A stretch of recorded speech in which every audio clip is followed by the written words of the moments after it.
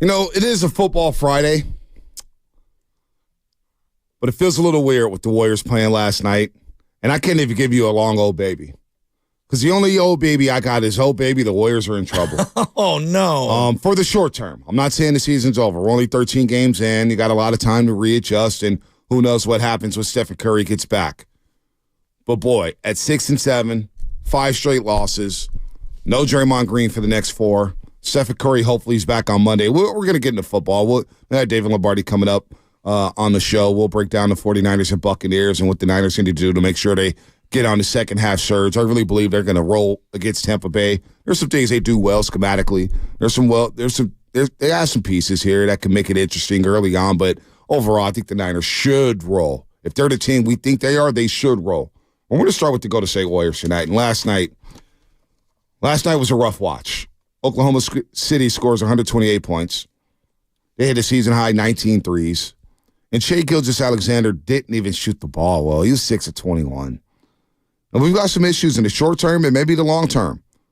And it all starts with Draymond Green being popped. So Draymond Green missed the first 2 games of the season with an ankle injury. He missed a Denver game due to personal reasons. That's 3. He's been kicked out of 2 of the last 3 games. That's 5. And then you add the 5-game suspension. That's 10. That's 10 games he's going to miss in the first 17. That's more than half for a guy who said he was going to be accountable, for a guy who's going to be a leader.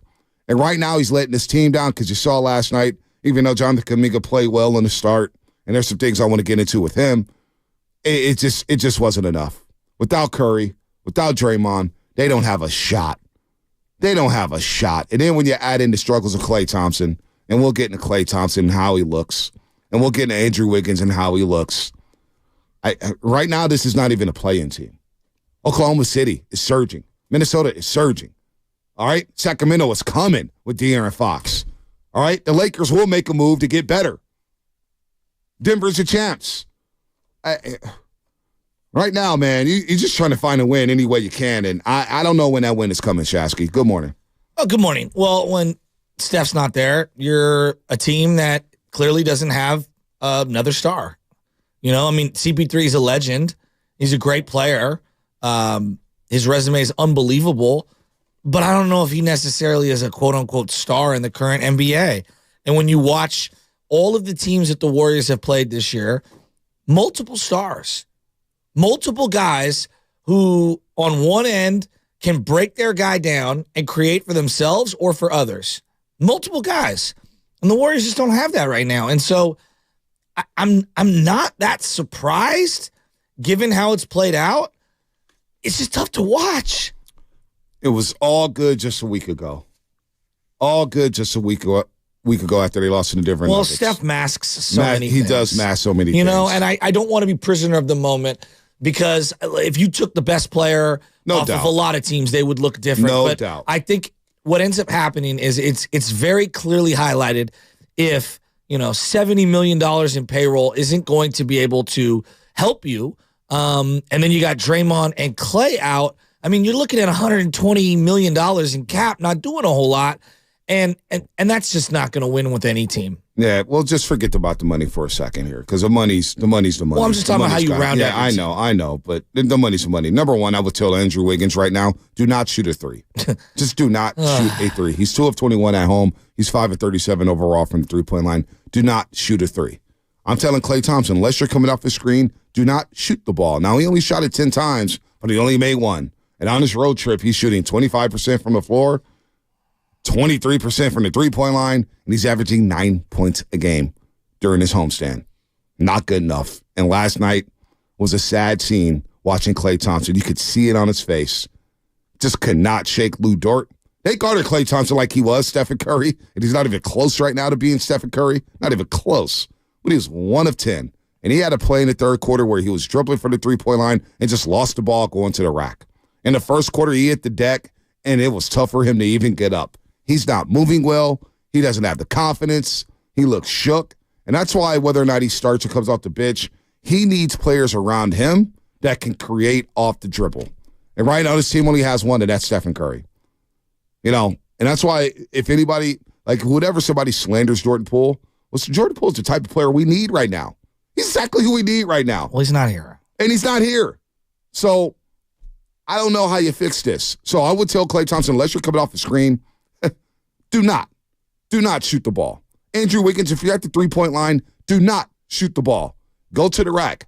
Jonathan Kuminga does his best work on the post, on the block, at the elbow. He needs to be there all the time. Want some split action with him in the post. Get Curry on the post when he gets back and run a split action with Klay and Wiggins and let Wiggins dive to the rack.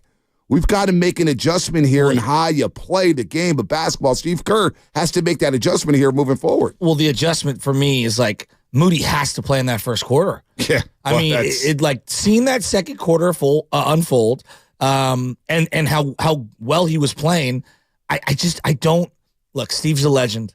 But there are certain lineups and combinations that are baffling, and that happens throughout an 82-game season. But to go with 4 guards and Moody's not one of them for long stretches, it's kind of wild to me. It was triggering, quite honestly. Like the Corey Joseph thing, it's feeling like the Brad Wanamaker thing. Oh, yeah. Am I wrong? It's 1-7 yesterday. Just nothing positive coming from. And he's a nice guy. He's a nice guy. It's just not working. But out. Why did you draft? This is my problem. It's like you've invested a draft pick into Moses Moody, and you've had him on the bench for multiple years.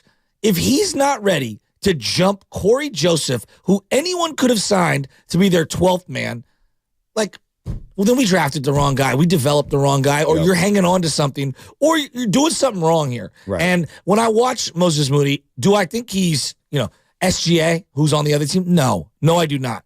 But he can help you, and I'd like to see him play more. Trace Jackson-Davis doesn't get a whole lot of run till the very end last night. And look, it's an interesting matchup because they don't play a traditional big. When Chet's out there, he's not your traditional big.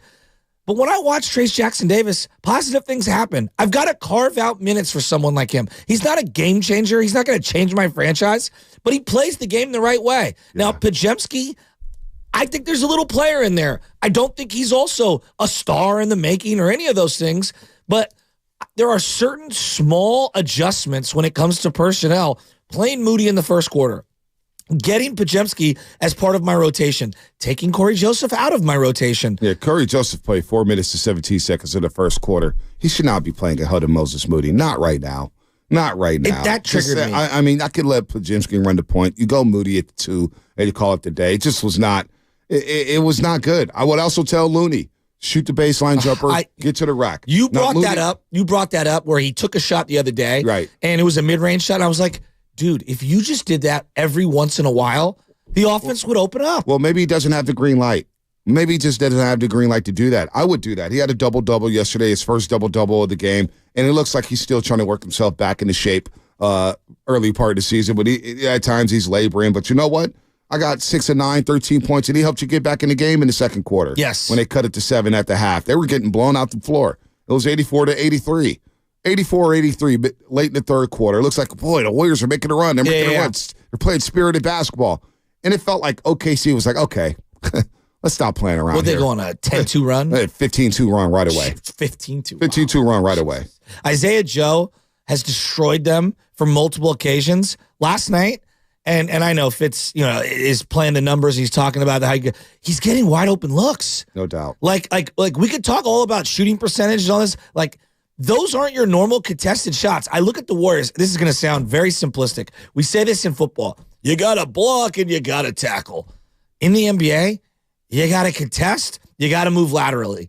You got to blow by people on offense and get good looks. Well, they're doing none of those 4 things. No doubt. 2 on one end and 2 on the other. And I'm not surprised where they're at. Yeah. Ben Gordon and Latrell Sprewell each went 9 for 9 for three-point range for most three-pointers made without a miss. Jeez. The Warriors' opponent, Terry Porter, did it. He was 7-7 back in 1992 for the Blazers. Yeah. Isaiah Joe, 7-7 yesterday. 7-7. And they got fouled on a three-point attempt, excuse me. Isaiah Joe, 7-7, 23 points. First player in OKC history to shoot 100% from 3 on 7 or more attempts. So he had his way. Oklahoma City, again, a season high, 19 threes made yesterday, 19-32. They shot damn near 60% from 3. And now that's a couple games here against the Warriors where they scored 139 and 128. They could have scored more. They could have scored more. I mean, it was feeling like they were going to drop 170. Now, when it comes to personnel, Jonathan Kuminga scores a season-high 21 points, 6 rebounds. And there's some things he does where it just drives you crazy. For sure. It's a little reckless. And couple it's just turnovers. like, he had 4 yesterday. At 4? 4. But he goes 4 or 5 from the free throw line. He's one of the few guys who could draw fouls. So what do? Put him on the block and let him go to work. Yeah. To get him away from the perimeter where he gets lost in no man's land, he starts dribbling, and he takes quick threes. Or it's not his game right now. Or he crashes into the lane and falls recklessly. And very he's on the predictably. Yes. He does this crossover where he tries to smash into you. Get him on the block. Let him work on the block. He can get to the cup, and he can put pressure on the rim. That's where he thrives. That's where we need to put him. Let's make the subtle adjustment there. With the lineups, Andrew Wiggins, again, do not shoot a 3 right now. He's 5 of 37 from the three-point line to start the season. And yes, he is trying hard. He's trying to get more aggressive. He's fighting through it. But right now, the shot isn't there. Be a little more discerning when it comes to three-point attempts. And then there's Klay Thompson again. And Klay Thompson, there needs to be a conversation with him. I thought he got off to a great start this season. His approach to the game, his sacrificing shots. And then we got home after the Denver game. And ever since you got to Cleveland, you got to Minnesota, and now Oklahoma City. They're putting bigger defenders on him. They're putting more athletic guys, and they're just shutting him down. They don't give him any airspace. He can't move like he used to do it. He can't do anything off the dribble. And now the shot is broken because he's lacking confidence shooting the ball right now. Now, he may bust out of it, and he does have a notorious history of starting slow to start the season. But I thought he got off to a better start this year. Right now, he's not defending at a high level. He can't defend at a high level. He can't move his feet well. He can't get shots off. Lou Dort just had him in the torture chamber, had him cuffed Lou's up. an excellent defender. And Lou Dort's an excellent defender. And when you don't without have Steph Curry, they're going to look at Klay Thompson as a number one option. Yeah, absolutely. So right now, he is struggling, and you could see him wearing it. That's why, with Klay, he's at least coachable. Obviously, Steve Kerr talked to him at the end of the year, and everybody said, man, Klay, stop chucking. He's taking too many shots. Well, he's done that this year. What about his body language? Well, he looks like he's lost. Yeah. His confidence is shook. I honestly feel tremendous empathy for him. Because he's fighting it. And the injuries have sapped a lot of his athleticism. And he wasn't the most athletic guy in the first place. But his moving without the ball, it just looks like he's stuck in mud. When he drives, when he dribbles from the three-point line to the lane, it feels like it takes 9 minutes for him to get there. It's just not there. And so, I know everybody wanted him to play bigger against bigs. That's not working out right now. That's not working out. I just don't know how you could squeeze the lemon. I know how you could squeeze a lemon. How's that? You need him to play in lineups that create spacing for him. So who's that with? That's with Chris Paul. Okay. That's with Dario Saric, which I've mentioned all week. Yeah. That's with a guy maybe like J.K. cutting to the basket. You've got to help this guy out because right now he can't do it on his own. And if he's number one on the scouting report, that's not good right now. No. Not right now while he's in this funk on the homestand. Again, he started off very, very well. And then the last 4 games have just been horrific. Well, I think we could talk all about physical and everything. I think the one element with Klay that I've noticed the last couple of years is I think he gets in his own head a lot. And I think that he's very up and down emotionally. And I worry about his psyche changing his role and what it's going to be and how he's going to be affected by that. But you have to do something right now. Like you cannot have him and Wiggins because they're not the only reason that the Warriors are losing. There's a lot of reasons. I think that they just don't have a second star. And it's very, very evident right now. But they got to do something. They got to shake it up. You can't have him and Wiggs out there playing the way they're playing together as much. It just doesn't look good. Yeah, the last 4 games for Klay Thompson, he's shooting 25.6% from the floor. He's better than that. 27% from 3. He's averaging 8.8 points a game. The last 4 games. 8.8 points a game. Hasn't had a 20-point game, but again, I think, when you look at his game logs here, game 2, 58%, game 3, 58%, game 4, 40%, game 5, 60%. Okay, he slips back down to 35.7. Then he shoots 50% again and 41% again. Before this homestand started, you look at his first, 8 games? First 8 games, Klay Thompson was shooting 46% from the floor, 35% from 3, but he's giving you the 16 points and the 3.5 rebounds. I can live with that. I can live with those type of numbers, and the 3-point percentage will come up. And I do think he'll bust out of his slump, but he needs help around him. So the number one problem to me, despite all that, and we talked about this on the pregame show, and Steve Kerr mentioned it yesterday in his pregame presser, Draymond Green is letting us down again. He's letting us down again. Because without Stephen Curry, now you don't have your defensive leader. Now you don't have your communicator. Now you don't have your leader. And the first 2 games, okay, he has the ankle injury. You set out Denver with personal reasons, that's fine. But this homestand, everything is reared its ugly head. And when you talk the talk, like he talked the talk all season, and you let us down, you're down out against OKC again, Houston, Phoenix, and San Antonio, and now you're coming back against Sacramento, you let the team down again. Even if Draymond plays yesterday, though, that still doesn't solve, and I'm not exonerating his behavior. You know where I stand on his behavior. That still doesn't solve their number one problem. They don't have a second guy who can get a bucket outside of Steph Curry. No, they don't. And like it boils down to that. I'm looking around the league, and I hate doing this because it makes it so simplistic. And I know that basketball is more nuanced than that. Right. But like everybody has 2 and 3 stars on every team. Yep. And by star, I mean guys who either are elite two-way players or on one end, the offensive end, can get their own shot. Right? Giannis and Dame, for example. Booker and even KD, who's older and not the same player, but they also have Bradley Beal. Sure. You know, KD still giving you about 25, 6, and 7. Exactly. He's not the same guy. You know, he can rise up and be able to still get a shot off. So, you know, everybody got triggered when I said that, like, Draymond and Klay, by resume and by name appeal, yeah, they're stars.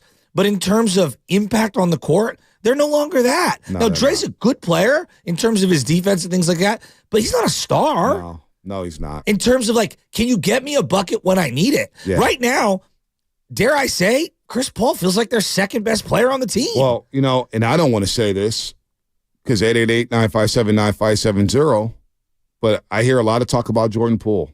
What he's doing in Washington. And so now we have struggling. Buyer's remorse or whatever? Well, no, what you're talking about here, having a second scorer. Jordan Poole was that guy. Now, you could say, oh, man, he struggled to this.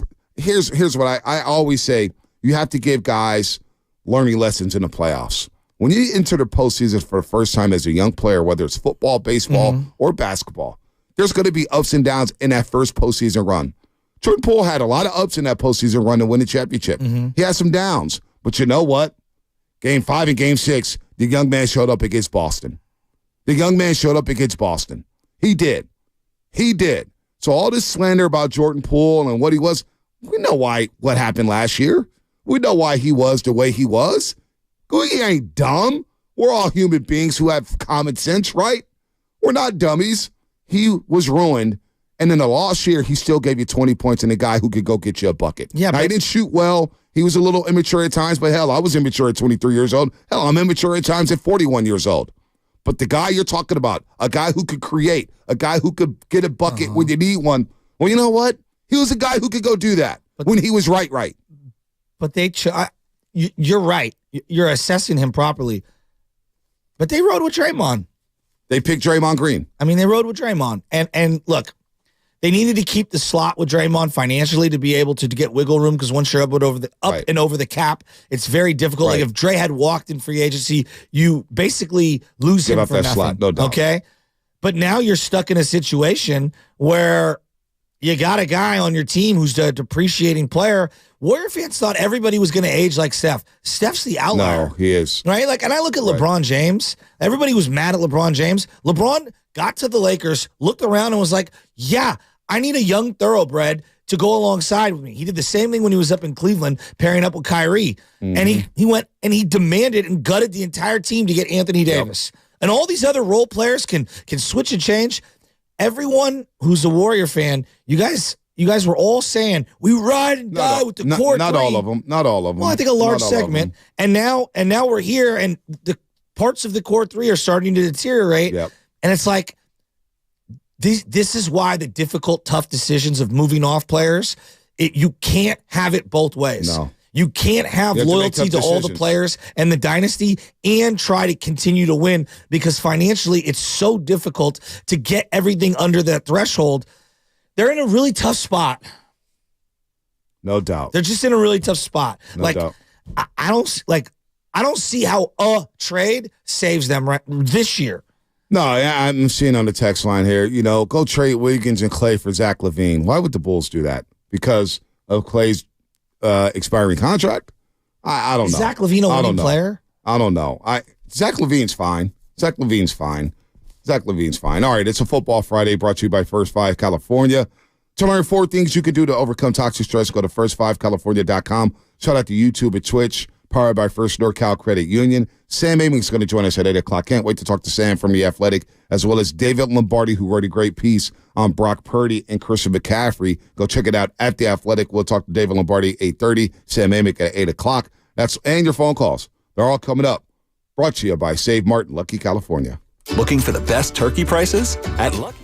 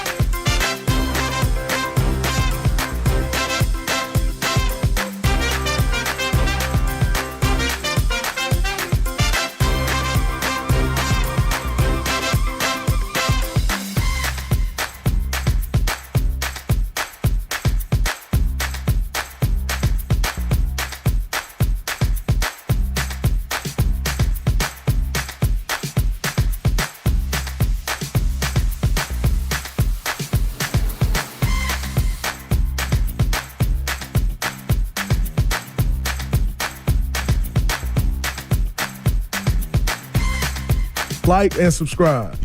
All right, Day. Won't see him until November 29th against the Sacramento Kings at the Golden One Center as he served the first of his 5-game suspension last night for choking out Rudy Gobert. Tuesday night against the Minnesota Timberwolves. Spadoni, if you get the Steve Kerr sound from his pregame presser about Draymond Green, I want to play that for the audience here. 888-957-9570. Don't miss the kickoff show this Sunday with Larry Krueger and Lorenzo Neal live 2 hours before the start of the game. Hilton Hotel, Santa Clara. It is a great time. Delicious food, great drinks. Go say hi to Michelle, who runs the whole operation. She takes care of everybody there at the Hilton Hotel in Santa Clara. It is presented by Habits Law. You've been wronged. Habits Law will fight to make it right. Call 1-800-INJURED or visit habitslaw.com. I'm going to take your calls in just a second, as it is a football Friday. We're going to talk some ball here, but we got to talk about last night in the Golden State Warriors as they lose 128-109 to the Oklahoma City Thunder to drop their 5th straight game. They were 0-4 in a 6-game homestand. They fall below 500. They're now 6-7 on the season, and things are spiraling. Now there's some silver linings, right? Kuminga played well. Podziemski continues to impress. Moses Moody gave you some good minutes in the second quarter. Looney had a double-double off the bench. I think Sarge, he's trying. He's been a good fit, a good role player. Chris Paul's been a good fit, a good role player. They need Steph because Draymond is out, Clay is scuffling, and Andrew Wiggins can't buy a 3 right now. Well, it just feels like this is a team that needs to transition. And if your veterans are going to let you down, which is what they've done, Wiggins, Draymond, Klay Thompson, you got to try the other guys. Like, you just do. You have to try some of the other guys. I'm not saying that you put the veterans on ice forever, but you've got to flip over these cards internally before you start to look to external, because all the rest of the league is not just going to hand you over a superstar. They're not just going to take your garbage trade package. You got to be able to see this. And I've been sitting here waiting to get a good look at Moses Moody and Jonathan Kuminga. Well, here's the time. Here's the opportunity to come see it. And it's ironic that we spent the last couple of years as a fan base chastising the young players for holding everything back. And right now, it's the veterans holding everything back. Chris Paul is the second best, most impactful Warrior through, 16? How many games is it? 13 games. Through 13 games. I think Chris Paul's been the consistent second best player. And the shot is coming around, too. And when we traded for him, I thought he had to be the 3rd, 4th, 5th best player. So that gives you an idea of where the Warriors are at right now. 15 points, 8 assists for CP3 last night, 4-6 from the three-point line. His shot has come around. He's a lifetime 37.5% three-point shooter, shoots over 40 from the field. Chris Paul's shot has come around. Chris Paul's playing some good basketball. Yes. But then I even worry about him playing these minutes and handling the ball the way he's handling it. And I'm thinking, boy, you can ill afford to lose him right now. 100%. You are using him, and I'm sure the Warriors didn't plan on using him this much. Sarge too. Yeah, Sarge too. Exactly. Sarge is a guy who's gotten banged up as well, and I love his effort and energy. He plays hard. He does play hard. You gotta, and this is where I think that the Trace Jackson Davis fits into the equation. They're not the same player. They play very different styles, but like to just ice out Trace Jackson Davis, no. Look, when I watch that kid, again, he's not a world beater. I have to carve out 10 to 18 minutes a night for him, depending on the matchup. He's got to play. Right. I want to play this sound from Steve Kerr because, Tuesday night his tone was a little different about what happened. And then a 5-game suspension came down. And here's what here's what Steve Kerr said about Draymond Green's actions from Tuesday night. This was in the pregame presser yesterday before they took on Oklahoma City. Yes, he definitely took it too far. I didn't have a problem with him getting Rudy off of Clay because, the rule of thumb is you don't put your hands on another player on the other team. You get your own guy. And so I thought Rudy was wrong for putting his arms on Clay, regardless of his intentions. So I had no problem with Draymond getting him off of him, but he's got to let go. And he hung on for 6-7 seconds, and it was a terrible visual for the league, for Draymond, for everybody. So Draymond was wrong. He knows that. It's a bad look. The 5 games is deserved, and, we move forward. Now, it was interesting in the post-game show, and even in the pregame show, you had fans behind us at the Gay House. They had signs, free Draymond. And they were chanting, free Draymond. I didn't like free Draymond. Free Draymond.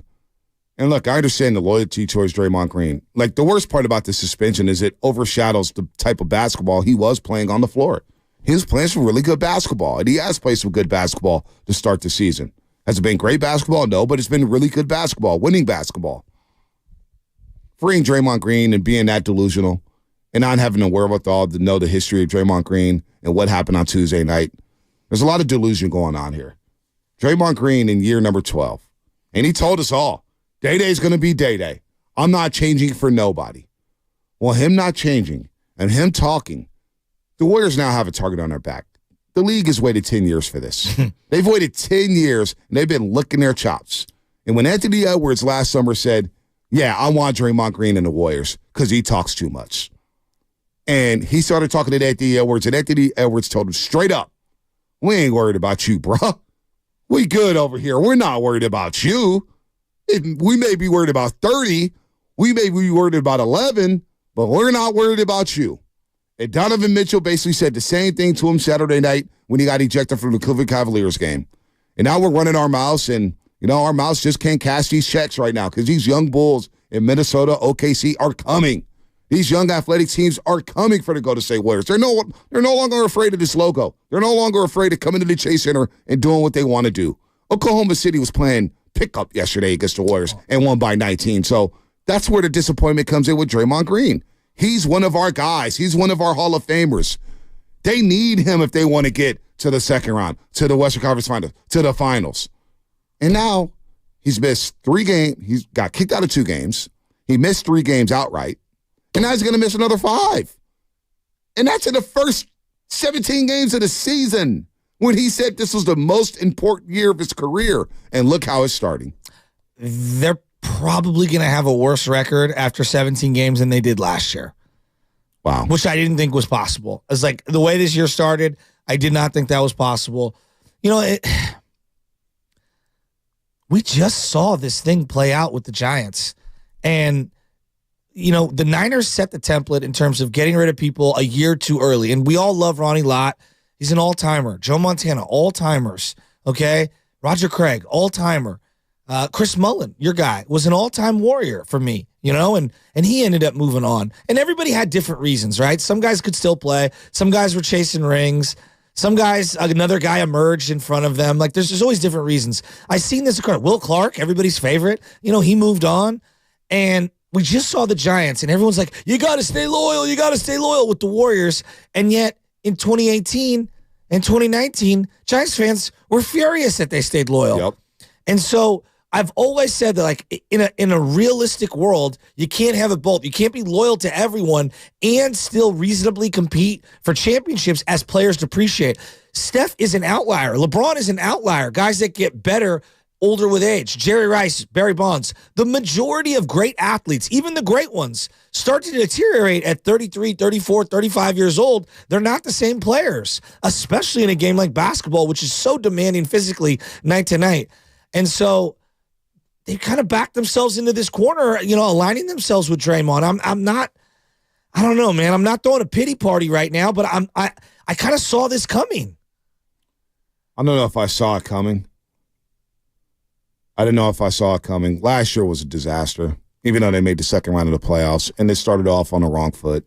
It just, you had some opportunities to kind of to tinker with your roster. Yeah. And, a lot of people, Monty Poole wrote some great pieces for NBCSportsBayArea.com the last 2 days about Draymond Green because he did say that he was going to be better. He did say that he was going to be a better leader. And I commend him for having his teammates back. I have no problem with that. As Steve Kerr said, have your teammates back. You should have your teammates back. He did win a lot of respect within that locker room. However, it kills you when you have a history of Rudy Gobert and the images and the optics of it. Those images didn't look good. It didn't. When Steve Kerr is mouthing off, let him go, let him go, let him go, let him go. Joe Dumars played with the Bad Boys Pistons. He knows what time it is. He's mentored Draymond Green. He's known Draymond Green since he was a youngster. He stayed at his house at times. Well, Joe Dumars, the next time Draymond Green pulls something out, the penalty will be stiffer. And so now, when you are without Stephen Curry, and you're supposed to be this leader, now you're not available for the next 4 games and 5 overall. And it's like, we got to live with this for the next 3.5 years. Somebody was making a joke yesterday that Draymond Green has already opted into his player option for the 4th year. You know what I mean? Like, that's a good joke. You know, like, come on, man.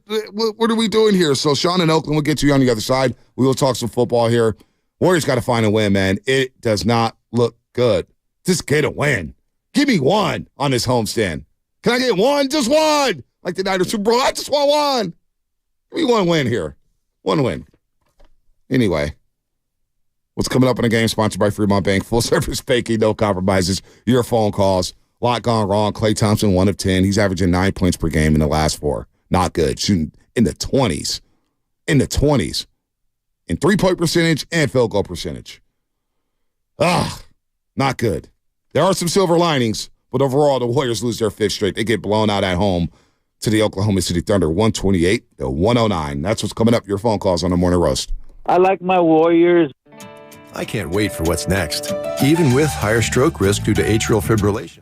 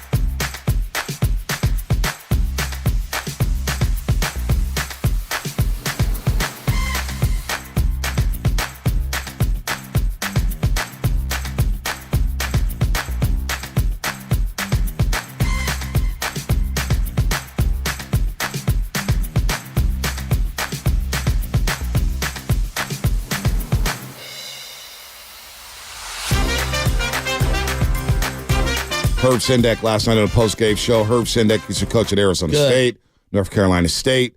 He coached James Harden, Julius Hodge, if you guys all remember Julius Hodge.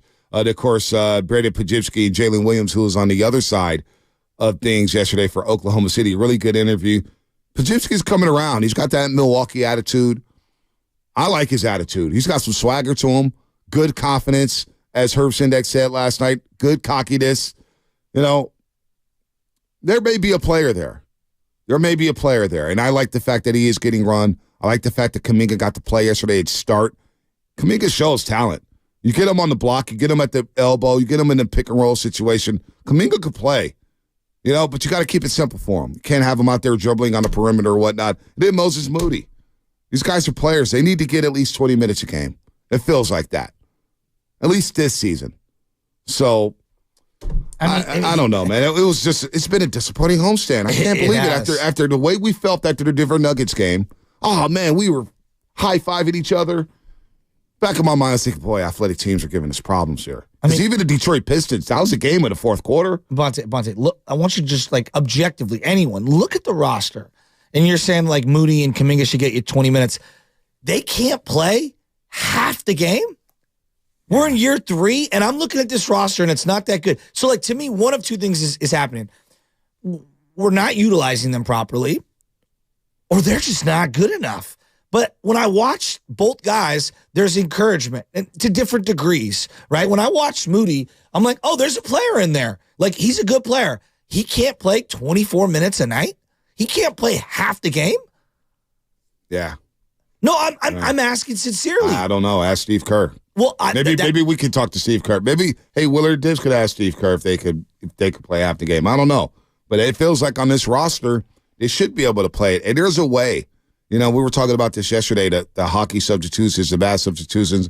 There's a way for everybody to get their minutes. Yeah, staggered. While not doing the mass substitutions. If you don't understand what I'm saying, instead of going all 4 guys at one time. Here's a guy here. Here's a guy there. Let's get the best lineup combinations possible we can get. Sometimes it's like, boy, GP2, Chris Paul. And by the way, GP2, sprained ankle. Steve Kerr said his status is up in the air. Didn't look good yesterday. So now, without Draymond Green, you're without 2 of your top 5 defenders, GP2 and Draymond Green. Well, if you're going to lose, right, right now, and it's too early to talk about tanking. I'm not talking about that, but I'm just saying, if you're going to lose and you're playing GP2 at the expense of multiple positions that Moody and Kuminga could soak up, it does kind of stymie their development. Mm-hmm. And so and you're not rooting for anyone to get injured, but if this team's going to go on a little losing streak, having Draymond out of the lineup, having GP2 out of the lineup, it opens it up for no excuses to play Moody and Kuminga. Well, I got to get a feel for what these guys can do. Yeah, you got to. And but how can you watch that second quarter and not say that Moody doesn't need to play more? Yeah, exactly. And you're going to see that the next 4 games. At least I think so. But I also want to see Steve Kerr tweak the system. If Steph Curry's not in the game, but tweak the motion offense. Yes. Steph's not there. Steph is the system. Steph makes the system go. So tweak it a little bit. Mully was touching on this yesterday. Tweak some things. Instead, everybody in sports, whether it's football, baseball, or basketball, we have this habit of always highlighting what they don't do. Yes. What a person can't do. Well, how about we highlight what they do best? That's what Bill Walsh did. And they okay, this guy may be able to run the pick and roll. Well, let's highlight that. Yes. Instead of always talking about, well, this guy can't do this, he can't play this role, he can't do this. Shanahan finds a way. Okay, I know Deebo Samuel is not your prototypical wide receiver, but you know what? He makes plays. So I'm going to give him an opportunity to make plays because he's a playmaker. I'm going to highlight what he does well, which is get the ball and make things happen. I'm going to highlight that. When you look at Tony and Hardeman, who were not good away from Kansas City, why are they good in Kansas City? Because Andy Reid knows exactly what they can and can't do. Okay, he can run a jet sweep. Exactly. He can run a fly route. Exactly. Highlight with Jared McKinnon. Great point. He can't run 25 times between the tackles, but you know what? He's a nice little scat back. I can run some screens. Good third down get over guy. the pass game. Yes. Let me highlight what they do best. Kerr has to do that. And Kerr's a great coach. I'm not telling him how to coach. He knows a lot more about basketball than I do. I think he's rigid. But exactly. Stubborn. Rigid is a good word. Yeah, but rigid is the word. Tweak it a little bit. Kuminga, he doesn't need to be on the perimeter. Running the motion offense. Get his ass on the block and let him go to the rim. He is physical. He gets to the free throw line. Highlight what your players do well. And I don't see that enough with the Warriors. And we've seen that now for 2 years. Same thing with Wiseman. Wiseman might not be a good player. He's lost at Detroit. But I feel like Wiseman could pick a pop. I feel like Wiseman could have got to the rack. Now, again, his basketball instincts are below average right now. Of course. James Wiseman. He's just not a good basketball player. Not a good NBA player. He may never be one. But at the time, during his rookie year, didn't we see flashes of James Wiseman? You can't sit up here and look me in the eye, Shasky, or any fan can look me in the eye and say, boy, we didn't see flashes with James Wiseman. Then why the hell were we excited about him coming back then? This is James Wiseman? Exactly. Well, that first year was more encouraging than people want to admit. Right. In retrospect, everyone wants to file everything. We want to do a retcon on his entire Warrior experience. The last 2 years were garbage. Right. But that first year, let's not forget, he was the second best player on the floor for the Warriors for like 3 of the first 4 games. No doubt. Of that season. Literally straight out of high school. No doubt. Right? But highlight what he does well. He's not your prototypical big man in this system. Well, the thing that I keep going back to, and it's just culturally, we've talked a lot about the Warriors culture.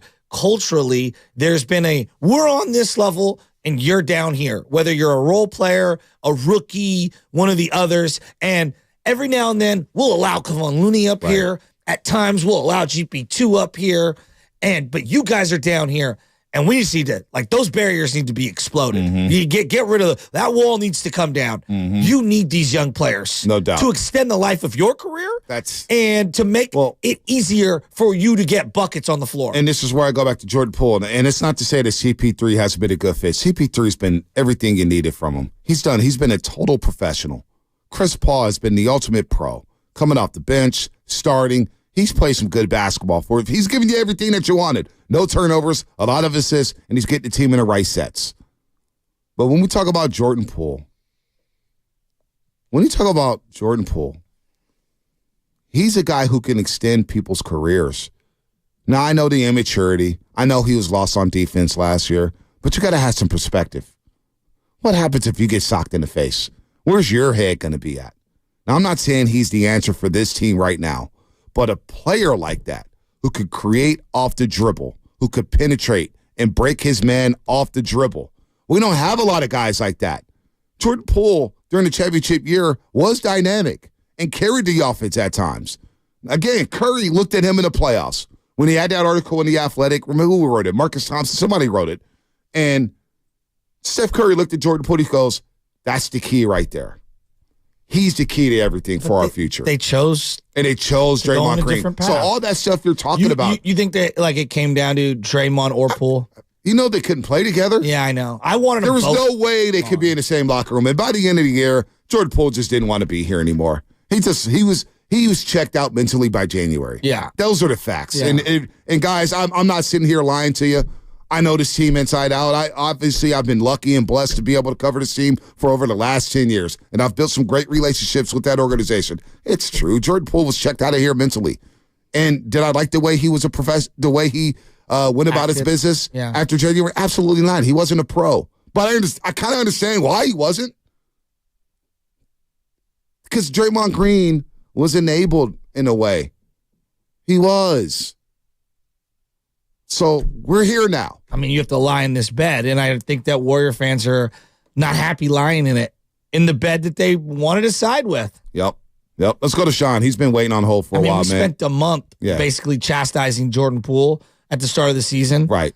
And every little thing he did, I saw every Warrior fan retweeting, quote tweeting, Instagram posting, all of these oh, look at this missed shot. Look at him not getting back on D. Right. And I keep to me, B, I get where you're going on the Jordan Poole thing. I'm not mad at what you're saying because you're right. They miss elements of what he is. Just a player like that. Here. He's not here. They chose Draymond. He's not here. This is the guy they chose. Exactly. I understand I'm not knocking. I'm not saying I get what you're saying. But the player that are missing right now is a player like him. When the trade went down, I have a tweet that people wanted to go back to where I basically said, you gave up a 23-year-old player who had a really down year, and yes, culturally needed to cleanse himself. He needed to move on. No, I agree. Right.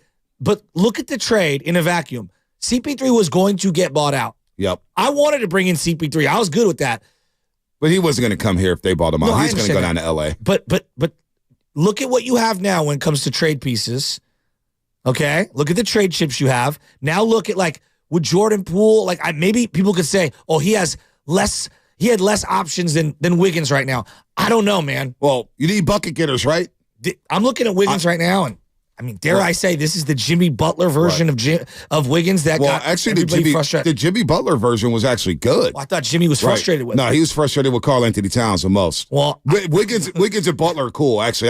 In NBA circles, I've heard that Butler has a lot of respect for Wiggins. Wiggins actually had his best defensive year outside of that championship year with Jimmy Butler. They actually made the playoffs, and Wiggins actually played. I mean, we're like giving standing ovations for effort now.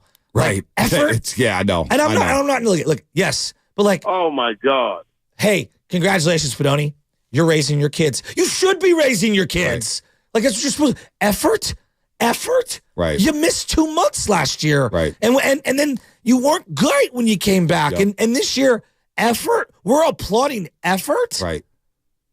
Wow. I mean, come on. See, and this am I lowering my standards? No, I said this the other day. It should be effort. Let's get to Sean in Oakland real quick, and then we'll continue this conversation. Sean, what's happening? Hey, what's going on, Bonte and Chansky? How you doing? Good, man. Good. Good.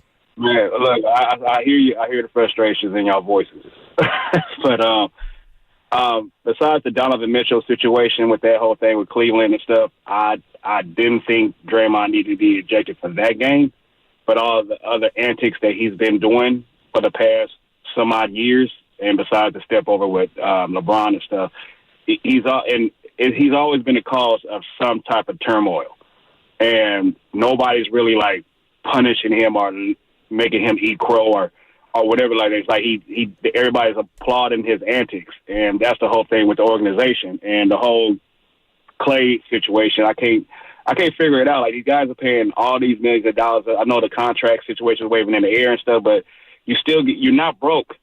You're not broke. I understand your 2 years of injury and stuff, but it's still, you're a professional. So whatever you need to fix, you need to fix it.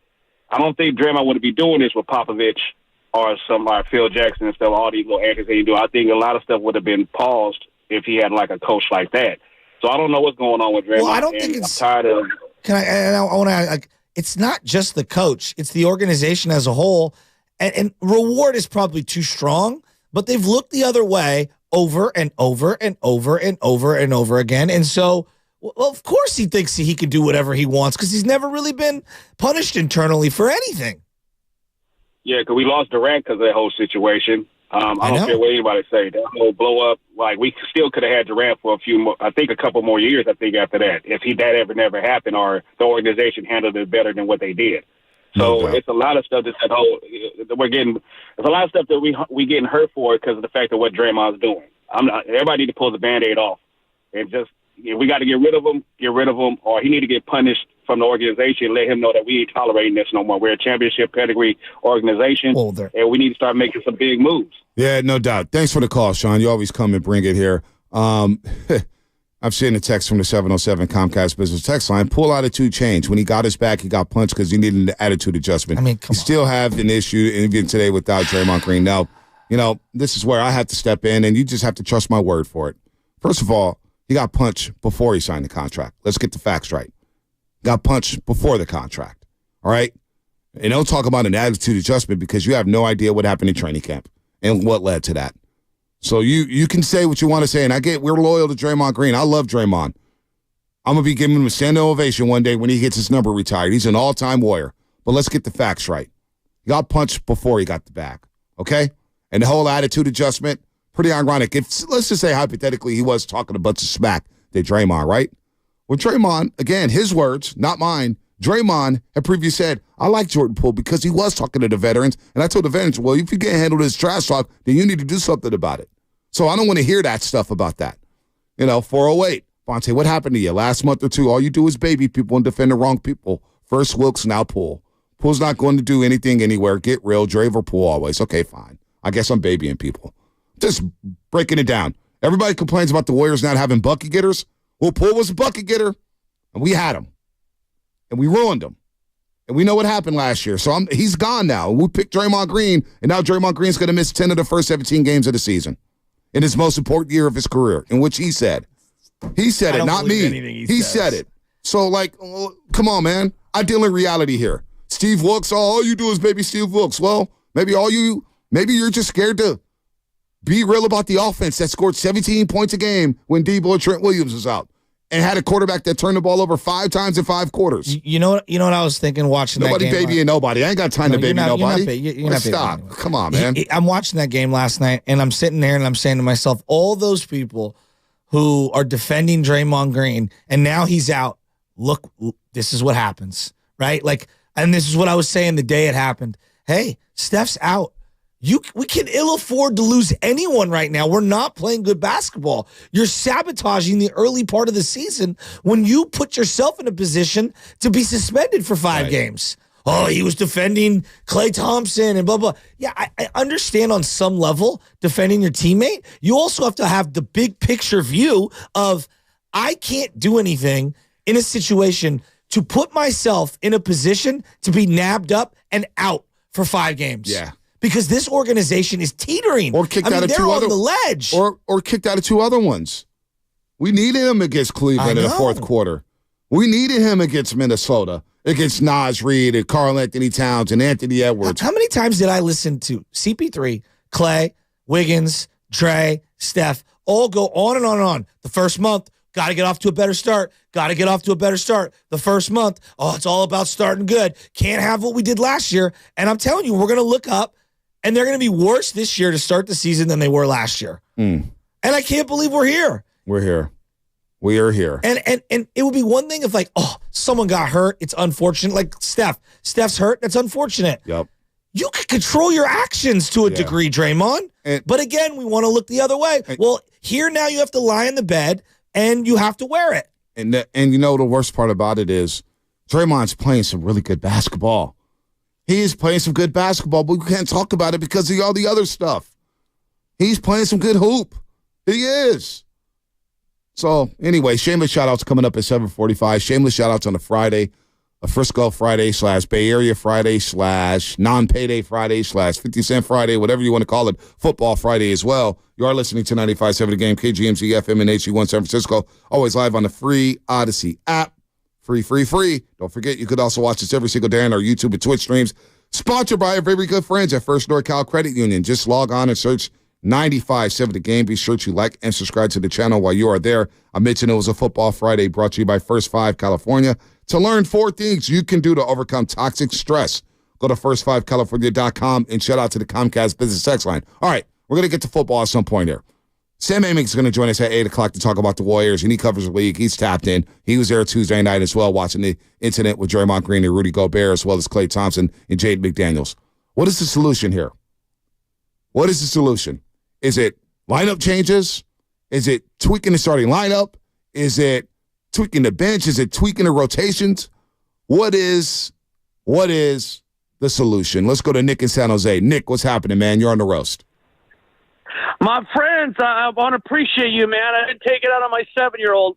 Life is good, man. Nick, what's happening, Nick? Yeah. Oh, man. Hey, I got to tell you, man, you reap what you sow, brother.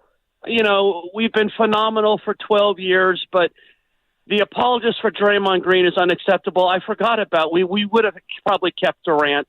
I thank you for giving a locker perspective of Jordan Poole. What we do miss is his slashing north to south and getting buckets. I'm still glad he's gone, but you're right on that. But here's my point, man. I love Klay, but there's absolutely no way you can give him more than what you gave Draymond, and you can't give him more than what's aligned with Curry. He cannot create his own shot. They overpaid for Draymond. They did, and you know what? Klay is he again is a product of Springfield because of the gravity of Curry. Mm-hmm. And here's the other point. Even though we don't have these guys right now, predominantly Curry and Green on defense, why are we still not keeping people in front of us? Why is Kuminga not dominating on defense more consistently? You see Chris Paul in his ear all the time. Is it? I need your help on this, you guys. Here's what I would say on the Kuminga thing, and I'll let you finish. We always look at individual defenders. Team defense is very important. So even if a guy gets beat by a dribble, someone's got to be there to help. And right now, collectively, they're a poor defensive team, and that's an understatement. Yeah. Yeah, and that's is Rod Adams not actively involved with that anymore? He is. You're there. He is. Okay. They've got bad defensive personnel. I mean, who's the stopper? Nick San Jose's gone. Yeah, they can't stay in front of their guy. They just can't. I mean, if you're going to play CP3 and Saric and Clay heavy minutes, right, you're not going to have great defensive personnel out there at any given time, right? You could play GP2 all you want, right? But there's pick and rolls, okay? There is movement off ball. Guys are going, skilled offensive players are going to take guys off the dribble and get a step on you. Can you help? Do you communicate? Is there backside help? What about guys going baseline? What about a guy falling asleep off ball? Like, there's more to defense than just, yes, staying in front is a massive element, but there's other elements to defense. We think man defense is man on man. It's help defense. You're constantly looking to deny, help, or stay in front of your guy, no matter where you are on the court. And none of that is going well right now. None of that is going well. Exactly. We're going to break here. Exactly. 888-957-9570. We can shift gears to football. We will get back to basketball with Sam Amick, the Athletic. Big hour coming up. We got shameless shout-outs. I want to shout some people out this week. Get some good shout-outs here. We got high school football. We got volleyball. We got a lot of things going on. Shout out whatever you need to shout out. Shout out to the city of San Francisco for shutting down downtown. Shout out to the protesters ruining it for everybody. My guy, Ray McGrader, was on the Bay Bridge for 6 hours yesterday because of the protesters. 6? Damn near. That's ridiculous. Damn near. He said he didn't know the bridge was shut down until we said something yesterday on the show. But thanks for listening, Raymond. Sucks. A lot of people had to abort mission and call it audible and go to San Mateo. It was a mess yesterday. So shout out to those guys for ruining a lot of people's days. All right, what's coming up in the game? Your phone calls coming up. Sponsored by Save Mart and Lucky, California. Looking for the best turkey prices? At Lucky, Jenny-O whole frozen turkeys, 12 to 24 pounds, are just 47 cents a pound.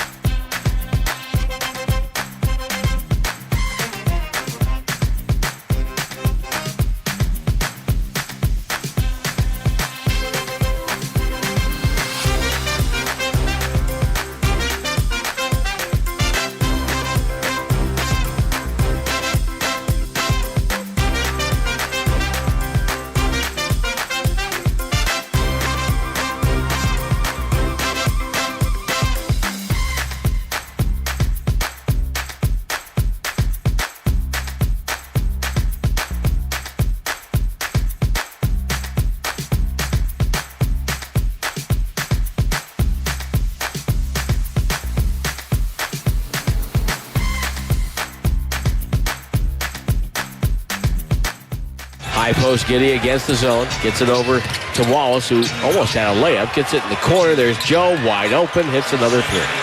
Do we know what the record is in the NBA? 7 for 7. For most threes without a miss?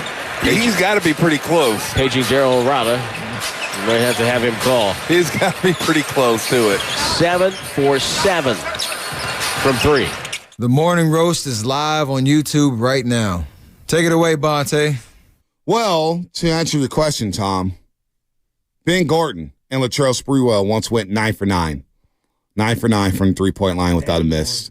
Ben Gordon. Now, there's a name I haven't heard in a long time. That's a name I've not heard in a long time. National champion, Ben Gordon at UConn. Bulls is what I think of. Bulls. I mean, UConn Chicago first. Bulls. I agree. Yeah. Chicago Bulls with Kirk Heinrich. Who else was he on? Detroit. He got the big contract with Detroit. Okay. Yeah, then was basically out of the league. He was nice, though. Ben Gordon could play. Ben Gordon could play. I like Ben Gordon. Shameless shout-outs coming up. 7:45. Shameless shout-outs. I'm going to try to laugh a little bit here on a Friday. I know it's doom and gloom. The weather's bad. It's raining. It's foggy. The Warriors are losing. Warriors have lost 5 straight. They're 1-5 at Chase Center now.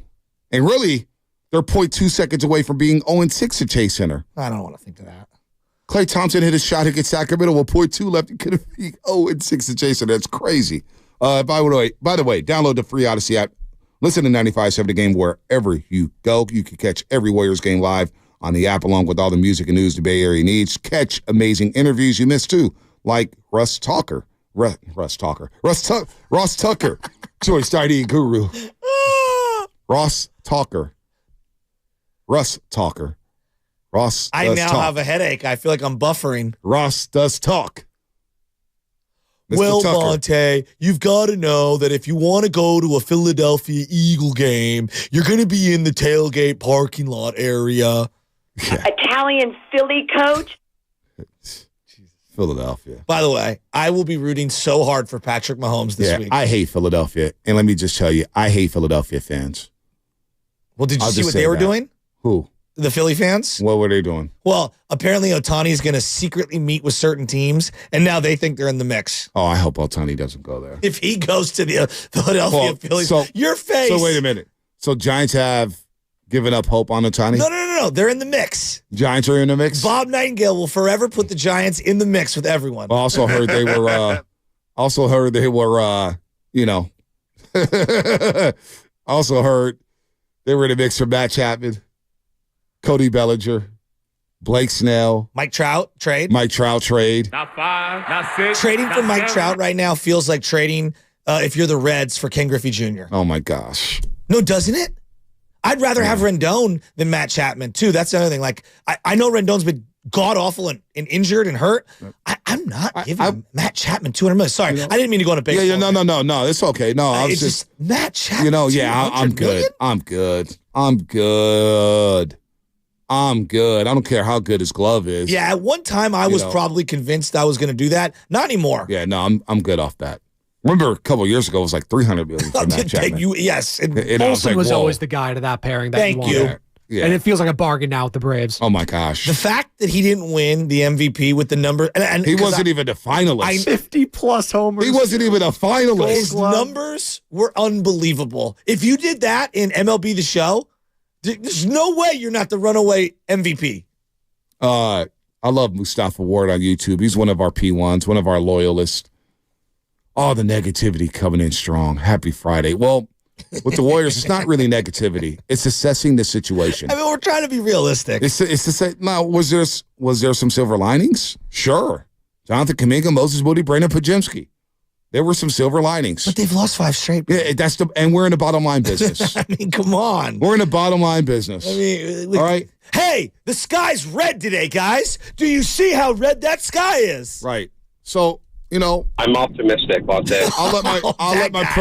I'll let my program director let me know, Matt Nahegan. And I'll tell him, hey man, what do you want me to do? Do you guys want me to wave pom-poms and tell you that everything is okay? Right now, everything's not okay, but I do have perspective. And the perspective is it's only 13 games. There's a long way to go. But boy, I don't have Draymond for the next 4, and I have Curry out with the right knee sprain. And now I got Gary Payton II out with a sprained ankle. All right? So it is still early. I get it. Things are going to flip. Wiggins will shoot better. But when? Klay Thompson right now can't create space. They were guarding him like he was Steph Curry yesterday. Lou Dort was all over him. Honestly, at this point, like when it comes to Klay Thompson, I do want to make this very clear. We got to stop piling on, man. Like, we know what he is now. Like, we got it, dude. Like, his body has given out on him. It's the same way, like, that happened with Navarro Bowman. Everyone got to, like, acknowledge the great times, and let's just see how we could salvage the remainder of whatever his tenure is, whether he can be a lifer with the Warriors and evolve and change into something different. But, like, stop piling. It's not doing him any good. The guy's very emotional and deep with it right now, and he's searching, and he wants it bad. It's not for a lack of effort. Right, and honestly, I don't even want to talk about his contract right now. I don't even want to talk about it. It is what it is. Let it play out. Yeah, and let it play out about whether this guy. Thank God it's not a 7-year deal. Right, let it play out. Let it play out. Let's go to Mr. D in the city. Mr. D, what's happening, my man? Mr. D. Oh, there it is. Listen, I heard what you guys were just saying, and I hate to say this, but Klay's got to come off the bench, man. He can't get his shot off, and I'm telling you, that's a liability. He tries to shoot, and he's scared of getting his shot blocked down. That is not conducive to, even when you have a shot, to being accurate on it. And Wiggins, I know you said he got one more game, Bonte, but I'm not seeing anything. Yeah, well, reassess on Monday.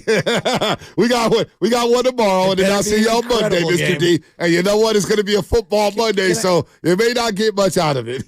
Go let Mr. D. Yeah, keep going. Yeah, keep go going, ahead, Mr. D. I'm kind of. I'm not seeing what I need to see, and he's not playing that great a defense right now either.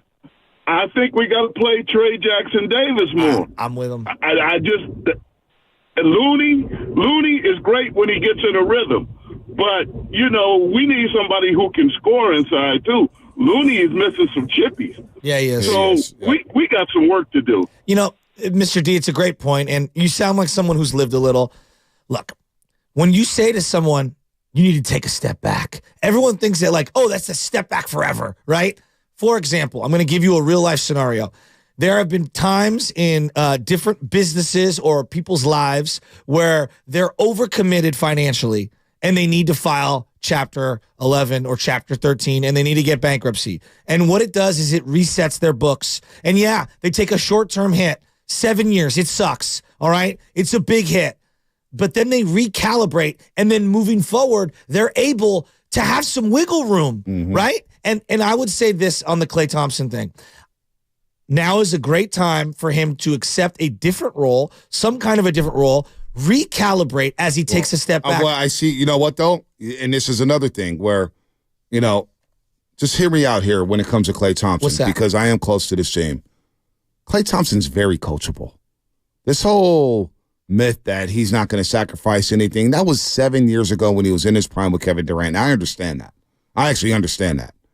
But he actually did sacrifice during that time when it came to defense. He took on the opposing, which affected his offense, and he struggled at times in the playoffs, even when Kevin Durant was here.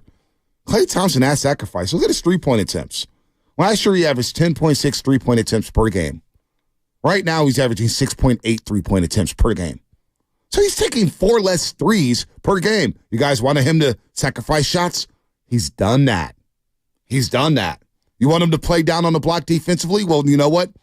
He's done that.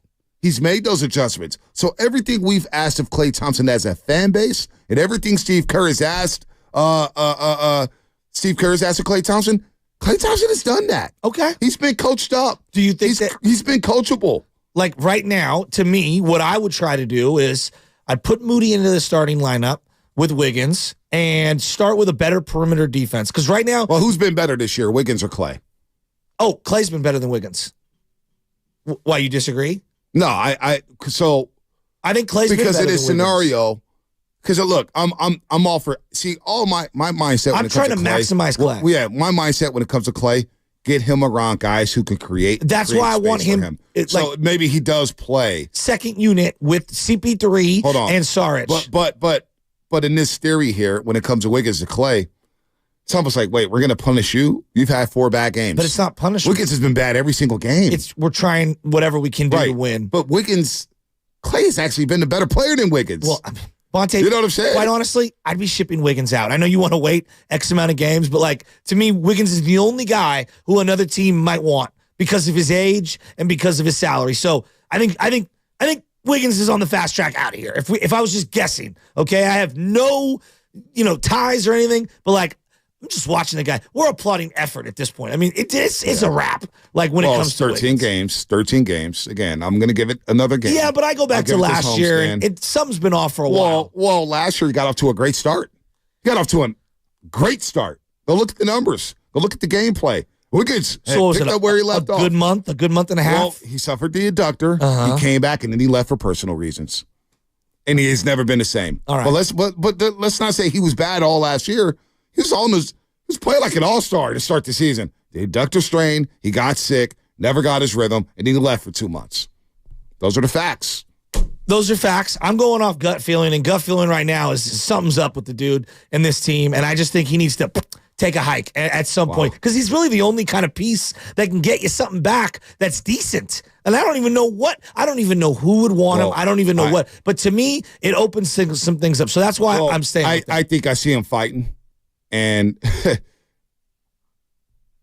he does look like he's lost some weight. He's not as strong as he used to be. At the small forward spot, you need to have muscle. You need to be strong. And right now, he doesn't look as strong as he has in the past. He looks like he's about 180, 190 pounds. He needs to be around 200. He doesn't look as strong. So the Bulls will have a fire sale. There's going to be teams that have a fire sale, and everybody's wish may come true. Wiggins may get sold. Wiggins may get traded. He may. It may just happen. But you're not going to get. But folks, let me just tell you right now, you're not going to get Zach LaVine for Andrew Wiggins. Zach LaVine has 4 years left, and he's on a $215 million contract. No, Bonte, so are you willing to take on that contract with Zach LaVine? No. At this point, I'm willing to take like 2 lesser pieces with maybe. One expires this year and the other one expires the year down the line. Like 2 lesser pieces that aren't great for Wiggins. Because I want to open up playing time for Kuminga and Moody. And let's be realistic about Klay Thompson. Okay, say if you want to trade Klay Thompson, because I'm not going to trade him. Yeah, I don't. Because I still think he can hit open 3. If you get guys around, Klay has to be in the perfect. Like if Klay was on the Lakers, right? And Klay was sitting in the corner. And he had LeBron James and Anthony Davis. And Klay had all those looks from the 3-point line. Klay would light it up, right? I think he'd be good. I think he'd be really good. A lot better than what we've seen here. Yes. But the personnel around him has to be better. I totally agree with that. But if you trade Klay Thompson, if you want to trade Klay Thompson, Warrior fans, because I'm seeing a lot of trade Klay. He had 1 bad game. Now it's turned into 4. But trade Klay, what are you realistically going to get for Klay Thompson? Forget that part. Like honestly, I'm not giving up his expiring contract because it's a max slot. So currently, unless I'm getting a superstar back in return, which you're not going to get, I'm not giving up that slot. That's me. That's how I'm operating. And then I'm seeing Alex Caruso, right? So let's throw names out there if you want to play with the ESPN trade machine. We're already small. Alex You Caruso. want to go get another small guard? Come on. You honestly want to trade for another small guard? And I like Alex Caruso, but come on. You want to trade for another small guard? You just drafted one. I mean, come on, man. So 888-957-9570. Warriors have lost 5 straight. I get it. It's doom and gloom. We're 13 games into the season. I'm not saying the season is over, nor am I going to say that. Not in the NBA when it's 82-game season, and I still have Stephen Curry. Let me see what it looks like. Let me see it. But I need my guys back. And Draymond, I need Draymond because he's playing good basketball right now. But I need Draymond to stay on the floor. I can't have him get kicked out. You know what? And now he has a target on his back. The officials are not giving Draymond Green that leeway he used to have. Wait, so you're saying berating officials for 14 years 12. Has finally caught up to 12. him? 12. Wow. 12. I mean, like LeBron could get away with it because he's the face of the league, for however many years. Like at some point, Dre, you can't, it's not just berating the officials. It's undressing them every 5 minutes. Now, some of them need to get undressed because some of these officials are terrible. Some of them need to get cursed out, honest to God. Some of these referees are so bad. Well, there's a way, there's a tact to go about it. Doubt. Like, I get what you're saying, but he does himself no favors in the way that he does it. Wouldn't you agree? No doubt. Like when Steph Curry has a problem with the ref, you'll see him go over there, and it's I'm hunched over, and we're talking. Well, around the league, there's just way too much whining. That I agree with. Well, there's way too much whining. I agree with. LeBron James, one of the better players we've ever seen in this league, in the history of the league, and he whines all the time. All the time he whines to the referees. I don't like that either. 888-957-9570. Shameless shout-outs coming up in 12 minutes. 12 minutes. Shameless shout-outs coming up. But let's get the Silk in Oakland. Silky Silk. What's happening? Hey. Monte, Shasky, how y'all doing this morning? Good, man. Good. It's Friday. Hey, man, Friday. I just wanted to comment on this good conversation y'all having. I believe personally that Draymond is a fungus. And as long as we have that fungus, like for instance, the Warriors ownership are trying to be friends more than being owners of a team who wants to win. So if you have players who's not accepting their roles or who don't want to accept the fact they're coming off the bench because they're not doing what they need to do, I'll get rid of all of them. We have young players who need to develop, and then we can add more talent around what we have. I'll take it offline, guys. What do you think there? I mean, he's right. They signed up for the Draymond experience, you know? Like, it's like when you marry somebody who loves to go out partying, right? And then you're like mad that they're going out partying. Well, that's who you married.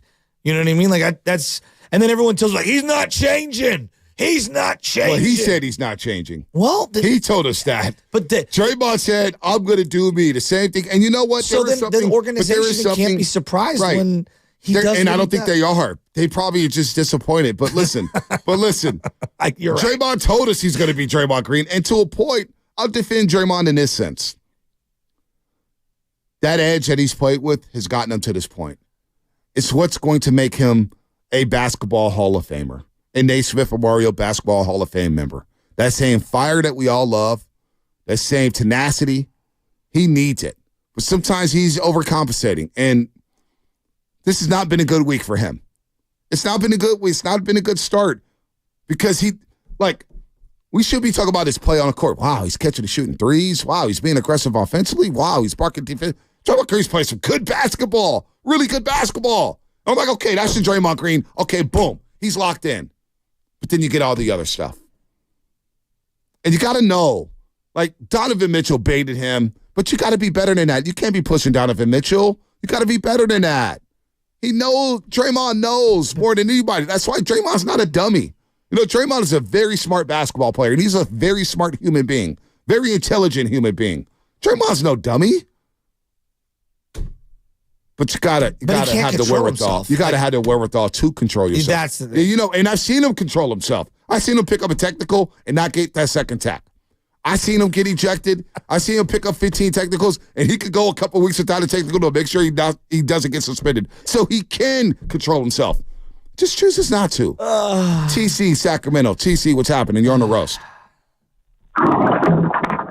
Bonte, Joe, what's going on, man? What's up, TC? What you got for me? Man, just chiming in with y'all, man. First and foremost, man, you see my Kings back rolling, man. Y'all enjoy that game tonight, man, because we finna get a dub tonight. But check it out, man. Look, I'm hearing a bunch of complaining, a bunch of this and that, and a bunch of 4 rings and all that from the world. Look, check it out. If y'all want to get rid of Wiggins that bad, bro, look, check it out. We got a couple picks in Harrison Barnes if y'all want him back, bro. Seriously. No, we good. Y'all want to get rid of Wiggins? Y'all better look. Be smart. Keep Wiggins.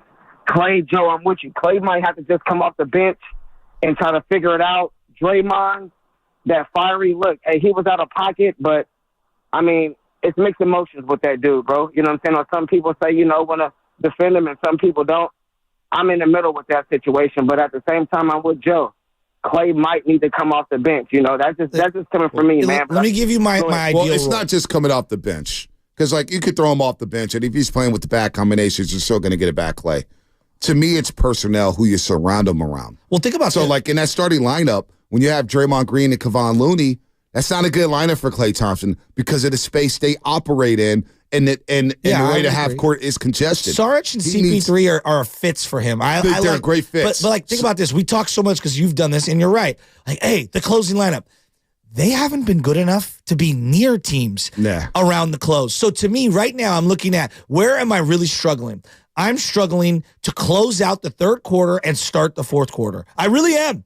I really am. Well, they've closed the third quarters very well. That start of that fourth quarter has been yesterday. They didn't close the third quarter well, but they did close the third quarter well against Cleveland when they went on a run and they were down 1 going into the fourth quarter. They went on a run. They went on a run against Minnesota. They went on a 17-7 run to close the third quarter. Didn't they go scoreless Cleveland to start both fourth quarters? But you're saying you just said they were struggling to finish third quarter. Because it seems to me like that lineup because it carries over. But I'm just telling you, and the lineup is different because at the end of the third quarter, you see a lot of Chris Paul, you see a lot of Sarge, you see a lot of Kuminga.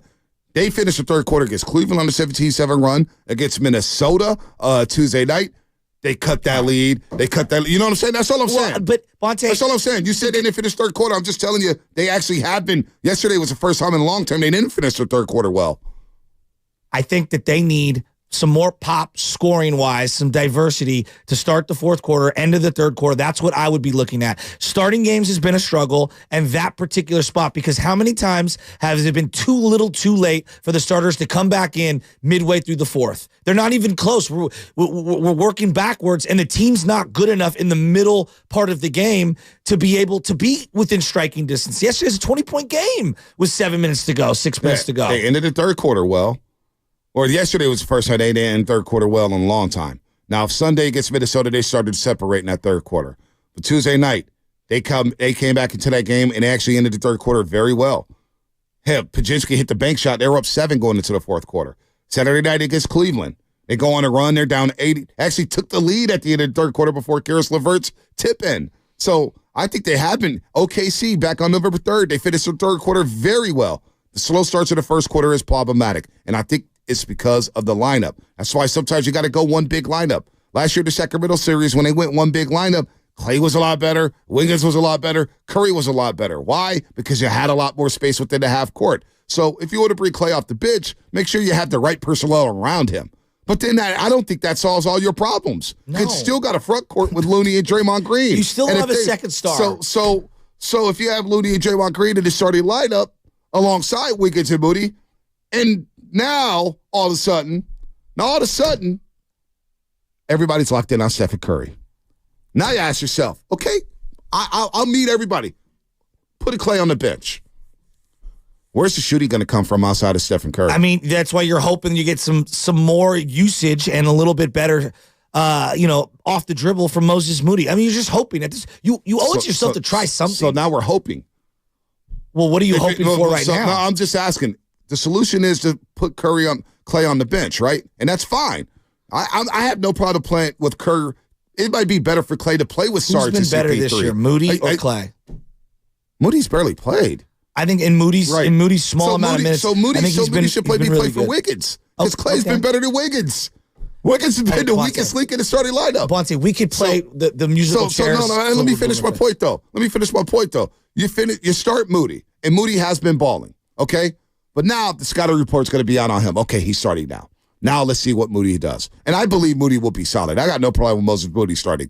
But now there's a lot more attention on Stephen Curry. Sure. They're going to say, Moody beat us. Sure. Moody beat us. You still have Wiggins, Draymond Green, and Kevon Looney in the front court. Andrew Wiggins is 5 of 37 for the three-point line. They're going to leave him open. Terrible. So if Draymond Green and Kevon Looney's in the starting lineup. No, we don't want that either. Wiggins, where's he going to be? He can't operate on a block if Looney and Draymond's there. At some point, you're going to have 1 or 2 or 3 guys that aren't very good on the floor. This team's not good enough, so you owe it to yourself to try something. I mean, I'm just trying to. Yeah, I know. Let's play process of elimination. Right. Looney shouldn't be starting. No one wants to say it out loud. We love Looney. Looney is a legend for a variety of reasons. He's been really bad by his standards. He kept you in the game yesterday. Second quarter off the bench. And I got no problem with Looney being off the bench. But he has been rebounding his ass off. I think he's got 10 games with double-digit rebounds. If I watch the poor guy miss a layup around the rim, or it's just they need to switch up. I'm with you on the 2 big lineup thing not working. That's why I would have Looney come off the bench. And I don't think starting Saric is the answer. Yeah, so now we got an issue with the front. So now we got to sit there. But they've got issues everywhere. So maybe this team's just not good enough. Maybe this team's just not good. That's where we started. Maybe his team's just not good enough. I mean, this is why the Wiggins trade, like, to me, the Wiggins trade it feels inevitable. And if you have to staple Kuminga to him to get something of value, you might have to do it. All right. 888-957-9570. Shameless shout-outs coming up in 2.5 minutes. 2.5 minutes, shameless shout-outs. 2.5 minutes, shameless shout-outs. But let's get to Pablo in San Francisco. Then we'll get to our main man, Rob in San Bruno. Pablo, what's happening? Hey, fellas, what's going on? Man, is anybody on this team ever going to yam again? What is going on? Kuminga has hops. I don't know what happened to Andrew Wiggins. Somebody clipped his wings. I don't know what the hell is going on. But they have both of them out there for spacing. I mean, who ever thought that Kuminga was going to be a three-point shooter or Wiggins was going to be a three-point shooter? Is that why we got these gentlemen? I don't know what the hell is going on. I understand the spacing. I get it. But what do we expect them to do? I'm with you. I would tell Andrew Wiggins from Steve Kerr, and I can't tell Steve Kerr what to do. But for me personally, I would just tell Wiggs, leave the threes alone. Leave the threes alone. Don't shoot any threes. Not right now. You're 2 for 21 from the three-point line at home, 5 for 37 overall. All right, you're shooting less than 15% right now from the three-point line. Now, there's always law of averages, and everybody somehow, some way gets to their numbers. We see it all the time in baseball. Guys hitting 200, 200, 200. He's a lifetime 270 hitter. At some point, he's going to get back to 270, right? You know what? Wiggins right now, just don't shoot any threes. Operate. But that's Steve Kerr, too, to put Kuminga and Wiggins in a position to succeed. This goes back to highlighting their strengths. Wiggins at the elbow, on the block, that's where he does his best work. Kuminga, on the block, in the elbow, in the post, that's where he's doing his best work. Let's keep them there. They should not be on the perimeter trying to shoot threes right now because they're both shooting less than 20%. They're both driving, and they both can't dribble the basketball. I mean, there was a possession yesterday where Wiggins tried to take somebody off the dribble and just crossed over right out of bounds off of himself. And it's just like, I mean, for a guy who doesn't handle the ball that much, how many turnovers did he have yesterday? Wiggins had 5, Kuminga had 4. I mean, that's 9 turnovers between by two guys who shouldn't be dribbling that much. Spadoti's not smiling because his Lakers got killed by the Kings. I see you, Spadoti. He's sitting there. Look, B, at this point, we could play the move this guy out, move this guy in. I think everything should be on the table. We should be trying everything. I'm 100% with you. And I'll tell you this. This is what I do know. I don't want to see Corey Joseph much anymore. I want to see Podziemski play. I'm not that Podziemski's a world beater. He'll probably settle back down into being a rookie. Right. But he's got a little something. He's got a little something more than what Corey Joseph has. TJD, he's got a little something. I need to see more of him. I can't go through a season being slightly under or above 500 and not get a good look at Kuminga, Moody, TJD, and Podziemski. Let's get Robin San Bruno. Let's get Robin San Bruno before shameless shoutouts. Robin San Bruno before shameless shoutouts. 888-957-9570. Line them up. Line them up. Line them up. Shameless shoutouts coming up right after Robin San Bruno. What's happening, Rob? What's going on, fellas? Look, man, the Warriors are old and outdated. They're running a system in which it's for the young kids. You know what I'm saying? You mind, okay, they may put up some threes and make some threes, but can they sustain it? Even with Steph Curry. If Steph Curry putting up numbers, but are they impactful to winning? No, you just running around shooting threes. And I've been saying this for years. Wiggins, but bread and butter, he's an isolation player. Just like Jordan Poole was an isolation player. Just like Wiseman. He has the ability to step out and shoot a three. Now, he's not playing Detroit, but Detroit didn't invest no money in him, so they don't really got to play him. But the Warriors did, and now you're stuck with Looney, you can't shoot. Draymond, who, put people in a master headlock, the Draymond lock, he can't shoot. You know what I'm saying? So it's like, man, come on. This was the Warriors are outdated. It's time for Kerr to go. His system isn't working anymore. The teams have figured it out. Everybody shoots threes now, and they're younger. They're faster. You putting all this pressure on Clay. Well, first of all, you having Clay running around screens to get a shot, and then you come and go out there and defend these young guys, 21 years old, running full speed. That's not a recipe for success. So, everything he's taking is contested right now. I think Clay for the better and we'll start there. Shameless shout-outs coming up right now. Give me like 30 seconds to get this off. I think Clay will be cool with coming off the bench because he does probably feel like he's killing the team. And playing with Chris Paul and Sarge, I think will help his game. It'll help He'll get CP3. Spacing for everybody. I think that would help. That was a good call on Robinson Bruno. And by the way, Russell Westbrook has requested to come off the bench for the LA Clippers. He's like, yo, I'll just come off the bench. How noble of him. No, Russell Westbrook has been a good player for the last 3 years. I've gained a lot of respect for Russell Westbrook over the last couple of years. The way the Lakers did him and tried to make him the scapegoat.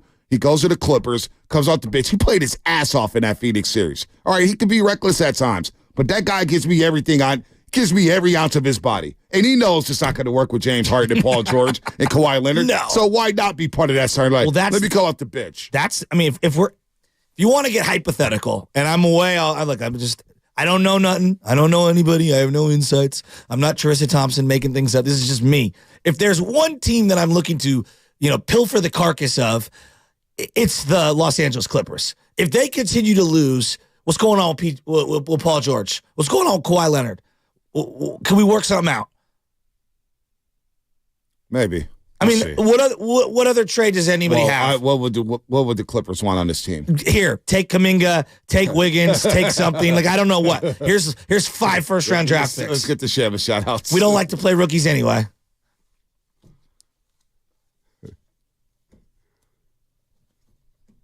You reap what you sow, brother.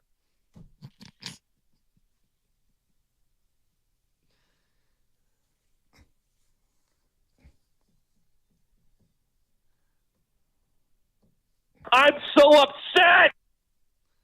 Well, you know what? I'm not upset because my first shout-out will go out to Dub Nation. I swear to God, whenever I get to Chase Center and I get around there and I see my boy Cambridge and the rest of the crew at the parking spot at 99 Warriors Way, and I walk across the street and I get to Thrive City and I see all those fans with smiles on their faces and they show so much love, they uplift me. They make me happy. They make me want to – they force me to produce – they force me to try to be great on television. And I know I'm not great at all. I don't even know if I'm good. But Dub Nation, I got a lot of love for them, the security guards, the ushers, everybody there. When I walk in the building, they show so much love. And they make me feel good on a day-to-day basis. Truly, I'm so glad basketball's back despite the losses. I love Dub Nation. You guys are great. No matter what, you guys are supportive. You're down for your team. You're out there repping despite losses. Everybody involved with the Warriors, from the parking attendants to the ushers to security, everybody working there, Patty at the gate. I love all you. So, Dub Nation, shout out to you for being who you are. Shout out to my little brother. Had a birthday earlier this week. And shout out to 2 other people. San Francisco Baseball Academy, who always takes care of all our youth here in San Francisco. Go check it out. Ask for Michael. Ask for Travis. They're the best. Over there on Geary. Get some hits in, especially as the weather is really wet and you can't be outside.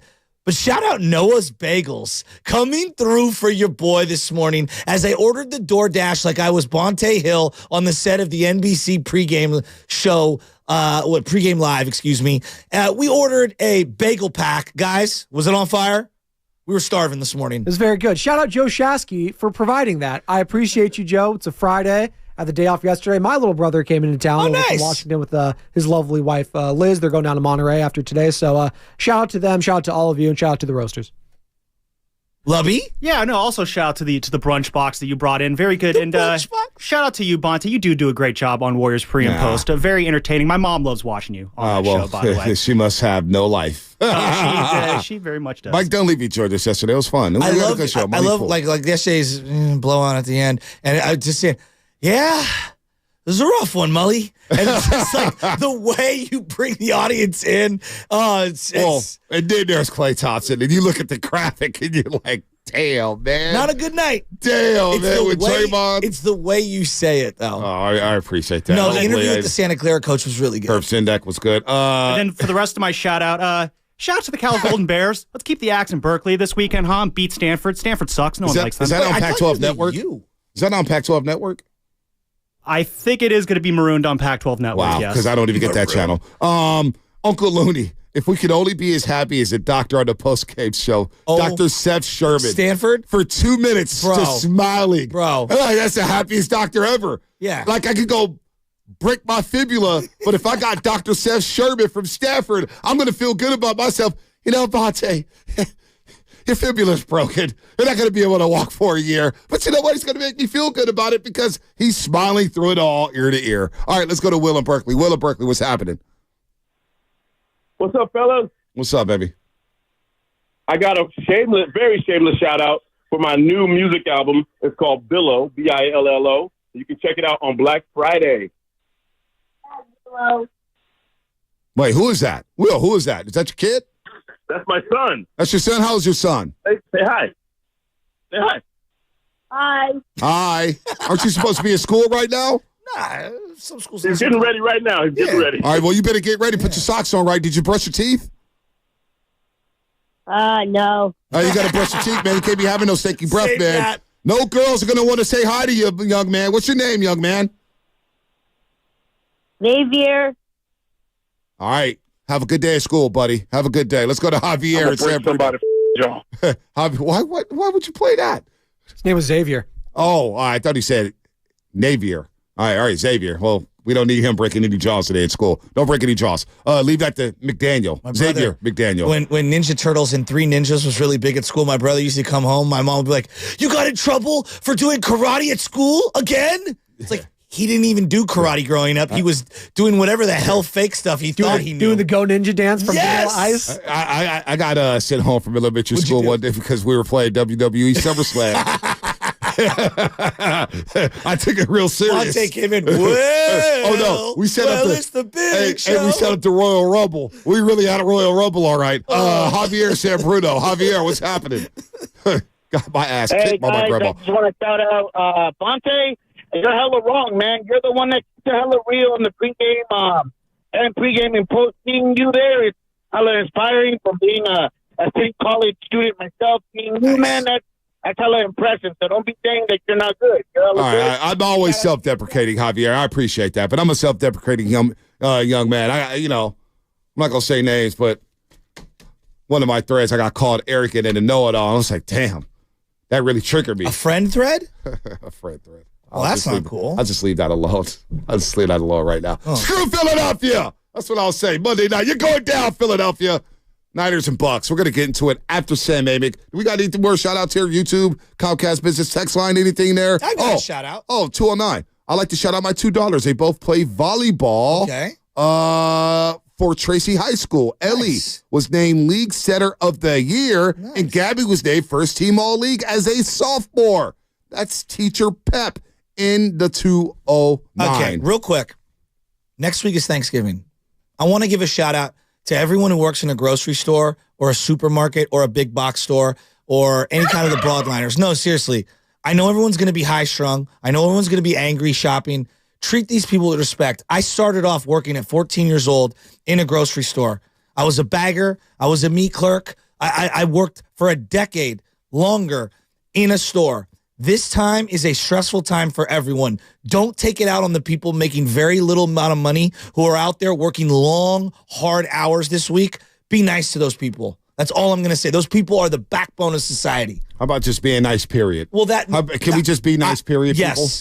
Let's not be rude. But you get where I'm going. Yeah, no People doubt. get mean and get kind of nasty around the holidays. Well, yeah, Relax. well, we've got more candy yams in the back. Relax. In we'll San get to it. In San Francisco, the chivalry is dead. Nobody holds the door for anybody. Nobody says, excuse me. It is wild out I here. got a police escort today. They were giving me all their warrior takes. Really? I was walking down the street and my guy was just giving it to me. What's all his of name? them. Trace Jackson Davis has to play. Well, it takes for days. All right, let's get to the injury report.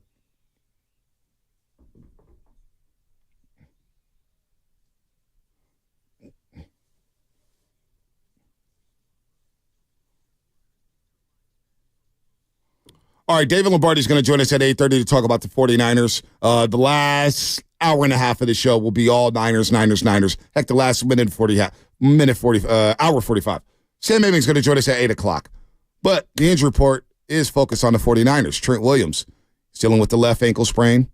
He was at practice this week, and he was a full participant. So he's going to go Sunday against the Buccaneers. However, Aaron Banks will take another game off. He'll not play on Sunday as he continues to deal with turf toe. Our turf toe is a pain. And you know what? Deion Sanders dealt with it. Charles Woodson dealt with it. Well, let me guess, Shasky, you had turf toe too? No, Patrick Willis.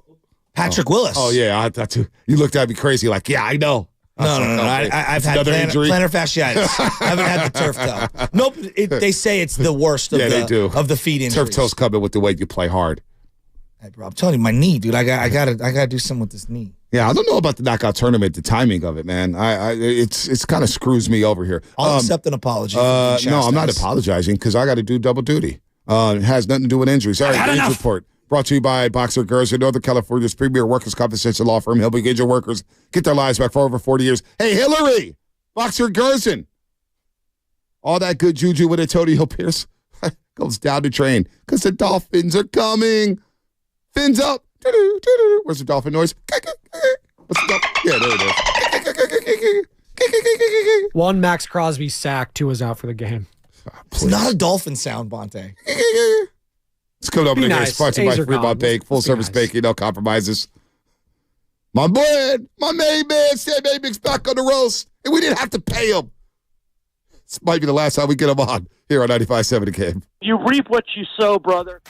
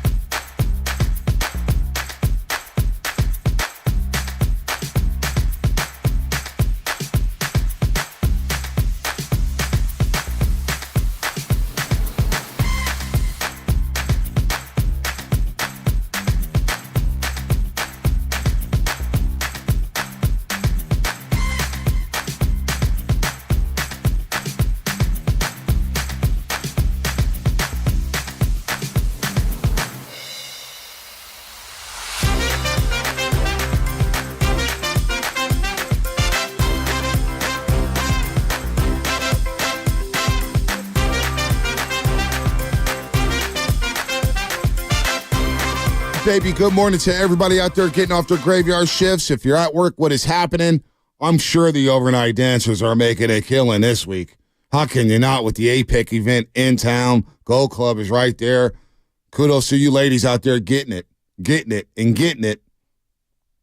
I was going to say something else. I was going to sing the whole song. Yay! Good morning, Spadoni, Lubman, Joe Shasky, The Butcher. I am Bonte Hill, the Morning Roast, 95.7 The Game. We were talking Dubs. We got Sam Amick coming up in moments here. I do want to shout out D-Lou the boss because he's one of the few boxing fans in the chat. And you're right, D-Lou. Shakur Stevenson was boring last night. Boring. Fighting at 135. He's in a weight division with Tank Davis, Shasky. But Navarrete, who fought on the undercard. Navarrete, this dude throws about 100 punches around.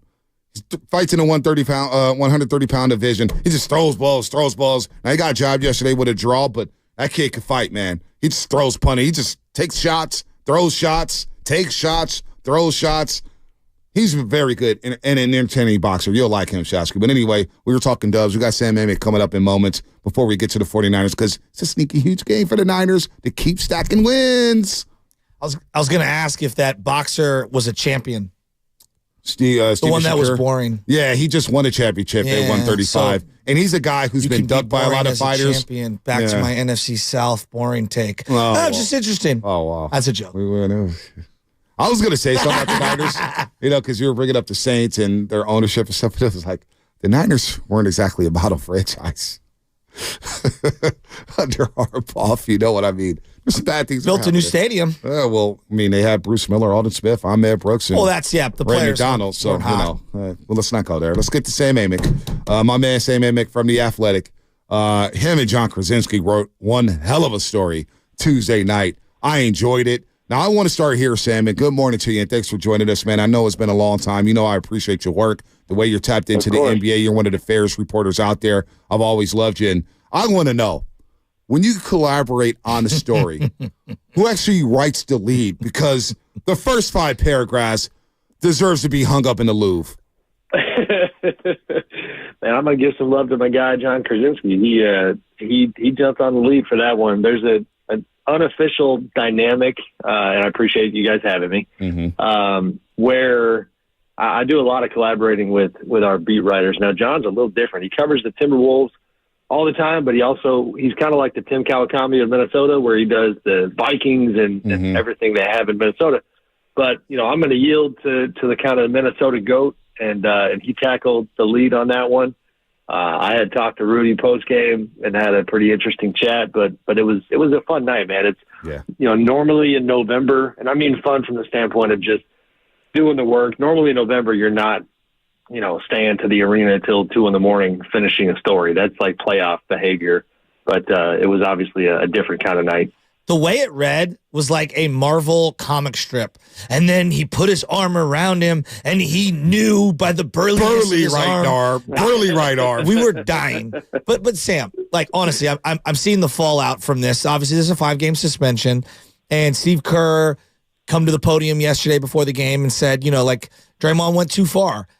Can they even really, truly have remorse regarding Draymond Green when they knew exactly what they signed up for?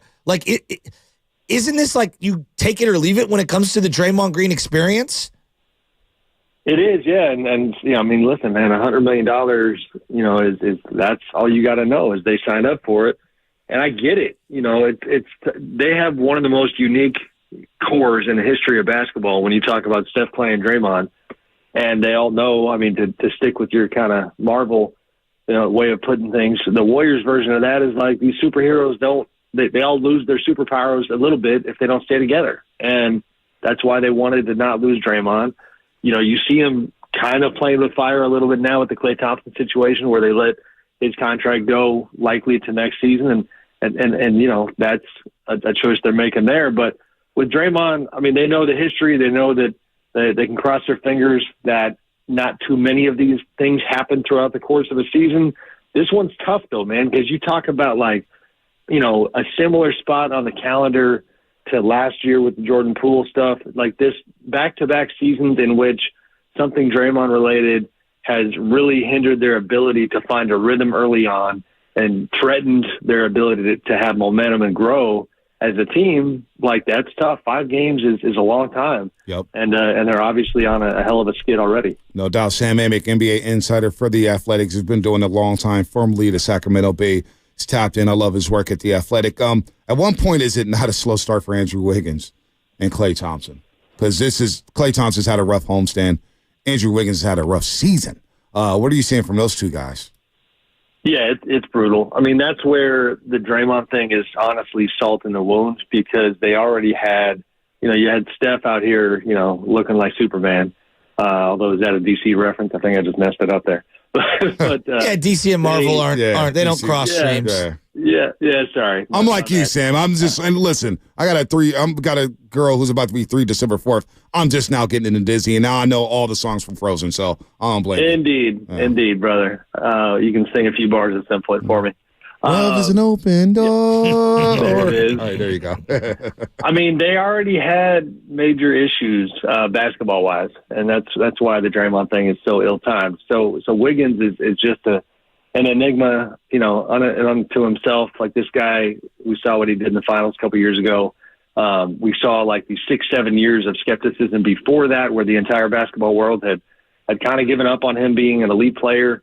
The Warriors have kind of this redemption story with Andrew, so it's a little strange now, especially coming off the year where, listen, the organization backed him 100% last year when he was out for personal reasons for so long. I kind of expected him to come out like a man on fire this season as some sort of unofficial payback, and I know that's easier said than done. I mean, sports is, tough to kind of handicap, but Andrew's struggling, and Klay, the thing with Klay that I certainly wonder, and I highly doubt that he would ever really share with the world, is like, how much is just a slow start? How much is this, him being in his head a little bit about the contract stuff? Like, he's a prideful guy who I think it's pretty safe to assume wishes that the Warriors would have just thrown every penny they had at him and gotten a deal done.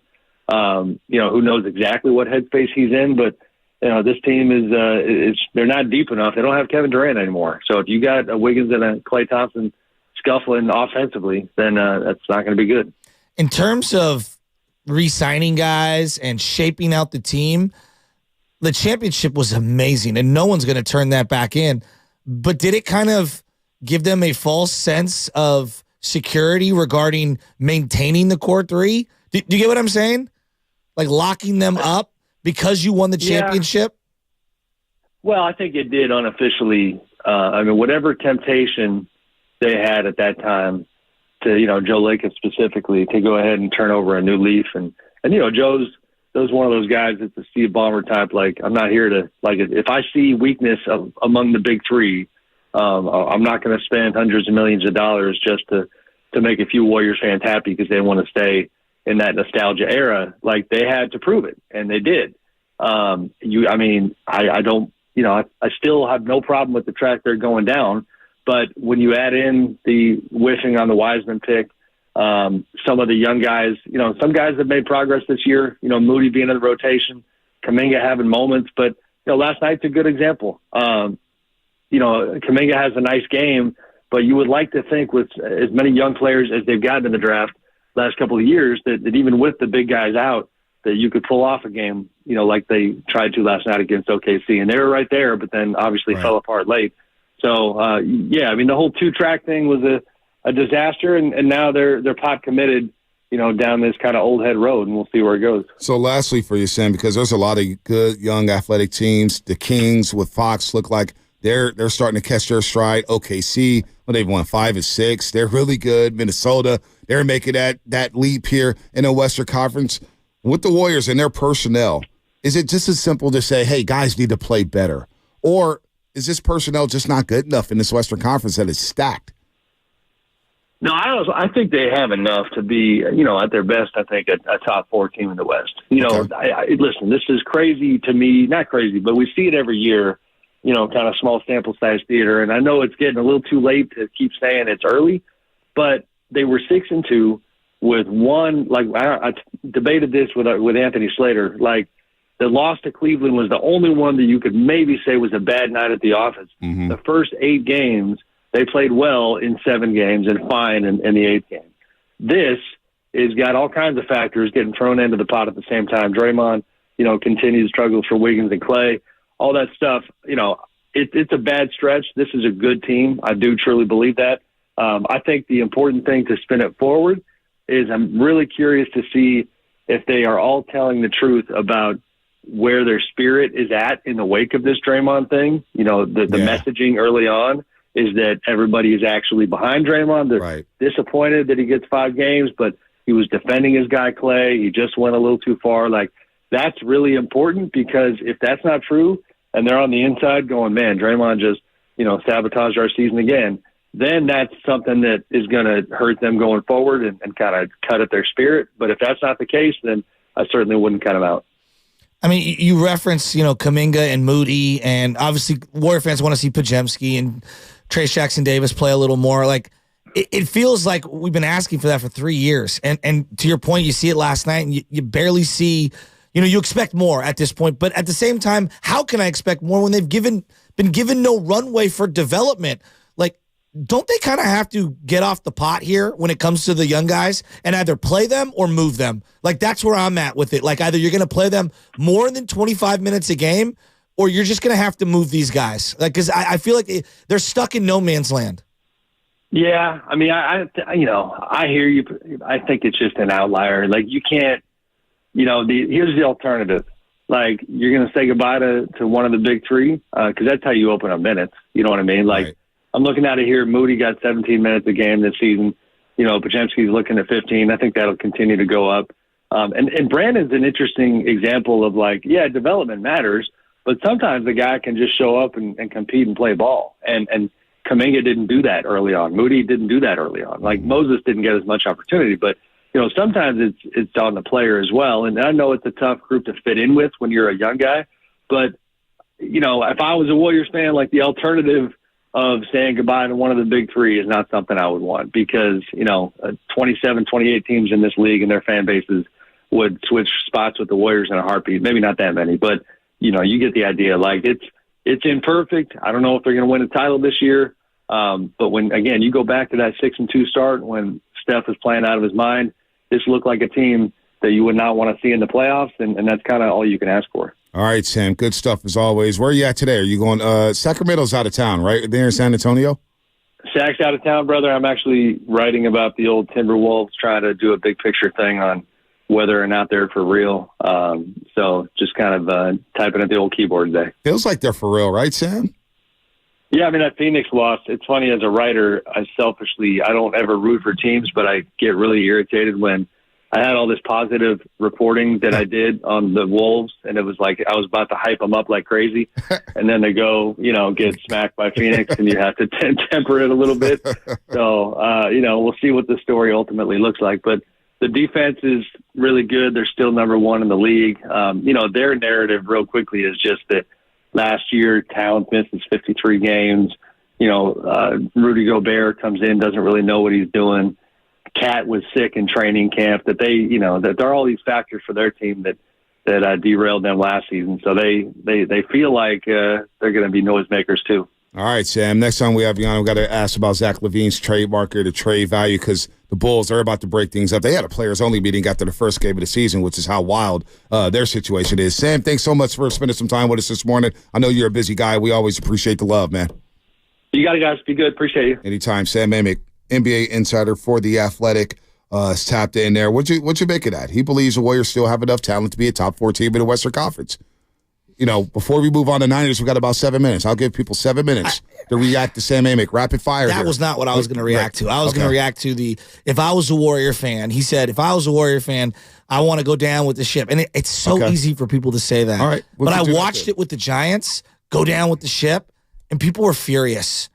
Furious. Well, they're also furious when Brandon Belt left it with the Toronto. I don't know which people. I'm having a tough time gauging fans because online doesn't seem real to me. So the everyday fan on the street that you're talking to, and we all have different circles, I wonder how they feel. Well, I would put it this way. When you don't win, people stop caring. I don't care what sport it is. The Niners, when they weren't winning with Chip Kelly, people stopped caring. When the Giants started to not win again, people stopped caring. I mean, heck, even when they won 100-something games, people didn't really think it was real to the very end. When the Warriors had they were coming off of 4 straight finals, and they opened a new facility, and there was no Steph and no Clay, and no one cared. You know what I mean? So, like, to me, it's all about, like, you got to win. So, like, winning has to be first. I know we want our feel-goods, and we want characters that we like and we enjoy, but I think winning is the priority, and now that we're not winning, I think that changes the equation. So 888-957-9570. Maybe I'm wrong. Fire. 888-957-95. Who cares about being right or wrong? It's your take. It's your opinion. Just stand on it. It's okay. Like, you know, don't worry about being right or wrong. No, but what I'm saying is like I don't think there's any one way to feel when you're a Warrior fan, because I think, you know, when you have these arguments, it's like, I'm Team Draymond and Clay for life. Yeah. And it's like, I see it like, yeah, I would like it to be that way, but I also know that, like, hey, the show must move on. If Jerry Rice wants to win another one, you know, got to say goodbye to Joe Montana because we got Steve Young. Let's do this. 6 minutes. We got 6 minutes until we transition to 49er football with David Lombardi. 888-957-9570. Two things you can react to. One, Sam Amick believes if the Warriors are right and they're healthy, they're a top 4 team in the Western Conference. Two, do the Warriors and Joe Lacob and company, they gave Draymond Green a 4-year contract. Klay Thompson's going to be a free agent. Do they owe it to the core to ride it out? Rapid fire right now, 888-957-9570. Two-part question. Are the Warriors top 4 team, and do they owe it to the core to ride it out? Let's start off with Malik in Union City. Malik in Union City, rapid fire here. 888-957-9570. Dude, are the Warriors, if right, a top 4 team, Malik? Hey, what's going on, fellas? Hey, I just want to say real quick, I know you got a short time. No, this team is not a top 4 team. We can see it. Unless Steph goes off for 30 at the age of 35, we can't compete. All right. We just can't. Do they owe it to the core? Do they owe it to the core to ride it out? No, they don't owe it to the core to ride it out. But the thing is, like, just realistically, you're going to have to. Like, there isn't a trade that you can make that's going to make you better by getting off of Draymond and Clay. Like, there isn't. Like, their salaries are too large, and any team that they're going to is a contending team that's going to give you back somebody that isn't somebody they want, you know? So we're not going to be able to get better by trading Draymond and Clay. All right. What they do owe it to the team to do is they owe it to analyze the entire roster and stop playing favorites and start going and seeing who is available and who's not. We can't do this whole thing where we're going to keep guys that can't do anything. Gary Payton II, I love him. He's great. He's awesome. He's basically unplayable without Steph. Like, he's last 4 games, he's been terrible. He's been Kevon Looney, I love him. He's not a starting center. Yeah, He's not a starting center. All right. Love him forever. All right, good call, Malik. Good call, Malik. Good call. Yeah, it's not resume. It's about form. All right, let's go to Alex in D.C. Alex, what's happening? Hey, what's going on, fellas? What's up? Are the Warriors a top 4 team if they're whole? I think so. If they're whole, they're top 4 team. But at the same time, like what Kerr said yesterday after the game, he said how OKC was spreading them out on defense. And I think that the Warriors have the same issue that they've always had for years, which is when you have a penetrating offense and then just penetrate and kick out, they just collapse because they're too small, and then they get wide open threes. Like the guy went 7 for 7, getting went 3 for 3. Mm-hmm. I mean, I don't know. Whatever personnel they get, if they're healthy or whole, they have to fix that defensive scheme so they can't get beat, because that's the way you get beat all the time. All right. Do they owe it to the core to be loyal and ride this thing out into the sunset? I think they owe it to Steph, whatever he wants to do. But at the same time, if Steph, wants to be real and he wants to be winning still in his late years, he's got to do kind of like what LeBron does, where he like flips the script and say, "Hey, I got buddies, I love you guys, but I got to go win. I got to go do what's best for me." I mean, we finally saw Giannis basically pull the Bucs' card, basically saying, "Hey, y'all better improve this situation, or I'm about to bounce." And they made moves immediately, and Drew helped them win a championship. Yeah, no doubt. He doesn't have the connection to the organization or the fans the way that these other two. So it's not a good comparison. We're talking about a decade here. Yeah, I mean, we're talking about loyalty. I'm just trying to find something close. No doubt. It's nowhere near it. Let's go to T in the South Bay before we hit the break. We're doing a little rapid fire here because Sam Amick said, "Hey, man, if they're wholesome, he believes they could be a top 4 team in the Western Conference, and maybe they owe it to the core to ride this thing out." T in the South Bay. T in the South Bay. What do you think? Are the Warriors a top 4 team in the Western Conference if they are wholesome? Can you hear me? Yeah, I got you. All right, thank you. Yes, by default. And I haven't heard anyone mention what's best for Clay and Steph. I think that it's important that maybe somebody needs to step in and give Clay some reps off the bench or just get him right. That's what we've been talking about all morning. That's what we've been talking about all morning. Yeah, Steph is still the best player in the league, so we can win on any given night. All right. And do we owe it to him? Yes and no. I think we used to be able to compensate for being small, and it was actually an advantage. Now I think it's catching up with us because we just don't make shots. So do they owe it to the core to ride it out? I'm going to say yes because they've given me such great memories. I appreciate the time. You know, one thing about the Bonds era after Jeff Kent left, it was like, gosh, they could never find that legitimate power threat to complement him. Buster Posey, who is the best player to hit behind him? Hunter Pence. We love Hunter. But, like, there's a drop-off between the elite power hitters and Hunter Pence. And everybody loved Hunter Pence. Like, they have maximized Steph Curry. But there's a couple of years left here. Boy, I'd love to get him another running mate, you know, at the end. Just one other star in their prime at the end. Watch Philadelphia's gotten out to a hot. I was looking at the Philadelphia situation. Yeah. They've gotten out to a hot start. Tyrese Maxey the other night. Well, I wanted Joel Embiid because maybe he would get unhappy. Oh no, yeah, you're right. But they're off to a hot start in Philadelphia. They're rolling. So anyway, shout out to the YouTube and Twitch. Shout out to YouTube and Twitch, powered by First NorCal Credit Union. It is a Football Friday, brought to you by First 5 California. To learn 4 things you could do to overcome toxic stress, go to first5california.com. What's coming up in the game? Sponsored by BMW. David Lombardi from The Athletic. Let's get into some football here on The Roast.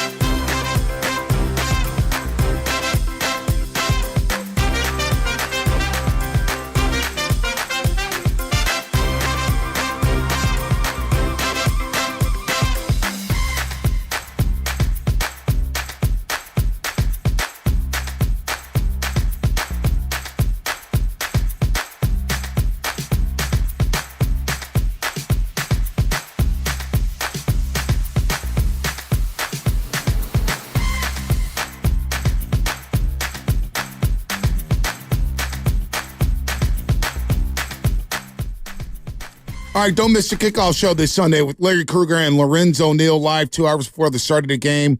Join us at the Hilton Santa Clara for delicious food, great drinks, and go say hi to Michelle, who runs the entire operation. What's up, Michelle?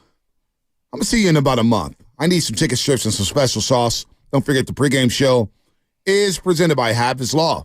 You've been wronged. Habs Law will fight to make it right. Call 1-800-INJURED or visit habslaw.com. We're going to bring in David Lombardi in just a second here as we get ready for the Bucs and the Niners. And last time I checked, Niners were 10.5-point favorites. I think the spread maybe have jumped to 11.5 points in this one as Tampa Bay makes their cross-country flight. Remember, they just snapped a 4-game losing streak by beating the Titans. They hadn't won in 4 weeks as they had lost to C.J. Stroud down in Houston in wild fashion. Baker's having a good year, 14 touchdown passes, 5 interceptions. He's played better than I anticipated down in Tampa Bay. Mike Evans is still Mike Evans, which is a Hall of Fame type of talent, a Hall of Fame wide receiver. And they have some guys defensively, but I look at their offensive line, and I said there's no way they're going to be able to block this front four this Sunday. And you can't play the 49ers and be one-dimensional. Jacksonville learned that last week, and plenty of teams over the last 3 years have learned that if you're a one-dimensional team and you don't even try to run the ball, well, it's going to be a long day for you against this 49ers defense. So it looks like they all got their swagger back down to Duval County in Jacksonville. So let's bring in David Lombardi, who is touring the stadium, giving us all the insights from the top row of the Jacksonville Stadium. What is it called now down there, David, as we say good morning to you? Is it Attel Stadium? I forget the name. They changed it so many times. No, Alltel Stadium was where the 49ers lost 41-3 with Steve Young. I remember that final year in '99. That was the House of Horrors. It's still the same place. Yep. And this place, oh man, it's a dump now. This place is rotting. Literally, the humidity in the air there. It's called Everbank Stadium now. Everbank Stadium now. I was walking around the top rows, and all the seats are rusted. And then they have this pool in the stadium. Think of Arizona, except it just looked gross. I was not into it. I would not want to get into that pool at Everbank Stadium in Jacksonville, Florida. It's the most Florida thing ever. Yeah, no doubt. They're going to get a new stadium soon, though. The Cons, I know, are working on it. I'm not sure if they approved a new stadium or whatnot, but I heard they're getting a facelift soon. But you wrote a great story, and it dropped yesterday. The key to Christian McCaffrey's initial success with the 49ers, a young backup named Brock Purdy. And look, Christian McCaffrey's having a spectacular season, over 1,000 all-purpose yards. He's going to be in the MVP conversation if he continues to play at this level. But Brock Purdy will be too. But their relationship, which was formed when Christian McCaffrey was just trying to learn the playbook. Hey, David, I don't know how you got all these nuggets, but it was a great story there. If you want to elaborate on it, the relationship between Christian McCaffrey and Brock Purdy helping Christian McCaffrey learn the 49ers playbook. Well, I think the timeline of everything is what is most jarring about all this. They traded for Christian on Thursday night, and they played the Chiefs on Sunday. And if you talk to Kyle Shanahan about the possibility of somebody being traded to the team on Thursday night and playing Sunday, at the time he said absolutely not. He thought it just wouldn't be possible for Christian McCaffrey to pick up enough of this complex offense with the motions and, the timing in time to play. But, this is a story about both men and how determined they are, how, their personalities, I think, really vibe together when it comes to pursuing a collective goal. And Christian McCaffrey wanted to play on Sunday. He was adamant about not missing a game because he had taken availability concerns really personally, flew into the Bay Area on Friday morning, didn't even make it in time for the start of practice because he had to take a physical first, and wasn't able to have a playbook on the plane because he hadn't yet passed the physical. So he had to undergo this crash course both after practice and then on Saturday on the practice field before the game. And since Brock Purdy was still the backup quarterback then, because that meant that Jimmy Garoppolo had to do his starting QB preparation, Brock was the one with a little extra time. And he went in for extra hours with Christian McCaffrey to help him walk through that playbook on an empty practice field. And then that became a tradition for the next few weeks. McCaffrey and Purdy would sit down in the team hotel if they were on the road, or, maybe even at home if they stayed at the hotel the night before the game. But they would sit down and they would go through the game script. And Purdy says that it helped him because sometimes teaching is what allows you to really double down on your knowledge. And obviously it helped McCaffrey. And the end result right now looks pretty nice, right? Right now, Brock Purdy's the NFL's top-rated quarterback, and Christian McCaffrey is the most productive skill position weapon. So what a duo the 49ers have at the top. Wow. I love these kinds of stories because you've heard about how Bill Walsh found certain guys like Bill Ring, for example, like overhead at practice when he was just some walk-on type of a player. You hear about how he found Dwight Clark because he needed somebody to throw with the first-round quarterback, even though they didn't have a first-round draft pick, and that's how he discovered Dwight Clark. Like, I love these kinds of stories. And you reference kind of the work ethic of Christian McCaffrey, and you have a really good feel for the work ethic of Christian McCaffrey. I think he's on an MVP-type season. Like, that's what we're seeing from this guy. He has had an all-time special year. You go back with him to Stanford. Has he always been this maniacally obsessed when it comes to work ethic and perfection? Because I watch a guy who's at the height of his craft. He might be the best player in the NFL, let alone running back. Yeah, so it's funny because Kyle Shanahan always says he has the mentality of a walk-on guy, just trying to get everybody's attention because of how hard he works, but he's the most talented player in the league. So when you combine those two things, it's very rare, right? Normally you'll have all the talent in the world, and you might be a hard worker, but you don't work as hard as the walk-on guy, or vice versa, the walk-on guy who, unfortunately, even though he busts his ass every single day, it just doesn't have the speed, the twitch, the height, whatever you need for his given position. So Christian McCaffrey has both of those, and to answer your question, yes, it goes back to his time at Stanford. The story that came out yesterday, I do go back to one anecdote from Stanford. They would run, I think it was called the 10-yard fight, and it was basically just tying two guys together. And usually you'd find somebody of a similar weight to you because it's not exactly fair to have a 320-pound lineman going up against a 200-pound running back. And anyway, they'd be tied together, they'd run in opposite directions, and the clock would be set at 60 seconds. And basically, the goal would be to get the other man to submit, to just give up because you exhausted him and you started dragging him. And the thing is, even if you beat the other player, the 60 seconds would keep on ticking, and you would try to get him to get up and go again. So you try to record as many victories as you could in those 60 seconds. And supposedly, when McCaffrey was at Stanford, he would beat players that were heavier than him. They struggled to find players that they would have to go several weight classes higher to find somebody that could compete with McCaffrey. But even then, he would beat them, and everybody would be exhausted, even McCaffrey, but he was such a machine that he would run back and help the guy up. And as Shannon Turley, who was their strength coach at the time, he said this back in 2016, he said that Christian just wanted to kick your ass again. So he was doing the work of the coaches. The coaches would try to get the guy up. Hey, there's still time on the clock. Christian would be like, no, there's still time on the clock. I want to kick your ass again. That's the kind of machine-like mentality that he had, and I think that we've all seen it now that he's with the 49ers. No doubt. David Lombardi from The Athletic does a great job covering the 49ers for them. They host the Tampa Bay Buccaneers, and they got back on track in Jacksonville, beating up on the Jaguars 34-3. They got back to that 30-point mark, and Deebo Samuel, I think a lot of people understand that, hey, he's valuable to this offense. Trent Williams, well, he may be the most important 49er on his team here. So how do they avoid a letdown against the Tampa Bay Buccaneers team, David, that I don't think can block this front four? Like, I'm not seeing it. I feel like the Niners are going to roll this week. What should we fear, or what should we be concerned about when it comes to the Tampa Bay Buccaneers? Well, I think defensively, you're probably going to have to be most worried about Tampa Bay. That's the strong side of the ball for them. That being said, on the offensive side of the ball, the offense hadn't turned it over a lot. There's second fewest giveaways in the NFL, and Mayfield's been sacked the fifth fewest times in the NFL, which to me is a rather impressive number just because they don't have a run game at all. They might be the worst run game in the league. Rashad White's averaging only 3.3 yards per carry. So that says something about the pass protection of the offensive line. They have Tristan Wirfs as at left tackle now, and it says something about Mayfield, who I think has matured as a quarterback. And I think he can manage a game. He can go out there and make sure that the offense is not just blowing up with giveaways, and that's typically the formula that you want if you have a strong defense.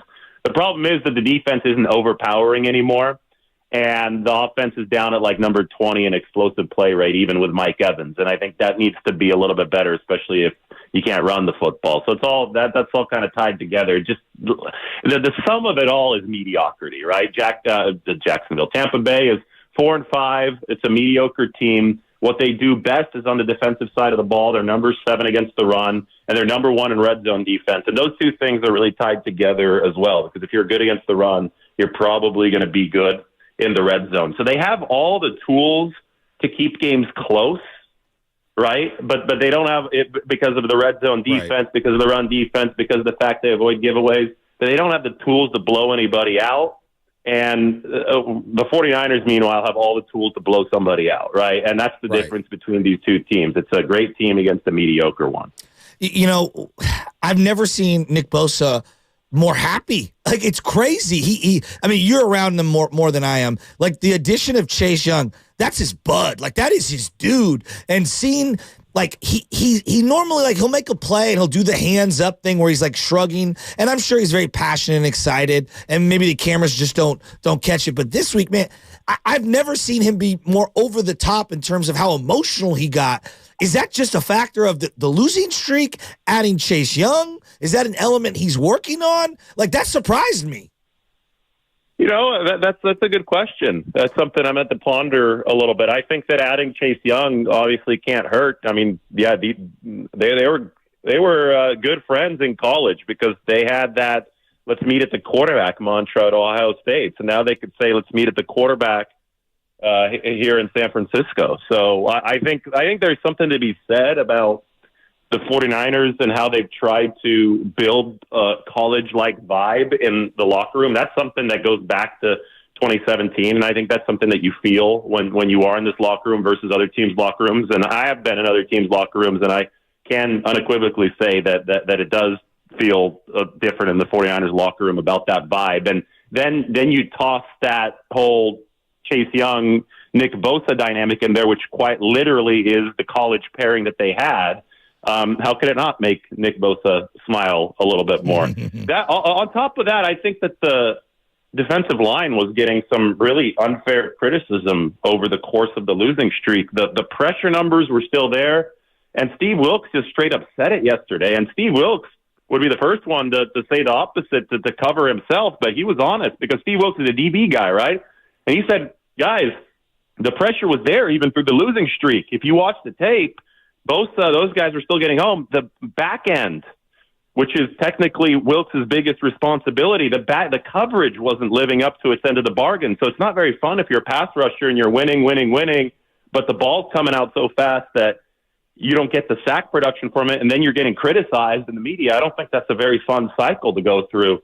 So I think that when the 49ers started running all these disguises and they fixed some of the stuff on the back end, and they also started stopping the run against Jacksonville, that actually allowed the wins from Nick Bosa and company to turn into sacks. And that had to be a really fun breakthrough, right? When you're finally starting to play that complementary football where the coverage is living up to its end of the bargain to help the pass rush. Yeah, that's a great astute point there, David, about that pass rush and Bosa and Chase Young or whatnot. What do you make of Steve Wilks being down on the field? How much of an impact was that from Steve Wilks going from the press box down to the field? I think that the 49ers wanted to reintroduce a process that was familiar to them because they were, a big part of the mantra was let's get back to what worked in the past. And then you say, okay, well, what is that? Well, what worked in the past is the coverage was tied to the pass rush. Like the 49ers, I think, have almost always throughout this stretch of great defensive greatness, right, since 2019, when they've been playing really well, they've always been a pass rush driven team, but the coverage has been good enough to allow that pass rush to hit home. So there were a multitude of reasons of why it wasn't. One of them was that the run defense was not nearly as good as it had been before. And two, I think Steve Wilks was trying to introduce some new coverage concepts, and I think he still is. I think he's still trying to diversify what they do on the back end because, as we know, that the league is a chess match where you're trying to stay ahead of your opponent. But I think that some stuff got lost in translation from a communication perspective, and you would have Steve Wilks radioing down to Johnny Holland, the linebackers coach, who would radio into Fred Warner, who has the helmet with the radio in it. And I think that there just was a little bit lost there. And I think that maybe from an adjustment perspective, the 49ers thought that, maybe we're not quite, able to identify and talk about stuff the way that we want to, the way that we could if we could see eye to eye with Wilkes on the sideline. Mm-hmm. I think it was all really small stuff that might be able to turn into something bigger, because minute details can change a lot in the NFL. Right. That's the way that I looked at it, because it seems to me that Fred Warner is really happy that he could look Wilkes in the eye. It looked like some of the pictures from the sideline looked like Wilkes was vibing well with the 49ers team. So I think it's just the way that they had done things in this era. I don't think there's anything inherently wrong with being up in the booth. A lot of great defensive coordinators have been up there. But if you're advocating, let's keep on doing things the way that we've been doing them, maybe that was the one detail that the 49ers needed to switch to go back to making sure that they had that continuity. All right, David, man, it's Sunday, Tampa Bay. See if the Niners can stack another win, and maybe Philadelphia loses at Arrowhead Stadium. Andy Reid's really good off a bye week. Kansas City will be ready to go in that Super Bowl rematch, and you know what? Maybe the Niners will be one game behind Philadelphia when we come back and reconvene on Tuesday. David, always appreciate Thanks, buddy. Great article. Great article there with thanks, Catherine Purdy. Appreciate it. Thank you. That's anytime. Really cool. David Lombardi here on the Morning Roast on 95.7 The Game. 49ers and Bucs. Very interesting article with Brock Purdy, who also admitted that me reciting the playbook back to McCaffrey helped me learn the playbook even more. Yeah. And now you see that chemistry between the two. There's no denying the chemistry that McCaffrey has and Brock Purdy has. And one line in that story was George Kittle's yapping and doing what George Kittle does. And Brock Purdy goes, shut the F up. I'm calling the play. Took command of the huddle right away. You know how I feel about quarterbacks commanding that huddle, because that's where it starts. When you command that huddle, the rest of the guys look up to you and say, okay, this guy's leading us. Mm-hmm. So I love Jimmy so much early on. Mm-hmm. He got to that line of scrimmage. Hey, get your ass over here. Hurry up. I was like, oh, wow, we got a leader. We got a quarterback. And then, 5 years later, we know what happened there. But a very good piece by David. You referenced the Chiefs.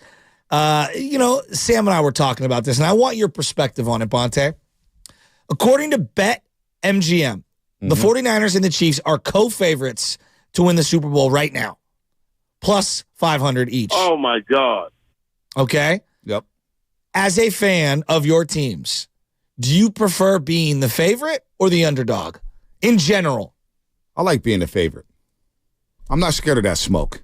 I like when the rest of the league is gunning for me. I like that me against the world mentality. Yeah, I like being the top dog. I want to be the top dog. The underdog role, I get it. Oh, we want to sneak up on people, and we want to just upset the apple cart. Like the 2010 Giants. Yeah, that was fun. I didn't expect it. That was cool. It was cool to be underdogs in that. But by the time they started rolling, it was like, oh, this pitching's too much. What hit harder for you? The 2015, it was the first championship for most of us. The 2015 Warrior Championship or the Durant ones?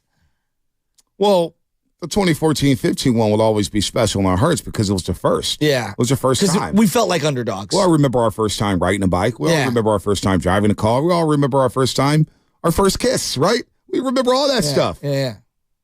First date, first time we ever ate some crab or, I'm spitballing here, but 2014-15 will always hit harder because it was the first time they won a championship in 40 years. I did love the Durant years, though. I know a lot of people didn't. I loved them. I loved them. By the way, King of the Hill's coming up is going to be my top 7 Oakland teams of all time, or teams that play in Oakland, California. But the 2014-15 one was special because we never expected the Warriors to win in this region. We're like, wait a minute. The Warriors are champs, and I'll never forget sitting back at home. I didn't even go out that night because I just wanted to watch them celebrate. Yeah. Curry didn't know how to pop champagne. They didn't know what was going on. It's like, wait, we have a Larry? Sean Livingston sitting there looking at Barbosa like, can you believe this? Yeah, it's different than Will Clark at like 25 years old. I've been waiting my whole life for this. Right. Like, Will, you've been here for 5 minutes. Right. That's probably one of my favorite videos of all time. No, but B, it is interesting how, like, a lot of people are like, Niners run a 3-game losing streak and the sky was falling. They win 1 game against Jacksonville and everyone loses their mind. Yeah, so did the betting world. Like, the people that actually bet on these things think that after beating Jacksonville, the Niners are back on track. Now, I'm sure there's much more nuance that goes into the data of why they become favorites to come out of the NFC. I still have Philly ahead of them, me personally. Yeah. My to be personal the man, record book. Well, to be the man, you have to beat the man. Yes. And so December 3rd, we'll find out if the Niners are better than Philadelphia. But I think this weekend is an interesting tidbit because you cannot look ahead to Seattle. You cannot look ahead to the Philly game. And this team has talked about, I think they kind of felt themselves. Fred Warner addressed it. Bosa has addressed it now this week. Like, hey, we were kind of listening to how great we were, and we lost our eye a little on the target. Not that we got too arrogant or whatever, but we kind of got ahead of ourselves.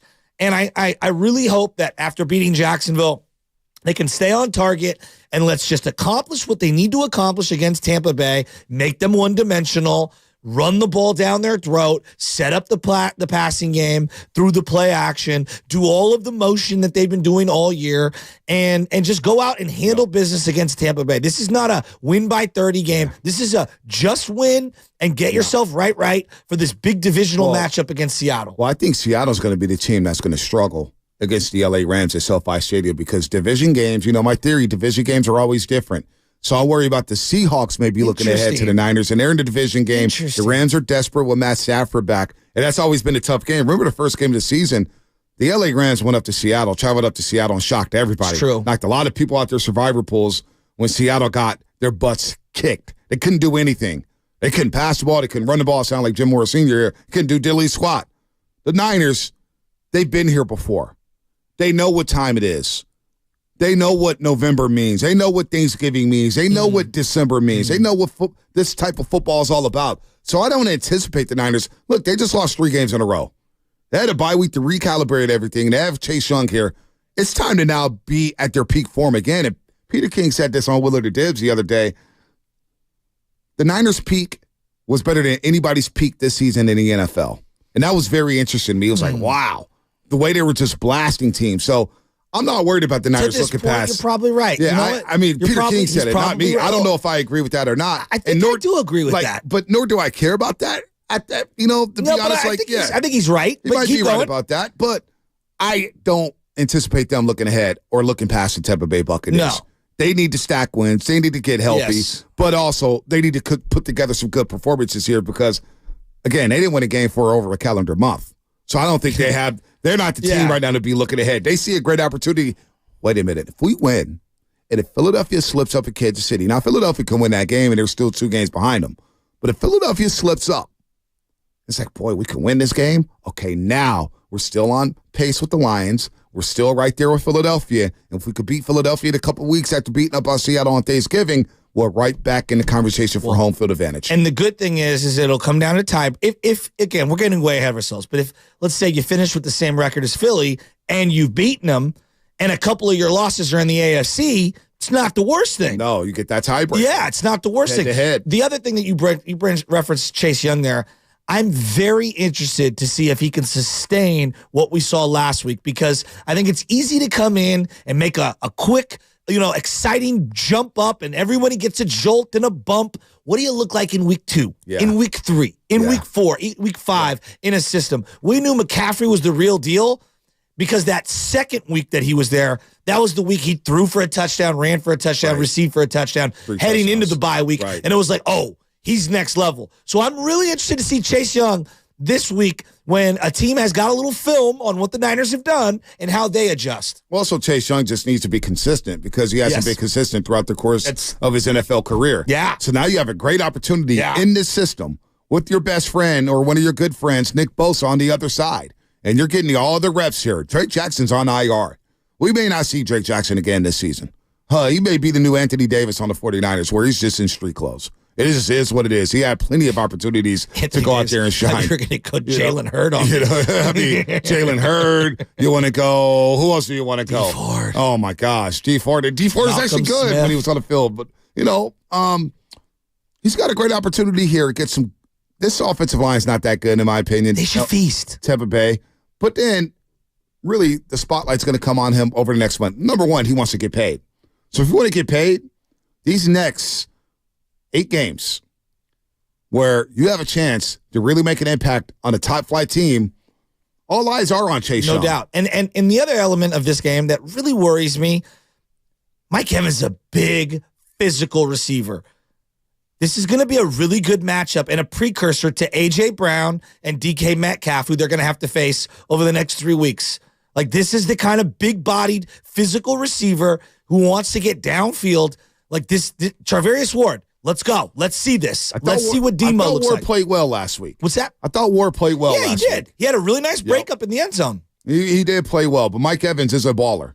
And Mike Evans, we had T.J. Reeves on yesterday. I forgot about the 75-yard touchdown pass to Brady that Brady threw to Mike Evans that got called back with a holding call. I It would remember have that. flipped the game. It was a beautiful throw Fantasy and team. catch. I was like, damn, look at this throw. Look at Brady. And it, boop, boop, bring it back, bring it back, bring it back. I've realized, how you are with betting where something happens and it triggers you forever because you bet on the game. That's what happens with me in fantasy. That's why I'm a terrible fantasy owner, because a player will do something and I'll never forget it, and then he's undraftable on my board. Yeah, listen. And it ruins me in fantasy. I'm kind of like that too, which is why my fantasy baseball team at Guru won the championship, because I had Ozuna, I had J-Rod, I had Trey Turner. Guru won the league. I couldn't believe it. I would run around this studio naked. But you know what? What? But you know what? What was that in reference to? Knowing Guru the way I know Guru, there's no doubt Danny Freisinger. There's no doubt 49er Frankie. There's no doubt all the fantasy baseball nerds, Guru tapped in with them every single day. They probably set his lineup for him. So I don't know how much of it was on Guru. Fair. Oh, it's very fair. How much money did he win? Because it's very true. A good amount? He got like $900, $1,000, something like that. We got a big money league. We play for big keeps, big stakes. And guys want to raise the money, but some guys don't pay on time. Is so not big money these days. Well, not in the Bay Area. Not in the Bay Area, but for some people who live check to check, you know what I'm saying? I'm not scoffing at $1,000. I won't. No, I'll take it. I'll take it all day long. But if you say it too loud, your wife might want to get a cut. You know? No, she's not getting a cut with FedEx. Yeah. She's not mine. You reap what you sow, brother. She'll get a nice dinner for the winnings. We've got to name that wrestling character right there. We'll get a nice dinner. Hey, I'm Mean Gene Okerlund, and I'm talking with the devastation of death right now. And what do you have to say for your opponent at Halloween Havoc? You reap what you sow, brother. I'm so upset. We're a 43-win team, dude. I'm telling you, by he's the a way, character. who's more upset right now? I don't even want to say this. Who? I'm not even going to say this. We'll say it. But Nick in San Jose, or did you see? So we do the crossovers with Khalid Azavuki and Bob Fitzgerald. And Bob Fitzgerald looked like he was about to axe somebody out. He had the all-black suit on with the silver tie. Was he fighting for his life like Mark Jackson, Game 7? Size matters. I'll never forget that when he wore the all-black suit with the black shirt. Yeah. Like he goes, I'm going to a funeral. Well, Fitz fighting wore for my life. Fitz wore something like that, like he was about to whack somebody. He needs to win. He needs to win. If I hear I love you, Fitz. I can't believe they're shooting 73% from the field. I can. No. They're getting wide open looks. Well, actually, I can't believe they just started cooking from the three-point line. Isaiah Joe, no, I could not believe that he went 7-7. Well, every time Isaiah Joe plays the Warriors, he hits, though. Yeah. He does. Now, the other guy, Wallace, you even said it in postgame. I never even heard of this guy. He and we was just everywhere. watched Oklahoma City. He was everywhere. Like, we just played them. I don't even know who this guy is. Mark Daignault and company, man. Oklahoma City. These young teams, they're arriving. Isaiah That's the real Joe deal. is a better Anthony Morrow. He's hitting everything. That goes way back in the time machine. I remember I saw That's a name I've not heard Anthony in a Morrow was the long man. time. Quick little Anthony Morrow story. I love working at Cobb's Comedy Club. So it was Anthony Morrow, Anthony Randolph. Oh. There was a couple other Saw Warriors. the Anthonys. Couple other Warriors, right? There's And I was so many of them. And I go, hey, Anthony. I said, come on, man. We go get it done this year, playoffs, man. And he kind of like slapped me on my chest. I got you, little man. We got No, you. he did not. We got you. He's called me little man. While I was working at Cobb's Comedy Club. You're like the same height as him. Right. No, he was 6'7". He was tall. Oh, He was like, he that big? Don't even trip, little man. We got you. I know Let's he go played get with it here. OKC afterwards. Yeah, he did. And he too. So he was on the OKC team. Yes. That lost in the Western Conference Yes. Finals to the Warriors. And I used to always go in the visiting locker room. Did That you was hit my him with job. the little man afterwards? No, I didn't. But he wore the skinniest of skinny jeans. I'll never forget that. Really? I was like, damn, how can you walk in those? As Jay-Z said, can't wear skinny jeans because my knocks don't fit. I don't know how these guys pull it off. Well, I'm a slim, not a skinny fit. Yeah, the skinnies are just too. Yeah, no, it's not. Well, the worst look to me is the skinny jeans while sagging. Oh, my gosh. It's just, Yeah, it's that's like, stupid. dog, pick one. That's stupid. You can't do both. You know what I'm talking about. Yeah, no doubt. The great It's called the Jay-Z skinny said it. sag. Huh? What do you say? What? It's called the skinny sag. Skinny sag? Oh, well, I'm on Jay-Z's hype, man. Can't wear skinny jeans because my knocks don't fit. Nick in Berkeley, what's happening? You're on the roast. Man, first of all, I just want to say real quick, the Warriors are playing soft. And, 5 for 37, dude, come on. That's ridiculous, bro. That's just pathetic, man. Spend some time in the gym. Do like Kobe did, man.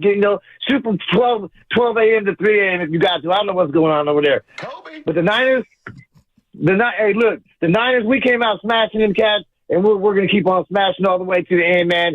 And I'm fired up, man. It's right after Thanksgiving.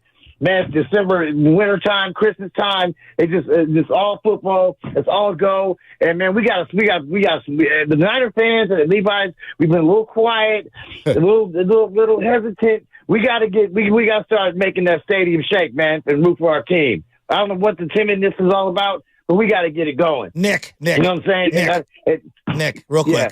I'm imagining you with a 24-ounce tall boy and a brown bag right now as you're talking to us. Is that accurate? No, brother. I don't drink in the mornings. In fact, I haven't drank in about a month and a half. Good for you. You know what I'm saying? Yeah, but you know what? Like Shasky, I see you down there at the Niner games. I'm right up there in section 409, brother. Right above you. I see you jumping around down there. Yeah, I'm slightly below Jesus. I've been going to the games. I've been going to the games with my daughter since Mike Nolan took over. And she used to curl up under the seat because she couldn't make it all the way through the game, but she make it now. You know what I'm saying? But I'm just saying, man, the Niner fans, we got to get super hyped, man. We got to get Levi's cracking. Nick, you're ready to roll, huh? You love November, December football, huh? This is when it gets physical and tough. Man, the crispness of the air, the smell of the grass, man, the days are shorter. The lights come on at the game around 3:34, man. Fog is in the air, it's a little cooler, man. It's on and cracking, man. I love football, man. I love it, man. I can eat it, man, all day long. Let's go. And the Eagles, we're coming for you. We're going to clip your little wings on the way to the Super Bowl. Let's go, y'all. Let's go. I love Nick in Berkeley, man. He's so passionate. He's so fired up. One of my favorites. You are listening. We had a who's who this week when it comes to callers. Oh, my God. Even Clark the Shark appeared. He reappeared. There were people that were driving around when I said, "You're making me uncomfortable. Where are we going, Shark?" They were all thinking the same thing I was thinking. He no idea where he was going. I'm always comfortable with Clark the Shark. That's my type of party. I missed him. He called in yesterday? He called in yesterday. Yeah, Clark the Shark, straight from Myrtle Beach. And I don't even know if he got a takeoff because we just cut him off. Well, what was he talking about? Sideways. Yeah, what was his call yesterday? What was he discussing? I don't even know. He was just talking about his vacation, something. I forgot what he was. We just cut him off. He didn't even get to a point. Well, he was going on a tour of a bunch of national parks around the country. He said he hit a bunch of them. We should have gotten the list of them, but yeah, that was, I think, his vacation. National parks are underrated. Yeah, I always have love for Clark the Shark because he said we're the first show that ever made him call. That I take pride in that. We can make you pick up the phone and talk to us. Who would ever want to talk to us? If I was putting together a starting five of morning roaster callers, I mean, I don't even want to do this because I feel like we're going to leave somebody out. Yeah, well, Robin Bruno's in that list. Okay. TC is Sack. I don't know. He's a Kings fan, so I got to drop him off the list. I do love TC and Sack, but I'm dropping off his list. I love TC and Sack. He's been losing it a little bit this year. TC and Sack, you're on the on-deck circle. I'm optimistic, boss day. Oh, you're going with that guy? Off the bench? I don't know if Ryan Palo Alto is absolutely in our starting five. He's in your starting five. I don't know if he's in my starting five. He'll know exactly how much money he's making. Yeah, he that's all he talks about. $43 million. Clark the Shark. I got to get my girl Tony in Oakland in there. This is my list. Five. Okay. Tony in Oakland. Okay. He's an Italian. Clark the Shark. Okay. Can opener Cal. You love the odd ones. Okay, keep going. Gene in Oakland, who came by the gay house with his grandkids. I love Gene. His grandkids. And I was a little in shock. So he called in about platooning kickers. I literally was in the car on the way to the Warriors game, and he called the Willard show. Yeah. He called Willard the Dibs. And he literally had the same exact call about platooning kickers. So that's 4. So I got Clark the Shark, Gene in Oakland, Tony in Oakland, Clark the Shark, Can Opener Cal, and Robin Bruno. That's my 5. So you should do like a Marty Lurie and take them all to Westlake Joe's or something. I should take them to Westlake Joe's. Could you imagine what that dinner would be like? Oh, it'd be amazing. It would be amazing. It would be amazing. I said, that's just the stories? Are you kidding me? Who are your top 5 favorite callers on this show? Oh, my God. Well, give me a couple. I wish I had all the drops at my disposal because #new studio. We don't have every single one we used to have at the old building. I got to put Robin up there. Absolutely. She's been loyal. I got to put Brian out there just because of how upset on certain days he makes either one of you. I love Brian It's just Palo. great. He's definitely the cadence. I kind of never want to meet this guy in real life What about because I think Duke? he'll lose. Duke is good. Well, see, I got Rob, Hall of Fame members. Robin's in my Hall of Fame. She's certified. Okay, so she it's doesn't need to be on the different list. She's levels to this. certified. Okay. There's levels to this, She's right? retired. Film All on right. Mike. There's levels to this. Hall of Famers. BPA. It depends on the day. Now he's starting to tweet me every single game, and I'm starting to get a little annoyed at him. I love him, but it's like, all right, put a face to your Twitter profile. The egg? No, I kind of like that he keeps it anonymous. Well, it's very mysterious. Yeah, I don't like that. All right, King of the Hill. King of the Hill. Oh, King of the Hill. King of the Hill. Brought to you by West Coast Men's Health. Successfully treating men for ED and chronic pain. Visit westcoastmenshealth.com. Are you listing your top 5 callers? Yeah. No, I just did that. We're not going to waste a I'm not going to waste a sponsor on those guys. And Tony in Oakland. No. Well, I figured Tyler Miller would be in your starting. You know five. what? Unofficial stat guy, Alex in Atlanta. He is a good caller. He hasn't called us in a while, but he is good. Tyler Miller, he's a top 5 YouTube chat, but I think half the YouTube chat has blocked him already. I even got personal buddies saying they blocked Tyler Miller. I was like, damn, Tyler Miller's, striking a nerve there. Number 5. But an honor. Yeah. Or I guess in the sadness of what's happening in Oakland, California, because listening to Monty Poole, talking to Marcus Thompson, talking to people from Oakland, I feel it's sad. It is sad what John Fisher did to that fan base. It's sad what he did to the city of Oakland. What a punk he is. What an absolute punk. And Dave Cavil, that Carnival Barker circus act that he's got going on, just a sad day for A's fans. So I wanted to honor Oakland with the 7 best teams ever played in Oakland, California. All right, what's number 7? The 1980 Oakland Raiders, the first wild card team to win a Super Bowl. And you know who they beat in that Super Bowl? The Philadelphia stinking Eagles. Jim Plunkett, Rod Smith, Kenny King Sr. Shout out to Kenny King Jr. That Oakland Raiders team is special. They're the number 7. They're the 7th best team to ever play in Oakland, in my opinion. Tom Flores. The 1980 Oakland Raiders and Tom Flores coaching that football team. All right, number 6. Number 6. The 1975 Warriors. Now, I know they won the championship at the Cow Palace, but they played their home games at the Oakland Arena. There's a conflict there. Rick Barry's come on the show. He said it's the most underrated team in NBA history. One of the most accomplished championship teams in NBA history. Rick has a hot take? Yeah, no doubt. No we need way. to get Rick. Let's book Rick for next week. I need Rick before Thanksgiving. Yeah, we do need to salt the turkey before we get ready. Clifford Ray. I could not care less. Young Jamal Wilkes. Al Addles coaching that team. My dad's going to be mad at me. Yeah, I know. He loves Rick. I know. You're Don't so disrespect disrespectful. the legend. We can't disrespect Frankie Albert. You disrespected Rick Barry. All right. That's number 6, 1975 Warriors. Number 5. Number 5. Number 5. 1973 Oakland Athletics on their way to a three-peat there. That was the second of the 3. Reggie Jackson, Catfish Hunter, Vida Blue, Sal Bando. The list goes on and on and on. What a damn good team. Those A's teams were a lot of fun. I got to give them some love there. Charlie Finley's Oakland A's, even though he tore that team apart. The 1973 Oakland A's. They're number 5 on my list. Number 4. Number 4. 2014-15 Golden State Warriors, the first championship in 40 years. That team is special. Fezzi Fell, of course, my co-host on NBC Sports Bay Area. Of course, led by Stephen Curry, Andre Iguodala, Klay Thompson, Draymond Green, Harrison Barnes, Andrew Bogut, Ian Clark, Sean Livingston, Andre Iguodala, the Brazilian Blur. And Mo Spates, a.k.a. Mo Buckets.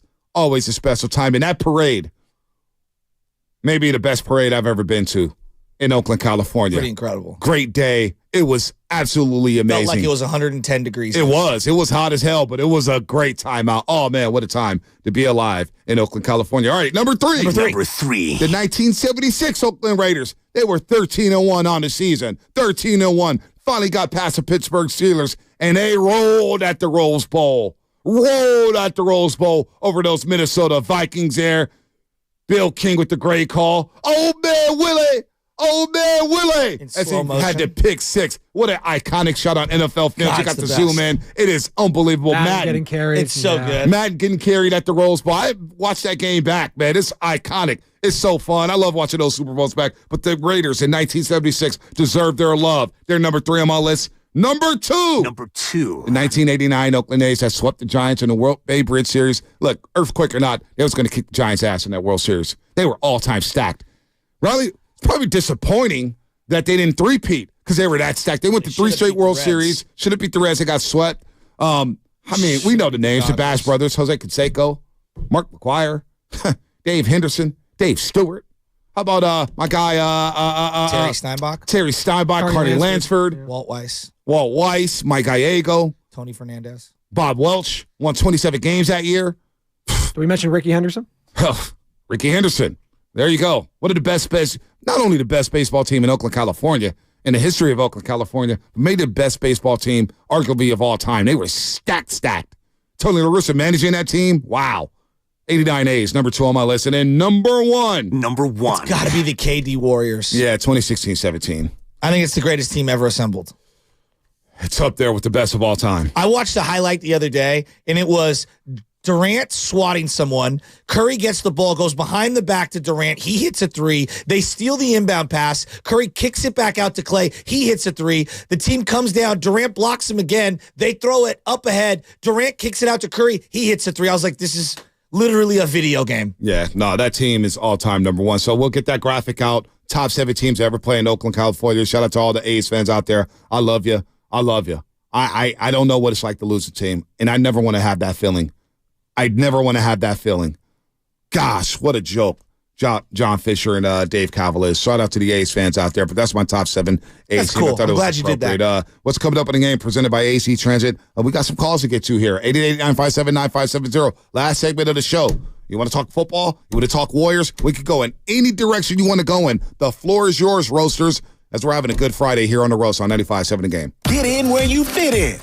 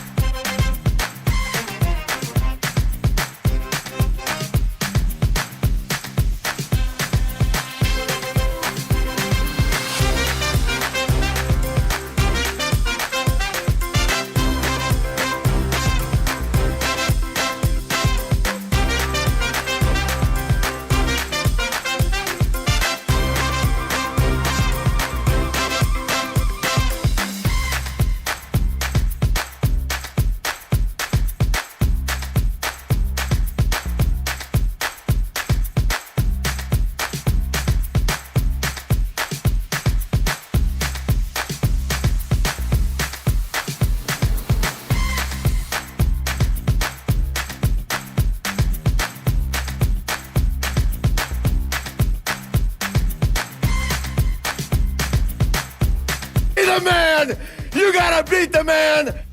Hey, Dub Nation, it's Trace Jackson Davis, and you're listening to The Morning Roast with Bonte Hill and Joe Shasky on 95.7 The Game. IU education. IU education right there. Hey, B, the Roasties are coming up, right? The Doobies. The Doobie Awards. The Doobie Awards are coming. All right, so we need some listener participation. It's basically the best stuff of the year from this show. And I want to make sure we nail down the categories. Yeah, Ludman, what do we have for categories yet? I'm putting you on the spot here. When you get a chance, let me know what the category. We have to have Bonte's dismissal of the year, whether it be to me or to a caller. That has definitely got to be in there. You had some good ones. Some good ones this year. Why, no, I'm not the angry guy here. No, it's just funny. If we have a Bonte's dismissal of the year, there's far too many to choose from. So right now for our Doobie Awards, we have our Caller of the Year. We have our Freestyles of the Year. Ooh, yeah. We have our Top Guest Moments.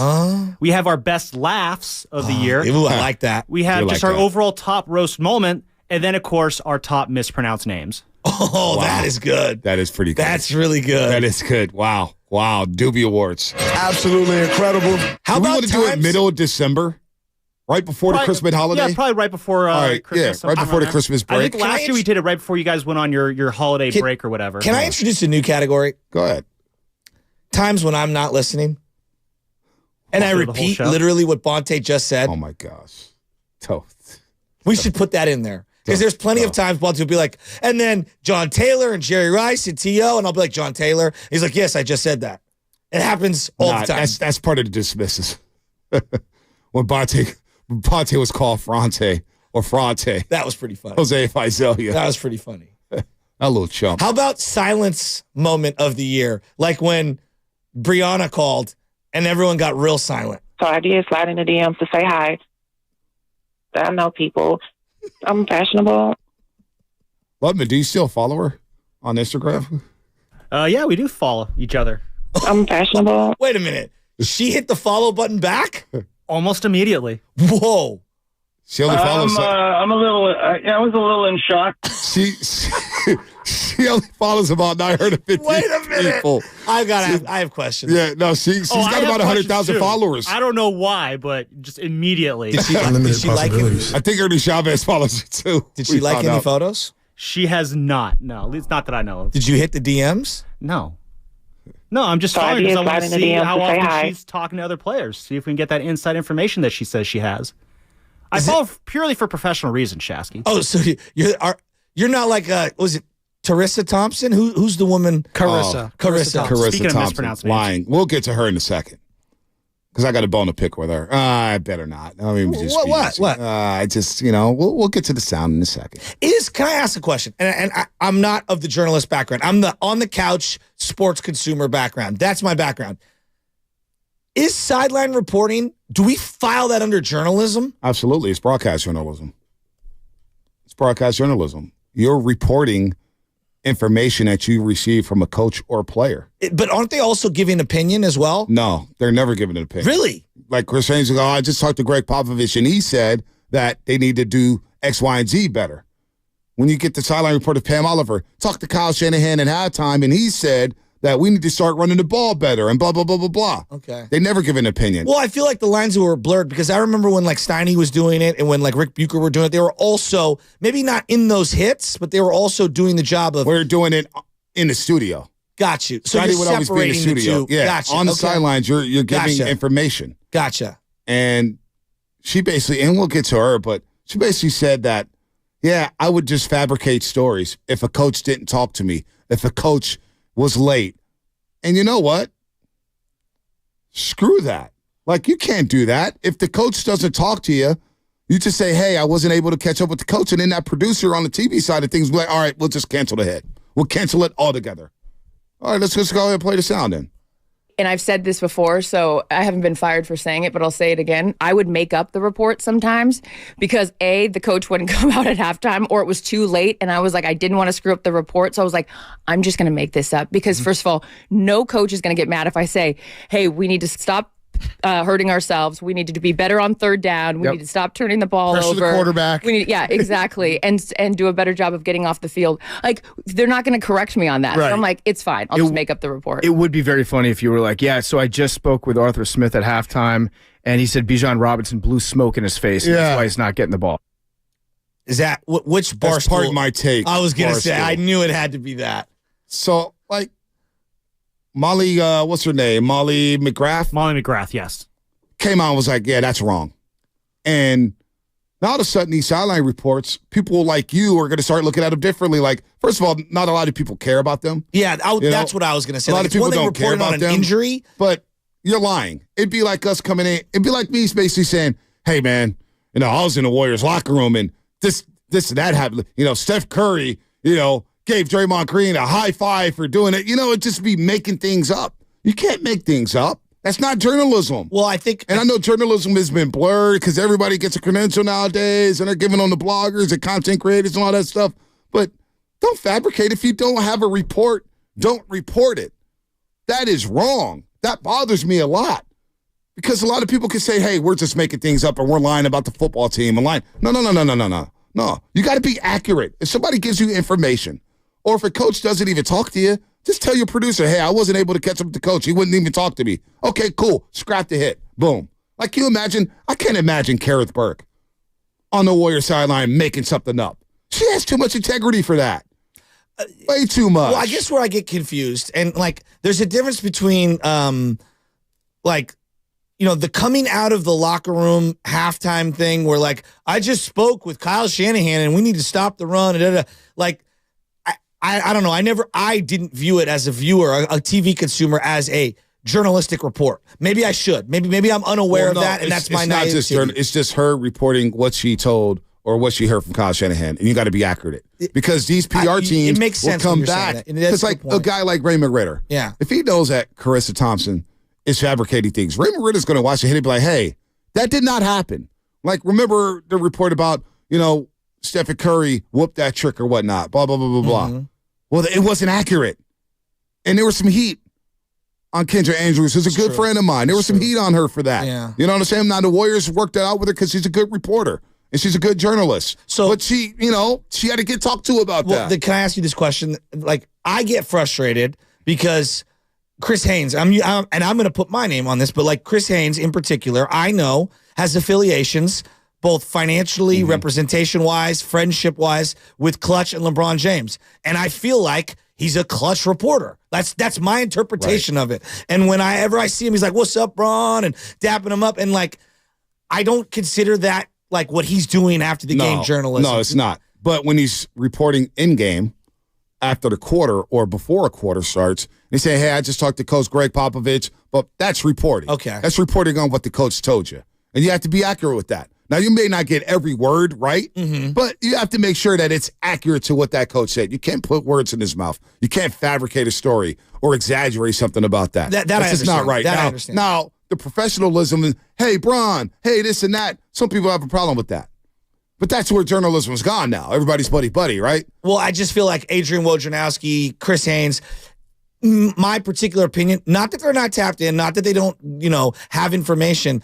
It's just, I know when they do give opinions or they give conjecture, it is slanted with where their biases are coming from, meaning who they're affiliated with. I'm like the whole Blazer situation, the Blazer GM and Adrian Wojnarowski had the same agent, and he was getting all the information from them, and it was all coming from the Blazers. So, your point about everything blurred and current journalism, and I feel like this conversation is deep in the weeds, and maybe we've lost the common person. I don't know. No. Well, basically, Carissa Thompson basically admitted that she made up stories at halftime, which sucks. It's like, all right, even if the reports we don't care about, I view them as a waste of time. Right? But at the same time, man, you're just going to fabricate some things. Now, Spadoni, you have a statement? Yeah, so Carissa Thompson, via her Instagram account, posted this morning in regards to all the backlash she got. So, quote, okay, let's address the elephant in the room. I have a responsibility to myself and my employers to clarify what is being reported. When on a podcast this week, I said I would make up reports early in my career when I worked as a sideline reporter before I transitioned to my current host role. Working in the media, I understand how important words are, and I chose the wrong words to describe the situation. I'm sorry. I have never lied about anything or been unethical during my time as a sports broadcaster. She goes on, in the absence of a coach providing any information that could further my report, I would use information that I learned and saw during the first half to create my report. For example, if a team was 0 for 7 on third down, that would clearly be an area they need to improve on in the second half. In these instances, I never attributed anything I said to a player or coach. I have nothing but respect for sideline reporters and for the tireless work they put in behind the scenes and on the field. I am only appreciative and humbled to work alongside them, some of the best in the business, and call them some of my best friends. She's like Clarissa walking Thompson. it back a little. Clarissa Thompson. Oh, she is walking it back. She is walking it back. So, you're not. I mean, it's outraged. not a big deal to me. You're not but, outraged. But I don't. No, but I'm I like, but want your just like, perspective but on this. no, You're in and I TV. just gave it to you. I just gave you my perspective. I know. That's why that's why I asked. Like, just in newspaper writing, it'd be like writing a story. And you're like, you know what? The coach didn't say anything, so let me make up a quote. You don't think that coach is going to come back and call up like, hey, man, or the high school or whoever it is, PR director, yo, we didn't say that. Yeah. We didn't say that. I've seen people write stories to fabricate things and get pushed back on it. And it's like, oh, man, I just totally fabricated something. Can't do that. Can't do that. Words matter, right? We get ticked off when people fabricate our words and take things out of context. I'm not a reporter by the definition in any sense. And whenever I'm giving you my opinion or my gut feeling or whatever, I always say at the beginning, like, this is how I feel. I don't know anything. I don't know anyone because I don't want anyone to misconstrue that I have some sort of insights like into the inner fabric of what's going on. Like, that's the last thing because I don't want to lead anyone astray. Right. I'm telling you what I think, and I put my name on it. Right. So, that's...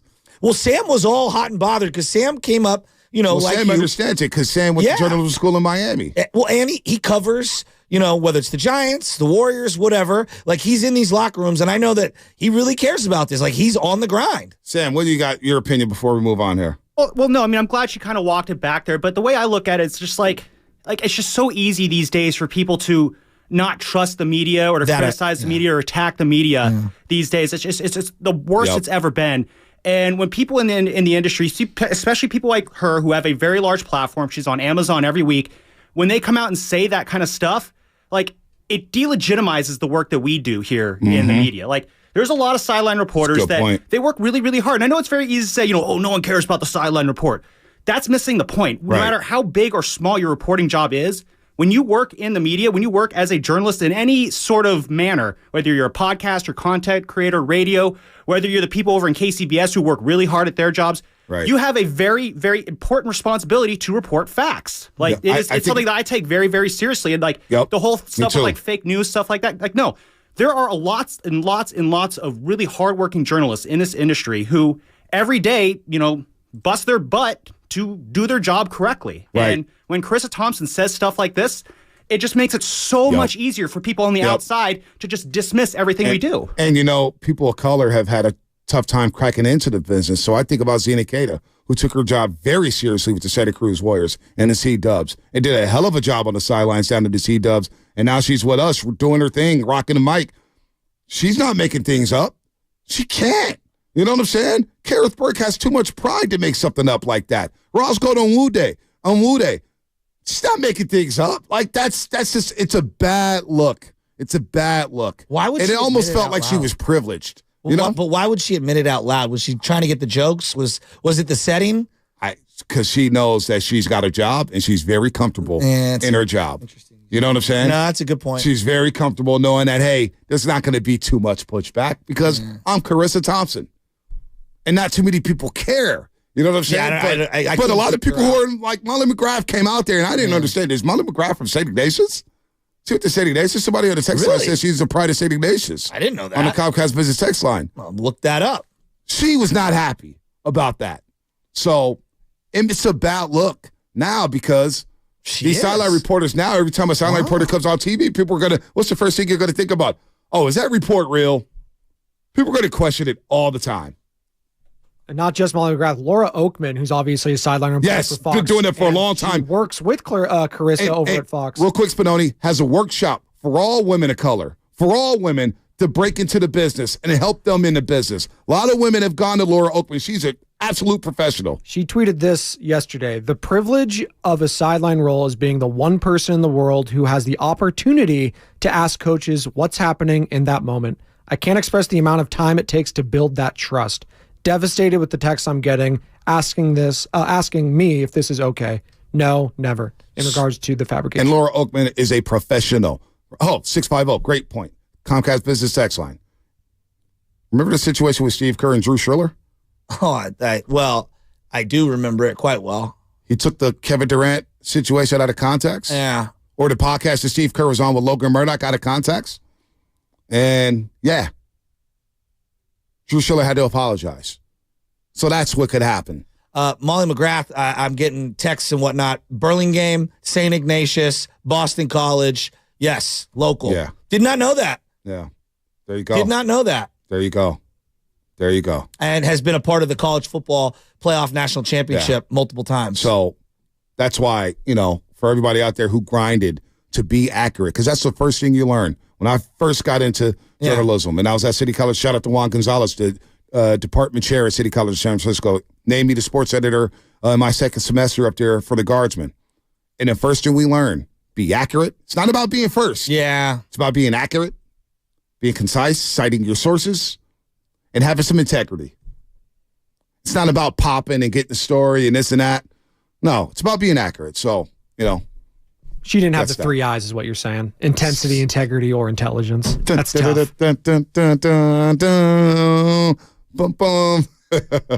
With that said, with that music, let's bring in Brian and Palo Alto. What? Brian and Palo Alto. My God, that's Brian and Palo Alto's music. Starting five? That is BP. This sounds like BP. Hey, you know what?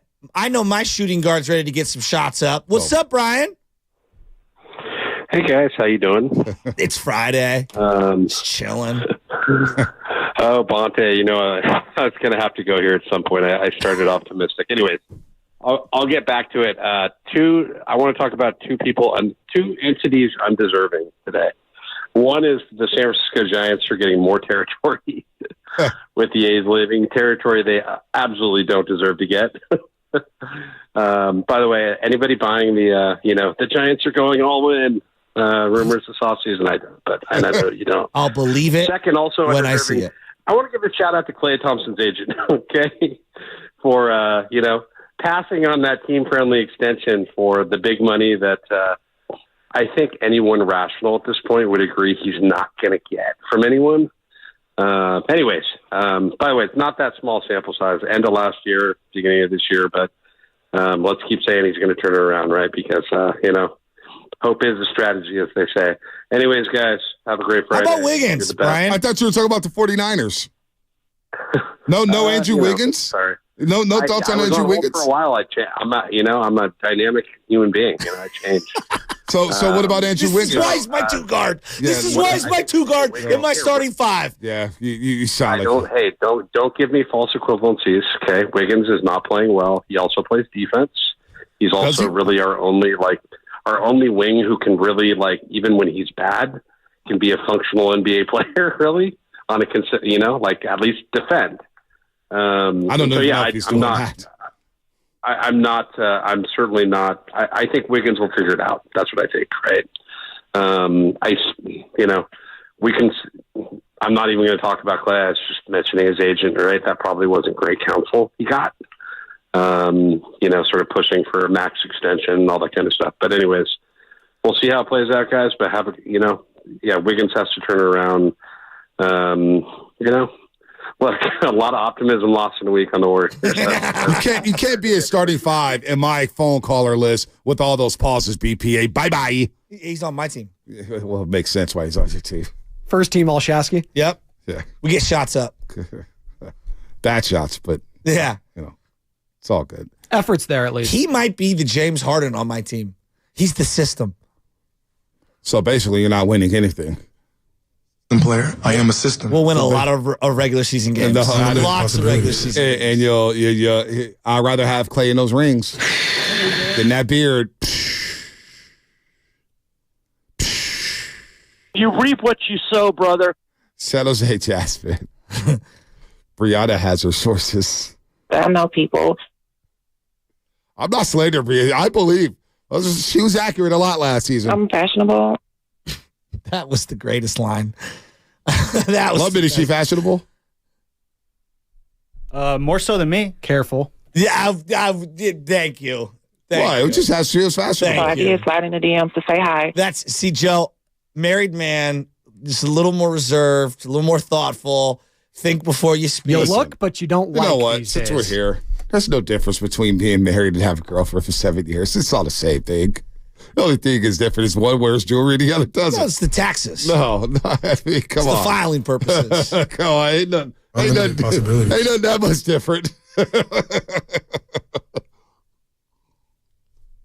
This is where you can get things off on the show. They said that my team has 4 fouls before we hit the half every single game. Brian at Palo Alto does seem like a hack. No, that's on not the basketball fair. court. On the basketball court, not a hack in life. He'd probably be a good dude in life. Has he ever claimed to be a good basketball player, Brian in Palo Alto? I mean, was Bill Walsh a great football player? How about Belichick? By the way, I saw a text, and this is so unfair. Who's worse? Belichick without Brady? Kerr without Curry? It's a joke. By the way, did you know that? Not gonna have That's a joke. No, I know it is. I was Belichick and Steve are legends. Did you know that Joe Philbin has a better winning percentage? Joe Philbin than Bill Belichick without Tom Brady? Oh, come on. I'm just telling you the facts. Oh, man. Bill Belichick was a good coach in Cleveland. No, and then Art Modell moved the football He's a legend. team and ruined the team. And we forget how dynamic he was as a defensive He's a legend. coordinator. Come on. I'm a dynamic human being. The first few Super Bowls. First few Super Bowls was led by the defense. That's the new pivot. Don't give me false equivalencies.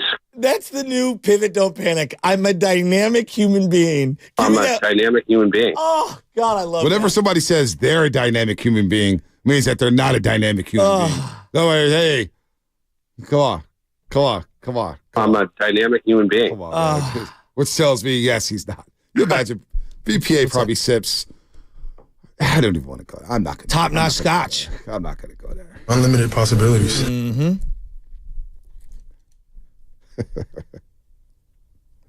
Here's what Levante David thinks about the 49ers. They're probably going to be the most complete team that we played all season. You know, they do what they do, and they do it really well. You know, they got a lot of movement going on offense. They have all their athletes out there. You know, they got their 2 big key guys back in Trent and Deebo Samuel. So, you know, obviously you got, you know, Christian McCaffrey and George Kittle and Brandon Ayuk. So they still got juice check. So they back to a complete team, man. And, you know, we're definitely going to have our hands full coming up this week. We know what they're capable of, but like I said, man, we know we're capable of as well. So as long as we focus on what we need to focus on and everybody just do our jobs, everything will be fine. So Levante David, because Lubman goes in my ear, make sure you let people know who Levante David is. In case our football fans don't know. Serious? Levante David is a linebacker for the Tampa Bay Buccaneers. No. And that was Levante David on the Jim Rome Show. Oh, the Do people know who Jim Rome is? Still exists. Clones. Hey, you know what? I'm not hating on Jim. He's a Hall of Famer. Hey. Jim Rome be cashing big checks. Yeah. I will pray that I have a run like Jim Rome. You know he got that LASIK from all that script reading. Gonna have the smack off. BPA, Jungle Legend. Dude, I did not know you had a limited fake Jim Rome so good. Limited, thank you. It's so good. Levante David, 3-time All-Pro, by the way. Decent player. Yeah, I know somebody who may not know who Levante David is. So he's a linebacker for Tampa Bay. He wears number 54. Yeah, even I know that. Jim Rome. I used to be a big Jim Rome fan for a long time. Everyone was. That's why he was so popular. Yeah, no, he's the man. He's the man.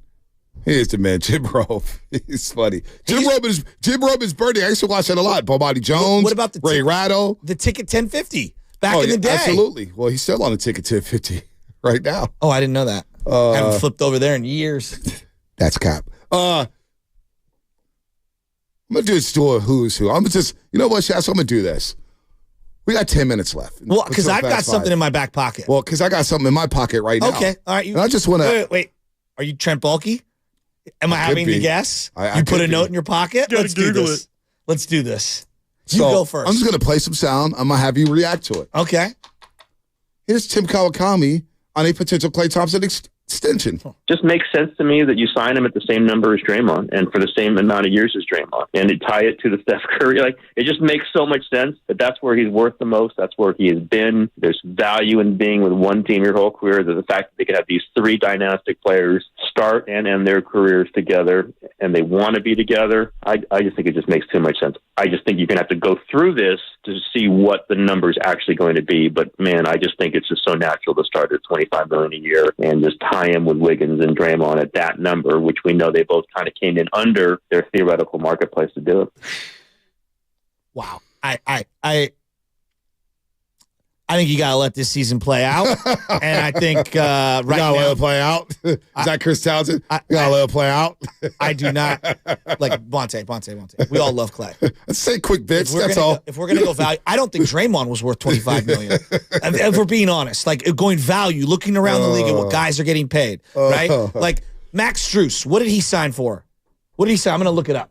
Max Strus. Not much. Max Strus is right now, and again, you guys can all get triggered looking at resume and all that. I'm talking about form right now. Max Strus is more productive than Klay Thompson, right? So, like, we can go off past resume. You didn't say Kyle Korver, so that's good. Well, I'm just using Max Strus as an example because I just watched him. You know, like, we got to be realistic. We can't just be throwing numbers around. Okay, here you go. He signed a 4-year, $60 million deal. That's $15 million a year. $15 million a year. Oh, what's the contract, Lubman? Well, no, I was telling you in your ear, but then Shasky said it. So I didn't hear Shasky. Yeah, you had a Shasky moment. It's all good. No, but he was talking. You were talking. I was like, whoa. You know, man, we got a one-track mind. 4 for 64, right, is what he got. Okay. So you're looking at slightly above $15 million a year. That's good for Clay. No, I'm saying that's what Strus got. Yeah, that should be Clay. All right, quick other tidbit here. $25 million. This was slipped under the radar. How about Jonathan Kuminga? Listen to Kuminga last night. I had a couple talks with certain people just to keep me in check, keep motivating me. And I felt like we was down with a couple people, and it's something really needed, just to go out there and give it all you got. And I think it should be the same thing every single day, but obviously going out there, focusing on just playing hard every position and trying to help the team, trying to help us win. But we didn't get the win, but obviously it was just to go out there and just give all you got. So somebody had to keep him in check. Then somebody pressed him, said, who kept him in check? Everybody on the team. It's like a family. I mean, pretty much everybody. Whoever just feel like talking to me, come and talk to me. It don't matter. There is not any specific person who I'll say can talk to me, but pretty much everybody. Just talking to everybody on the team is not just me. Just keep our spirits up because, you know, when you lose in a row, everybody's spirits kind of go down, but that wasn't the case. It's just, I know everybody in a good spirit, but you need just people to come and talk to you so you could keep the same spirit and just go out there and just perform. Look, I'm not trying to cape up for Jonathan Kuminga. I'm saying when you're from another culture and you don't know how to articulate yourself as well as others in your second and third language, okay, and you are a very young player, like, we need to give him a little bit of grace on dissecting every word that he says. Not that saying that's what you're doing right now, Bonte. No, his podium game is fine. Kuminga's fine when it comes to speaking. But, like, this thing, everybody on the team had to get to him. Like, right. Look, all I'm saying is young kids in any walk of life are tough to connect to, number one. Then you bake in all the other things. It has nothing to do with that, Shasky. It has basically, I wasn't expecting you to go there. Oh, I thought that's where you were going. No. It was, Kuminga basically was like, hey, somebody had to come check me. And the fact that he's admitting that, like, hey, I respect that. Yeah. No, I love the Jonathan Kuminga podium game. His English is fine. Okay, I thought you were saying nobody's making fun of him. He's losing focus. Who the hell am I to make fun of his accent? No. You're missing it. I'm saying that, like, he's losing focus on the team and this, that, and the other. And the entire team had to go at him. Like, I think it can be interpreted a couple different ways. And all I'm saying is everybody pump the brakes on interpreting Jonathan Kuminga at a podium. Oh, yeah. No, I don't think anybody was doing that. I was trying to defend him. Yeah, was anybody doing that? I don't think anybody was doing that. All right, Edwin left. What do you have in your back pocket? You just throw me a dead fish? I'm throwing you a grenade. I wasn't expecting to go there. No, it was just funny. It's like, some people walked up to him to check him. It's like, yo, you need to chill. Look, let's go play. But I want to see Kuminga play. While Draymond's out, just let Kuminga 25 minutes a game. His English is fine. Let's just see what we got going. All right, let me ask you this. Mike Trout, $200 million left on the deal. San Francisco Giants, 32 years old. He's an excellent player, all-time player, unreal player. Would be the type of star that the Giants fans would be looking for. Would you be in or out? I'm not even going to say what it costs. I'm in on Trout. Really? Yeah. When he plays, he's still a dynamic player. And now seeing Bryce Harper move to first base, you could potentially... Give me Mike Trout right now. I'll actually spend the money on a ticket. I'll spend some money on a ticket if you get Mike Trout here. Without a thought of what it costs. Without a thought. Okay. Even if I told you, the certain price points, blah, blah, I feel like anyone acquiring Trout, I feel like you're getting the Griffey years in Cincinnati. Give me Trout. Am I insane for saying that? What was his numbers last year? year? He's owed like $220 million. I don't care about the money. It's not my money. I know, so I don't care. 32. It's not my money. So he's I don't care about that. He's had a lot of leg injuries. What's the money? What's the money? $227 million. No. The money. How many years? Forget the money. Because you got 5 years left? I want to know the numbers from last year. Is it 7? I'm gonna pull it up right here. He played last year though. He played 82 games. He had a 263 batting average. It was a bad year. 367 OBP. He had 18 home runs, 44 RBIs.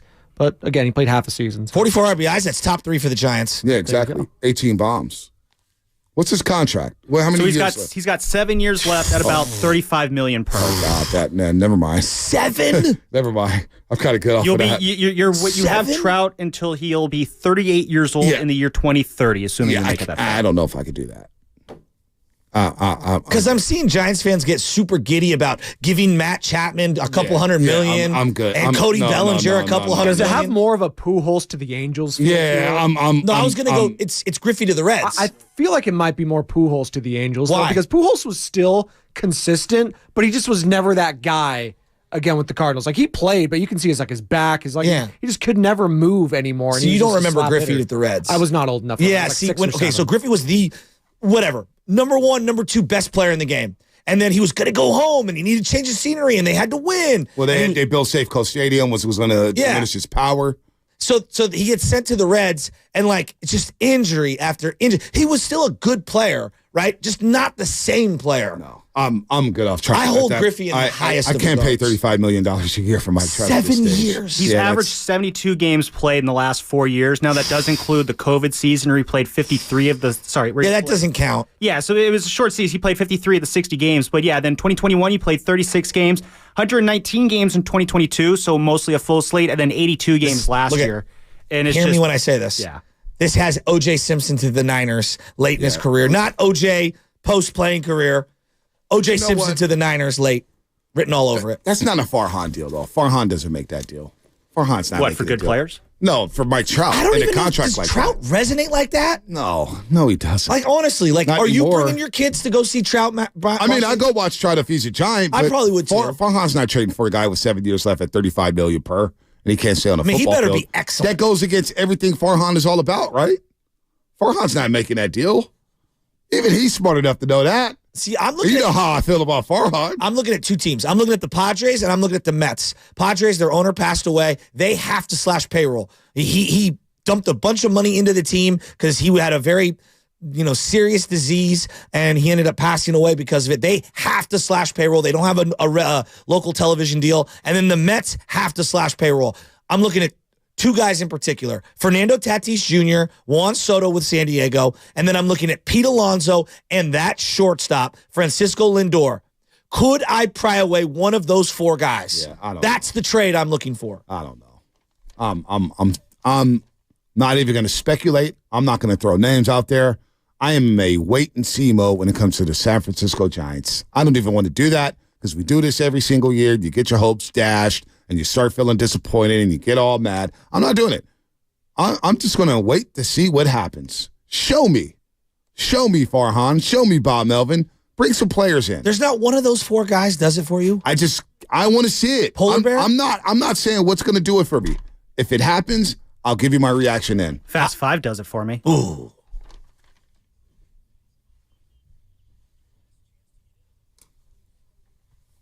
I'm a dynamic human being. All right, my final thoughts are this.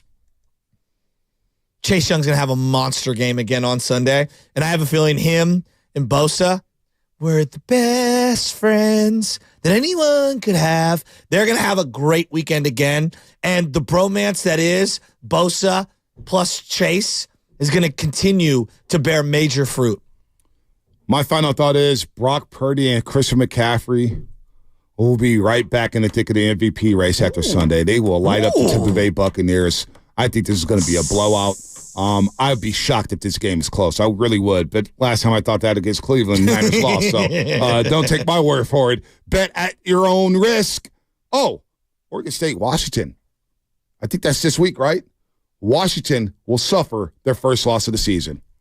Down goes Michael Penix. Really? And the Washington Huskies. Really? In Corvallis, Oregon, against those Beavers. My guy, DJ. You know what? DJ might be still in the fourth round for a team. I'm back on the DJ hype. Go ahead, Spinoni 11. Tune in to the pregame show Monday through Friday, 5 a.m. Today I talked about the A's. I'm an A's fan. Big 15-minute chunk of that show this morning was dedicated to the A's. So if you're an A's fan, check it out. Search 95.7 The Game, like, subscribe there. Pregame show Monday through Friday. Thank you. So I guess wrapping up this Mike Trout conversation, for the first several years of his career, 2012 to 2019, he had a 21% strikeout rate and a 15% walk rate. Last 4 years, strikeout rate 27%, walk rate 12%. So those numbers are trending in the wrong direction. If you want to look for a nerdy reason why Farhan won't go after Mike Trout, that might be one of them, among many others. Whoa. Somebody has to say it. By the way. But he's better than Willie Mays. Remember that? What? Gabe Kapler's best player ever. You know what? Forget the Giants for a second. I need to win tomorrow at Chase Center. Do you? I need to win. Fitz needs to win. Pookie needs to win. What is going on here? I mean, we need to win one for the Fitzer. Fitz and Pookie are they're gonna buy up all the ties at Macy's, man. They've been wearing ties for days. All right, Loveman, calm down. Don't give me false equivalencies. Because I will stay on this airway. It's going to be a board of BPA drops. Oh, man. And I appreciate you, Xavier. Bonte is a homer, but he's at least realistic. Appreciate you, Xavier, because I try to be. That's a contradiction. You could be a homer and be objective. You could be slightly slanted towards a home team. This is the greatest sweep in the history of sweeps. Tuesday night was one of the greatest losses in Warriors history. All right, that's Fast Five brought to you by Xfinity, the next generation Digi network. Only from Xfinity. The future starts now with Steiny Guru. Have a great weekend, Roasters. We'll see you on Monday. You reap what you sow, brother. The holidays are always hectic.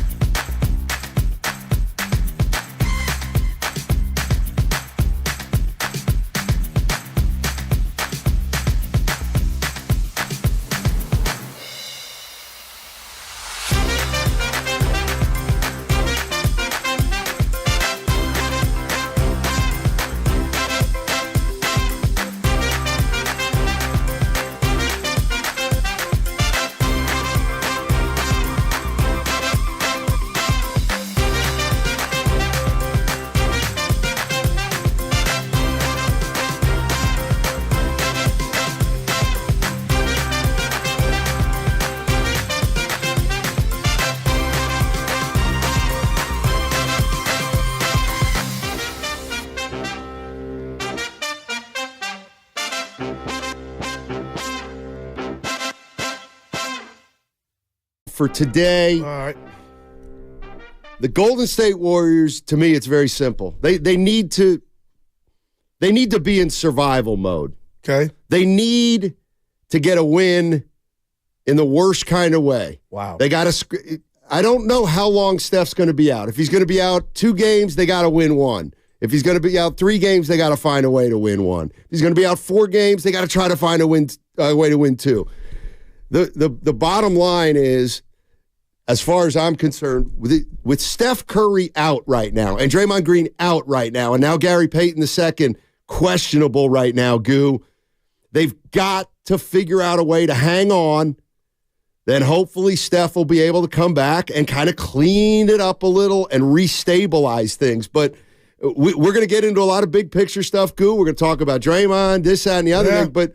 But to me, first things first is you got to find a way to get a win with Steph out and kind of restabilize this thing before he gets or till he gets back, and then he can make this team better. Okay. So there it is. Yeah. No, I love that. Yeah. And I failed Dub Nation. I went to the game with Evan, and I tried to will them a win. But the clarity that I got driving home, Stoney, is right now, this team, the schedule is not being kind. And you can say, well, you sound like scared money. What do you mean by scared money? You want it easy. Dude, they got Oklahoma City tomorrow. Then they got Houston, the young Rockets, Monday. But, Stoney, I'm telling you, I would not bring up this player's name, but I sat there and watched the game, and it's apparent that anybody that was in Chase Center, they need a bucket getter. They need somebody that can put the effing ball on a consistent basis in the hole. I'm not asking you to do nothing. This is how you win games. You're sitting there and saying they gotta buy time, but you win. They keep running.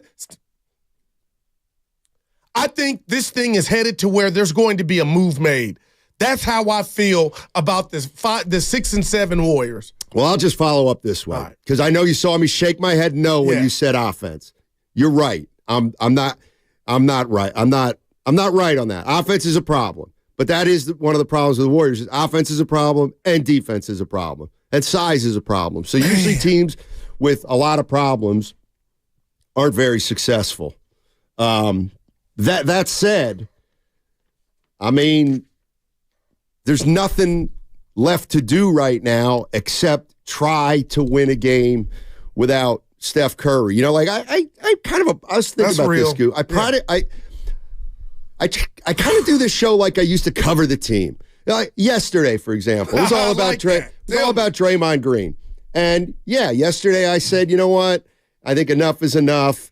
Something happened. I just don't think this team can win. Okay, well, I'm not going to harp on that all year. I'm really not. I'm coming in today. I watched that game last night. They got beat. They got handled. And I'm thinking, all right, they got to get a win here, and they got to hang around, and they got to stay attached to some of these teams in the standings. No doubt about it. That's all that I'm going to focus on right now. It's like what do they say? You can't win a golf tournament on a Thursday, but you can lose it on a Thursday. You can't win the NBA title in November, but you can lose it. Yep, you can lose it in November if you don't win any games. So. They got to figure out a way to win tomorrow's game or the game after that and kind of just survive right now.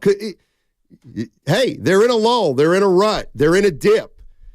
Some people think it's going to last pretty long. Some people think they could get it right back. So you got to try to win a game and get off this negativity so far. Okay, and you know what? And I appreciate that. Tell me what you think of this. I know the OKC Thunder are not established in the sense that they're the Denver Nuggets and they got hardware. You know, they're a young and upcoming team. But the one constant I've seen from this Warrior team, even with Steph, is there's a juncture in the game to where you think they got it to within one, to where you think they are about to take off or they might even steal the game. As long as you've been watching the NBA, do you want to throw something at me and say maybe OKC or the other teams are looking like, ain't no Curry, Minnesota the other night. We got this when we want to turn it on, and then the game gets out of hand. Because if you want to, I'm trying to be positive, but they got it within one, and I'm like, okay, they got in the fourth quarter. Going into it was 1 point lead. When? Late third. Okay. There's a whole quarter of basketball left. Like, that's a lot. Yeah, but that's a lot. It's not like the last minute of a game. You're my point is, I was hoping they could build on that. Of course. But that's fool's gold, is what you're saying. Because it's not shaded any Warrior player. But Steiny, right now, I just don't see it, man. That's why they got to get a win. And Clay, can I just share with you my Clay thoughts? Sure. If I could have went and gave Klay Thompson a hug, Steiny, I would have gave him a hug. And let me tell you why. It's not he was 1 for 10. I'm watching him when he comes out the game. I watched him warm up. Steiny, it just seems like not preoccupied. He's wearing wherever he sees his career at and what he can do and what he can't do. From afar, it looks like it's weighing on him. I'm no psychologist or psychiatrist, Steiny, but damn it, I wanted to see, and I was predicting a big Clay game. I just wonder how he's coping, because right now it's not falling for him. And Steiny, I saw another guy block his shot. I know it's basketball, it happens, but I mean the pride that this guy has. What do you do? We know Clay is not the player he was right now, and he hasn't been the player he was pretty much this season. I'm not ready to answer that. I'm what do you do? That's why I came in today and said, you got to win a game, first of all. Like, you want to trade Clay? You want to – I don't – No, I don't know what Clay. to do. Like, how do we – like, they got too many – like, Clay's – he's in a slump. Wiggins is in a slump, but we don't know why. So obviously it's not the same antidote for both, but I don't have the answer. You got to win a game, and how do you win a game? You can't have one of your best players go 1 for 10 from the field and 1 for 6 from 3. Got to win a game. 14 of 41. That three-point line has not been the Warriors' friend this year, even with the chef. Nope. Have the Warriors ever had? Look, I sometimes we say stuff that's hyperbole, et cetera, but I've been pretty much covering this team for 30 years. I can never remember, at least through 13 games. I get it; their careers are different. The gap between the Golden State Warriors' best player and their second best player right now is a chasm. Man. Like thank you for bringing that up. Steph Curry can do this for 70 games, and they're going nowhere. No doubt. Because nobody can do it alone. They've got to start playing better. They just do. And if maybe they're not capable of it. I've said for years, sometimes players get old in a hurry. Do you think that's what this is?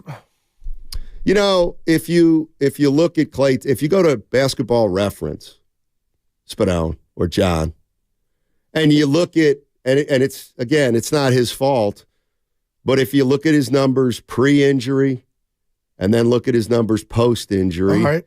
You know, it's something that we're going to look at down the line and we're going to say he was never the same. He was never the same after the injury. It's not fair. It sucks. Because Klay Thompson's a great guy, but if you look at the numbers, we're going to say, when it's all said and done, the injury really sabotaged Klay Thompson's career. And because the numbers are very different. But I guess the goal, Steiny, is how close can you get to the target of what you were? Well, not very. I'm sorry, not very. Okay, and that's what he was we're a star. He's got to try to figure out how to be a role player in this league, I think.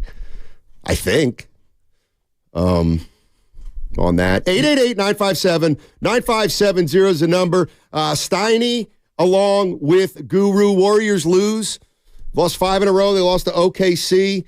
I purposely came out and wanted to talk about the team first rather than one guy. Yeah. Rather than one guy. But the one guy has some news about him again. And, obviously Draymond missed last night's game. Missed last night's game. He's going to miss 4 more. So you're going to have to try to figure out a way to win a game. Now, what I didn't hear going to the arena is, I don't know if you heard this, Steve Kerr talk about Draymond Green. And this blew me away because it's about wins. We got to hear it? Yeah, no doubt. Thank you, partner. Give Spadone a sec. Okay. Spadone. So before the game, it came down that Draymond Green was suspended 5 games. And if you'll remember, Steve Kerr was pretty supportive of Draymond in the wake of it. But here's what Steve Kerr said before last night's game.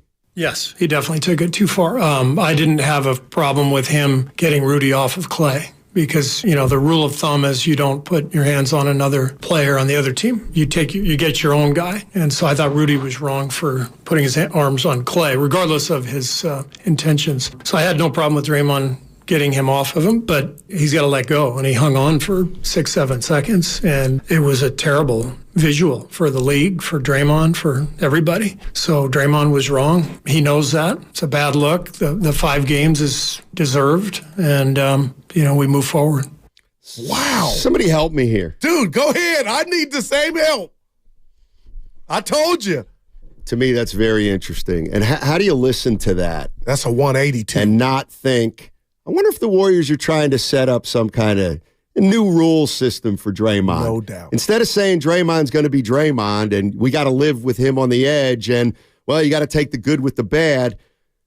This one had words like inexcusable, took it too far, help, bad look for the league, and the 5 games deserved. And we need to get him help. I don't know. Yeah, that's right. That's right. That was the So I think give him help or get him help. Yeah, go ahead. But what I think the Warriors are doing right now is they're trying to reestablish something that may be too late to reestablish. They're trying to close the barn door, but too many cows have already left. Whatever analogy you want to use, but clearly the Warriors are making it known that they're not, like, to me, that's an indication that some in the organization, he doesn't have unanimous support in the organization.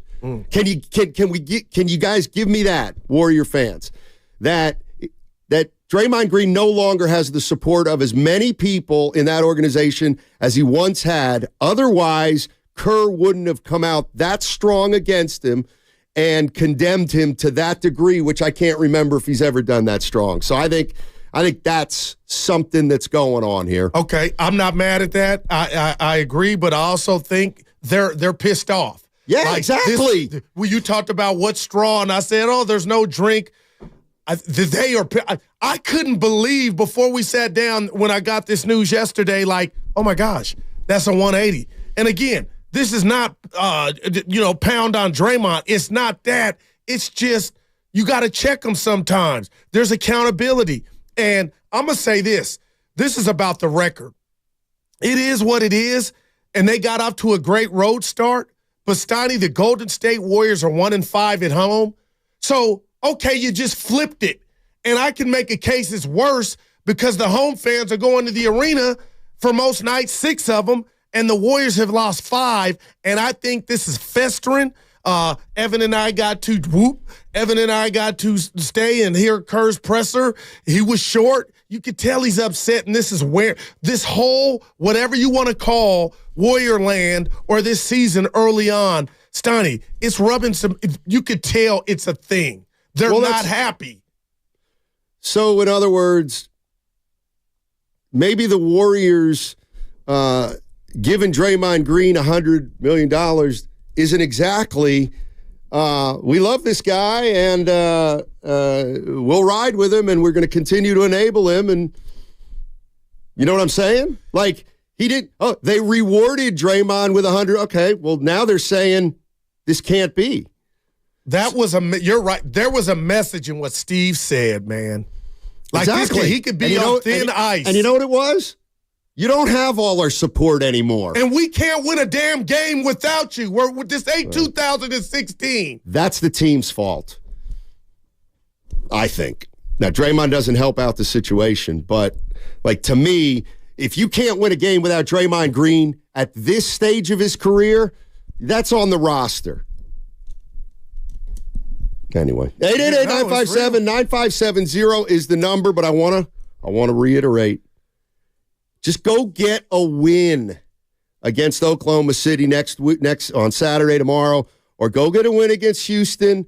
If Steph Curry doesn't play in either of those 2 games, you got to figure out a way to get a win, hang around 500, get Curry back, and hopefully he can start cleaning some things up. What that means, I don't know. Does it mean they're a championship team? I don't think so, but they got to have Curry, because the other thing to me, and I want to know what Warrior fans think about this, and I don't have example after example after example after example, but it seems to me that a lot of the issues with the Warriors often start either with Steph Curry not playing or because Steph Curry's not playing. When Steph Curry doesn't play, I think this team is so much more susceptible to this kind. He's such a calming influence. It's just a lot of stuff just doesn't happen when he's playing, he's engaged, and he's around. So in order to fix that without him here, you got to win. You got to win a game, because he can't miss 5 games and you get back here and you're 6-11. That's going to be an issue, even though I get it. We're still only 17 games through the season. Steiny, I have nothing to say, but I agree. But let me just tell you this. This is my fear. And you talked about it, where Steph's at in regard to his age. And he was there on the bench rooting his team on. But I told you I didn't like early on. You were like, well, Goo, he's only playing 30, 31 minutes. But how hard are those minutes? It's Allen Iverson 2000, 2001. Like, that's what this is turning into. And as great as Steph is, they can't win because that's what it's really all about. He could put up numbers, but they can't win if he's not getting help. So early on, I said, hey, Steiny, this is the biggest discrepancy. What discrepancy? Your number one score to your number two is 16 points. It's from 30 to 14. What's 16? Steiny, that is the rat on the table for the Warriors, and nobody is taking the mantle. Wiggins, again, just Wiggins. Clay, like, this is setting up to be scary, Matt. And it's 13 games now, Goo. That's what, sixth of the way through the season? 13, 26, 1/6 about through the season. I mean, I get it, it's still early, but 13 games is now a bad set. That's not. It's no longer a small sample size when you're talking about Clay and Wiggins particularly. 13 NBA games, is that really a small sample size for NBA veterans? Or do you just, hey, listen, I'm open. Are they just off to a slow start? And you know what? Speaking of that, because if they are, then there's nothing to see here. On YouTube says, Guru, what was their record last year at this time? But this ain't the same roster. Things are different. Let's go to Shalita in Mississippi. Hey, how you doing? All right. Good to hear from you. What's up? Yes, I had a proposal. I'd be sitting, listening to y'all and watching. I think we should do a trade with Portland. For? Even swap with Andrew Wiggins and Jeremy Grant. Then they got Robert Williams, which you need size over there. And Matisse is shooting the ball real good and playing defense real good. Well, the only problem with Robert Williams, he's out for the year. He's done for this season, so he wouldn't be able to. He wouldn't be able to help him this year. But unlimited possibilities. What? Real quick, before you get the next one. I don't. There's no. All right. Yeah, it's just what if I buddy. tell you, guys can improve. I just don't like the structure and the makeup of this team. Chris Paul is starting to look his age. He's not playing bad. He came here. He said, Guru, those days of me, I can't take over. I can hit some shots. I can distribute. But Steiny, they need him to be Jordan Poole in a sense, not go can't. get the exactly. Like this is so where they he haven't can't. replaced that scoring. They haven't replaced that guy off the bench that, good or bad, could get you that money. Everything's a labor with this team. And now you got Jordan Poole. Yeah, because I hammered home the other day. All right, Jordan you Poole. said you weren't gonna mention his name, and you have. No, I didn't. And then you said, say his name. You had said it before. Don't say it anymore. Yeah, I didn't say it. You said who you talking about. I thought. That's fine. But anyway, I don't like the structure.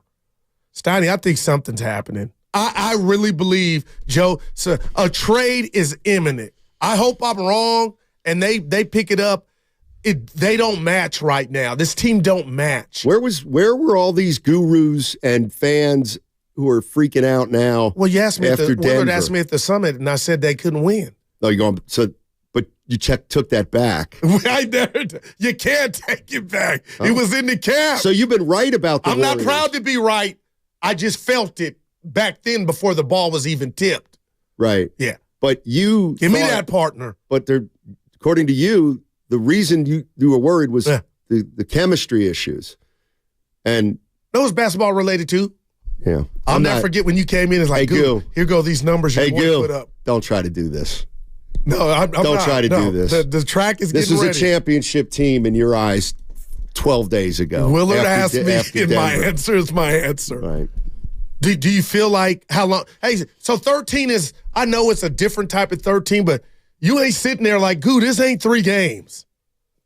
You can see what you see. It's not. And like this is where, again, like after the Denver game, with all due respect, I could not understand what was seen in that game. What was seen in that game? I'm gonna be quiet. To make you think this team could get back on top again. I just didn't see it.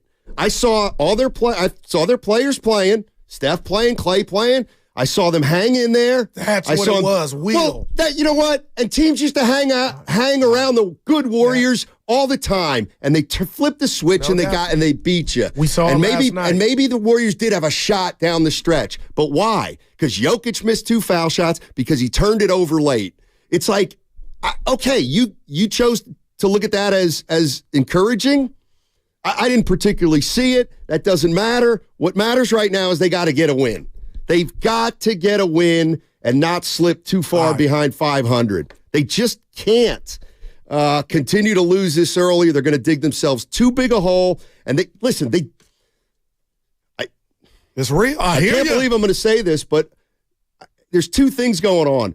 Yeah, I'm worried about I'd be worried about the playoffs. But 2, even if you make the playoffs, you really think you're going to be able to make a run from the 6 or 7 spot? Because that's why you can't fall too far behind here. It is a Friday. It's a football Friday, right? Yeah, I'll call it a football Friday, but we're going to talk a lot of basketball because the Golden State Warriors are front and center right now. It's all sponsored by your Golden State Warriors. It's that time again, Dub Nation. You hear the call. In this arena, every night we witness plays that make us go, did we just see that? Yeah.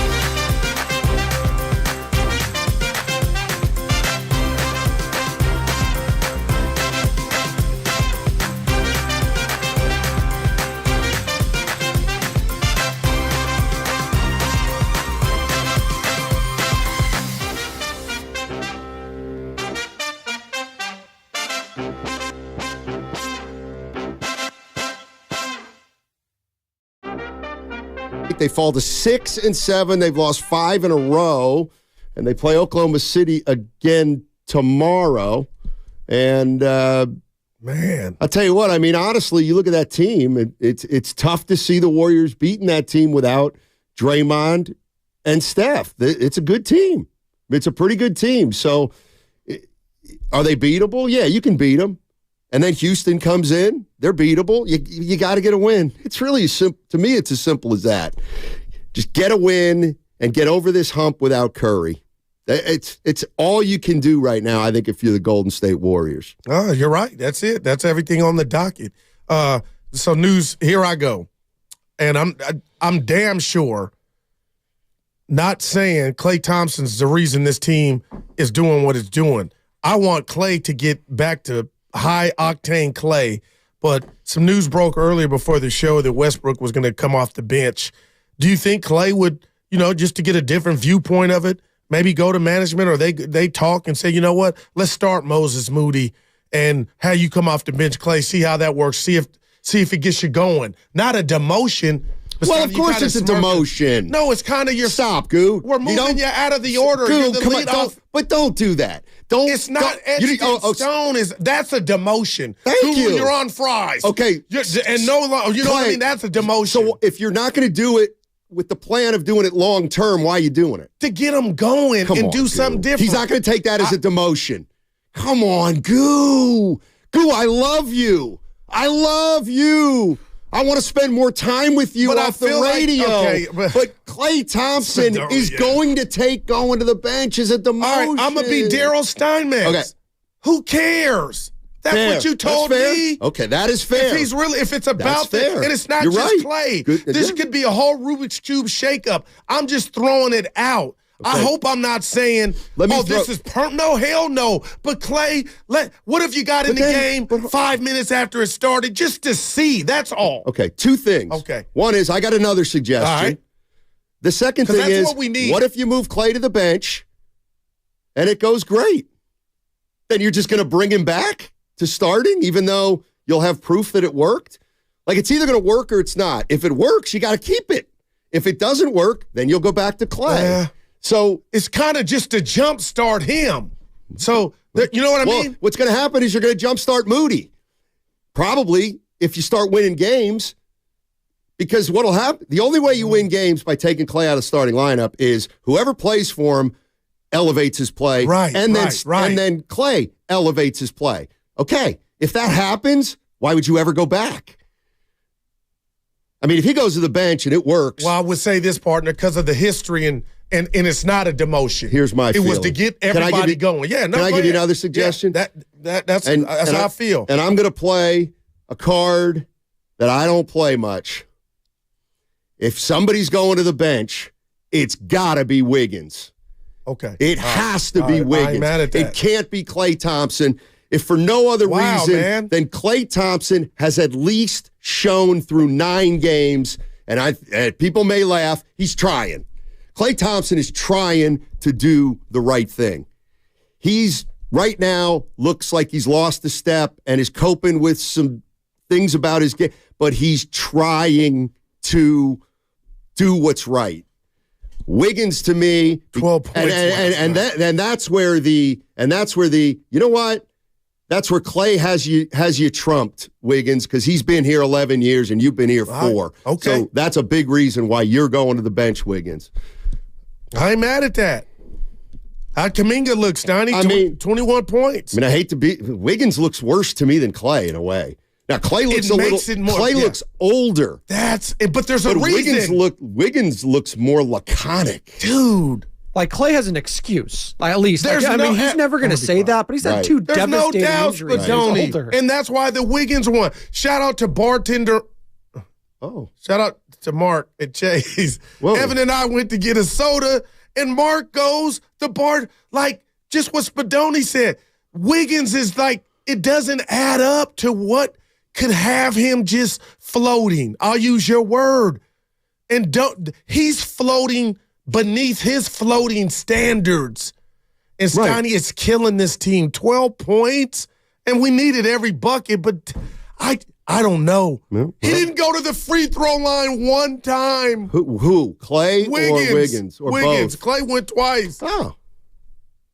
And Gary Payton sprained his ankle.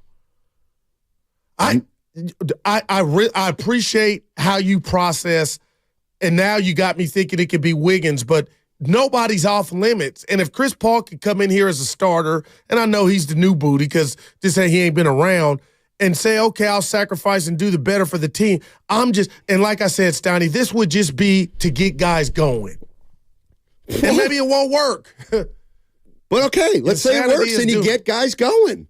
Then what? It would then if Clay's back, then everybody would go back to their normal spot. But there's not one Warrior player that can look at this and say, hey, it's just one person slumping. It's team-wide. They can't shoot a lick right now, and they can't shoot a lick at home.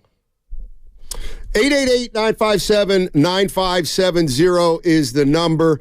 Where are you right now with the Warriors? They've lost 5 in a row. Are you of the mind that, at this point, without looking too far ahead, okay? Like I said what I said yesterday. I think this team's in a little bit of trouble. I think that this team's a little older than we think, et cetera, et cetera, et cetera. All that said is here we are. We're 6-7, and so what do? Well, I don't think – I'm just going to assume that we're not going to see a big move in the next week or two. Oh, right, gotcha. I guess we could, and I always do feel like if a fan base senses something's off with a team – well, then the organization already knows it. Now, having said that, the Warriors, to me, they got to get a win. They got to get Steph back. They got to play some games, and then we'll take another look in 2 or 3 weeks. That's what I would do. Right. Now, keep in mind, I would do that right now. I might have done something totally different in the offseason, last offseason, and not been in this spot. I might have been in a worse spot, but you get what I'm getting at, Gil. Yeah, and I need you to tell the listeners and myself, if you can, Stoney, and I'm not calling this a favor. When I'm done with what I'm about to say, I need you to look at me in the eyes and say, Goo, I believe you. Again, this is not about a victory lap because we don't know what this team is going to end up doing, but it does go back to my thought process when Mark Willard asked us at the summit if I thought this Warrior team could win. Steiny, I'm not reacting to 6-7. I'm reacting that I look at this team through the prism of Denver with Murray, of Boston, of all the good team, the Lakers on a good day, all the teams that I think are going to be there, Milwaukee.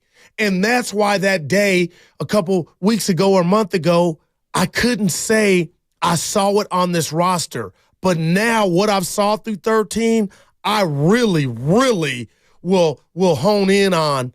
It looks like I'm right. So can you look at me and say, Goo, you didn't see the pieces on this team because I was worried about replacing Poole's production.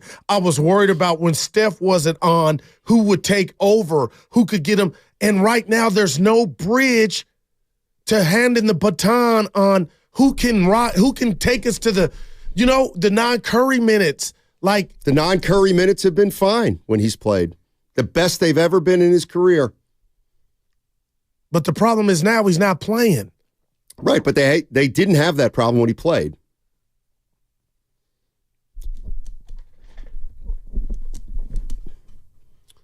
They got the biggest gap from number 1 scorer to number 2 scorer in the league. And it doesn't look like that's getting fixed anytime soon. Okay, so if I'm you just can't, asking, how do we fix that? If you're steadfast now and saying you don't think they can win it, then we got to stop complaining about them not looking like a team that can win it. You know what I'm saying? Like if I'm sitting here saying I don't think they can win it, and you're like, Steiny, they don't fit. Well, I'm not coming in every day and ripping these guys because they're not championship anymore. I'd rather talk about them as a 6-7 team. How do we get better? Can we win 5 out of the next 6? Can we get to 45 wins? Can we get to the 5th spot? Can you do something once we get to the 5th spot? Temporarily. Okay, so you want to do something with the starting lineup? Yeah, and it's not. I'm not saying you're wrong. I got you. I'm not saying you're wrong. Well, we saw Kuminga, but that was because Dre was out. But Kuminga got the start yesterday. So did Saric. But the other thing, and I've been giving this a lot of thought too. The other hole in the idea that Steiny, they won it 2 years ago, so they can. Okay, listen. Let's go through time here. 2 years ago, the Golden State Warriors started 18-2. Okay, they were 18-2 2 years ago, and at that point, not really before the season, but at that point, people started saying, and see, I don't matter here. Even if at that time I was saying I still don't think they're going to win it, it doesn't matter. The point is they were 18-2, and that's when people started saying, this team might be able to get back. Okay, so what happened? At 18-2, they started guys getting nicked up a little bit. Right. Some guys missed games. And if you remember, that's the year that Steph, I think, sat out the last 11 or 13 games of the year. The last 11. So that year, if you'll remember, the core, Steph, Clay, and Dre, essentially played together for the first time that year over an extended period of time. Because remember, Clay didn't come back till after Christmas. Steph missed the last 11 games, and Draymond was banged up that year. So if you look at the championship year, forget saying they were lucky. No, they came together, got healthy at the right time, and their championship core was still good enough with the help of Andrew Wiggins, and boom, they won it. And surprised a lot of people. But they won 53 games, and they started 18-2, and the seed was planted at that point, at least within the team. Hey, we got a shot at being pretty good. Who thought we were going to get back to this level? Ever since that time, they've shown no stretch even close to the stretch that they put together at the beginning of that championship season. So I'm now looking at 80. I'm looking at over 100 games thinking, this is the same team the past year and change. That's why I don't know that Wiggins can just play better and Clay's going to play better and they're going to look like a championship team again. Well, I just don't. Okay. I don't see that. And I appreciate that rundown. But what I'm not going to say bothers me, but after they lost to the Lakers, I thought not heads were going to roll, but there were going to be some hard decisions. And Draymond being one of them. And maybe they were going to go in a different direction. And Kuminga was going to get a scholarship or promoted to he was going to get responsibility. And Steiny, I remember right after that loss to the Lakers, Steve Kerr, everybody just came out, we're going to run it back. We're going to run it back. And we're going to run it back thinking we're going to hit the reset on. We got a whole offseason of Wiggins. Kuminga's going to take a jump. And Jordan Poole's not going to be here, but Chris Paul. And this is what they chose to do.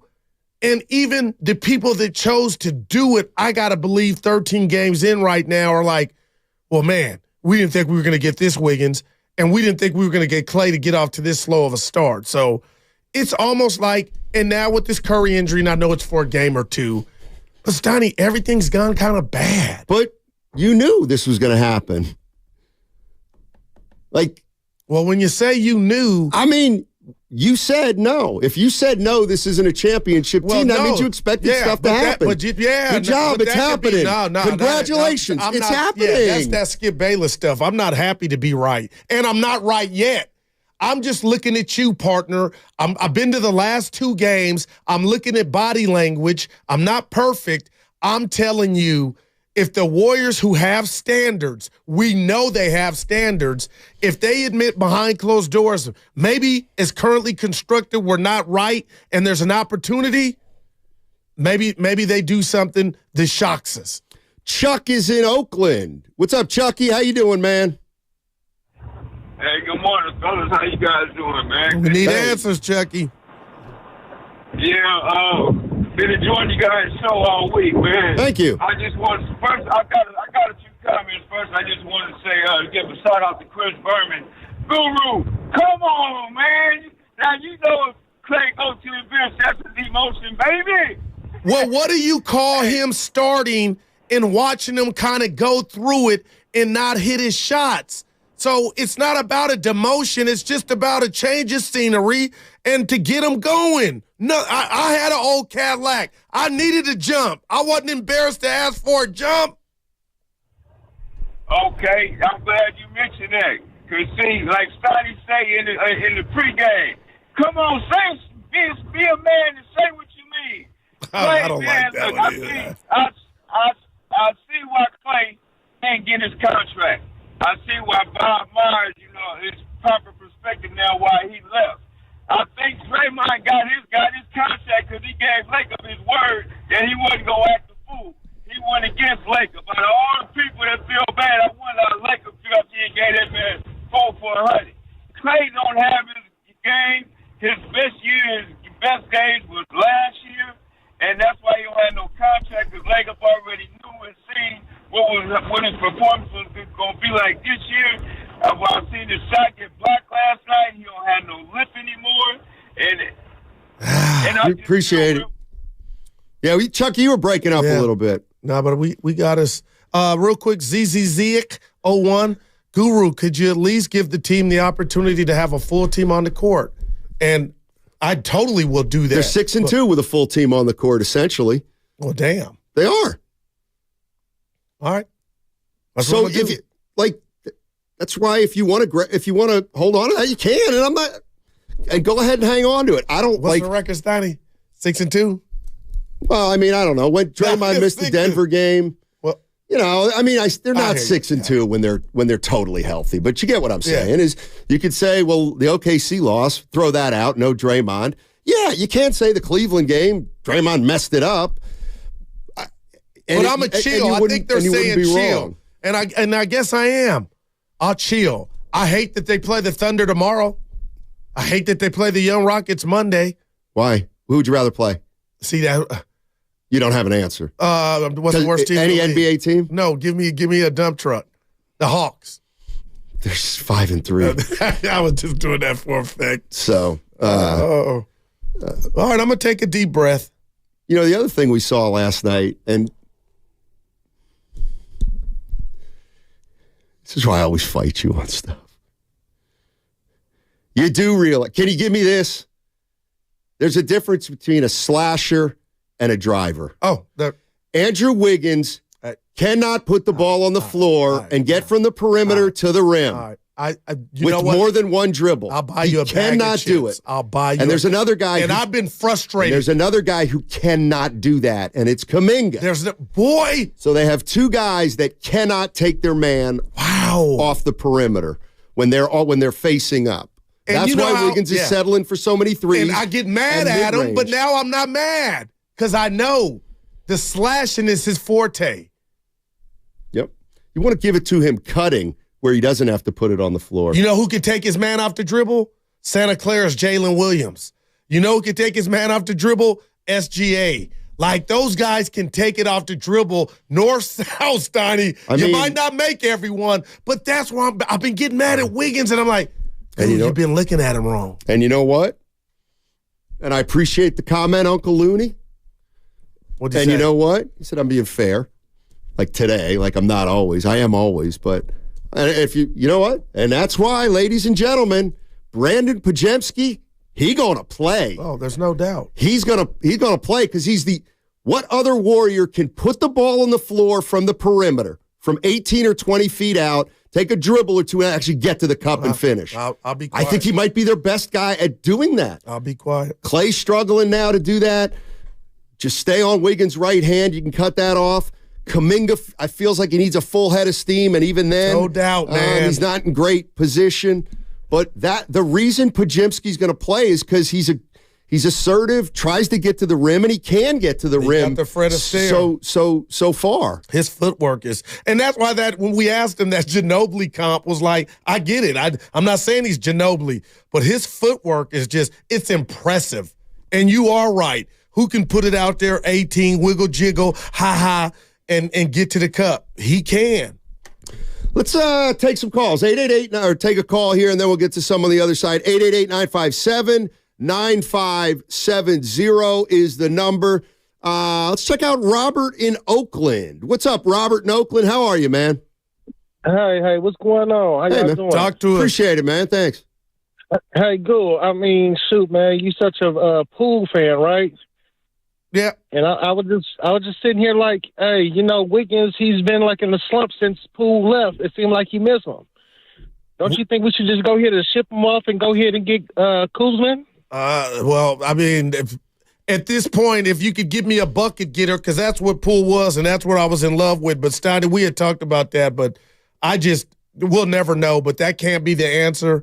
But if you're telling me somehow the Warriors could get a DeRozan or a Zach LaVine or a Kyle Kuzma, which I know is pretty far-fetched, I would be on board. See, to me, those guys are just names.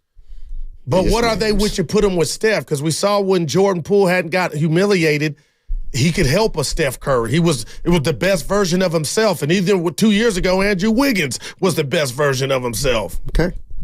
That's what you roll the dice. So for, why would Steph Curry affect? Why would the Chicago Bulls want Wiggins? Oh, well, right. Unless they can get a pick out of it. And I'll tell you what, here's where the Warriors would they want Chris Paul? Only if they want to rebuild and they're looking to get under the cap. Yeah. Then you want to trade LaVine for Paul and other get up stuff. Off of that after, man. I didn't like Paul and Pajinski on the floor together. I like the ball in Brandon's hands, but I know Kerr's working through all kind of stuff. Well, then you got to if you like the ball in Pajimski's hands, you need to trade Chris Paul right now. Evan and I were just and what are you getting for him? I would hope maybe a pick. And what if you threw Moody in there? You're giving up a pick to get nobody's going to take Chris Paul, who they know is only going to play 60 games. Okay, what if I put Moody with Chris Paul and a pick? That's what I'm talking about. And that's what I mean. The Warriors may have to give up a pick. Oh yeah, because at this point, would you do it? No, I'm not giving up a lot of picks because I'm not. This is what I mean. Yeah. I don't believe we're a move away from winning a title. Wow. I just don't. And so I'd rather try to figure this out. Here's what I would want to do. Get over this stretch without Curry. Hopefully Curry can get back in the next two. Yeah. Hopefully they can play 3 games with Curry and not Draymond. You get 3 games to see Curry with Pajimski, not necessarily playing together, but Pajimski gets some time, and you have that opening at the 4 for anybody. Kuminga, Dale Davis's kid, whatever. So you get a look at your team for 3 games. At that point, maybe you're doing well. Maybe you're not. And you say, oh, my God, we can't win without Draymond. Yeah. So then Draymond comes back, and now we're healthy again, and we see if we can get going. But ideally, what would happen is Curry comes back 3 games before Draymond gets back. This would be my dream if I were a Warrior fan. And I know it's not going to happen in 3 games, and we got to take a break. Yeah. What you hope to find out is you discover a player after the 3 games Draymond Green doesn't play that could possibly be the guy who replaces Draymond Green at some point. And you feel comfortable enough to do that to know you can move off Draymond if you have to. 888-957-9570. I'm going to say it all day, though. They got to get a win. You got to get a win. You win tomorrow against Oklahoma City. You're back to 500. You're closer to getting Steph back, and you have some stability. That's the only thing you can do right now unless you're ready to break this thing down. And I don't know if it's time for that just yet. 888-957-9570. It's a Football Friday brought to you by First 5 California. Visit first5california.com to learn 4 things you can do to overcome toxic stress. That segment was also brought to you by the Caltrans Stormwater Program. Let's change this.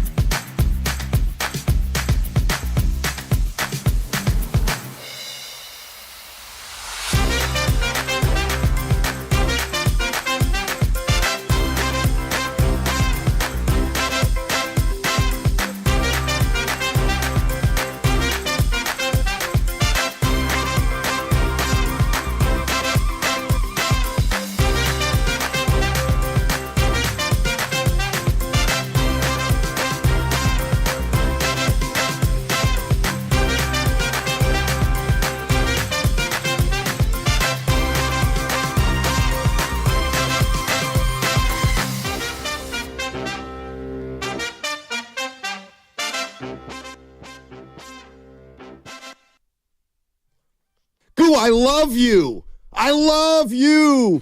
I want to spend more time with you off the radio. Okay. Now, back to Steiny and Guru on 95.7 The Game.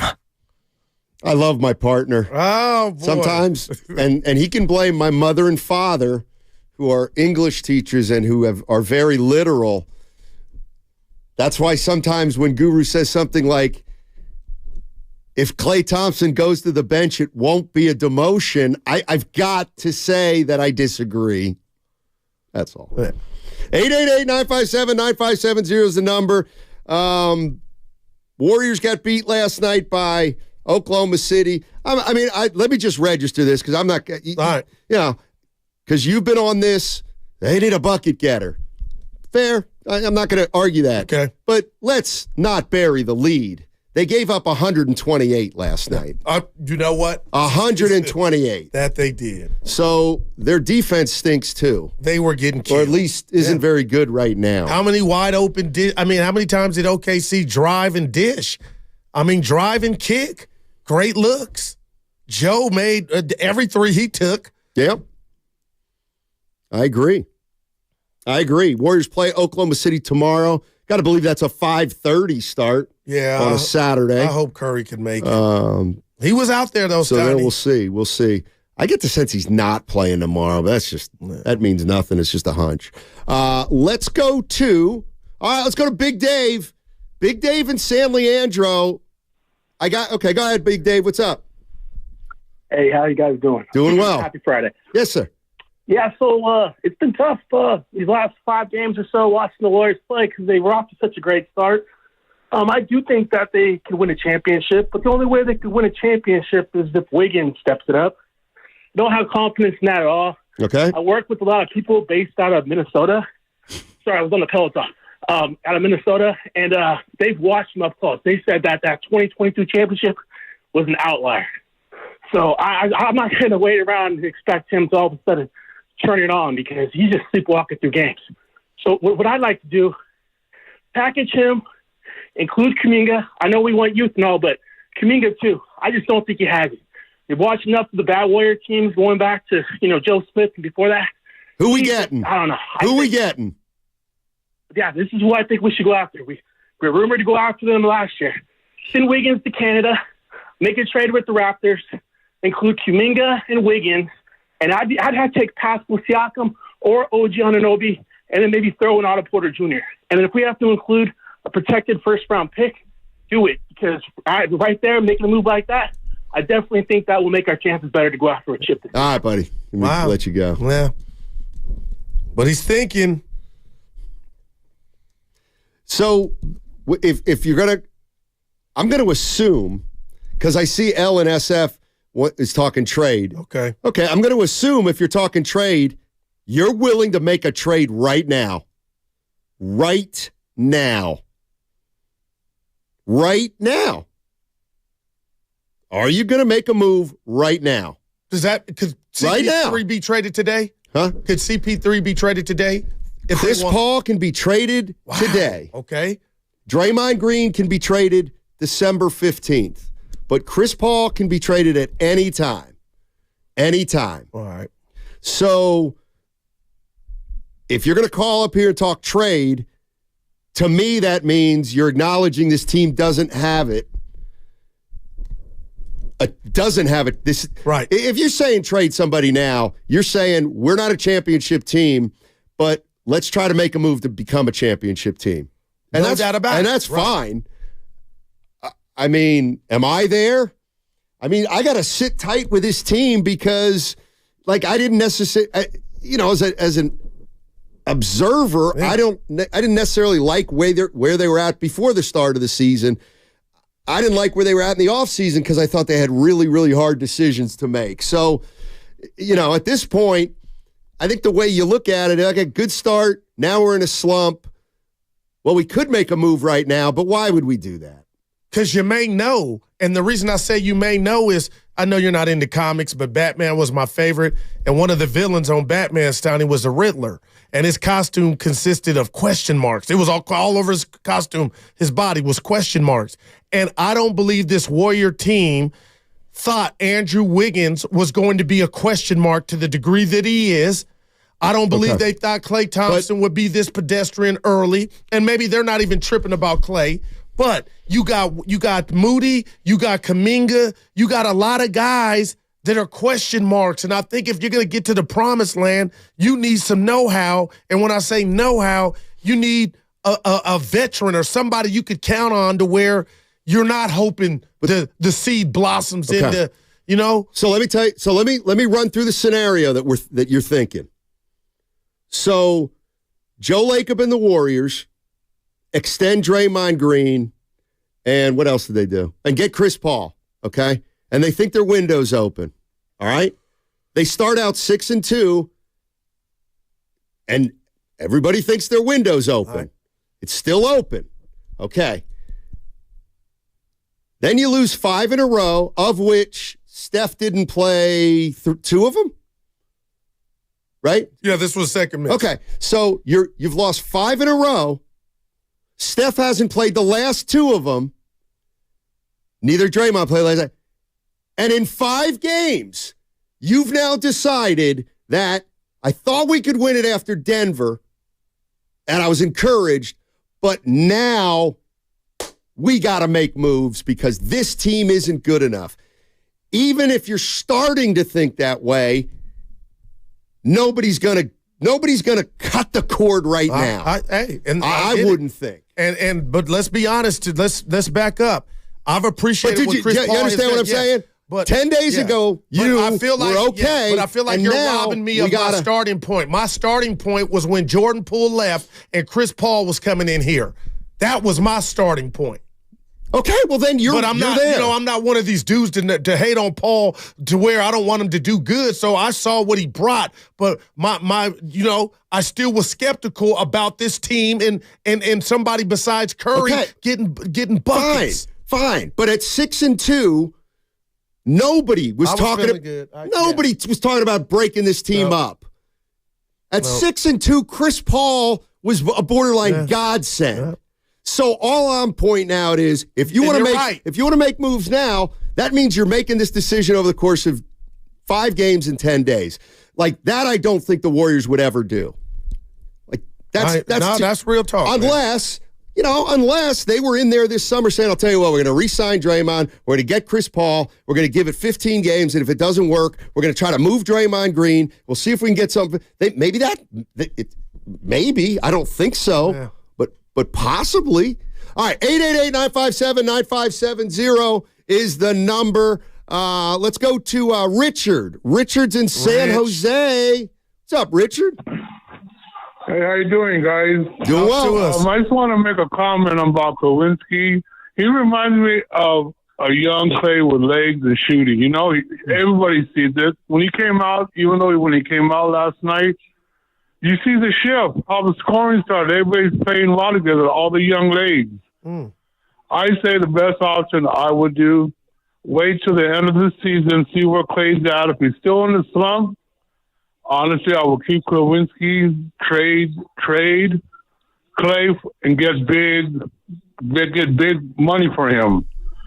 And as far as the Warrior fans, they're going to be willing to pay. Because you guys mentioned a while back, hey, they pay big bucks to see the big three. They pay big bucks.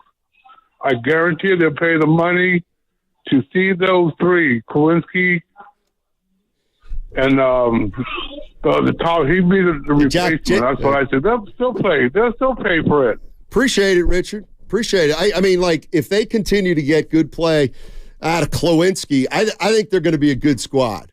Well, I think Kowinski can help them. No, see, we didn't do it. See what? Your parents you could have just helped him. Pajinski. Okay. Yeah. Sometimes I do try to help. Other times I realize it's going to probably take a while to help, and I am in the middle of a radio show. All right. But anyway, we know what I guess my question is, how many... I like the kid. We got to get a hold of Kowinski. Yeah. He can solve the problems here, Kowinski. The big Lebowski. That it? Brandon Podziemski. No, let me hear That Clay. Wasn't bad. No, Brandon Podziemski. That's his teammate, Clay. One more time. Brandon Podziemski. I love that. Clay. Better than Kowinski. I predict. Yeah, go ahead. You ain't coming down my road. You're making a prediction? I predict. I predicted 4 threes from Clay last night in the big game. But I'm not by myself. Steiny, but you're just guessing. You're hoping. You're guessing. Right. I'm Bob. A hope and a guess are kind of the same. You're just hoping. You said they need a win. You're hoping. Yeah, they do need a win. Yeah. So it's all hope. But no, I'm just saying, you saying Clay will do this, Clay will do that.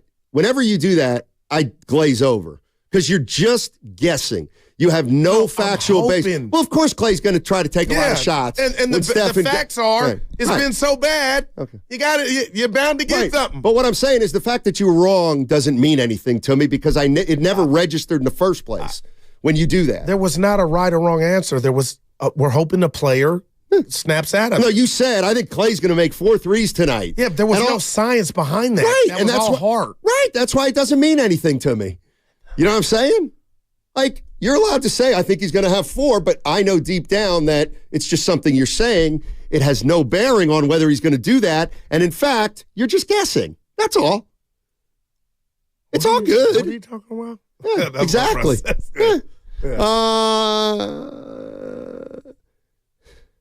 Hey, who screened Pete in San Ramon? Is this a joke? San Ramon. Trade nonsense. The trades, I'm not. Okay, hey, Pete. Petey. Did Pete mention Pete in San Ramon? Did he say the name Guy Santos? Okay, just for wanting to talk about Guy Santos, Pete in San Ramon, you're gonna have to wait. You're gonna have to wait. Oh, somebody just bumped him. I didn't want to do that. What was his name? Pete in San Ramon, call back. I was having a little fun, and then they took you off the board completely. Okay, so I'm just messing around. And we got him, or he what? No, because Spadoni cut him off. Spadoni disconnected. Quick hammer.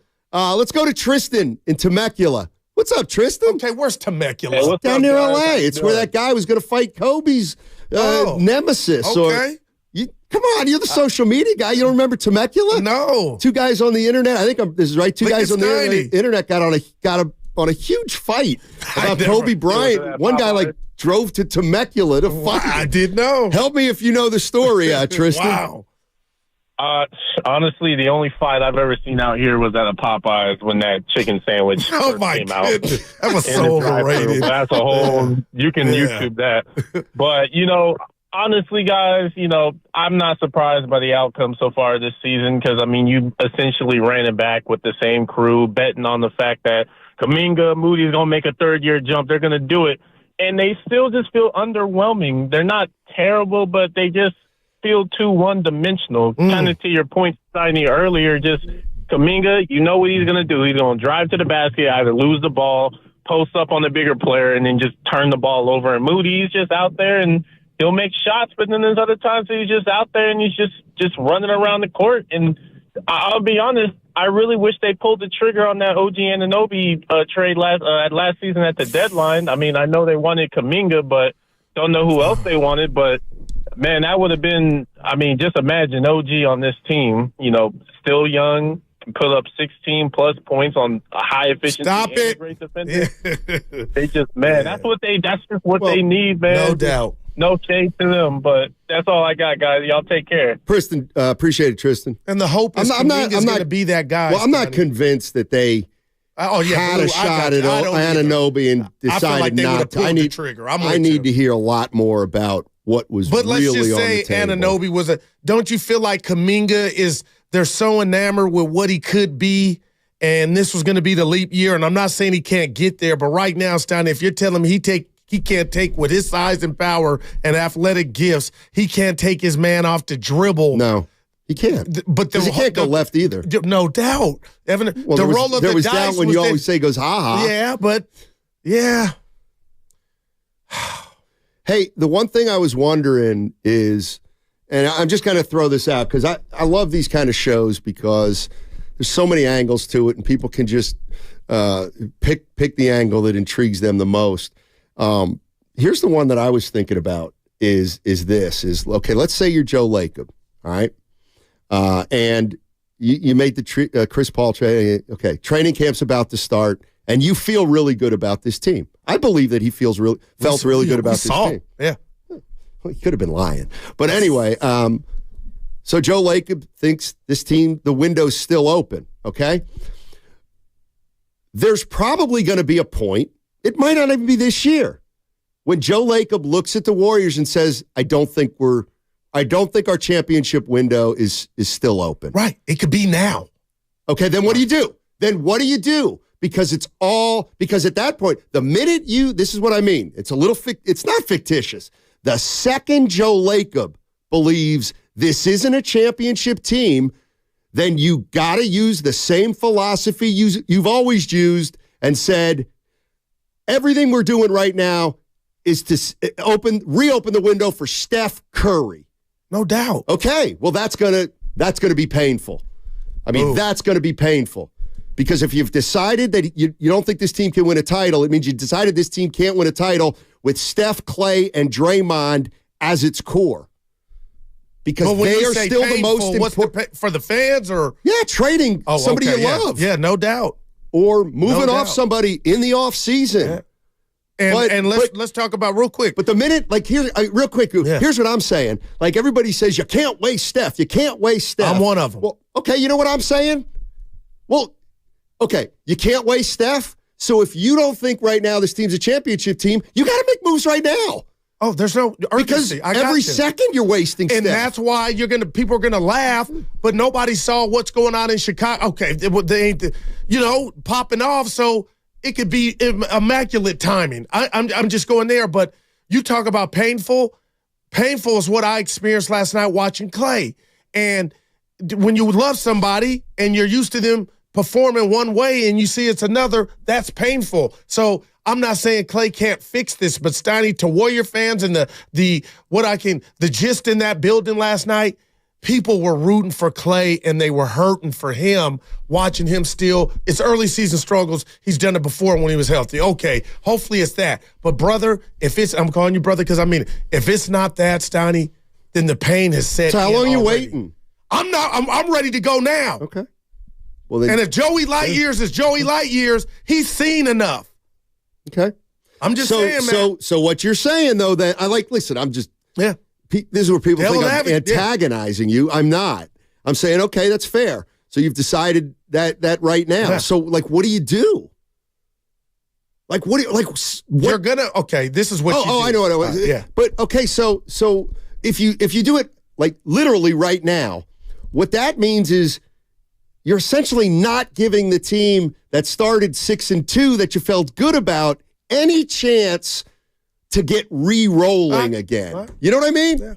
So that's why even though you might be like, you've said they're washed for 2 years. Yeah. You're right. I have. That's why, even though I've said that forever, right now I wouldn't do anything. Okay. I wouldn't do anything right now till Steph gets back. And you're probably right, but I will say this. The one thing I won't call it hesitating. If you wait and you deem Joe Lacob thinks a Levine or a DeRozan is something that can be had, what if they get snatched up and swooped up somewhere else, and then in 3 months you decide, we need to do something, and now those items aren't available? Well, if you think that one of those guys, Levine or DeRozan, with the move you make, whoever it includes, Kuminga, Wiggins, Clay, whoever you got to give up, if you think that getting a Levine or DeRozan puts you right back in that championship window, then you got to do it. But you better be convinced you're out of the window, and you better be convinced you can get back in with those guys. That's why you would do it. I'm skeptical. Yeah, but that's why you do it. Okay, so in 3/4 of a year, the Warriors are going to be able to create a chemistry and a talent base and a style of play to beat the Denver Nuggets, who have been together for 4 years. But let's put some respect on DeRozan's name in this sense. I'm not putting any more respect on DeRozan's name than Clay or Wiggins' name. But we're not no, you can't do that. DeRozan ain't winning the tank like Andrew Wiggins. Wiggins has a ring. I don't give a damn about a ring, and you can't use that to defend a guy that you said is a floater DeRozan ain't for his better whole than career. Wiggins.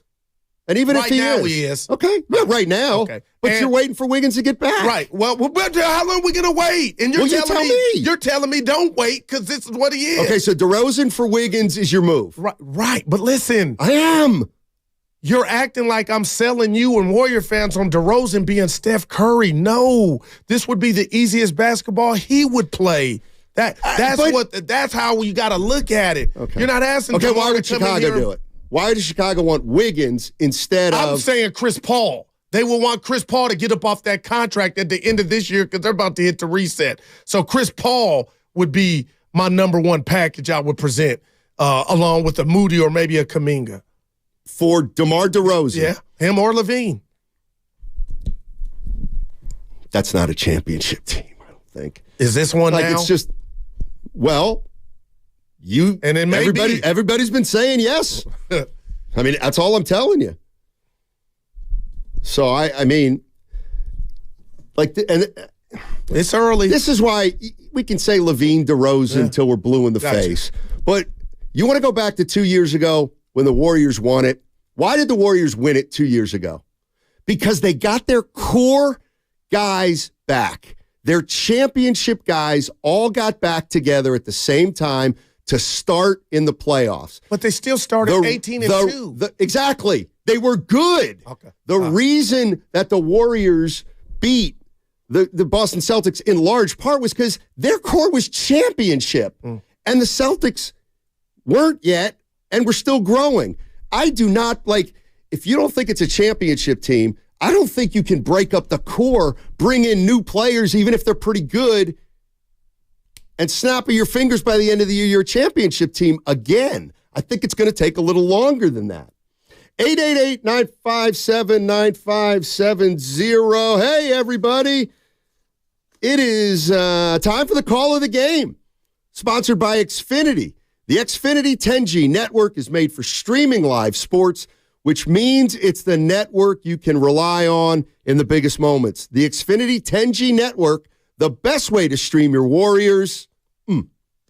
Moody with 5 in the corner now. Joseph back up top to Moody. Moody takes a dribble. It's a 3 under duress. It's no good. Rebound. Joseph directed it to Bajemski for 3. Got it! Timmy Roy on the call from last night. 95.7 The Game. We're the flagship, and he's the guy who calls all the games. Matt Steinmetz, Daryl the Guru Johnson with you. The Warriors 6-7. They got Oklahoma City again tomorrow. They gave up 128 last night. Tomorrow. I'm sorry. Yeah, okay, it was one. Like, this is the other thing, Goo. To my way of thinking, what's that? Got a break. Yeah. I'll tell you on the other side. Yeah. Hi, this is Stephanie from Safeway with great news.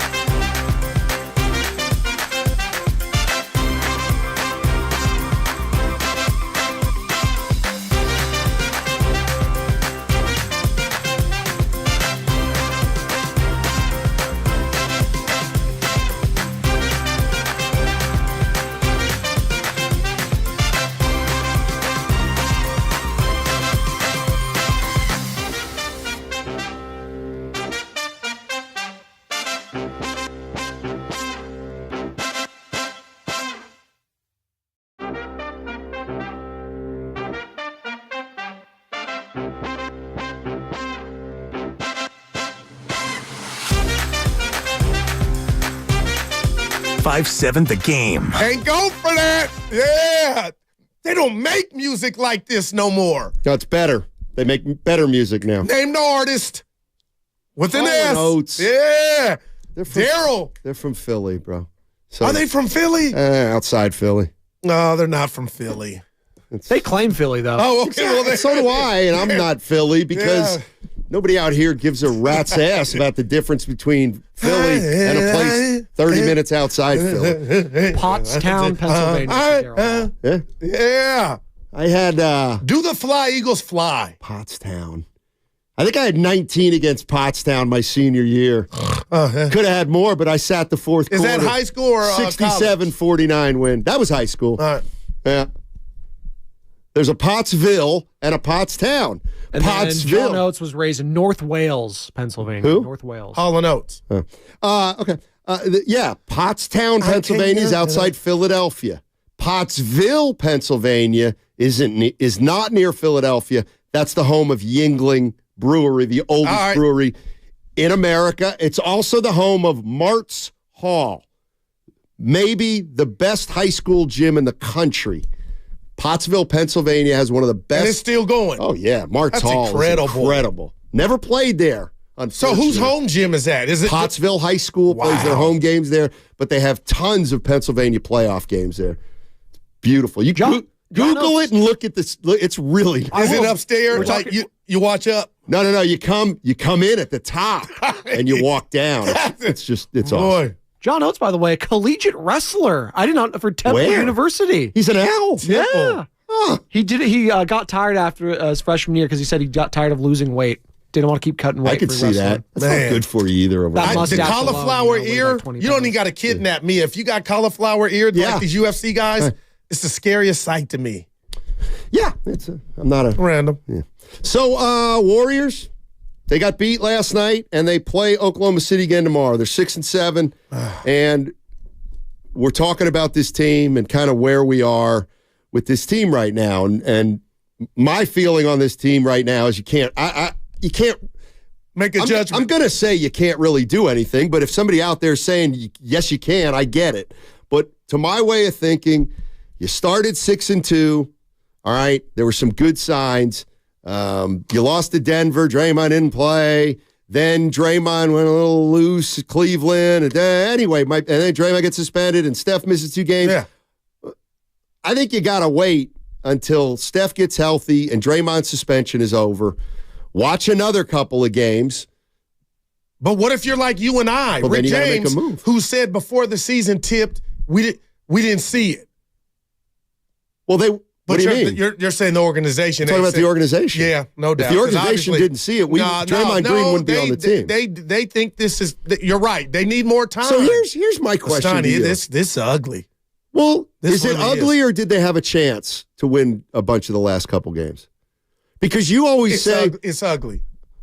Well, then it's ugly because guys are underperforming, and we don't know if they're coming back. Well, then don't act like they've real. lost a couple heartbreakers that could have gone the other way. Oh no, I would be doing what we did. Well, you did it last night about Oklahoma City. We got to 1 with a quarter to go. Steiny, what happened? It's like it's the NBA. No, it's like as far as I'm concerned, and they got handled, no doubt, against Cleveland and Oklahoma City and Minnesota. And the first Minnesota game.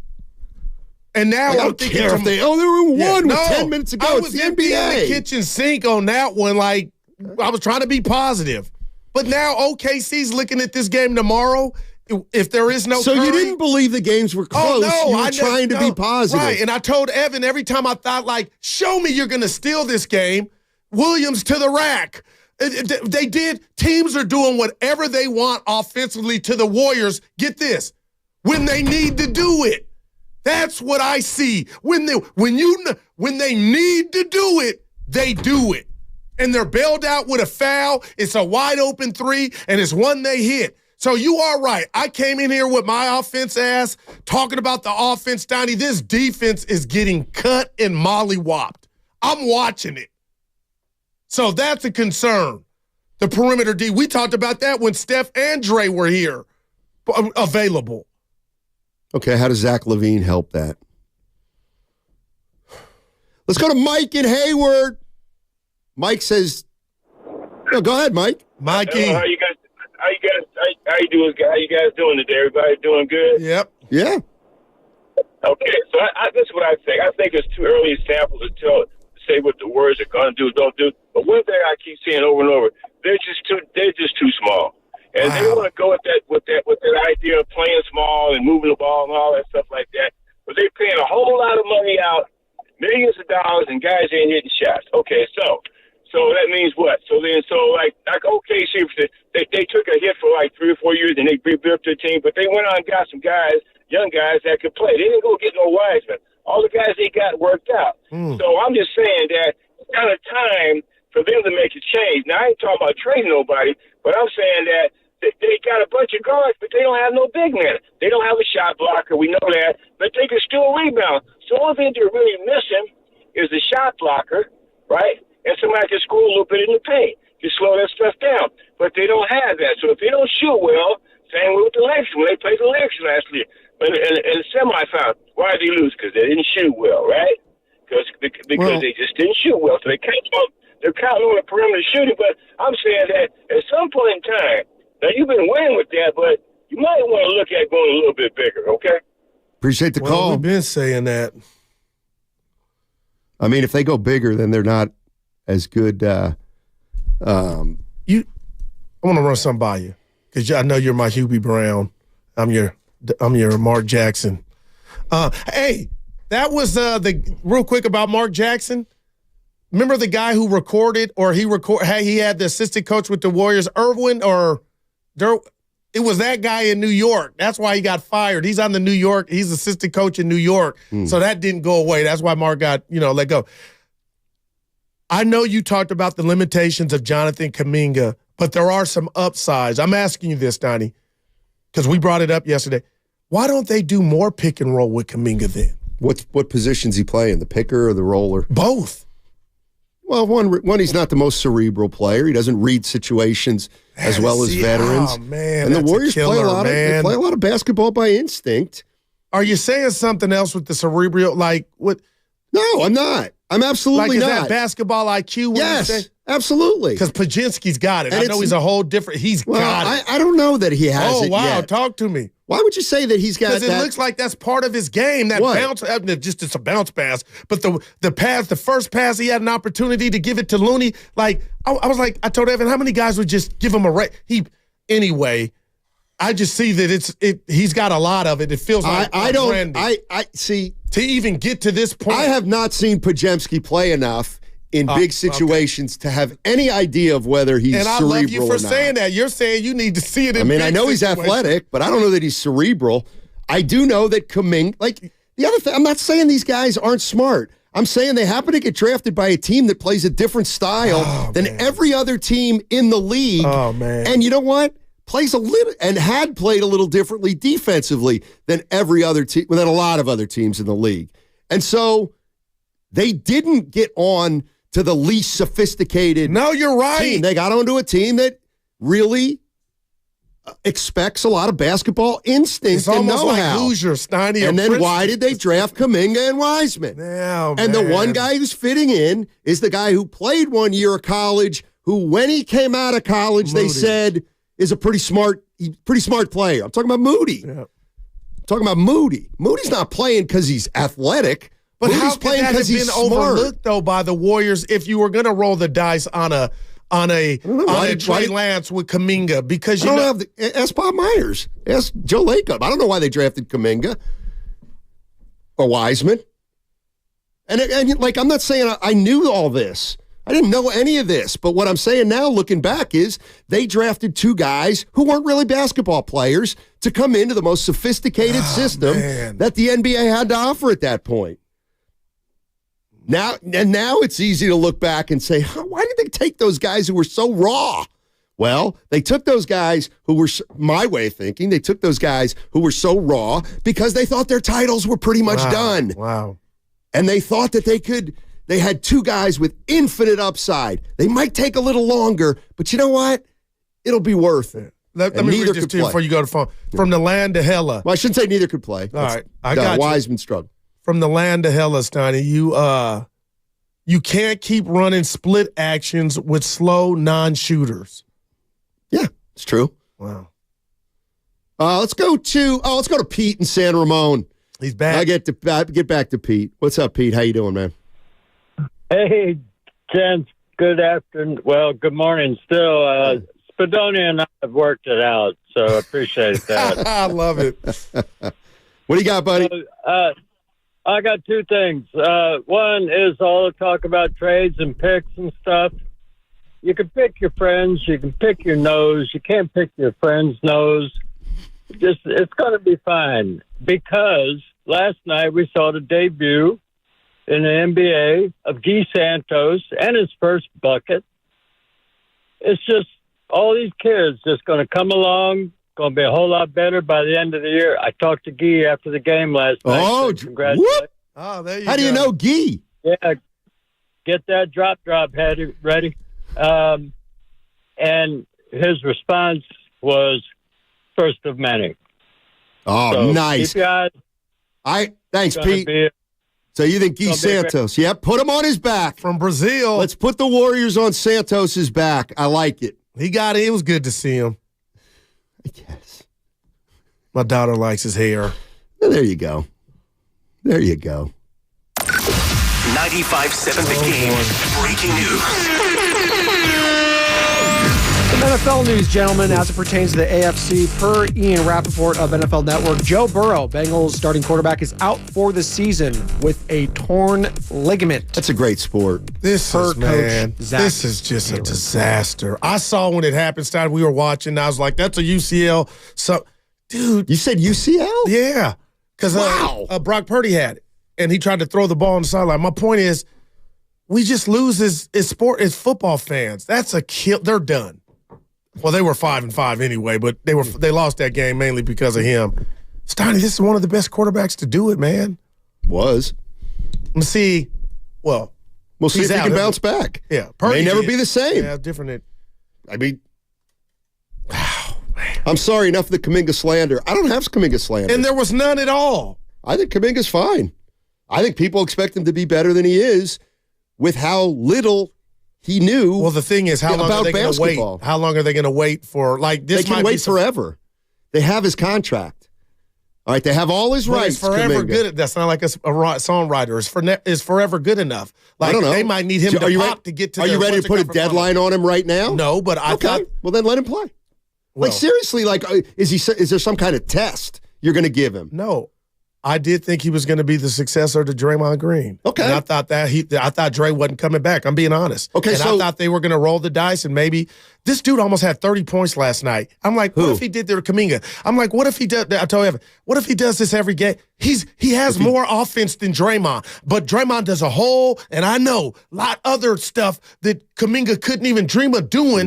But at the end of the day, what's oh man. But this is where I'm at, and again, because Dre's in his way. Again, this is where you and I have a different philosophy. Unfortunately for me, I do not look at that game last night, and any of my opinion about Kuminga changes.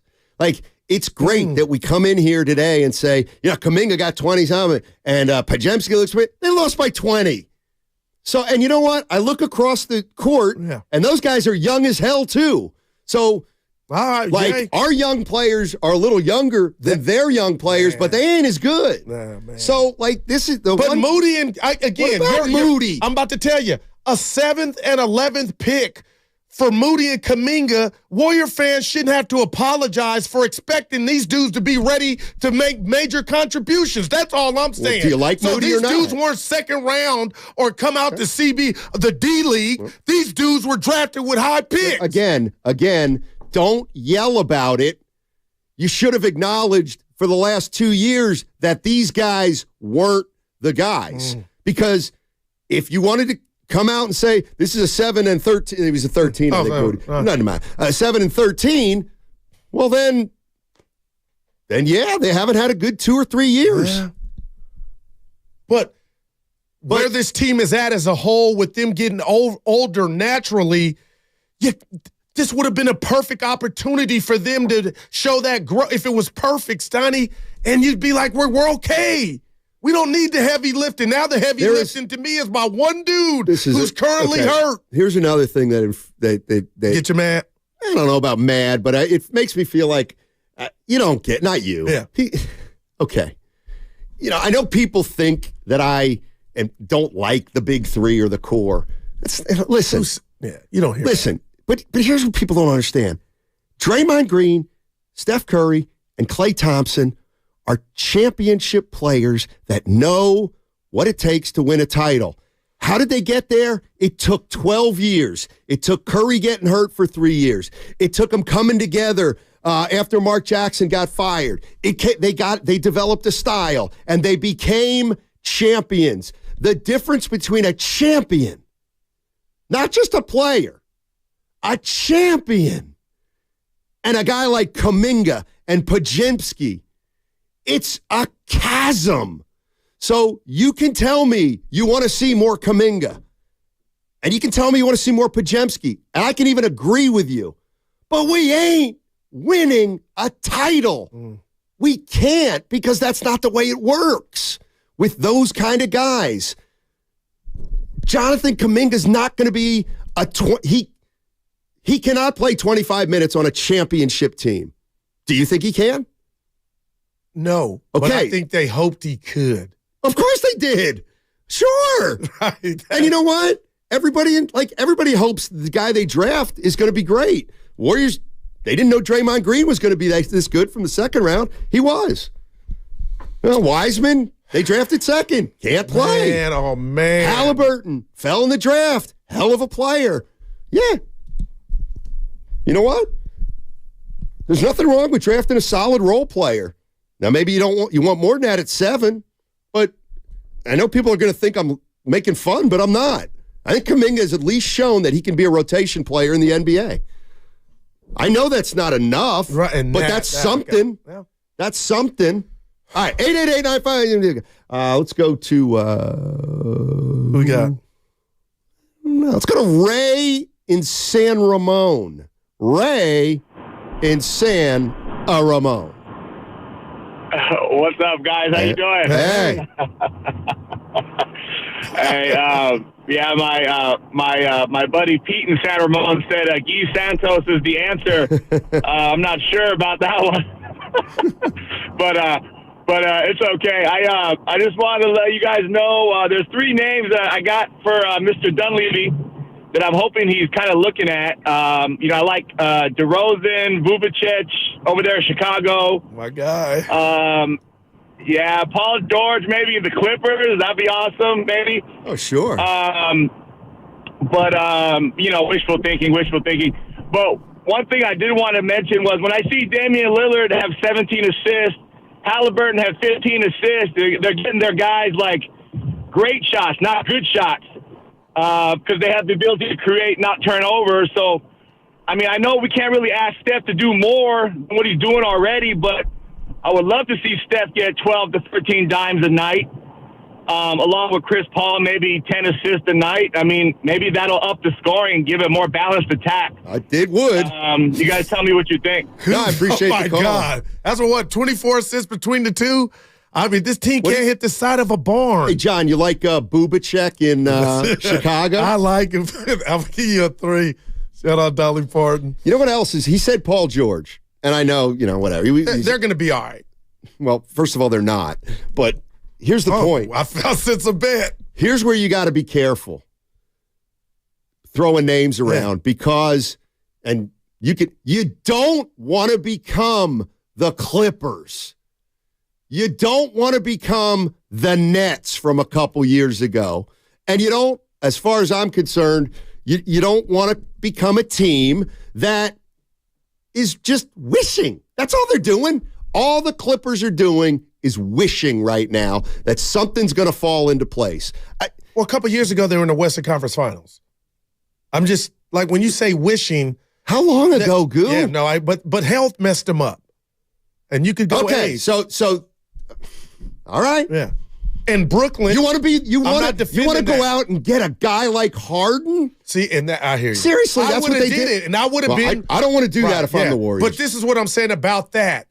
At least you went to breakfast or woke up or went to bed one night when Harden, Kyrie, and KD were together, Steiny, and said, "That's great. We got the effing best basketball team on paper." No, you had nothing. Well, you thought you had. No, something. you didn't. Why would you go do it? Because you need pieces that fit. Oh, right. How are the Clippers going to win when Kawhi? Well, what do you mean? You just said they were. I was using Brooklyn. How are the Clippers going to win it all when Kawhi needs the ball? Okay. When Harden needs the ball, and when Paul George is pretty good with the ball. Okay. Those are three smart. The first guy who could. No, they're not. Yeah, I did. Okay. I'm out. Well, what about Ty I don't want Lue? to talk about Clippers. All right. What about Ty? We are. What about Ty Lue? I don't think so they're going anywhere. You don't think they can fix it? I don't think they're going anywhere. Well, let me see. Okay. If they're going to the play, you ain't saying not playoffs because that's why I was going to make the bet. I mean, they're closer to not making the playoffs than being a championship it's team. early. Than being a championship. I don't think they have any chance of winning a championship. And you might be right. I was saying I didn't know if you had them where they ain't making the playoffs. Who cares? You have them as a title contender. I don't. I'm watching. Like, their three of their four best players must have the ball in their hand or they're not at their best. So, by nature, they're always going to have a guy or two on the floor who's not playing to his potential because he ain't playing the way he wants. I'll tell you what. Mark me down right now, everybody. We cannot, and I say we as a Warrior fan, we cannot go down the road where we're hunting a disgruntled, aging superstar because we think the guy might be the panacea. No, I am so out on anything like that. I wouldn't give up Pajemski for a James Harden right now. No chance. I don't want that. And I get it. Pajemski will probably never be as good as Harden. What's that? No, they play Clay. What? Brandon Podziemski. That's the greatest. Tell you what. Clay. All right. So interesting. After 13 games, who ready to break it up? We're a 43-win team, dude. That is. What was that? I'm so upset. You reap what you sow, brother. That's great stuff. Warriors fans upset right now, Steiny. Why? 5-game losing streak will do that to a fan. And Curry nowhere to be found. Clay looks like we don't. Here we go. Now, I'm not letting you do this all year. Stop lamenting when these guys aren't playing. They're not going to play a lot of games, so you're going to lament all year, though. Oh, no. Don't you get it? Where's Waldo has turned into Where's Wiggins. How long are we going to do that? A lot longer. No, but ask somebody in Minnesota, and they'll tell you they did it for 7 years, Goo. And I know you're laughing. Not like this, though. This is beneath his standards. Right, and he'll never get back to the player he was when they won a title. I can't see it. Oh, my God. Why? But why would you assume he would? He's never been that player before. He's never been that player after. I still want to stay positive. The Warriors got to get a win first. Win first. Get a win. Get Curry back. Stabilize this thing. Try to get healthy. Play 6 to 8 to 12 games. See what you have. If at that point you realize the 6-2 was a mirage, then you start thinking about making a move. If you get everybody back and you start playing better, maybe the 6-2 meant something, and maybe that could be the team you're closer to. So then we continue to roll on 95.7, Other Game. Sorry, I was on the Peloton. Are you a mechanic with at least 4 years under your belt? AC Transit.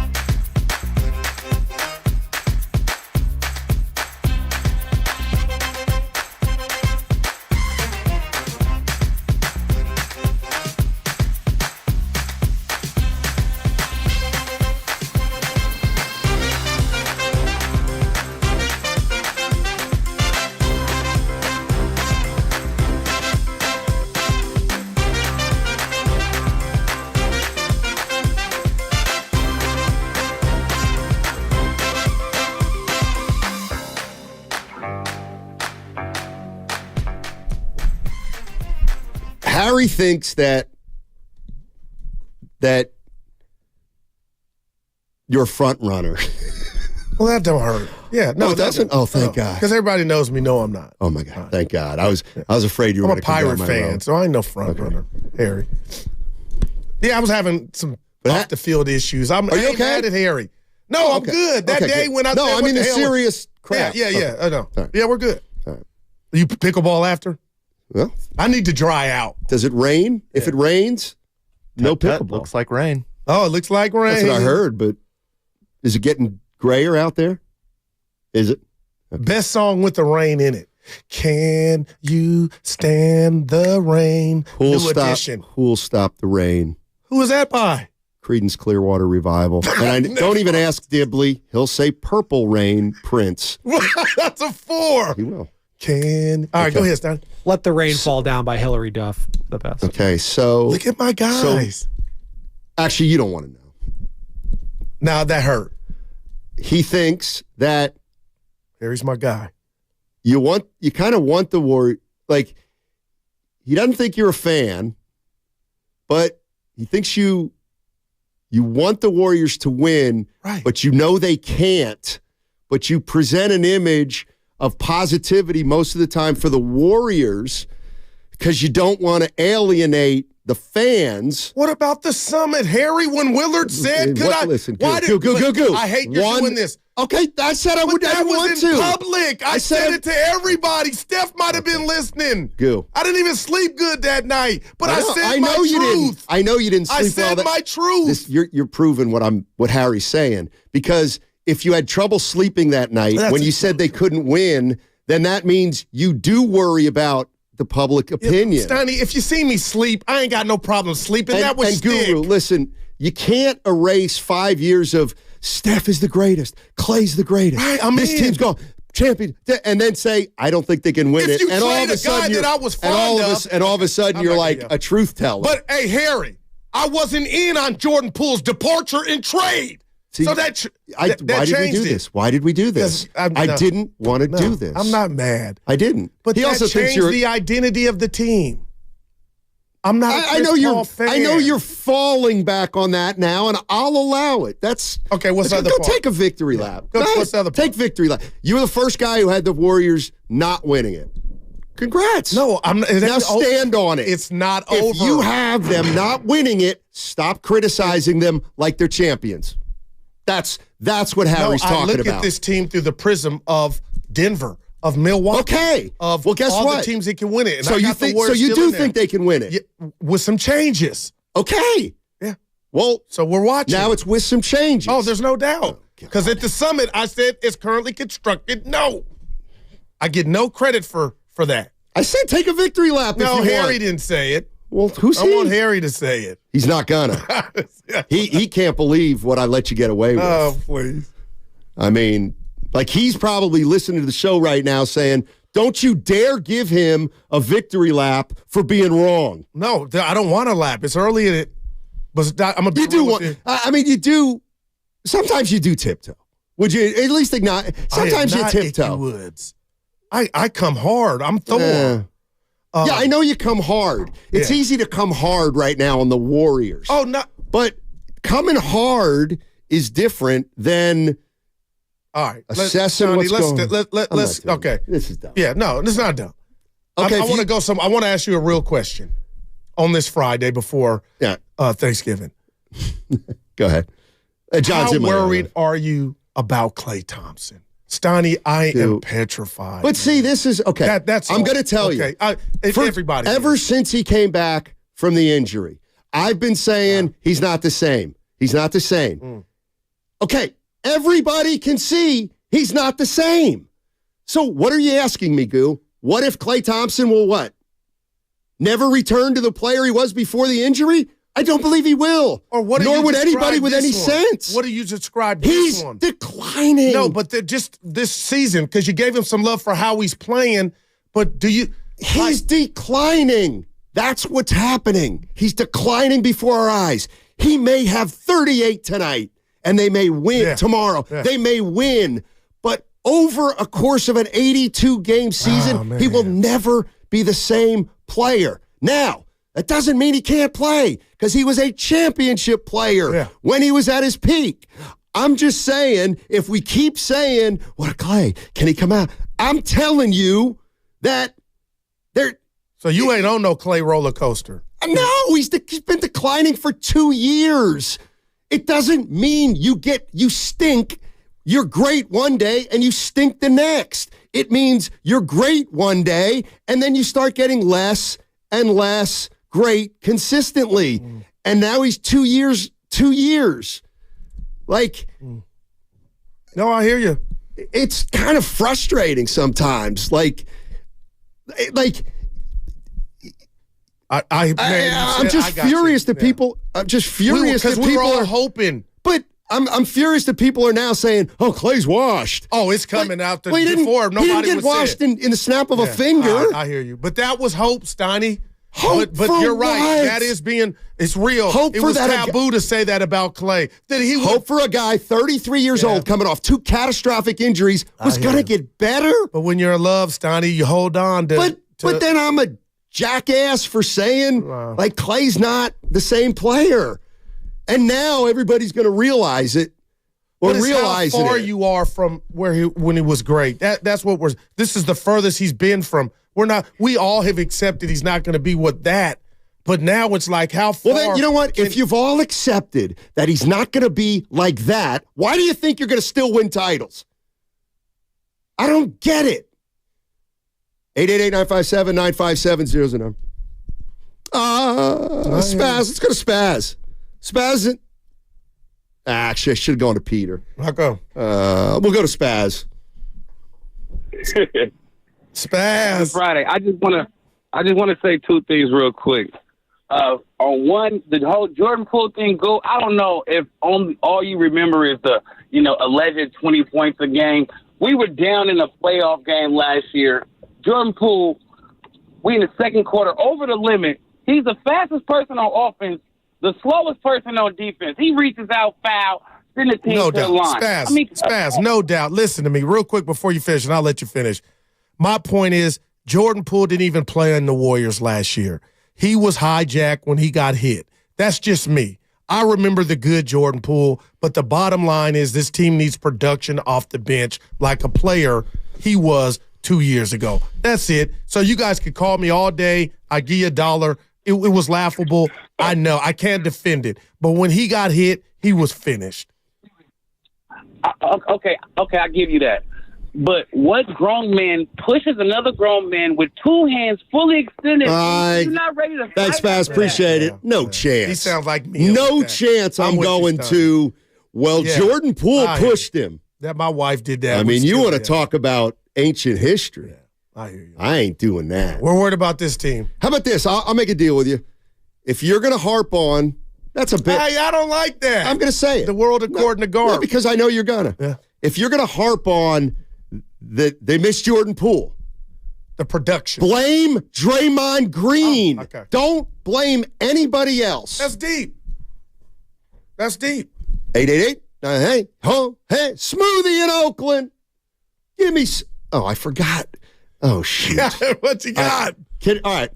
We're going to hell with that. We're going to Peter in Saratoga. Wow. Thanks, Peter. Man, my bad. Thanks for hanging. All right.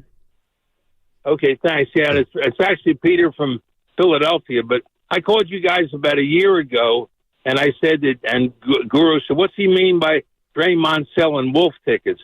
Maybe now you understand what I meant. Wow. Because Draymond is out there, as we said in North Philly, he's just selling wolf tickets. And they're going to start buying his wolf tickets. Can you explain? Break that down for Please us out here. explain to the West Coast what buying wolf tickets means. I don't. Well, selling wolf tickets means you're acting really like you're the bad man. I'm the baddest cat in town. And then they start buying your wolf tickets, and then that's what they're doing now. They're buying his wolf tickets. And don't forget, Draymond got rid of Kevin Durant. He called him the B word. Then he punched out Jordan Poole. Now he's doing this and he's doing that. And you can't minimize the negativity there. Now, on the other side, I think with Chris Paul is phenomenal. He had 65 assists, 5 turnovers. That you can win a title with that kind of stuff. You don't throw the ball away. You make assists. And anyway, you can't minimize the BS that Draymond brings to the team. Maybe he's hurting Wiggins too. Who knows? But the fact that you got rid of Durant ought to say enough. Anyway, I just want to remind you about the Wolf tickets thing. Appreciate it, Peter. Yeah. The Philly guys stick together. Well, I'm not a Philly guy. Spadoni remembered that call. I did too after he reminded. Selling Wolf tickets means you're just lying. Yeah. Oversell yourself. And it was originally used in 1963. It was first recorded when sociologists noted its use by gang members in Chicago. So there you go. Gang members used to use that term. There's a silver lining. And you can do it in love making with you. Oh, I'm about to. And then they're working me hard at the job. You just want the Wolf ticket. Hey, I've been there. Oh, boy. Oh, you in trouble. Down Chi-Town, Coop? Right. Yeah, Blue too. Yeah. Smoothie in Oakland. What's up, Smooth? How you doing, buddy? I'm great, thank you guys. Sure. You know, when you picked Peter over me, it was like you got a club and you asked somebody to dance. Oh, and say, okay, Hey, apologize. Hey, to Smooth. He'd been waiting 58 minutes. No, I feel you. I feel you. So listen, man, I've grown just listening to the show. I've grown because I realize now I realize now. He said it. I didn't like the connection from the get-go. Okay. I was okay with them. I was like, where's my love? I felt like something was coming and it might have went to you. But yeah, Steiny, the whole Clay thing is you beat us to the punch, but again, we don't know if you could bounce back, but it's all hope, man. You hope your kid does better in school. You hope, you hope when you love, you hope. Yada Demean. Yada I mean? This is from the YouTube chat. This is the same panic we had toward the end of the regular season before the playoffs in 2022 before winning it all. Well, go ahead. I'll go with you about the panic, but I'll say this. It wasn't this much of a panic because at least at that point we knew this team had an 18-2 in them. We don't know what this team's – I guess we know this team's got a 6-2 in them. I don't know about an 18-2. Like light years ago. It does. I can't stand you. Oh, I'm just. Now it seems like light years. The championship is now light years. After 2 years, it's been Steiny. They just won. They just won it. All right. They just won. I need you to go in the penalty box or in the corner and put the dunce hat on because 6-2 is what I meant. Feels like light years, and that's this. But the championship feels more recent. The championship hat didn't even come out of my mouth. Well, how long does that feel now? So now the championship. It was stick, but it was 6-2 when it was good this year. Okay, you've always said that for a fact. Okay, but you ran prematurely and said as if I was saying that like write a paper about the does the championship 2 years ago have anything to do with right now? In other words, if 6-2 feels light years, right. What does 2 years ago when they won it feel like to you? It gives me hope. And that's what I'm holding on to. And I'm being real. You know what? Because the core is still here. Looney, Dre, Clay, and Steph. And that's why. And Wiggins. Yeah. And Kerr. That championship year, though, they started out so hot. It was incredible. They were like clear like in the first 20-plus games. They beat Phoenix on Christmas Day. Remember that? Phoenix? And you know who played in that game? Iguodala. You're right. Like, what are we doing? Like, what are we doing? Yeah. Are we really doing this? You can't take our memories, man. I'm not going to take your memories, but if you're using your memories to dictate the future, that's the worst thing a franchise could do. You told me where I'm at with the future. I'm ready to be Trader Jack. Well, now you are. Don't give me false. But if Curry comes back tomorrow, they beat Oklahoma City 130-101, then what? I bet you'll feel different. Stop. You know I'm right. You don't know me. Oh, please. Week league. Yeah, Dale's in the creek. What's up, Dale? How you doing, buddy? Hey guys, I'm doing good. How are you guys doing? Hey. Hey, listen, boy, there's so much, and both you guys, this is the yin and the yang, and there's a lot of truth in what each of you guys are saying. The problem I see right now is we're not tall enough, and we're a little bit too old. And if you take Steph and say he's the best player on our team, and you match him up against the best player on any other contender. Skill sets are all different. Jokic is different, Giannis is different, Steph's different, but he matches up well against the best player on any other contender. The problem right now is that our second best player, Clay, Wiggins, whoever we want to say, is not as good as the second best player on any other contender. Not even close. And it gets worse from there. Man. Right. Okay. And trading for someone isn't going to work it out.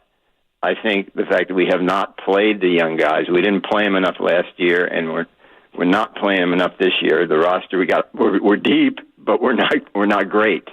And Kerr as the coach, that falls on him and whoever made the decisions last year, and it's falling on him now. And it's really falling on him to figure out how to get Wiggins going and how to get the best out of Clay right now, the best, so that we can really know if he's dropping off as fast as it seems he's dropping off. Even with 2 catastrophic injuries, the guy was so great. It's hard to believe that he's dropping off this fast. So Kerr's got to do a little bit more coaching now and figuring stuff out. Injuries are going to come. This ain't the first time Steph's going to get hurt this season, be out for a few games. Probably not the first time that Draymond's going to be out for a few games. I'm saying a lot, I know. I think Draymond is as much of a minus as he is of a plus. And I guess the final thing I'll say, Goo, I'm kind of with you. I've been watching Jordan Poole. He benefited from the structure that was imposed on him in Golden State. He's now just playing on his talent, and he's not looking that great. No doubt. We lost him. Appreciate the call. 888-957-9570 is the number. Yeah, they beat Phoenix on Christmas 2 years ago. In Phoenix. Otto Porter, 30 minutes. He was our robber for the Bielitsa, 20 minutes. Oh, starting. Juan Toscano-Anderson played 18 minutes that night. And even Quindari Weatherspoon played. They don't even have the same team. What did Poole give us? He didn't even play. Poole didn't even play in that game. they were, boy. Draymond had 8, though. Okay. And 2 years later, he's got 8 again. I'll tell you what the colleges did. Absolutely incredible. This is the beauty of what we do. I'm being real with you here, sir. How much do you think Joe Lacob is looking at the coach or the coaching staff to get Wiggins going? Or is it across the board? Yeah, it's Wiggins. Let me ask you a question. He just floats. I mean, that hit me. You think Kerr's got something to do with Wiggins? No, I'm saying, does he hold Kerr accountable for that? Like if you were off on the show, Nahegan would be in your fanny. He would be in Spadonia Evans' fanny. I'm curious because where's Lake? Is it Steve Kerr's responsibility to get Wiggins going sooner than later? It's everybody's responsibility. It's Wiggins' responsibility first and foremost. Well, that I get. What has Steve Kerr changed that has made Wiggins a quarter of the player he was? A quarter. I mean, seriously.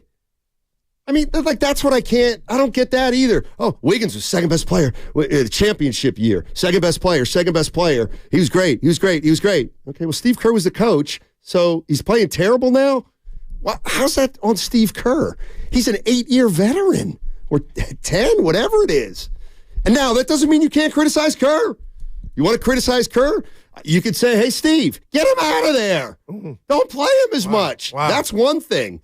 But blaming, and you could blame Steve Kerr. You're being too, if you say to me, Kerr's being too patient with Clay and Wiggins, I might say, you got a point. Or even if I were to disagree, I would at least acknowledge that that's a fair point that may manifest itself in a change. I fully believe that this can't continue a lot longer without no change being made. All right. So I'm with you there, Goo, if this continues, for sure. Man. Bleacher Dave is in West Oakland. Dave. Long time no here. What's happening, y'all? Talk Hey, to us. We Bleacher. need answers, baby. Where you been? What's going on? Look, I ain't got him, man. Look, I'm trying to listen to y'all for him. Y'all the experts. Come on, man. Don't put that pressure on me. Oh, I love it. Hey, thing. I got $19 for my tickets last night. I ain't got that little since before Monte got traded. Observation. Look, did you see? And I'm sure y'all talked about this. Man, that look, 1,000-yard death stare on Clay's face last night at the end of that game with the furrowed brow. Heartbreaking. Hey, Bleacher. Hey, Bleacher. Let me jump in right there because I saw exactly. Man, what you're talking go ahead. about. And a lot of times, Bleach, you guys don't know. You guys are speculating, and you're right when you say that. But I'm with you. When I saw Clay last night, we are. You know what? And here's the thing, Bleacher. You know what? When I came in today, we talked about that among ourselves, and a lot of people said these two words. He knows. Man. You know what I mean?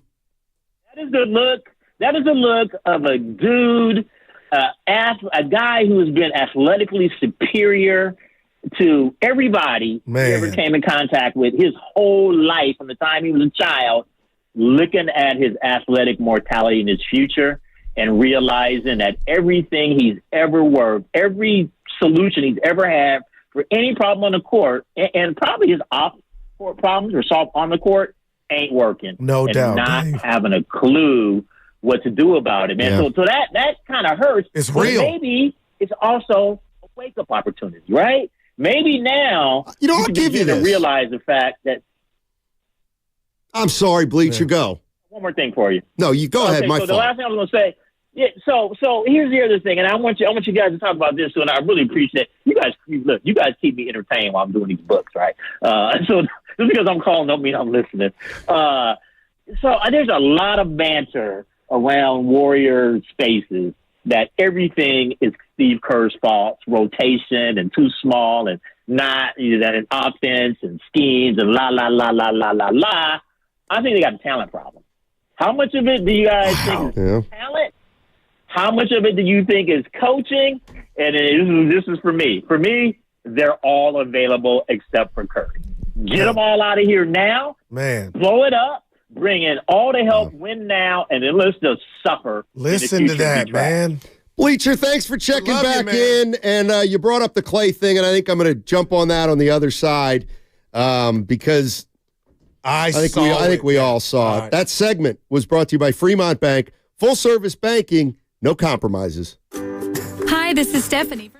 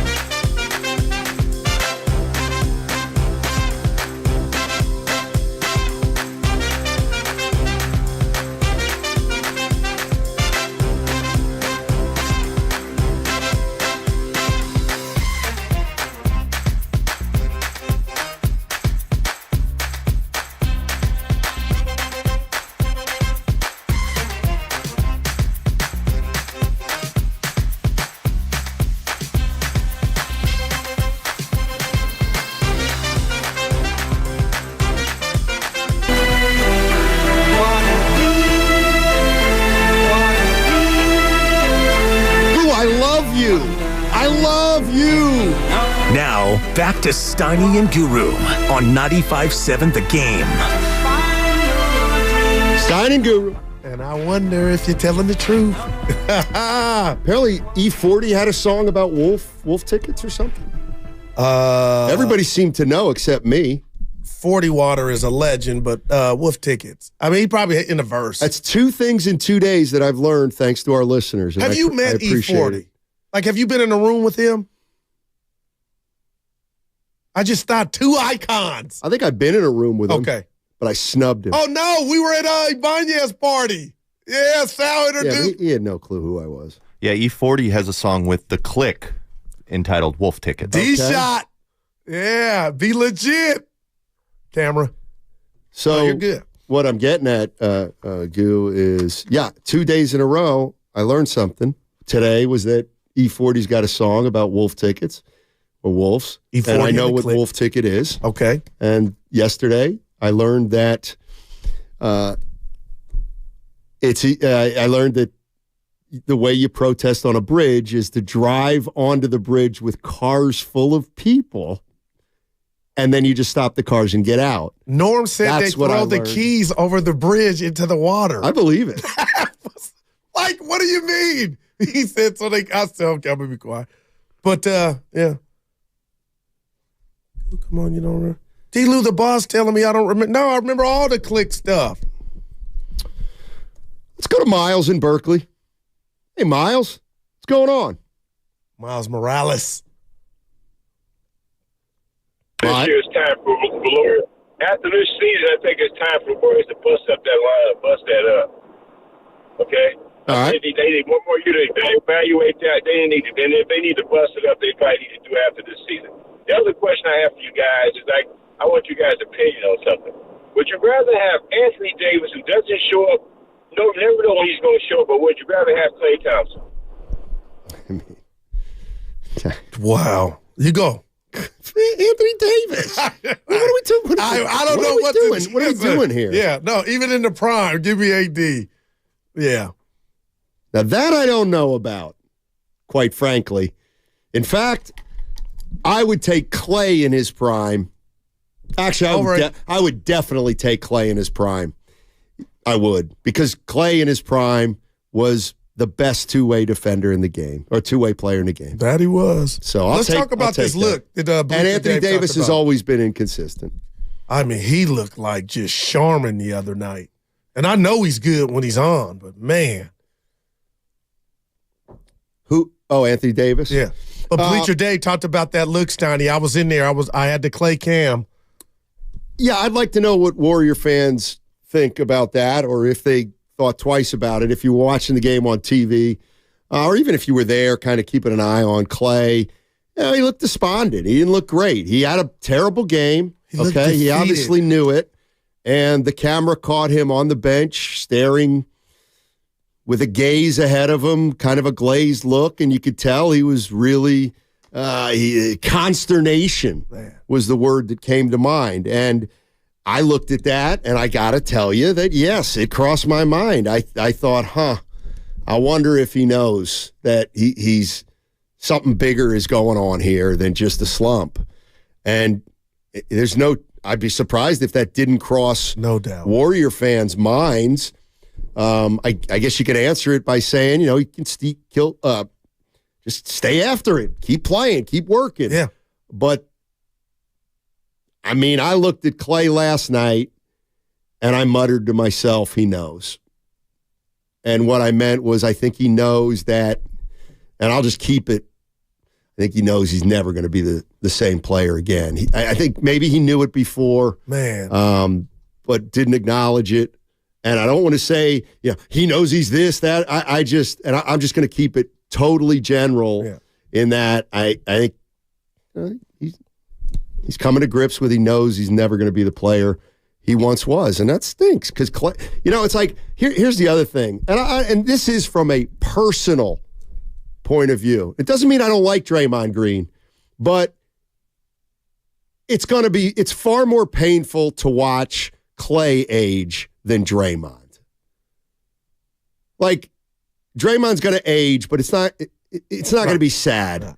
This like last night was a little sad, is what I'm saying. No doubt. With Klay Thompson. So I watched him every time he came out the game, every time he felt like he messed up, Steiny, and it was, you could just tell. And what's interesting to me is, I don't know if you remember a couple of years ago, before I think he came back, he was in street clothes on the bench, and it looked like he was having an emotional moment. You remember that? And nobody kind of knew?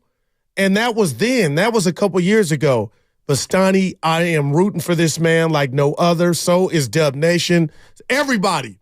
And, again, I go back to the me against the world and the him saying, if I had to put on another new uniform, it might suck. But how can somebody from afar that appreciate what he's done and who he's been as a basketball player and what he's meant to this organization, how can we not have our mind wander and say, is he checking the internal scoreboard of where he's at and where he might not? He got blocked again last night. Okay, it's basketball, it happens. But how many times has Klay, got blocked by guys his size or lesser? So, Steiny, I know he's going through it, and hopefully a brother will work it out.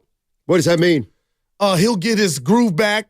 To what? To better than where he's at now. I know. I hope you don't think I think he's going to be the Iron Man that he was 2 years ago. But what's interesting, when they did win it in 2022, here I go. He played the most minutes of any Warrior in the finals, but that's neither here nor there. Steiny, when something's going on with the individual, he just looks, he has a defeatist attitude. And I watched it. Like, even when he came out the game, he was just not shucks, but just mad. And it felt like he was down. Well, of course he was. He was 1 for 10. He was terrible last night, and he didn't make a shot over the weekend. Oh.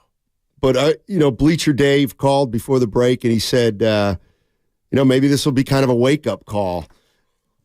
And I must admit, that's another thing that crossed my mind a little bit. We all know Klay's stubborn. We all know he's the guy who said, I ain't sacrificing S. We know all that about him. He's also the same guy who said, I'm not going to let this contract get in the way, et cetera, et cetera.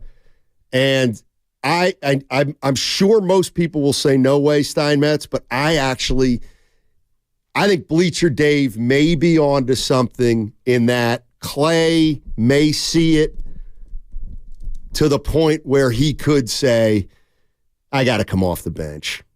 Mm-hmm. I know he doesn't want to. I know it's unlike Klay. I hear you, man. But to me, it wouldn't be the craziest thing in the world for Klay to say something. That's wow. Maybe I'm wrong. 888-957-9570. Let's go to Tommy. Tommy is in Oakland. What's up, Tommy? How are you? Hello? Yeah, Tommy, you're on, buddy. Turn that radio down. Oh yeah, I was just what you guys think about? Let's go get Zach LaVine. Let's go get him. Get rid of Wiggins. They're not going to want to get rid of Klay like that because he's part of the legacy. But give him Wiggins and Moody, somebody else. Let's go do it now. You know where I'm at. Thanks. So if you see, here's the other thing. You trade Moody and Wiggins. Yeah. You're telling me you did think Moody was just a guy. That's all. You're proving that. I would tell you. Because there's no chance you think Moody's going to be a hell of a player and along with Wiggins for a guy like Zach LaVine. See, it's interesting you bring that up because the reason that I would sign off on that is I would live with I did everything I could to give Steph Zach LaVine, which I believe was more than Moody and Wiggins. And a lot of that is Wiggins. So, Steiny, it ain't so much about Moody, and we'll live with that later because, he's got his whole future ahead of him. But this is about the right now. And Zach LaVine, I believe, athletically could help Steph Curry and company get further than they could with this enigma that we've decided Wiggins is. And frankly, Steiny, I'm getting tired of it. Well, let me just tell you something about last night. Rob Lowe. Evan said, let's go check out Kerr in the post game. I wanted to grab that damn mic And I felt like if Wiggins would have been in there, I might have put my hand up and just asked him, is this the best you got? What's going on? Because every game that goes by, I'm blown away. It's not that he's playing bad. It's like, dude, have you heard the word urgency? So let me get this straight. Dre's out. There's been drama. We've been looking for you all year. And last night you go out and all you can get is 12 points? Like, make that make sense to me. I've been trying to make it make sense to you for years and years and years, let alone the last 3 weeks. I really have. Yeah, I walked into I've been really trying. But this is not cool, and I'm tired. I wasn't tired last year because I thought stuff was real, with Pops. And then we had the rumors. But I don't care what it was. But the court is supposed to be your sanctuary. Snap out of it. You can't even make a three-pointer now. If you watch last night's game, what was he, 6 for 12? Yes. Oh, what? That was Wiggins. Like, if you're saying we need more, that's him. Like, that might have been his best game this year. Certainly top 3. Yeah, no doubt about that. Okay, so there you go. Wiggins was fine last night. Here's the question I have, and this is where, hey, get Levine in here. Get Levine in here. Zachy. Okay, so 2 years ago, just a blink of an eye ago, Goo. I'm like, where's he just going? Just a blink of an eye. The Warriors win the title. And Andrew Wiggins is phenomenal. Phenomenal. For him. Yeah. Great offensively, efficient. And how was he defensively? Incredible. So you're going to lose Wiggins. You're going to bring in Levine, who guards nobody. How do you expect to get back to that championship-level defense of 2 years ago? If you're looking at me, and I heard you, and anybody that wants to pick up the phone and call me and tell me Zach LaVine, which is a turnstile on defense, doesn't have the same athleticism, if not more, than Andrew Wiggins to be an okay defender. Okay doesn't cut it. He's being lazy. Okay doesn't cut it. But when he got here, Stoney, there would be standards. The same standards. And how are Wiggins living up to the standards now? Well, you got what you could get out of him enough to win a chip. Right. And repay and get his deal. Levine, please. You don't think that's there? He's a terrible defender. But he has the ability to be a better defender. Better? As good as Wiggins? I want to say I don't see why not, but he's done nothing for me to – man. Let's go to Rafi in Berkeley. Hey, Rafi, how you doing, man? All right. How you guys doing today? All right. Dynamite. I've been trying to call for a couple of days because this topic seems to be coming up, but I just wanted to say, this is what this looks like. And what I'm curious is why we're so surprised in some ways. They won a couple games they won a couple games at the beginning of the year. They're going to lose a bunch of games. And I want to talk about, in some ways, who they're playing. Look at the teams they're playing. They're playing the Cavaliers, the Thunder, the Minnesota Timberwolves. These teams, they were terrible, and they got really great draft picks. They know what it's like to be really hungry. They're athletic. They're kind of a new breed. They have a lot of long and lean guys. Their three is like our 5. You know what I mean? And then yes, I do. The Timberwolves, big boys who can shoot the ball. Of course the NBA is going to change, and we've been rinsing and repeating for a long time, and this is what this is going to look like. We're going to be a 6 seed. We're going to make the playoffs, and we'll probably lose. We'd be lucky if we lost in the second round, and that's basketball. That's life, and that's kind of what I got to say. But before you go, Rafi, thank you. Is that good enough for Steph Curry, though? I hear you. Is that good enough for Steph Curry? It doesn't matter. Thank you. Wow. It's did anybody I love you, Ralph. Hey, did the Washington Wizards waste Jordan's last 2 years?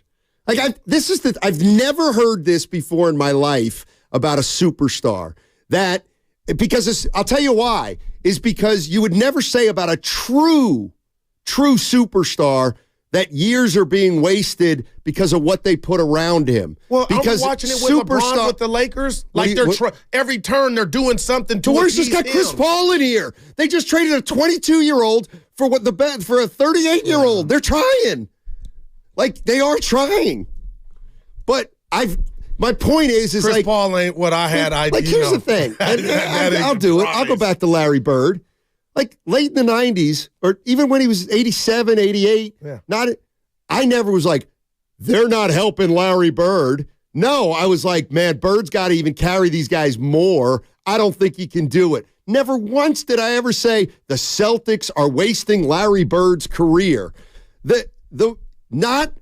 No player has won a title every single year he's ever been in the league. There's no such thing as the Warriors wasting Steph Curry's career. I'll give you this, though. There's no way. I'll give you this. Come on now. Yeah. I'll give you this. If the Warriors decide this isn't a championship team, the minute they decide it's not a championship team, all right? There we go. Then they're wasting every remaining moment screwing Steph Curry. All right. How about that? All right. No, I love that. Because I think that's around the corner, and hopefully I'm wrong. And Uncle Looney, real quick, the Lakers have looked really bad. It's not about how they look this year. It's about they've let him make decisions because it's almost like, okay, you're our best player. We're gonna throw everything at the wall for you. And I know the Warriors aren't there yet, but I love how you put that. Once Lake Up and company feel like, you know what? I mean, my goodness, Donnie. And that's why I brought up the Wiggins thing. Like, is Lake Up looking at his head coach like, dude, you can't get this dude to whatever it is. Let's get a sports psychologist in here. Let Draymond rip him. I don't know, but this Andrew Wiggins cannot keep up for the Warriors to go anywhere this year. That's a fact. Forget Clay, Andrew Wiggins. And you went on a sabbatical last year and they had your back, and you come back like this?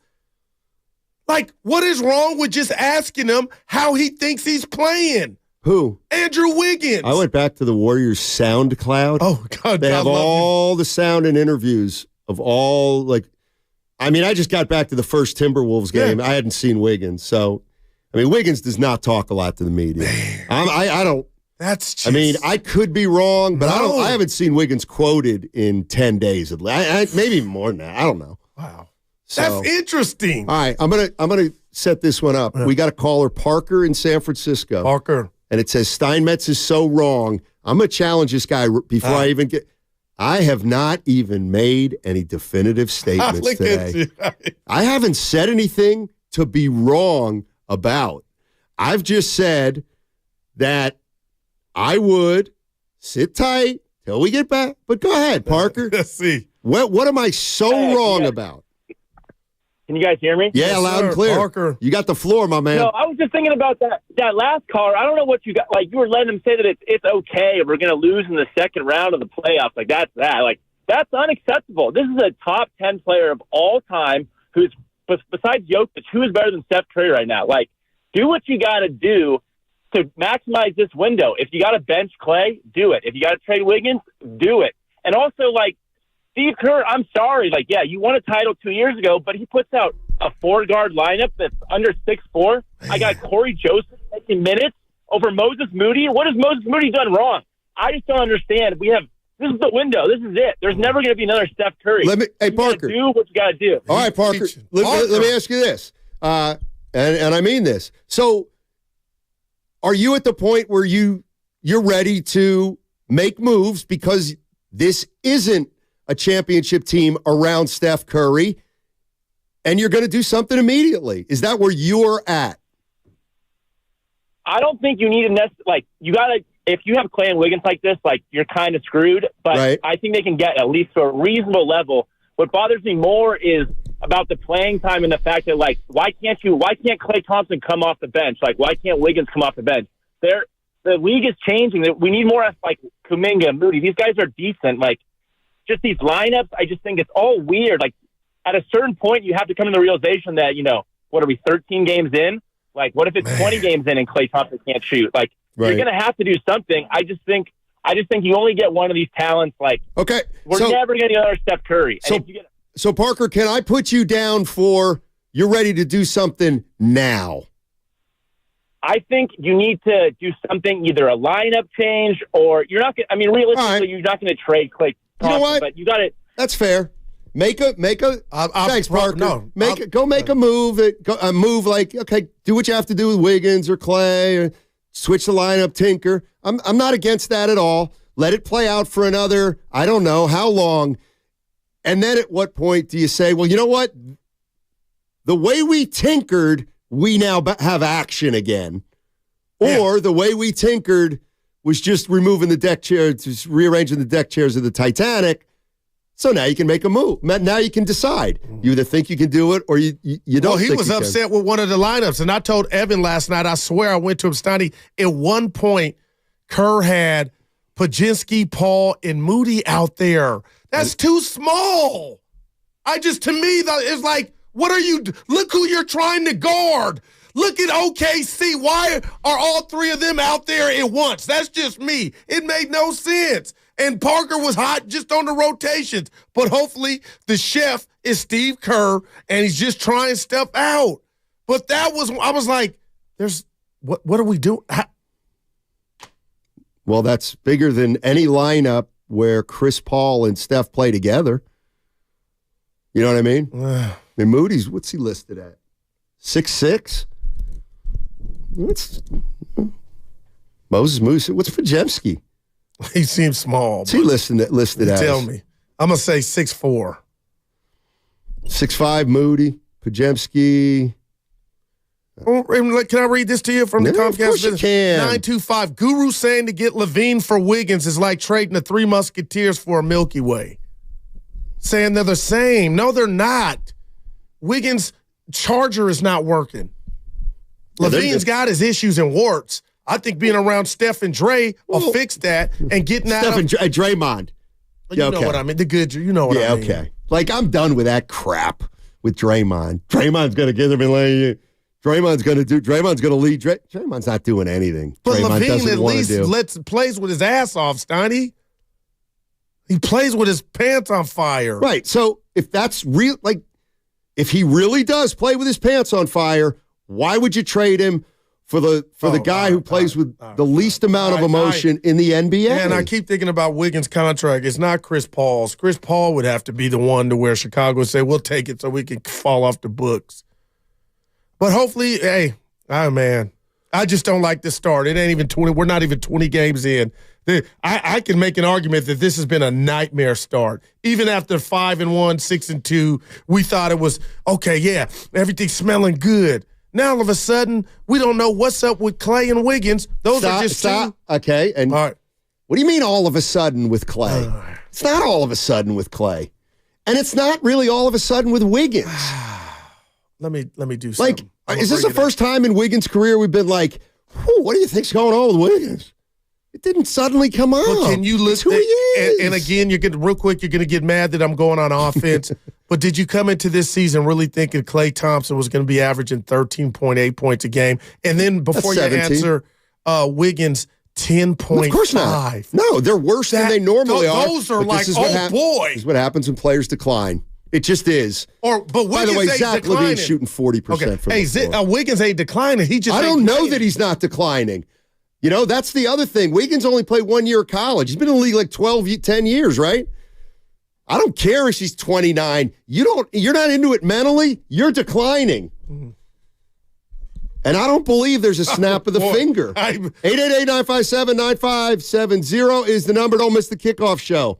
This Sunday with Larry Krueger and Lorenzo Neal, live 2 hours before the start of the game. Join us at the Hilton Santa Clara for delicious food, great drinks, and the best pregame show in the Bay. Presented by Habas Law. You've been wronged? Habas Law will fight to make it right. Call 1-800-INJURED or visit habaslaw.com. Looking for the best turkey prices? At Lucky,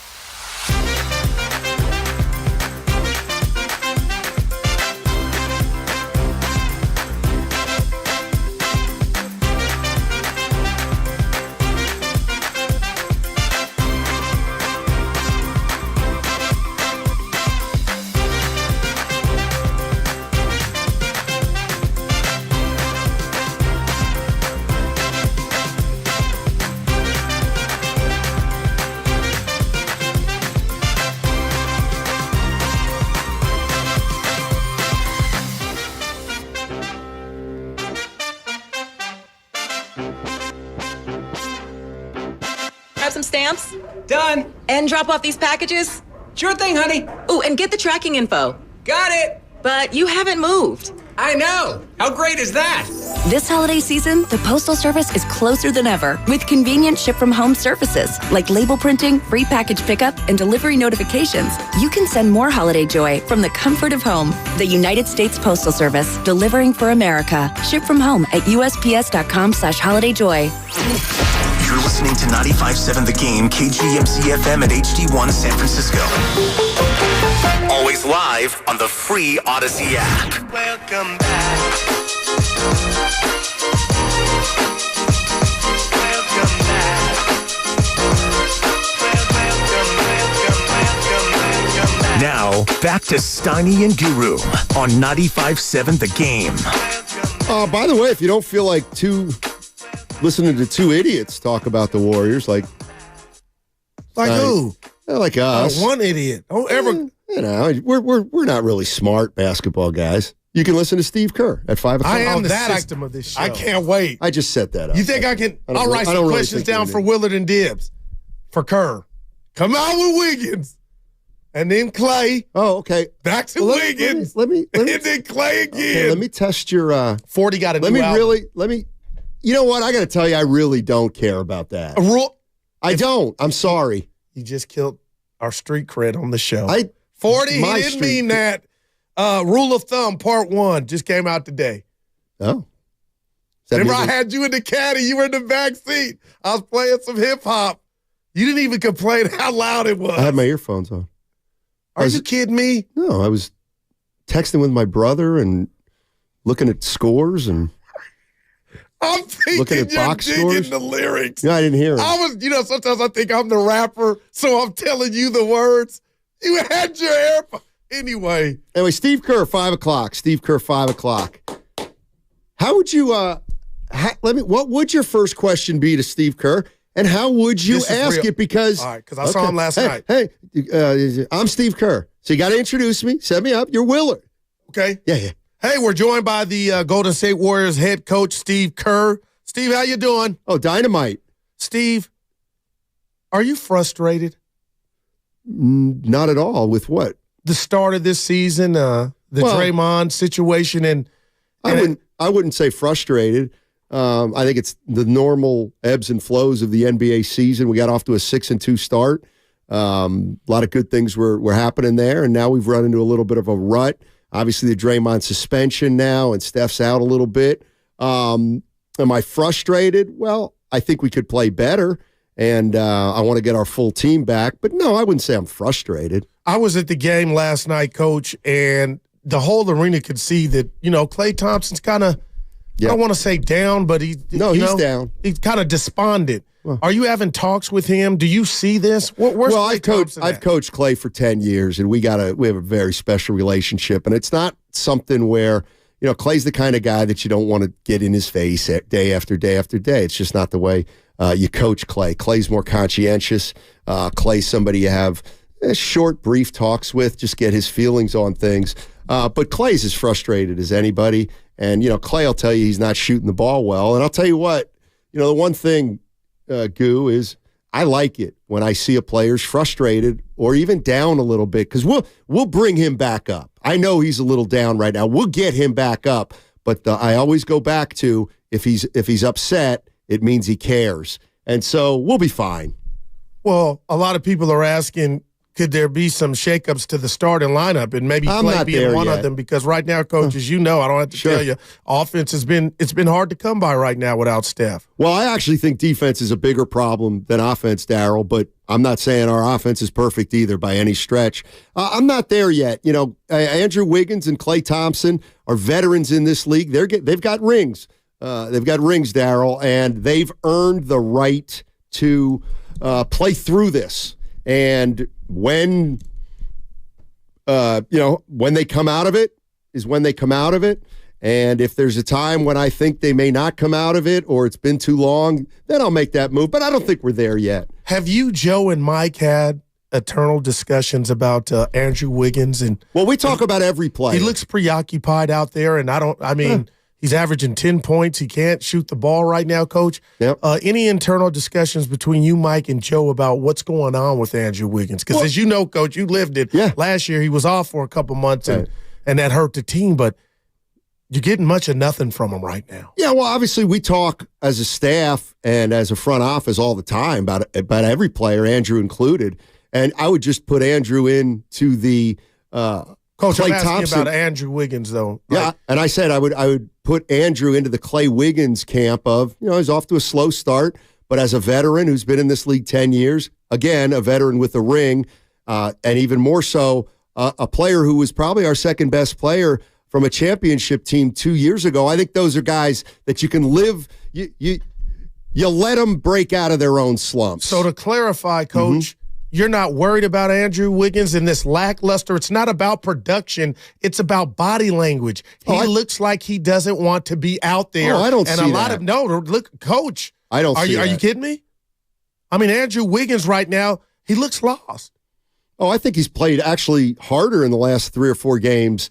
Maybe not harder, but I think he's been getting after it the last 3 or 4 games. The shot's not going. There's a difference, Daryl, between your shot not going in and not playing hard. I just think his shots aren't going in, and maybe it's affected some other areas. But no. I don't see a guy who's given any less than 100%. Okay. I'm sorry. Are you saying you don't think Andrew Wiggins is trying as hard as he can? No, it just doesn't look like a guy that loves the game now. And I don't want to overstep my boundaries. No, but he's last year. He left you guys for 2.5 months. Yeah, they respected the privacy. What is going on? He's averaging 10 points, Coach. He can't make a three-pointer. And again, the worst thing you can tell a professional athlete is they look like they're preoccupied. Well, why would that be the worst thing you could tell a professional athlete? Because that's expected. What is?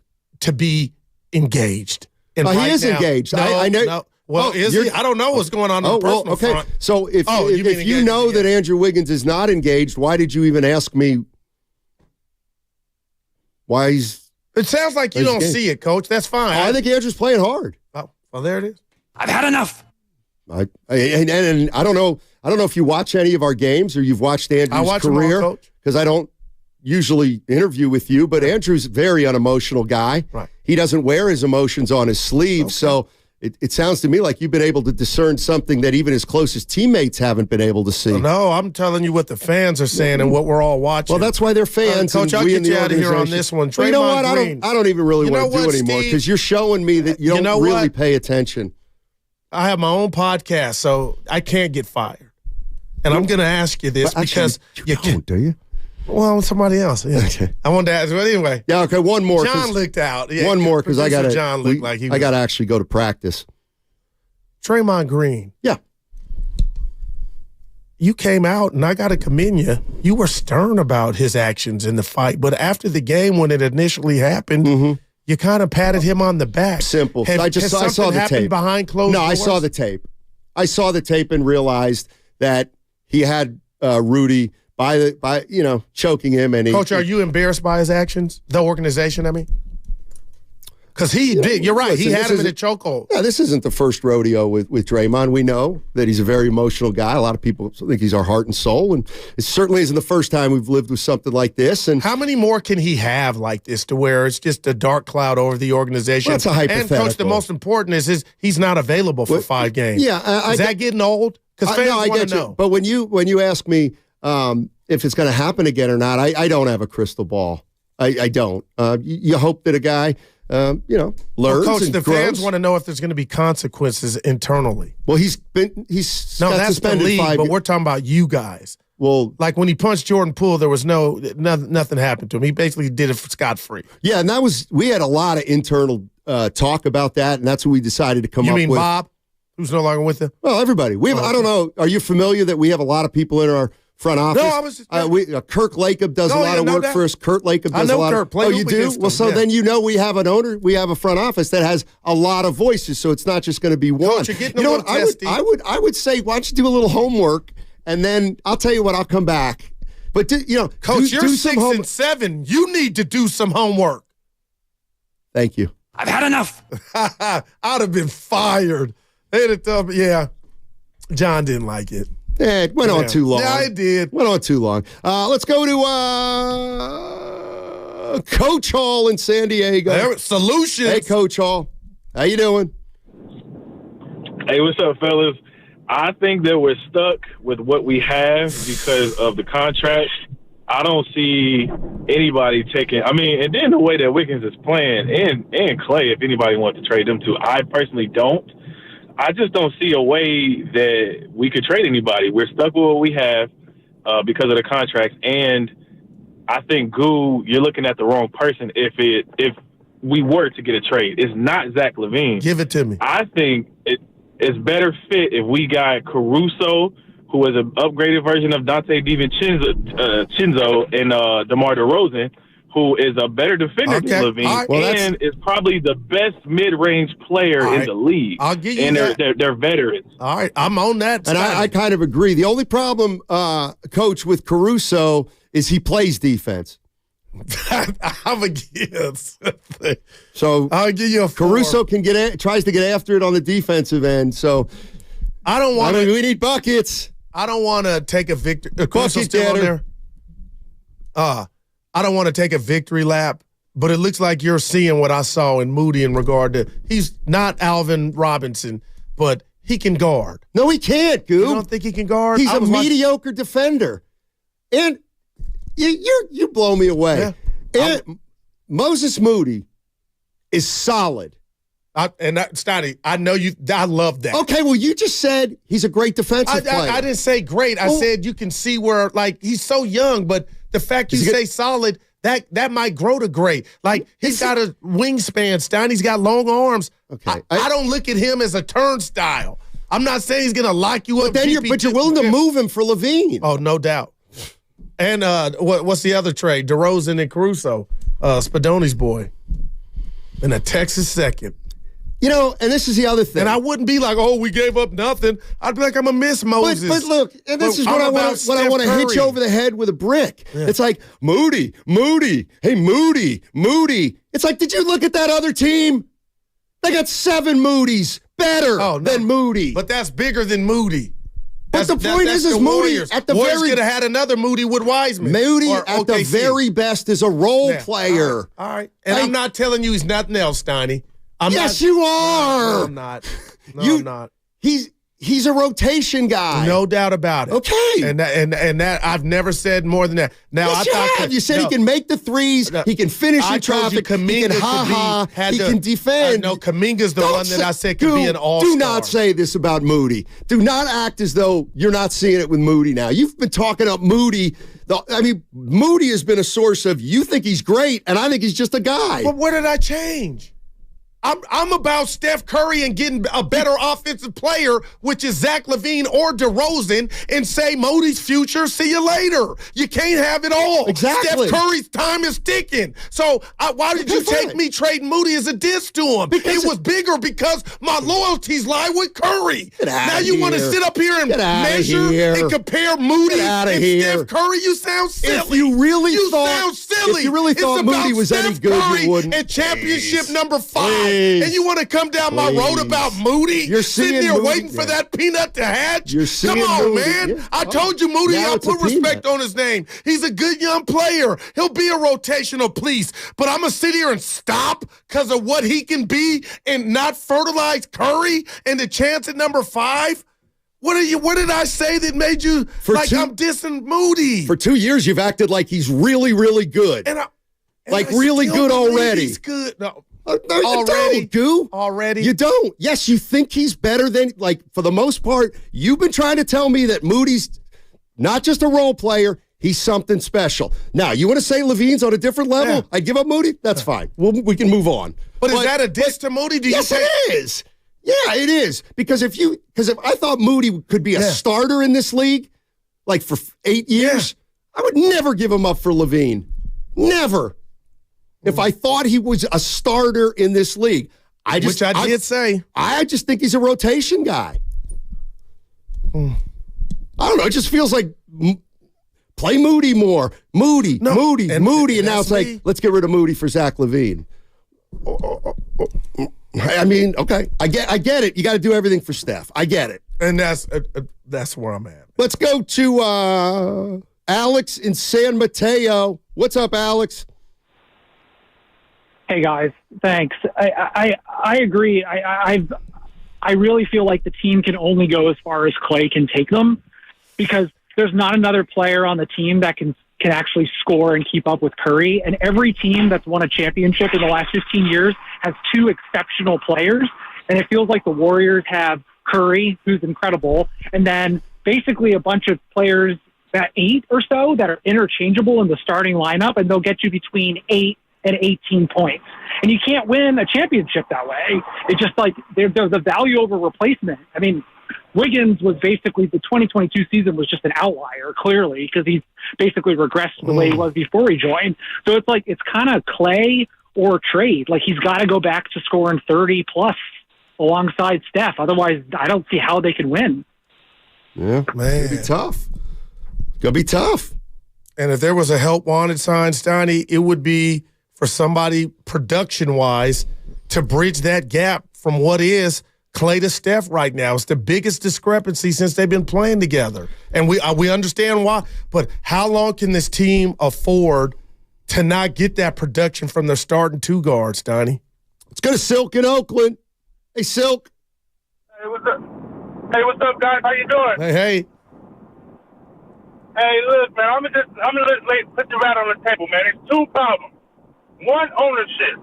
When ownership let Draymond Green get away with what he did without disciplining him the way they should have, that caused a whole dismay in the organization on the whole team.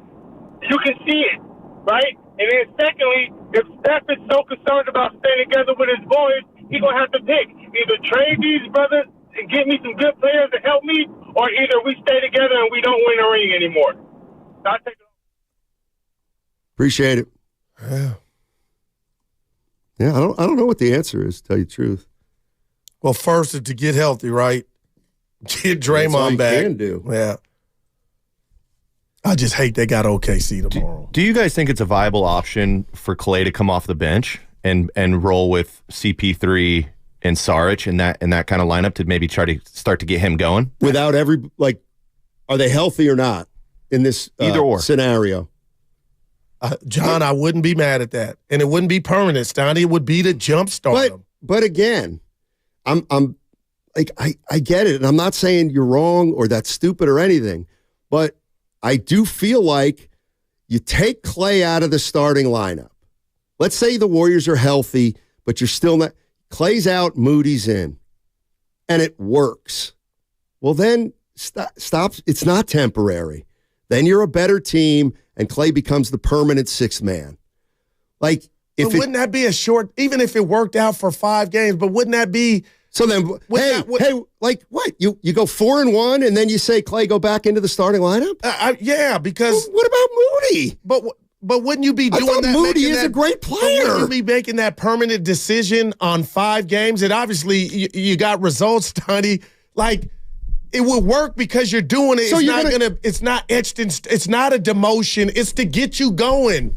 And if we got to walk on eggshells to know that you need to get going, then we really can't go anywhere. But I don't think 5 games of positivity would make you not change it back to Clay. Like to me, to me that. Why would you move Clay to the bench for 5 games? Because maybe you get off to a better. Right, and then what? You're going to go, oh, let's get back. Hey, Clay's back. Let's get back off the worst start. Steiny, what if you did that the way you're saying it, and then game 8, it didn't work out, and whoever's starting for Clay is struggling? Then you got to deal with the rat on the table that is you bench Then you're Clay. Changing your lineup every 4 games. I mean, like, Thank you. Why would you want to try something, have it work, and then, well, let's go back? Okay. That makes no sense to John, me. I can't speak for John. Yeah. This is, for me, all about Clay. It's not about who replaces him. What if he is just pressing and we need you to come off the bench, watch the game from a different angle for 5 minutes, and maybe that might get you going. Okay. So, and then let's say and then he comes off the bench and he's a new player. He's averaging 18 off the bench. He's getting better shots. He's being more discerning. He's more effective. But what if he said, Coach, I want to start. I want my start and roll back. Like, I'm asking you that. You're going to deal with that, or are you going to be like, Yeah, we were just doing this temporarily. I didn't want to take him out of starting lineup anyway for temporary. If you take him out of the starting lineup, you better commit to it to see what you got. And you know what? Here's the other thing, and I think this is a big problem. You keep saying he, Clay. Yeah. Can we start saying they, Warriors? Well, we need to get Clay going. No, you need to get the Warriors going. It's more than just Clay. Hey, you know what? Because I'll tell you what, you get Clay untracked, you still ain't a championship team. You still got to figure out what's going on with Wiggins. You still got to, get Dre back in the fold. Man. Let's go to Wayne in San Jose. Wayne in San Jose. Right. Hey. I want to say him something. He's like one of them timing holes. He ain't. Wayne, you got to call back. I was trying to hear my name. Yeah. Terrible. Yeah. Devin in Pleasanton. What's up, Devin? How you doing? Good. Hey, guys. Hey. Great show as usual. Real quick, I'm not a fan per se. I've called before. Guru kind of dismissed me because I was telling him that this was going to happen. What's happening right now? This is Steve Kerr's issue. The lineup is what it is because it's what Steve wanted. Don't hang up on me right now. This is why Bob Myers left. I brought in all this talent, Steve, and you ain't developing nobody to be great. You're not developing any of the guys to be great because everything's around Steph. That's okay. But he's not reinventing the wheel. It's the same old thing doing over and over. We can't do that. So all I'm saying, guys, is for us to talk about every player and break them down. Right. Steve Kerr, man, built this way. That's all I'm saying. Steve built it this way, and it doesn't last. You got 6'8" guys that can play the point now. Steve hasn't evolved. So that's all I have to say, guys. Thanks. Appreciate it, Devin. But what did he mean by this is what he wanted? Loyalty to veterans. Oh, no, I'll never fault him for that. But again, okay, well then, but you're the same guy who says, let's give him a 4-year extension. But why would you do that if the team is getting older and you need to develop players? This is what I mean.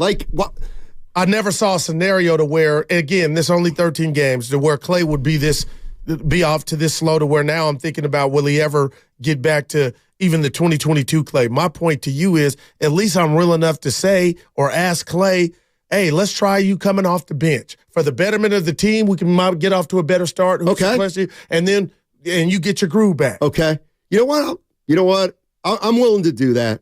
And we'll talk in about 5 to 10 games. We'll talk again. About what? You going back, inserting you back into the start lineup. Well, if it works.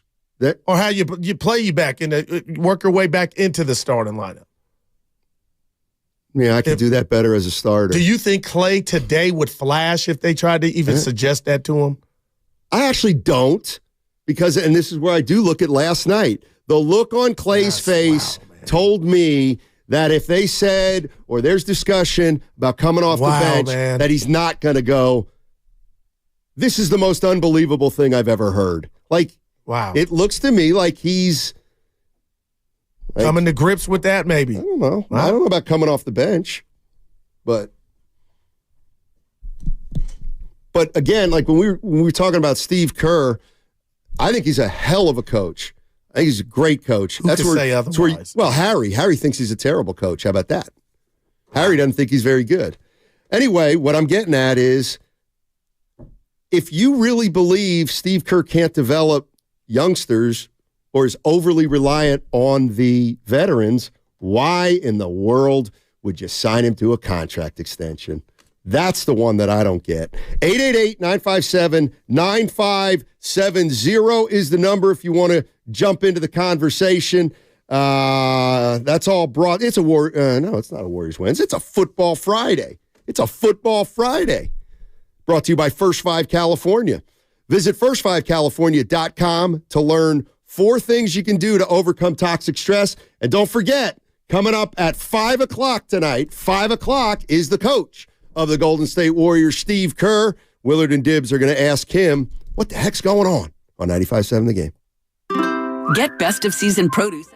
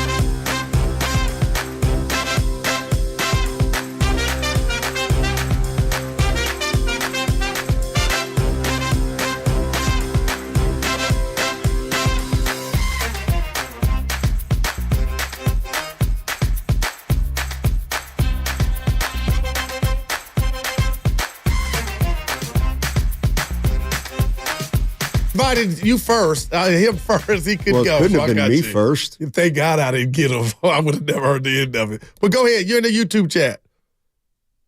I mean, the bottom line is you offered him the Relaford first now. Here are my two texts on the YouTube chat. All right. Feel free to respond or not.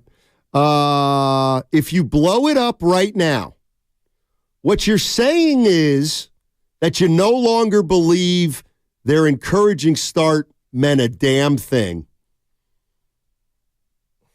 If you blow it up now, you're acknowledging that you didn't believe. Not you, that you didn't believe. Well, yeah, that's twofold because it's not about a good start. It's about looking and feeling like your team, even with a bad record, when they get right, is good enough to win it and go up against the Titans of the NBA. So right. I don't think the goal was, well, obviously it was to get off to a good start, but I mean, I'm not saying the good start was fool's gold because they're injured and Dre's suspended, but man, Steiny, I just, like you said, like I said to the people at the summit, I needed to see a little more, and now I got more questions that I had coming into the season about players and fits. So that's one thing I texted. The other is, and this is for you, if you were encouraged about 6-2, then you've got to try to let this team reset, get Draymond and Steph back, and put the pieces together. And we might look back on this and say, it's a 2-3 week blip. Big deal. All right. I mean, I'm I serious. think that's where it's going. Well, obviously. I mean, of course it's where it's going. Yeah. And you know what? If they make a move today, that means that they knew something weeks ago. All right. Because you don't decide today, And you know what? Let's start looking. No doubt. And then boom. But I'm with you. There's only one thing to do at this point. Get Steph and Dre back. Play some games. Can you recreate some of the optimism of the 6-2 start? And can it sustain? Because if it can, or you believe it can, then we don't have an issue. But if you feel like you get healthy and there is still a few things missing, okay, well then it's decision time. George in Sonoma. Hey, George. Hey, there you go. Hey, George. Hi. Hi, how are you guys? Dynamite. Good. I just want to say that I think the team is in big trouble. Used to be that the Warriors changed the game with the three-pointers. Clay and Steph, they would run and run and run around and around and be able to shoot and hit those threes. Now, all the teams have caught up with that. They can shoot threes, some better than the Warriors. That's number one. Number two, Draymond Green, the way he's playing, the way he is violating the rules, and the way he choked that guy, come on. I mean, this is taking himself out of the game. So that's no good. And the third part, and the last point I want to say, is we don't really have a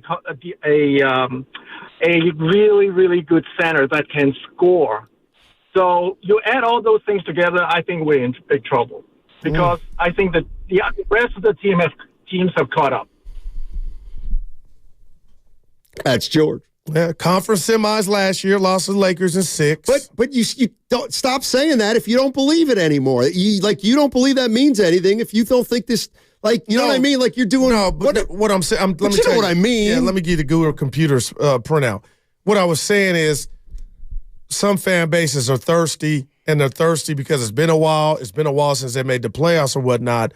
But he was calling like we saw that last year, and there might have been some of that. But just my whole point was, Steiny, they made the playoffs last year. He was sounding like it's been this way for 4 years. We're 2 years removed from a chip, if you care about that. I'm just saying, hey, we took L.A. to 6. Obviously, they beat us, and we had drama all season. The other thing I was thinking is, for the sake of this argument, they have this joke of a play-in, and they say this thing is, you still got to get into the 8-team tournament.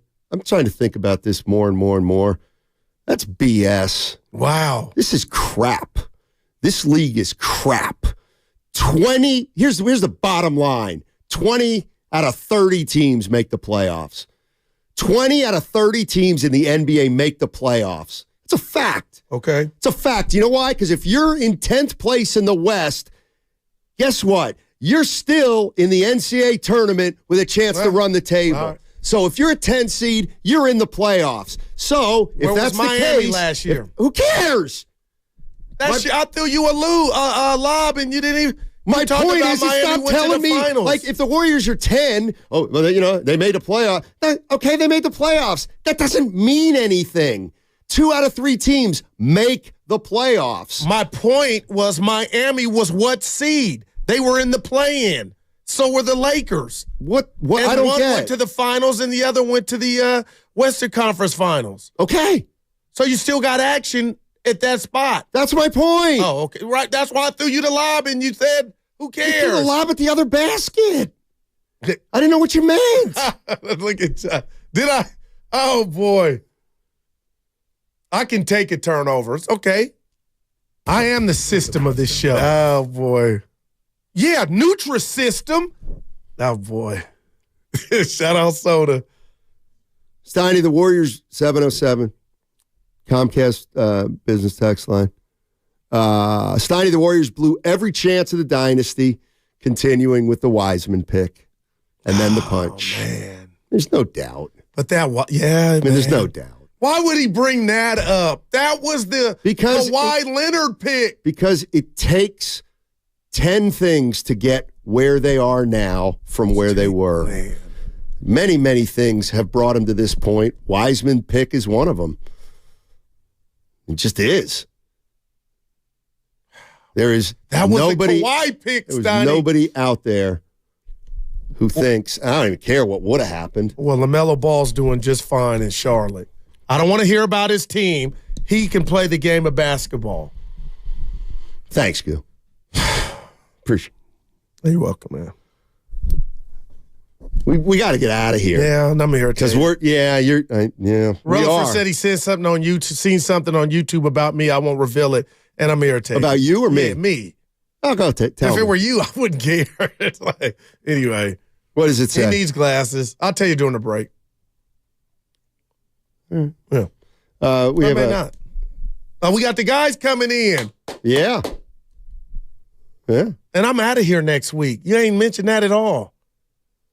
You and Evan. For all week? Monday, Tuesday, Wednesday. Oh, next week's Thanksgiving, though, right? Yeah. Wow. Look at the smile. Why are you smiling? Is that a smile? John, he said, because he knows I'll be in here. Oh, there it is. Yeah. I just didn't realize. I thought it was a week, more than a week away. You know what? Did I really? Was that my turnover or your turnover? I don't know. I think you know it was yours. No, you I just was up didn't- here. You threw it down. You didn't get what I said. I thought I did. Like when you go, hey, made the playoffs last year, it's like, that's not an accomplishment. And I wasn't That's saying not that. an accomplishment. Right. Hey, we went 37 and 45 and we were the 10th seed. I didn't say it was. Woo! Oh, All man. right. Crossover next. Brought to you by BMW, the ultimate driving machine. Now through November 3rd.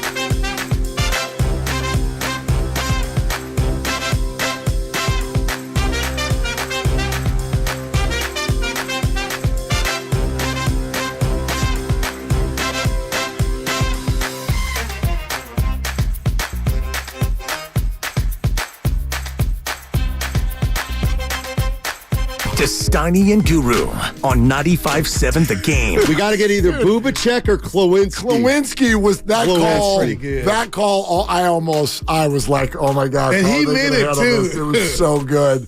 Willard and so Dibs. good. Willard and Dibs. It is the crossover. It was Klawinski, and he wanted to trade Klay Thompson after he had become a free agent. That is good stuff. I love our callers. God love them. God love everybody who loves sports.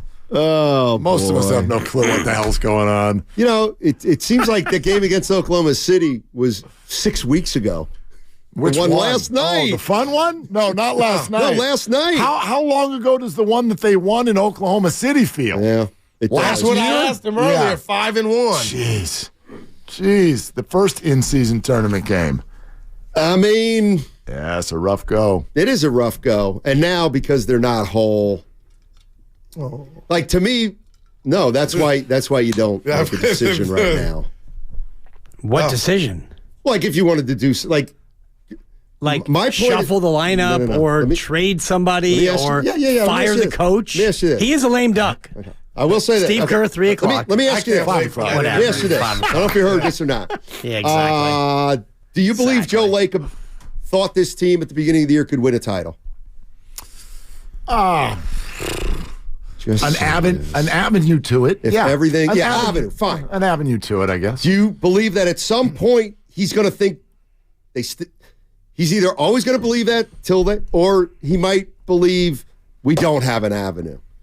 What I'm saying is, I don't think he's there yet. No, I don't either. Yeah, I don't either. It's 13 games, correct, and injured and all over the place, correct. Yeah. And that's why you don't do anything right now. There are more chapters in the book. No doubt, a lot more chapters. No doubt.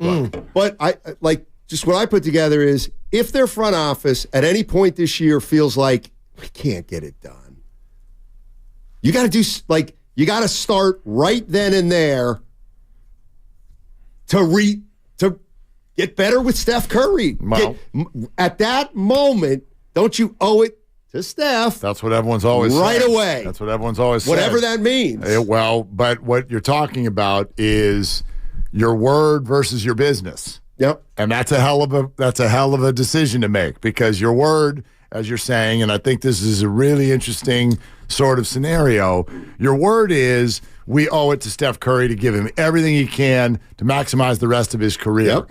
However, to do that, you would probably be sacrificing your financial flexibility, which is what you just acquired in Chris Paul. And that's going to hurt for a long time if you do it. And realistically, can you actually rework it on the fly in a way that would actually make you contend? That's a hell of a thing to try to do. Yep. It is. It is. Dibs, here's the way I feel. Good start. Now it's the opposite of that. But I do say, okay, Wiggins and Steph, just weather the storm. Yeah. Weather the storm. Man, I mean, who could have seen Wiggins and a 6 for 14 coming? Right?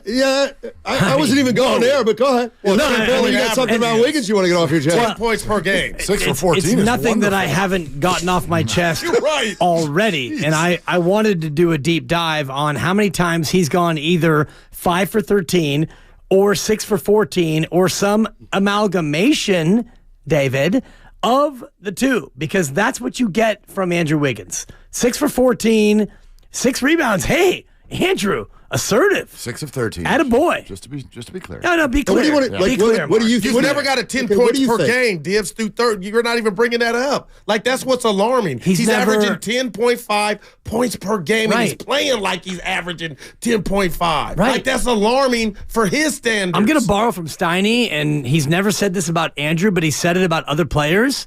Oh, he stinks.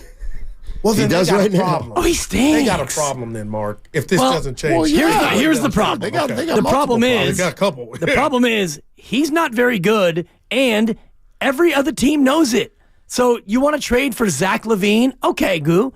Tell me what team is going to take on Andrew underwhelming Wiggins and or Jonathan. It would be Chris Paul, because we're going to blow it up and that money would fall off. So it wouldn't be Wiggins in a sense, because you're right. Nobody's touching that.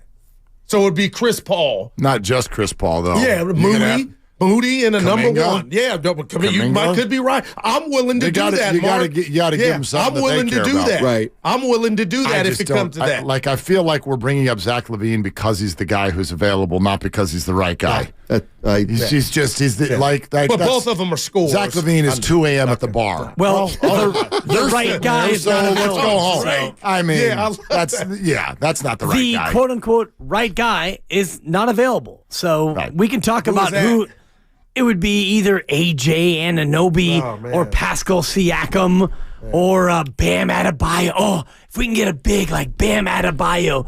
Yeah, good teams don't want to get rid of good players. Hello. They play to win the game.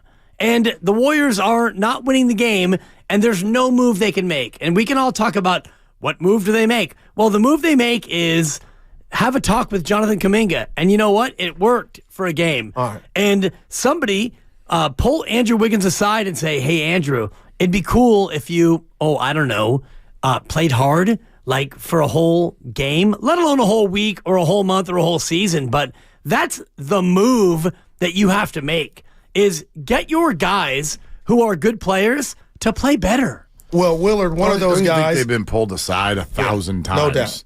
Like I think the Well, Wiggins make it 1,001. Yeah, the Wiggins situation's well beyond sitting someone down and saying something to him. Yeah. What if I told you I want to supersede Wiggins? It's a wrap. Nobody cares I was at the game, but I wanted to stop the game. Good seats, too. And go hug Klay Thompson. Like, we need to talk about Klay. We're going to talk about Klay. It's a thing. We're gonna this talk man about is Klay. loved, but Dibs, he looked defeated even coming out the game. Not mad, just like this, like maybe he's having thoughts of, and I'm no psychologist, but you could see it.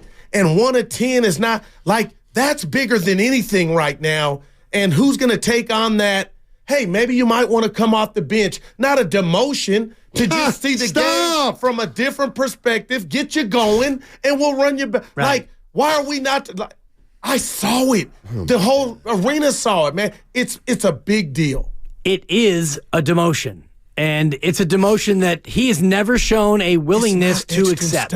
When Kevin Durant was signed and he was asked about KD's presence on the team, the first thing he said was, I'm not giving up my S. Right. And by S, I mean shots. Yeah. And so from then on, Klay Thompson, and I love him for that, he is a shooter, and a shooter shoots. But right now, he's a glorified Kyle Korver and JJ Redick.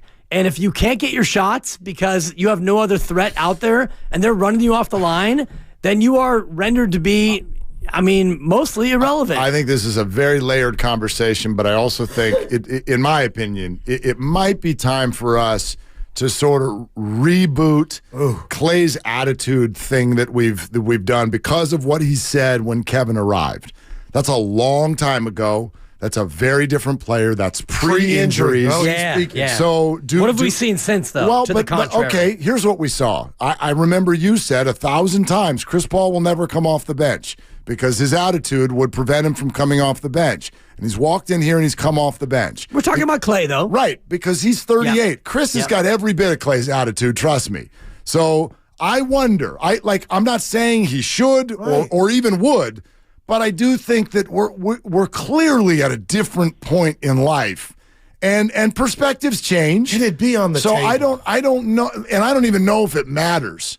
Like I don't even know if it matters. Like I don't know that would fix anything. I'm actually with you there. Yeah, I don't know that it matters, but I do think the idea that Klay 1,000% from an emotional standpoint would reject the concept. Right. I don't know that. I don't know that. Draymond did it in the playoffs when he said he wouldn't. Chris has done it. Maybe he would, but I don't even know if it matters. I think, last night the way he looked, like Bleacher Dave called in today, and he's like, you know what, maybe last night was a realization that he is never good, whatever, and he's okay with coming off the bench. But the problem is he's in a contract year. Yep. That's the problem. And if he does the right thing, Spike Lee, it's going to cost him probably a lot of money. Well, you keep playing like this, you're right. It's going to cost you a lot of money. But if I'm Klay, I want, this is where Steve Kerr is likely to give him every chance in the book and then some as a starter. Because Kerr's tapped into the money aspect of all this as a former player. Now, I'm not saying he's going to make decisions based on it, but Kerr knows Clay's got to have money on his mind at the worst possible time, unfortunately. It's so wild, though. I know I've never walked in these shoes, but when someone has made hundreds of millions, do you really bring that with you to the arena every night? Like, my standing could turn what was going to be $100 million deal into a $60 million deal, and I know that's $40 freaking million. But what does that actually do for Clay's life?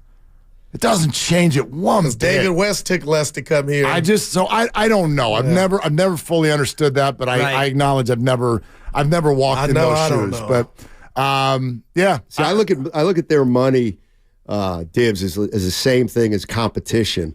Like, they got to the pros because they were vicious competitors. Exactly. They thought, I'm better than Goo. And money's exactly the same to them. It's not how much is enough. It would be, that ego. guy's making more than me. Oh, exactly. Wow. And the other thing I think is a big part of it, you start making $18 million a year after year after year after year after year. I know it's a lot of money, but all of a sudden you go to 8, they get scared. You know what I mean? Well, sure. I mean, he's like, we call him old. I don't know what you mean. Imagine being called old when you turn 33. 33.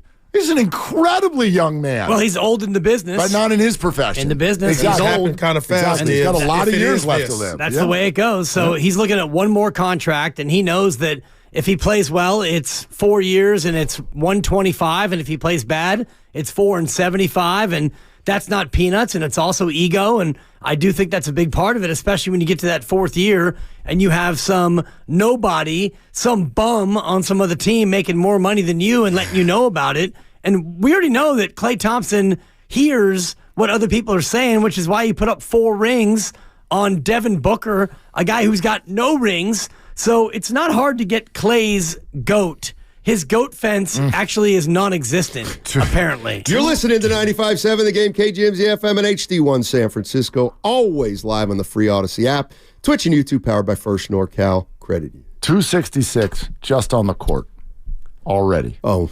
Right. It's not about savings account. It's about ego. It's about what do you make. And right now, I get it. And right now, he's what, 10th in the association in terms of single salary. He was last year. He might be down to like 13, 14, but his number went up $3 million from last year. Right. So, but if you look at where he is right now this year based on what he makes, so he's going to go out and play this year, and he's going to come off the bench for the good of the team, fellas. And then next year, he's going to get a deal 3 years for $58 million, and he's going to go out and he's going to see Jordan Poole at Summer League, and Jordan Poole's going to be like, hey, Clay, come here. Dibs, if you're right, Clay, you're worried you about need the a loan, wrong Clay? thing. Because you keep Clay, talking about do you Clay need to like hold it was a little Clay bit? years ago. This is the worst ROI We're talking about right athletes now. and Contract ego. in the NBA through 13 games. It's Klay Thompson. This is a nightmare if he continues to play this way. But Dibs, I'm just saying, you're talking about him not being able to come off the bench as if he's at his top in his prime. He's not. There's got to be some self-reflection. These are athletes who all deal with ego. But the Warriors are trying to win games. Yes, but until Klay shows me otherwise, I believe that he has an ego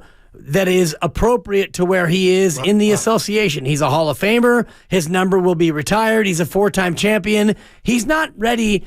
And let's look at Steph Curry. When Steph took 4 and 44, he was yet to be a 2-time MVP. He was yet to be a champion. And Steph Curry is the most unique athlete we've ever seen in pro sports. Well, and he also had injury issues. He was hurt. People were like, what are they doing? Terrified of his But ankle. also, Steph Curry was not out there trying to beat the drum for every last dollar. He saw all what you're talking about, and he said, you know what? I believe in myself. I'll take 4 and 44. Boom, done. And he bet on himself, and he won. And here's Klay, off of 2 injuries, and he's a 4-time champ. Does he want to come off the bench and play 21 minutes and maybe eke out a vet min contract in the open market? I don't buy it. Well, Lou Williams? I think Lou Williams at his best made about 13 or 15. He considered one of the best guys off the bench. Yeah, I was just 15. Jordan Crawford, Lou Williams, Jamal Crawford. Sorry, You want Lou Williams top individual single season number 13. Less. Well, less. Boy. Lou Williams, 9. 8. Oh, boy. It's the most he's ever made in 1 year. $8 million. Wow. Yep. Price is right. And he had a bunch of people to take care of. Yeah. Still does, I'm sure. You know, I do want to say this out loud about Clay. It's not been a good year, but last night obviously was the worst example of it. And I do think that we need to acknowledge that it happened when Steph Curry wasn't playing. Everything happens when he doesn't. Right. But my point is Steve Kerr even made a comment last night about the defense going into last night's game knowing that they were just going to run at Clay. Like if you're facing this Warrior squad with no Steph right now, with the way Wiggins is shooting, there's only one guy you're worried about being like, oh, he could go for 30. So, but you're not excusing him. It's not an excuse. But the realization, rather than being like Clay's washed, like after the Lakers series, I defended him. There was a lot of when Curry played, but Clay was no doubt. And so there's a huge conversation to have there, and we will. But last night, you're sort of asking him to be a 1. He's definitely not that. But the Warriors, if everything fell into place, which is a massive if, but if everything fell into place, you're not asking Clay to be a 1. So he was playing against double teams and everybody, and he can't create his own shot. That's not who he is. And you could tell he's forcing it. Dibs, one was an air when hit the side of the glass. Yeah. And I've been there like you're shooting to shoot. You know what I mean? Like, just something's on your mind, man. I hope he works through it, man. Shoot your shot. It's all you got. And you're welcome, Mark. Unfortunately for Clay, that is all he's got because he's not the defender he once was. And honestly, if he's your 2, then he'd better be closer to Claymaker. And has he had a Claymaker game this year? No. When was the last Claymaker game he had? You'd have to get one of the postseason last year against Sacramento, I think. What stats would count? What counts for a Claymaker? A Claymaker game is when you hit probably 5 threes. When you're 26 or more, 28 or more. He went 4 6 for or 7 He threes. went 4 for 6 from 3 in that game at OKC. Okay. He scored 100 and scored 18. That's not a Claymaker. No, but he went 4 for 6. Yeah. He went 4 for 6. Sure. We're talking about 8 for 13. Yeah. Okay. I'm talking about 20, 27 plus and 5 or more. I mean, even 6 or more threes. You know what we mean, Willard. All right, I got it. I got it for you. It was May 4th. May the 4th be with you. Against Sacramento. No, it was in the Lakers series. Game 2, the Warriors win by 27. Clay goes 8 of 11 from 3. Oh, wow. That was it. And scores 30. I don't even need to see any other number. 8-11 for 3 is a Claymaker. And he never made another shot ever again in that series. I got something. And last night they had, I'm sorry, Goo, last night they had no answer for Connor Joe, former Giant. Yeah, no, that's a 4. I was waiting all day starting for left that. fielders this year, my prediction. So this is just me. I hate bullies, and I love Phil Jackson because I felt like in his own way, he would check Kobe, Shaq, Jordan, Pippen, whoever it was, Rodman. And that's why I came in last Monday after the Niner game. I really appreciated Kyle, guys, talking about the one play, the touchdown to Ayuk, about how he told, like, I'm not going to forget that one. You know, it's going to stay with me a little while. Can you tell me what happened with Steve Kerr, who I love right now, and I'm not railing on Dre, because it seemed like 24 hours after the Dre chokehold, it was Dre being Dre. But when I got to that stadium and Evan showed me the sound of Kerr saying, Dre can't do that, like, when did he say Dre being before Dre? the game? Yeah, I felt like after Rudy had his hands on Clay and Dre was going to defend his teammate. But that was from Steve? Yeah, right after the game. But what we heard yesterday was this kid Dre was in the wrong. He held, like, that's all I want is that's how you do it. But I told Steiny, what took so long for Kerr to say that? Because I felt like they were singing another song right after, like, no, our guy was, he was justified. Maybe they watched video. Like, I don't know. Sure. I you know what I mean? But if you look at Steve's face during that event, to me, he was telling them, it was like he could tell. We were joking about it yesterday. Every second you hold on is another game. So he's yelling at him like, dude, whoa, whoa, whoa. No, he was yelling, choke. Yeah. I don't know, but that was different. Look, I appreciated it. It definitely is a question that I have got jotted down for Steve today at 5 o'clock, which is this, because he said Dre's got to find a way, basically, to dial it back.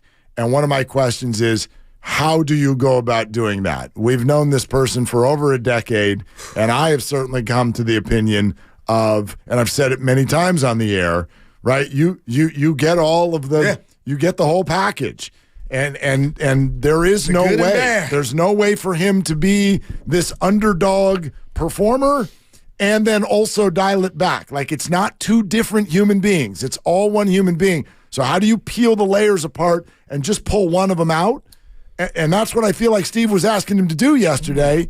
And that's a hell of a lot easier to say than to do. So I'd like to, I mean, how? How do you do that? Well, I don't know how you do it, and maybe they know they can't do it. But here's what I think is, for the years they've been, because that did stand out to me, inexcusable. Terrible visual for the league. That's a little excessive. I think they've been, if you want to use enabling, whatever, they've supported Draymond. And everybody said, the whole organization, Curry loves him. And what that told me last night is he does not have the unanimous support of the entire organization. He doesn't. Not to do stuff like that. Exactly. Yeah. Exactly. But even Steve is often like, we like him playing for an edge. We like him playing with an edge. Yeah. We know he's going to go over sometimes. We got to live with that. Always four-time champion. It did seem more like there was a line. Tougher on Draymond, and that's got to be they're getting a little bit more annoyed. Or somebody from the league called Steve and said, maybe. Listen, we're over here sending out press releases saying that this is a buildup. True. And then you're following up by going to a microphone and telling everybody that, well, but Rudy, did you see what Rudy did? I think the league, if the league is going to say we've had enough, you guys have got to have our back. But there's two problems here. What's that? If the league is, in fact, going to start cracking down on Draymond, it feels like they're just going to do more and more and more. Well, then that's a basketball issue for the Warriors. Totally. You know what I mean? Then, okay, I'll acknowledge, even if it's not true, the league's out to get this guy. They're gonna mess with this guy.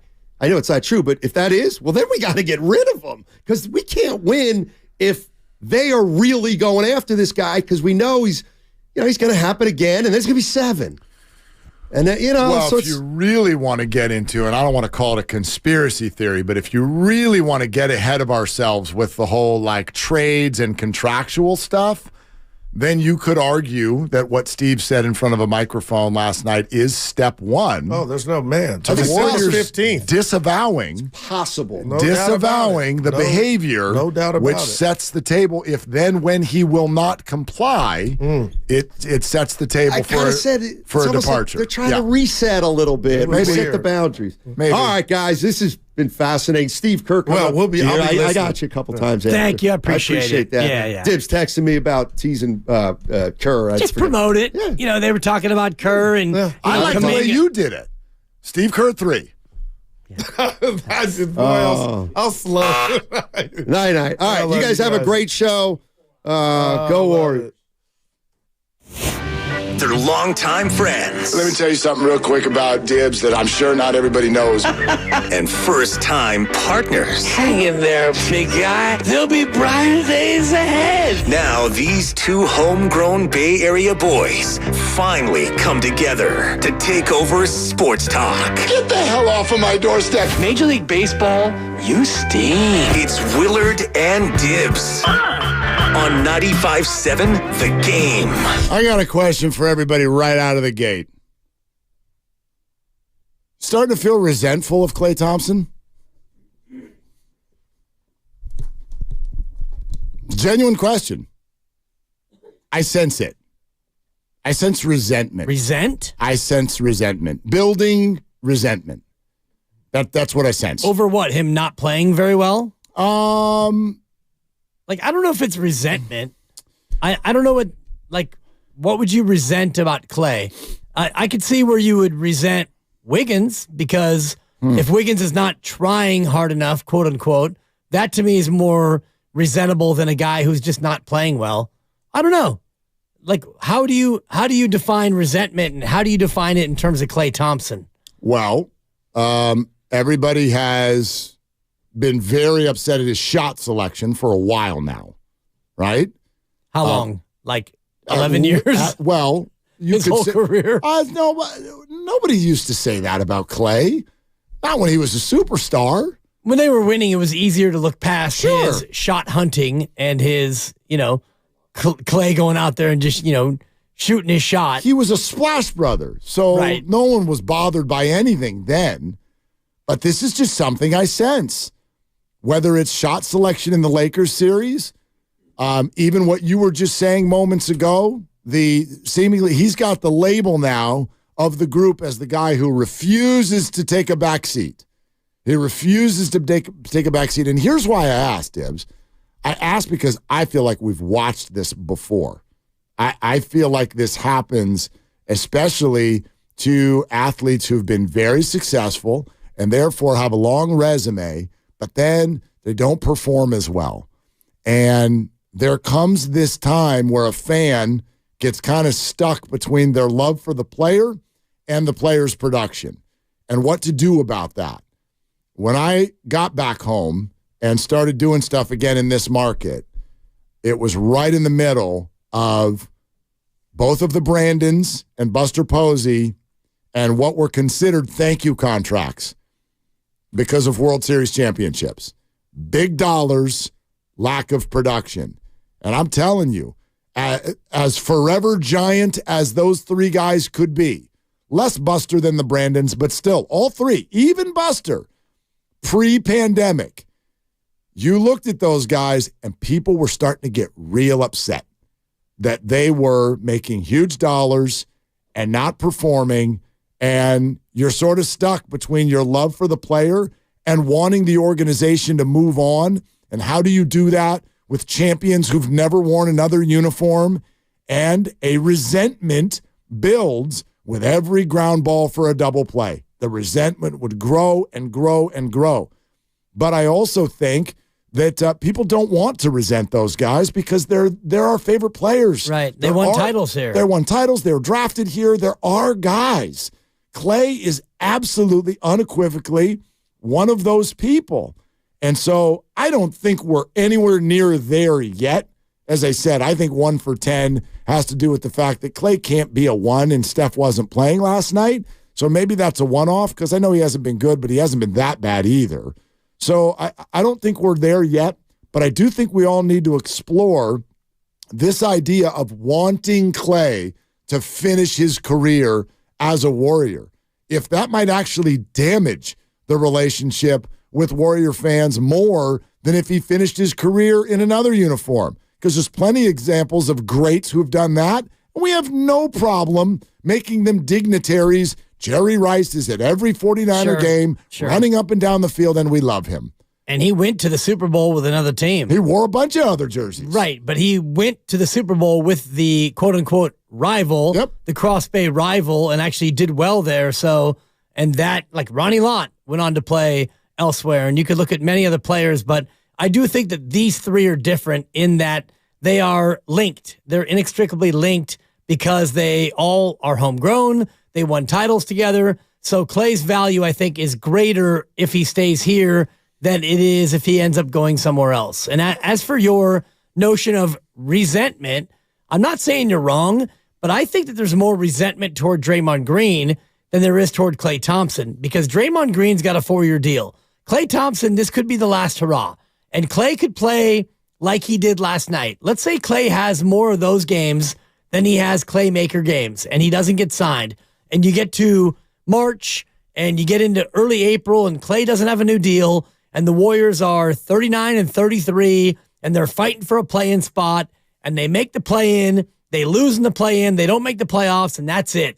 And then Klay decides he wants to sign with the Lakers. At that point, good luck, Klay. Off you go, Klay. If Klay signs a 4-year deal tomorrow and he plays like this, there's going to be more resentment of Klay than if he plays out his last year of his deal. I think the Draymond emotion is a completely different one. I do think that the Draymond resentment is ratcheted up by the fact that you have him for 4 years. I think it's ratcheted up because it's a totally different subject. I see very few people get mad at Draymond for what they see in terms of his basketball. They get very mad at Draymond because of his attitude, his inability to rein it in. But I do think that the resentment portion of that... Clay's a basketball thing. But I also think that the resentment part is tied to the fact that Draymond is yours now for 4 years. Maybe. If Draymond had just taken his player option and done what he's done this year, it'd be easier to be like, okay, 60 more games, 51 more games. You're right that would be the hot conversation right now if Draymond were in a contract year. For sure. But he's not. Right. I also, though, think that if you're going to make that argument for people, I think you got to go back to when the Warriors signed it. I don't remember doing a show where everybody lined up to say, what the hell are the Warriors doing? I don't remember that at all. I know people now love to jump forward and be like, I've been against Draymond for 2 years. Maybe. Well, you were there at the summit when we asked the crowd, and it was 50-50 at best. Right, but that was the emotion of the season just ending. True. Like just ending. True. Because a couple months later, he signed a 4-year extension, and how many calls did we take of people being like, that was an absolute cardinal error, they shouldn't have done it? None. There were calls. Not Absolutely. Many. Not many. Well, not many. People like that was applauded because why? Because the Warriors were still in a window. And Steve's on our show being like, do you like winning? And so we're keeping Draymond and everybody sort of like fell in line. Okay, let's see what this Chris Paul thing looks like. They're going to get along? Okay, I can wrap my head around it. That's to me what the offseason felt like. This is a completely unique sort of a feeling that I get. And if you have to choose between like just lay back and accept whatever comes as the curtain falls on these careers, put a smile on your face, accept the fact that it may not be pretty, or do you go the other way where it's like, listen, I'm not satisfied with this. We cannot let Steph's career end this way. If you feel that way, then, and again, this is an if, so this is a hypothetical, but if you feel that way, then I would argue you have to, and it's not now, maybe it's at the end of the year, you have to start making wholesale changes and actually think about these guys wearing a different uniform because that may actually save their relationship with the fan base. I haven't thought about it that way until now. But when I hear the tone around Klay Thompson right now, it quite frankly is even different than the one with Wiggins. Wiggins, there seems to be this curiosity. What's going on with Andrew? Klay, he's washed. That is a much firmer answer. And I do sense, in fact, I was texting with friends earlier about this. And I said, could this end up being in a spot where Klay is battling resentment from the fans? And this friend responded, I'm already there. Me and all of my buddies already resent this player. Already starting to. And I'm like, that's amazing to me. Yeah. That's where some people are. Sure. I mean, that's a short-term hair trigger opinion. So you're going to resent a guy because he's off to a bad start, much like last year when he had a bad start, and then he played great for 2 months. He was unbelievable for 2 months, and he went on to lead the league in three-pointers made. And you get to the end of the year, and he struggled in the playoffs, but they all did other than Steph, and you lost in the playoffs, and now he's off to a slow start without Steph Curry, and we're going to resent him. That to me it's what fans do, and I get it, and it's remarkable. But if I'm Klay Thompson and I look at what's going on around the Twitter sphere and the fans, whether it's your friends or more fans in general, I'm less likely to want to take a hometown discount to stay here and end my career. If that's the way it goes, and his career here is set, 4-time champ, of course, he will forever be a Warriors, and number 11 will never be worn again by any Warrior, whether or not he leaves after this year or if he gets 3 or 4 more years and he retires as a Warrior, whatever. No one ever is going to wear 11 again.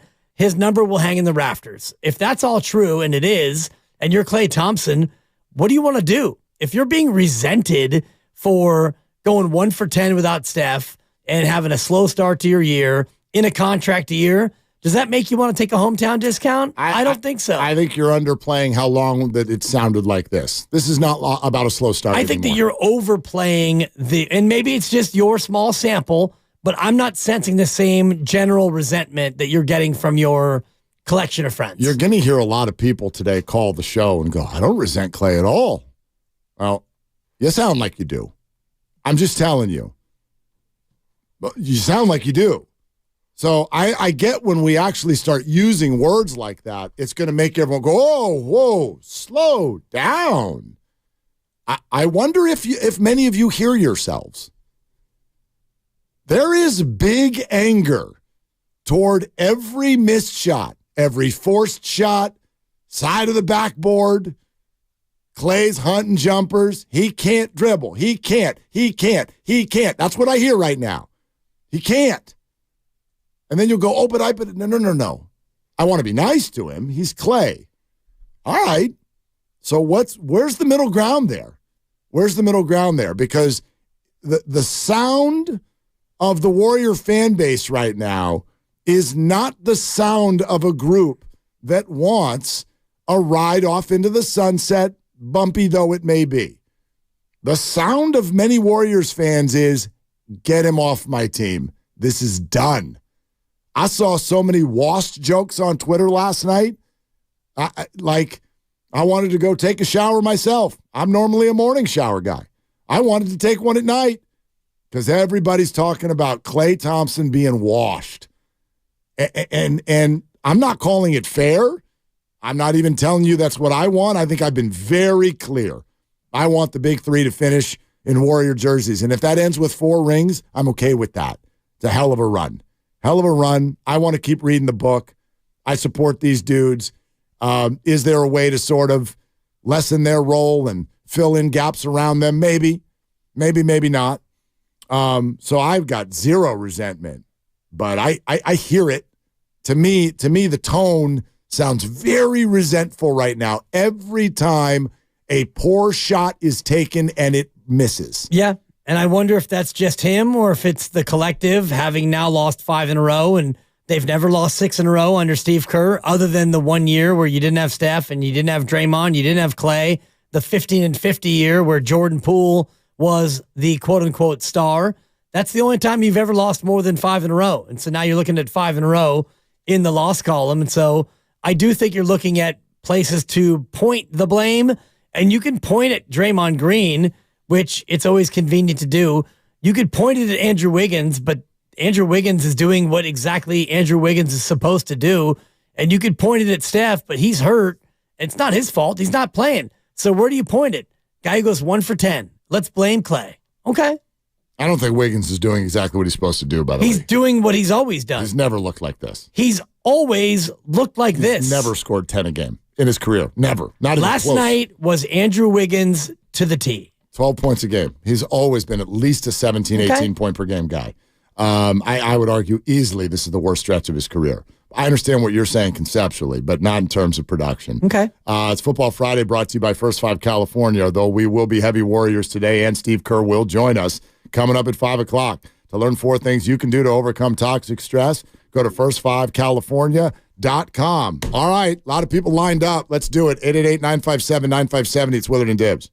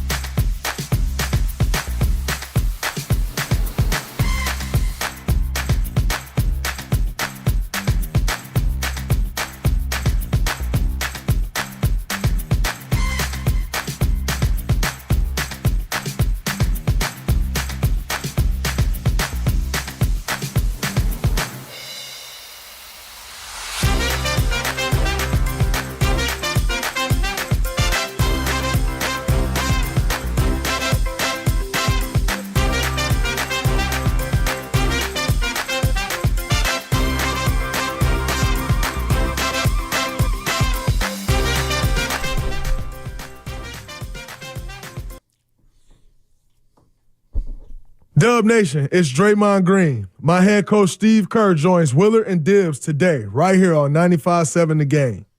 Good to hear from Draymond today. I'll tell you that. And also, we're going to tell you about YouTube. We tell you about it every day. The chat on YouTube is a ton of fun. We feel like everybody on there has become our friends. We chat with them during breaks and whatnot. Streaming live on YouTube every day. YouTube.com/957 The Game. Watch it live, connect with some others. This has become our summit crew. But also, and I don't even know, like, I'm going to ask this live on the air. Who's controlling the backdrop of YouTube, the graphic that you see behind us? In other words, it kind of goes red when we talk about the Niners. It goes orange when we talk about the Giants, and it goes blue when we talk about the Warriors. Granted, Luke. You're in control of that. Yeah. So I think it actually was just red for like 1 second. Yeah, it was actually orange. I accidentally clicked our Giants background for a split second. Because if you want Giants takes, you know where to come. Mm-hmm. I will. I'll spend an hour right now on the pursuit of Shohei Ohtani. Yeah, no, you don't need to do that. It's okay. No, it was just funny because I saw it and then the backdrop. You mean like what's above the like pictures of us? Where you see Chase Center? Yeah, okay. Yeah, the backdrop. Gotcha. And it changes. I've just noticed this. I'll change it back really quick. You want to see, Dibs? I've never noticed. Give me 1 sec. I mean, wow. It's a new gizmo that I noticed. No one told me about it. I just noticed these guys doing it. Wow. Like I noticed you and I would be talking, and then all of a sudden Kyle Shanahan would come up and it would go boop. And it's red. Oh, wow. And there we go. See, there you go. It's red orange. and gold. Yeah. And so now it's blue and back to blue. So I had no idea. I saw the red. YouTube magic. There it is. Totally. So I'm like, who's controlling that over there? Because it's a football Friday, and I just have a feeling you're going to be changing red to blue like repeatedly. It's almost as if, yep, it's a football Friday, but boop, let's go. Here we go. But Clay goes Thompson 1 for 10. went 1 Yeah, for 10. exactly. Whoop. Man. Stop whopping me. I never even noticed. I never noticed the changing of the background. Yeah. Never once. So it's a thing. Wow. Look at these guys in there. They're actually doing stuff. They're not just standing Hey, there. you better be careful. Chestnut checkers back there. Exactly. Totally. All right, so come join us on YouTube and look at our backdrops. Huh? Look at the backdrop on that guy. You know what? They didn't bring your backdrop back. They stole it to give it to JD. It's been a few they days didn't bring now, it back. And I wonder if it's because they have a lot of home games. They just kept it so that JD can do his thing at Ballast Point. Yeah, they're like, we're going to take it over to look. And we, totally over to Ballast Point. It's like, no game tonight. Can Tibbs have his backdrop back, please? I guess once they go on the road, which forget the Phoenix game, the one-off, but once they really go on the road, which is not until, I don't know, I guess Christmas. Right. About, yeah. And they're they do all the back. That's all West Coast stuff, right? Pretty much, yeah. So it's just exactly. Like, That's Chewy Gomez. Oh, the okay. legend. I thought somebody was bringing your backdrop No. in. I had to give Chewy a little shout out. Okay. Chewy Gomez, our sister station, 102 Jams. He comes by and he gives a shout out. Absolutely. In A's gear today, too. Well, R.I.P. Yeah. Not Chewy, the A's. Point to the heavens. Thank you. Actually, can I do 10 seconds on that? I need more than 10. Don't let them play at Oracle. Giants. Please. Don't do it. I'm so glad you're saying that. It's wrong. I know sports never does things just because they're the right thing to do, but come on. If there's one thing, do this. Do not let that team in that building. No. Is that going to be a no from you? Dog. Thank you. Shh, don't do it. And you know people down there. The only reason why they would do it, there's one reason why they would do it, and it's money. Money. And that, if that's the reason why they do it, shame on you, Giants. But it would also be money for the A's. That's even worse. They don't get their local TV money if they play outside the Bay Area. Yep. So if they're not going to play there, sorry, play at a high school. I don't care. That's how many people are going to show up. Wow. It's true. I wish I could take offense, but you're not wrong. No, I say that. At a good quality high school? I say that actually as a suggestion to A's fans. Wow. Why would you give him any money on the way out the door? Don't go. Do not go. You can still support your team. Watch them on whatever channel they're on. NBC Sports California. Yeah. For now. Yeah, I know. I mean, I didn't even know how that works. How does NBC that Sports work? Nevada? Do they have one? I don't even know. NBC Sports Casino? I don't know. Yeah. Anyway. I'm with you. That was my rant. That's it. No, I appreciate it. It's over now. I co-sign it, and I really hope, fingers crossed, that the people down at 3rd and King don't allow them to play there. Say no. Yeah. Oh, gosh. Just the whole thing gives me the freaking Let's willies. go, Oakland. Oh. Good. Walk by 3rd and King for an A's game. Oh, A's and Royals at 3rd and King when the Giants are on the road at Washington. Can't wait for the conversation when the A's play the Giants. And they'll be like, who's the home team? It was like the Lakers and the Clippers. Do they change Willie Mays Plaza to Jose Canseco Plaza? Which clubhouse do they get to stay in? Oh, my gosh. Puke all over the place. McCovey Cove becomes Reggie Jackson Cove for the weekend? Good Lord. I mean, I don't know. All right. 888-957-9570. Big Schmoove. It's actually Big Smooth, but I like calling it Schmoove in Oakland. What up, Big Smooth? What are you doing? I don't know, man. To quote the great Kobe Bean Bryant, and your resentment tour is a Bikram yoga stretch. Nobody's feeling resentment for Clay. If anything, we feel bad for him. We want him to have a good year so they can redo the contract. But listen, guys, let's see what happens after 25 games. I don't know. I'm a little disappointed in the fan base. We're impatient. I don't know. This might be a Chase thing.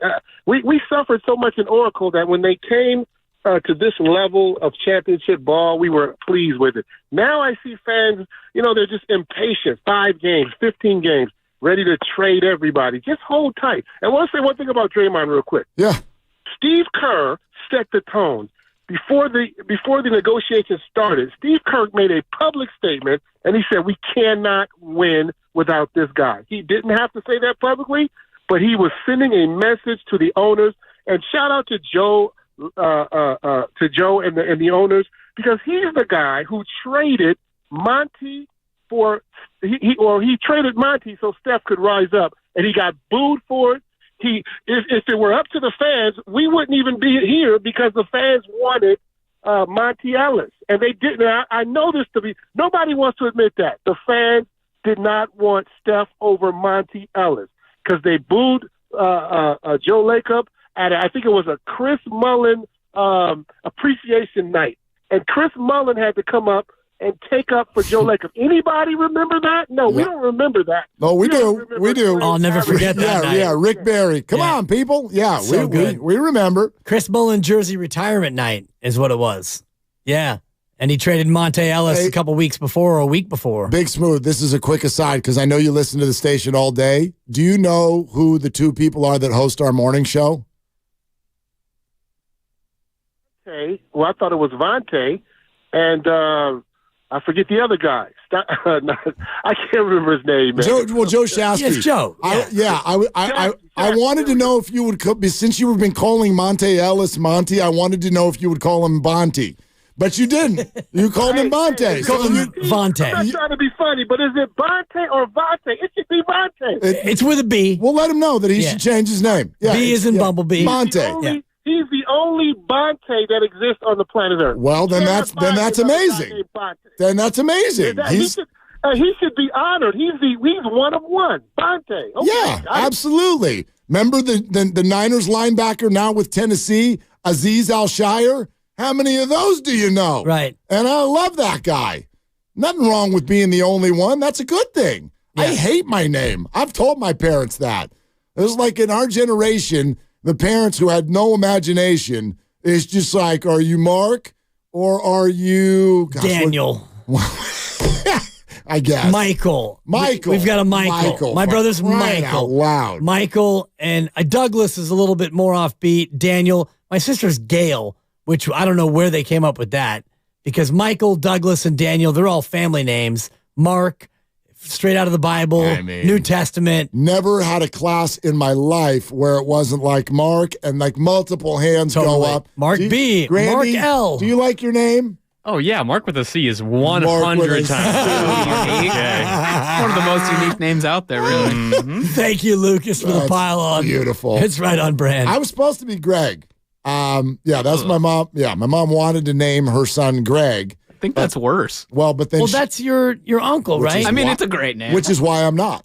My yes, rest in peace. Is that your mother's brother? And he was my cousin, but yes. My fault. No. Good. He is my dad's brother's son.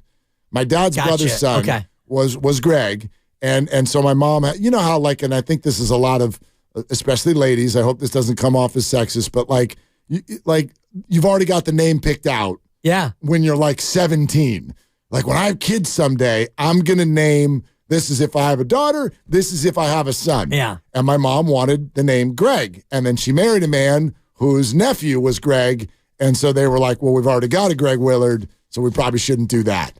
And so goes the end of the story of how they picked a different one-syllable, four-letter name. And so they panicked, and they went with, do we go with Mark or Bill? Exactly. Or Kent. Yeah. Or it's like when you draft Odell Beckham in the second round about 4 years ago. You panic. You're like, I don't know what to do. I'll take Odell. Or when you draft Najee Harris this year because you realize you need a running back and there's none left. Or Joe Burrow. Thank you to all of you. Can I give you 15 seconds on that? Thank you to all of you who gave me the right answer. Mark, and my bad, although I sort of feel nostalgic, I got the last points of Joe Burrow's year. So it ended on a touchdown pass to the sky. What did he get last night in our league? About 12? 9 or 10. Yeah, okay. Yeah, not good. Not great. Not great, good. yeah.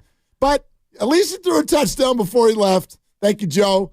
It's been a good year. Yeah. The Bengals are not going to the playoffs, and neither are the Bills. And I think that is exhibit 1,741 as to why none of us should ever gamble again, because he clearly was injured coming in. He had a brace on in the walk-up. They're going to get in trouble.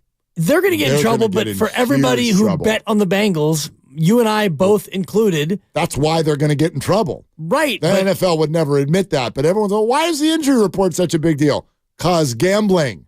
Because gambling. Because he was hurt, and then he got more hurt, and now he's done for the year. The number would have been way higher if people had known he was in a cast on the way to the game. It would have been 8.5, right? Or 9. Still not enough, but anyway. Oh, jeez. It just. Yeah, or you would have stayed away. You would have stayed away. I wouldn't have started what's-his-face as my flex. Although the backup quarterback liked him. Yeah. Yeah. He ended up with 6 and change. And not terrible, but. What's his name? Irwin? Trenton Irwin. Thank you. Trenton Irwin. You know when you're starting people and the next day you're like, what's his name? That's not a good my whole sign. roster. That's not a good sign. And, the other one is the guys who I couldn't actually pronounce, and Grandy had to actually correct me. That one Miami running back guy. Oh, Achan. No, the other guy. The guy who was his backup. Savan Ahmed. I called him Savin Ahmed, and you guys both. Savin Ahmed. You guys corrected me. I couldn't even buzz you enough for that one. That was tough. Whatever.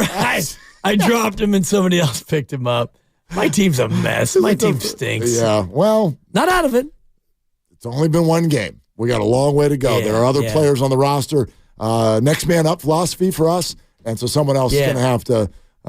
Someone else is going to have to make up for those 10 points that Joe didn't get last night. Yeah, I just did discover one other Bonte, but he pronounces his name Bonta, and it's Rob Bonta, the Attorney General of California. That's a last name. I know that's is different. But that's the only other one I can come up with. Bonte Ellis is no longer a Warrior. All right, 888-957-9570, the number. Circling back to even what Big Schmoove said. Listen, I knew that it would go this way. Like, it feels offensive to admit this about yourselves right now. Nobody resents Klay Thompson. Oh, yeah, you do. Or it's building. You can hear it. You can feel it. And I've had others already admit it to me. So, I don't know. I'm not even mad at it. I don't, and I never will. But we all have our own avenue here. I used to get ready to whop me. I used to do a show with this man's dad. He's a friend of mine. So, I'm never going to resent. That was worthy of 3. I'm never going to resent Klay Thompson. Right. Like that. The man's won 4 rings. He's a superstar. He's a Hall of Famer. He's a Jersey retire guy. But not everybody watches sports that way, and I get it. I have no problem if you're a fan that's like, I am about right now. Period. At all times, omnipresent statement. I'm about right now, and I'm about my team winning. I don't care about the big picture. Okay, I get it. And I think there's a very healthy portion of the fan base that is not willing to, A, ride off in the sunset, and B, in particular, quote unquote, punt on the remainder of Steph Curry's career. Right. That's the one. So if you are on that side that feels like Klay ain't coming back, like what we're watching, this is just what it is, then I would say there's a healthy conversation that we have to have about what the rest of this career looks like. Because the way I would say it is, I don't want to resent that guy. I don't want to roll my eyes when he pulls up from 3. I don't want to ever feel the way many of us felt when Crawl walked to the plate this year. Oh, jeez. What did he hit, 190 something? You're like, that's an out. Yeah, exactly. That's not who I want coming up right now. I do think this, and you're not wrong in terms of how you're looking at it, and if the resentment is real and the resentment continues to grow, and if he shoots 40% from the floor, which is where he is, and he shoots 33% from 3, which is where he is, and he averages 13.8, which is where he is, if this continues, you won't have to worry about Klay Thompson next year.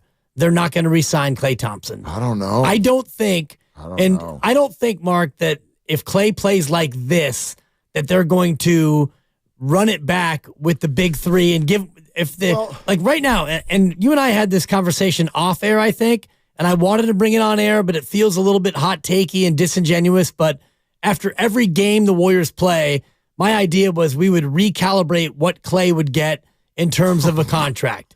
So after every game, we put a number to it. And right now, if you look 12 games in, he's playing 28 and a half minutes, and I gave you the percentages, and I gave you the PPG, the points per game.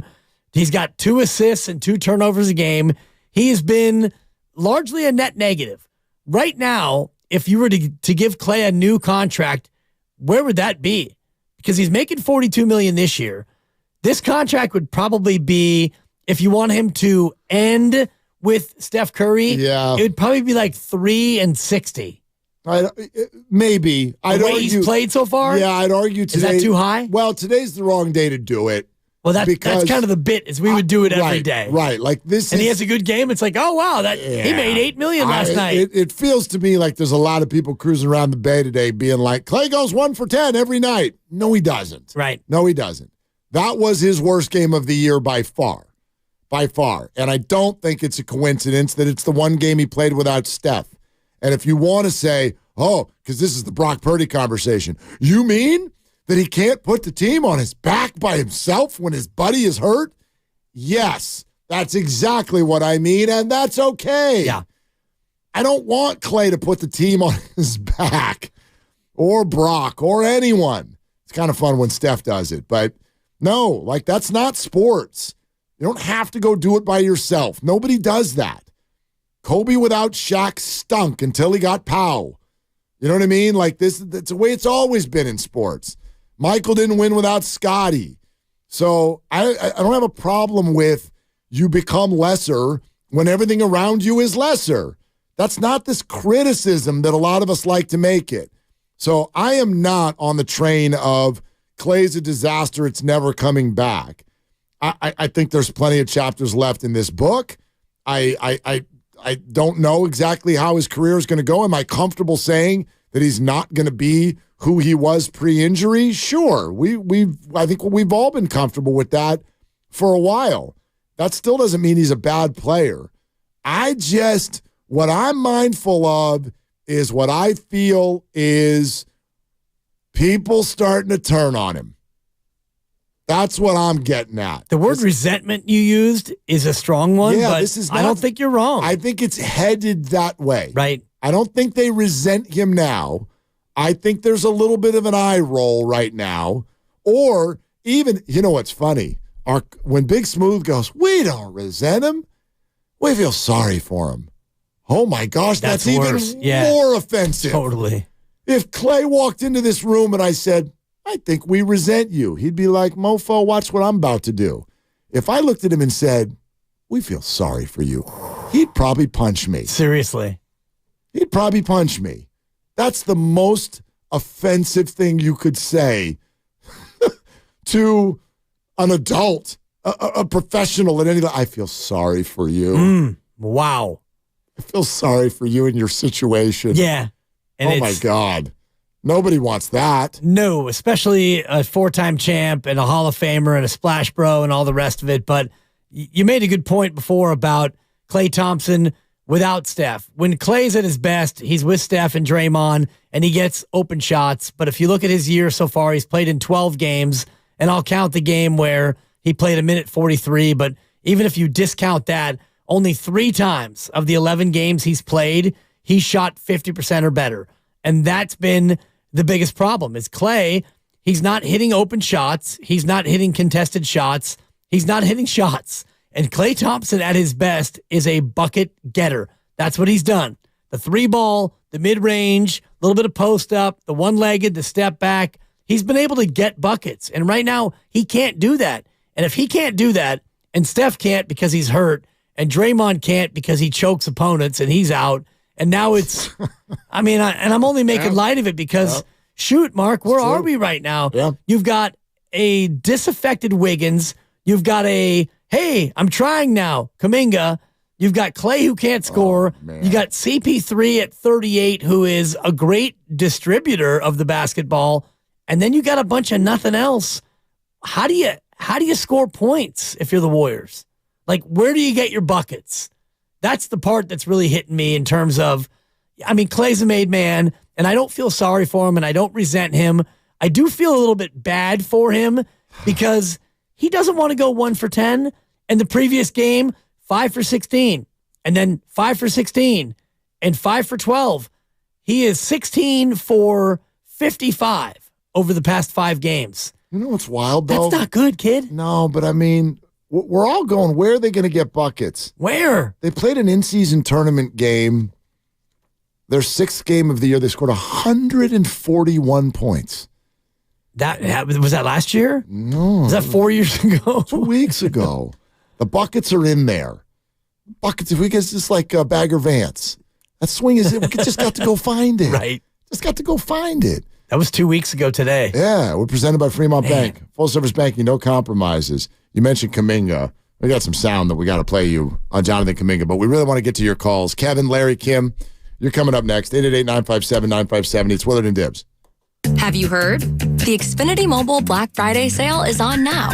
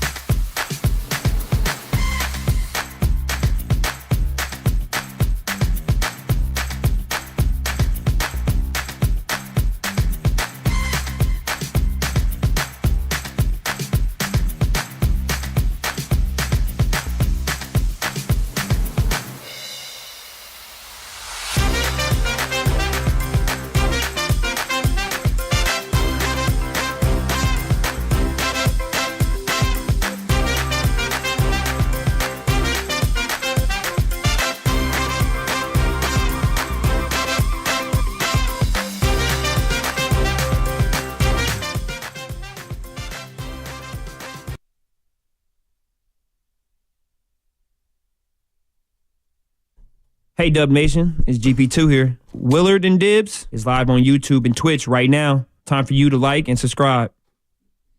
It's time for you to go to the doctor and get your ankle fixed. Can't be having more injuries. Man. GP2. What's the report on that, by the way? They just kind of we'll ask Steve. We'll ask Steve here in 2 hours if there's an update on GP2. They said the x-rays were negative. X-rays negative, right?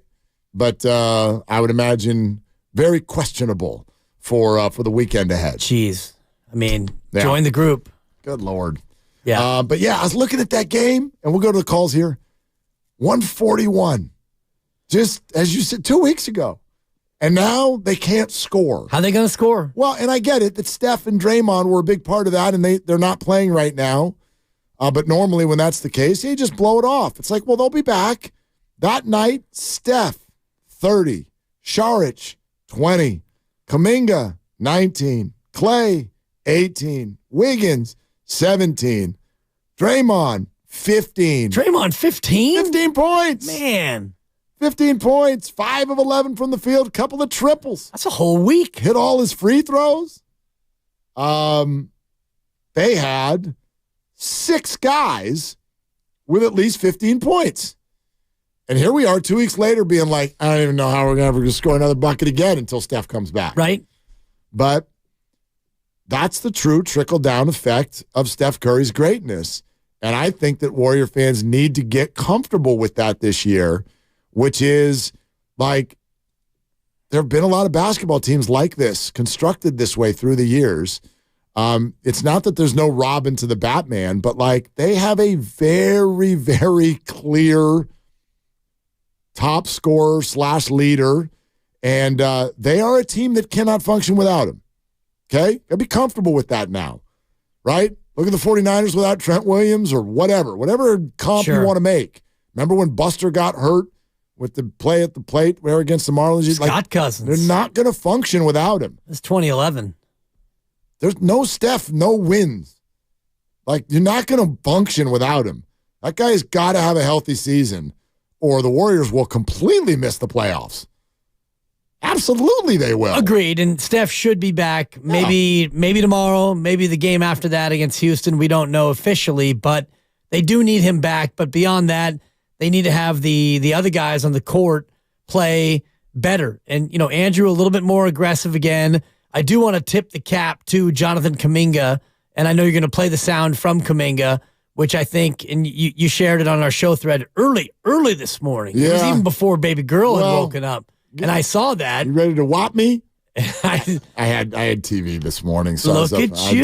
Stop whopping me. Okay. Gianna was kind enough to have me on. Nice. And so, yeah, so I was up early. No, it's great. And that's how I wake up. I wake up by going, it's a terrible habit, but I grab the phone right away. Yeah. And that's what wakes me up. And I saw that, so I sent it to you. And you sent it, and I listened to it, and I was like, yeah, because that's what this team needs. They need a Jonathan Kuminga effort. They need Andrew Wiggins to be impactful. And one thing I do want to ask Steve Kerr today, and I thought it was 5 minutes ago, but turns out it's at 5 o'clock. He's late. He's never late. Is Steve okay? Late. He's late. Steve, did we lose you? Steve, did we lose you? I think we did. Yeah, I'm sorry. I'm here. Barely beat me to that, Dibs. I appreciate it. Photo finish. Hi, this is Moses Moody. And maybe he should be saying that to Steve, because a lot of people are saying, why can't Moses play more minutes? He didn't play in the first quarter. Then he played the whole second quarter. Like, where is the Moses minutes now for Moody? They weren't bad last night, right? What did he end up with? 23. 23. That's okay, right? How much of that, though, was in GT garbage time? I'll check the game log, but how much garbage time was there? Like the game about a whole ended, quarter? No, not at the start of the fourth, right? They lost the fourth by 10. They lost the game by 19. So they started the fourth down by 9, and I would argue that's still a game. And I think they cut into that lead within the fourth, but it feels like there were, I don't know, 5, 6. They got it to 88-89. So there you go. But then it was extended. There were probably 3 or 4 minutes of garbage. At least. Okay. And the Thunder kept their starters in really late until a minute and a half, 2 minutes left. They were having fun. Those boys wanted to pad their stats. It was only 15 at that point. Yeah. Not over. They're like, have you seen the 3-point line? It is open. Dude, Isaiah Joe. It is open. Get to know you. Man. Maybe I do need to do more homework on the association, but I'd never heard of Isaiah Joe. Well, he's in that song, right? Where did you come from? Where did you go? Where did you come from? Isaiah Joe. Joe. That's that guy. That's that guy. He's like, I found him. He's at the 3-point line. Right. 7 of 7 from behind the line. 19 of 32 from distance. And, that's so stupid. You lose. The Warriors go 14 to 41. 59% from 3-point range. By the way, okay, let's go to the phones. But let's do it. It's become a trigger point for me when the Warriors give up 59% from 3, or seemingly, like it was like this last year. Somebody would go for 32 who you've never heard of, and everyone would be like, well, he's just on fire tonight. Right. No, he's not on fire. He's playing the Warriors. Yeah. Like, you have to guard people in the NBA, or else they can make every shot. They're that good. Yeah, they're good players. Watch them warm up. And I'll go in. Let's go to Kevin in Oakland. Hi, Kevin. You're on with Willard and Dibs. What's up? Man, y'all are saying exactly what I'm thinking. I need more Moses Money Moody in the game. I also hate to say it, but Coach Joseph is not impressing me. I feel like we can roll him to the bench and put Pajowski up there and let him start at point. If Chris Paul is, running with the first team, that's my argument right now. We need more shooters. Yeah. We need more scores. That's the main thing. Kevin, thank you. I'm sorry. Grandy, if you can make this your personal project, if we could somehow get a collection of all of the different pronunciations compilation sensation of please. Brendan Pajowski, if we could add Pajowski to the list, it would be great at the end of the year. It would be great at the end of the year. Next time we have Brandon on, to just say, hey, Brandon, here's some new nicknames for you. And we could start with Pajowski. No. What was the guy on Steiny and Goo called him Krasinski or something? Krasowski? What was it? I mean, I'm sorry. Krzyzewski? That ruined the whole call. I lost everything when he said Pajowski. I don't know what to do with him. That's why when he called Lucas, he's like, hey, it's BP. Just call if you don't know it yet. Yeah. If you're not comfortable with Pajemski. And that's totally fine. I get it. Or Pajowski, depending on how you want to pronounce it. We can roll him to the bench and put Pajowski up there and let him start at point. If you're not ready, it's totally okay. I love it. Just go with Pods or BP. And then when you're ready, you'll be ready. You're not there yet. Sometimes it takes a little time. When in doubt, just get the ski in at the end. Start with a P, end with the ski, and whatever you do in the middle, I'm going to allow it. Polodsky, Pilateski, Pomodski. We can roll him to the bench and put Pajowski up there and let him start at point. Count it. Count Pajowski. It's too good. I'm going to give him a 4 for Pajowski because he got the P and he got the ski. What's the name in the Monsters Inc. guy? What's the Monsters Inc. Mike guy? Wazowski. Yeah, Wazowski. Grandy. Oh, gosh. Oh, if we could only, we need to have Brandon back on and ask him what it's been like through his life. Like, how many different things have you been called and what was the worst? Well, it's like any other of these great Bay Area athletes with a consonant surrounding the Z. Like Kyle Juszczyk. Like, what has he been called over the course of his his career? Because his name is Juczzyz. Do you even know if you have that right? Like that. By the way, but from Yastrzemski to Juszczyk to Pajemski. Yeah, Pajemski's is the easiest one to spell for sure. Right. Pod, Zy like pie, ski. That's it. That's all you got to do. There's an M in there, but what's that? Well, there's an M between the Zy and the ski. It's hard to say ski. Ski. Pajemski. But pod and then Zy like pie. Yeah. And then ski. Exactly. That's all. That's how you spell it. Like Yastrzemski, I think I have it right every time, and I'm never right. Never do. Yeah, you never do. Like, where does the Z go? And same thing with Juszczyk. It's like, I know there's a CZYZ in there. I think there's a couple. All I know is In Scrabble, his name is worth about 94 points. That's all I know. What about Jeff Samardzija? Oh, God. Another tough one. Good call. Actually, do you have it in front of you? I know it, but yeah. It's time to play athletic spelling bee. Samardzija. Can you use it in a sentence? Samardzija. Oh, give me a sec. Hold on.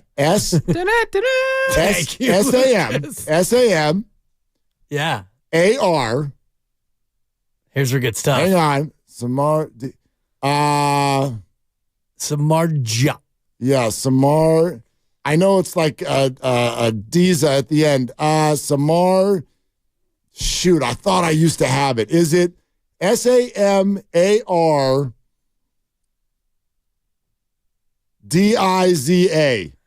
Yeah. What is it? It's DZJFPIA. You were close, Dibs. Thank you. Samardija. I knew it was a DJ. I should have called him the DJ Cat. I knew it was a DJ at the end. And yeah, damn it. We hardly knew you, Samardzija. Yeah, those names are crazy. Yeah. But anyway, I love Brandon Pajowski. Me too. I love a football program. Friday. Yeah, it's brought to you by First 5 California. Learn 4 things you can do to overcome toxic stress or mispronunciations. Go to first5california.com. Not only more of your phone calls, but you're going to want to listen to this. You're going to put the puzzle pieces together with multiple pieces of sound to let you know what I think the Warriors think about Jonathan Kuminga. That's next on Willard and Dibs. In San Francisco, we'll find showers this morning, temperatures in the mid.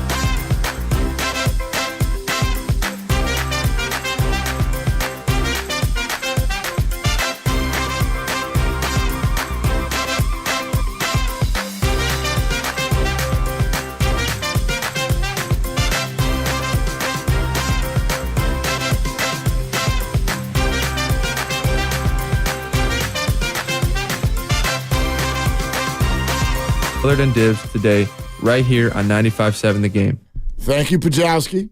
It's good to hear from you again. Mispronounced his own name. No, crazy. Shame. Well, it's a tough one.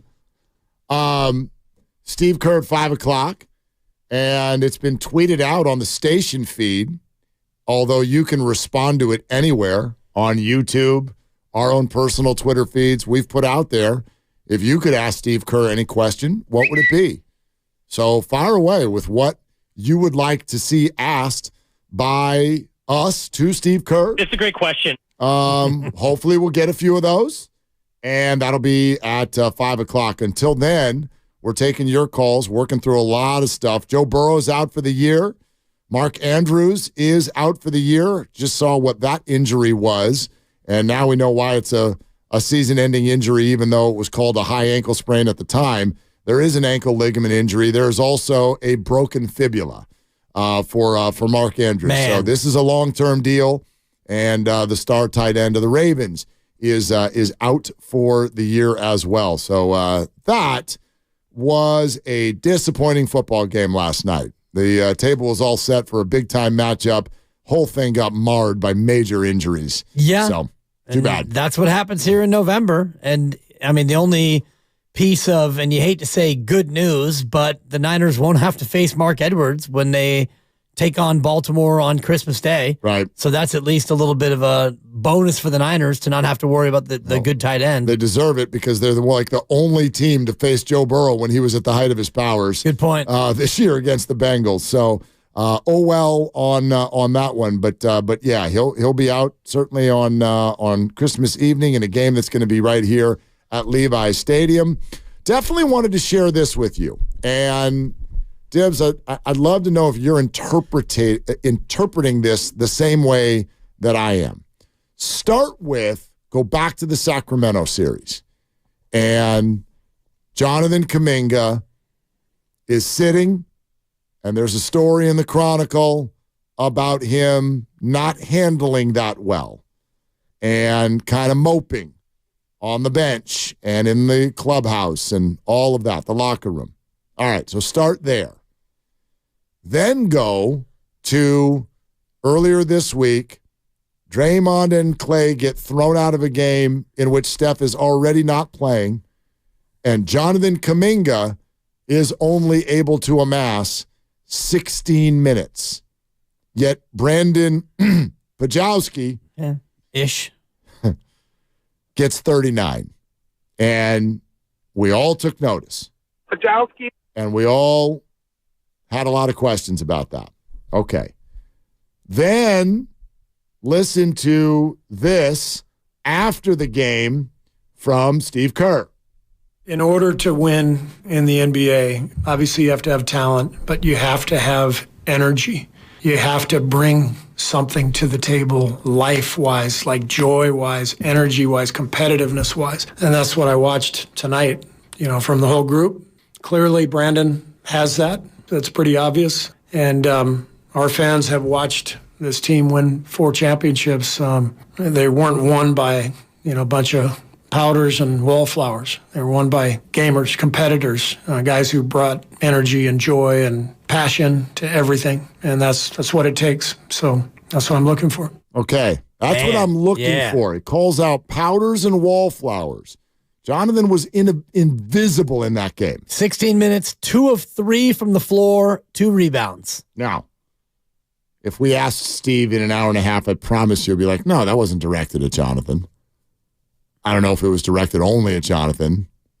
I think it was at least in part directed at Jonathan. Right. Don't you? Is Jonathan Kuminga a wallflower, a powder, or both? Steve, did we lose you? Yeah, good question. Yeah, I'm sorry. I'm here. It's a great question, Dibs. I think that wallflower is Andrew Wiggins and powder is Jonathan Kuminga. Maybe. Now, I won't ask him that because it'll be a Steve, did we lose you kind of a moment. No, it'll just be a click. Well, and I think you could see, and you're going to play, Kuminga's comments momentarily, and you could see how he played last night. Last night, Kuminga was neither a wallflower nor a powder. And I saw when he came out of the game, when they pulled him out and they brought in, I wasn't sure if it was Guy Santos or, Quinones, but they basically emptied the bench, and Kuminga finally came out. He was the last one out of the non-third stringers, and he got a lot of love from the bench. Yep. Because he played hard. At 21 points. Yeah.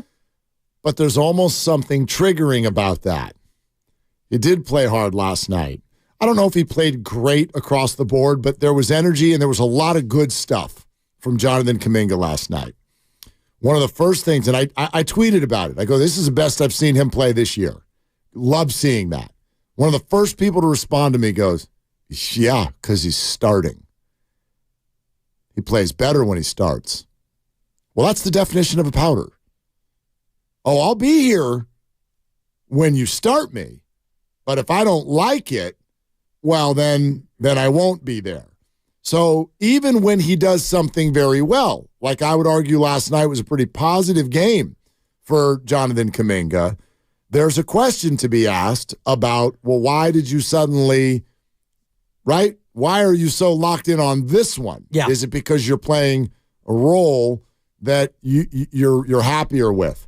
So then Kuminga takes the podium after the game last night. And take a listen to this, talking about how certain people had to sit down and have a little talk with him. I had a couple talks with certain people just to keep me in check, keep motivating me. And I felt like we was down with a couple people, and it's something really needed, just to go out there and give it all you got. And I think it should be the same thing every single day, but obviously going out there, focusing on just playing hard every position and trying to help the team, trying to help us win, but we didn't get the win. But obviously it was just to go out there and just give all you get. So I know with Jonathan, obviously he's from a different country. I want to make sure everybody heard what he said right there at the beginning. Right. I had to have a conversation with certain people. Yeah. To basically have a check on me. Yeah. Is what he said.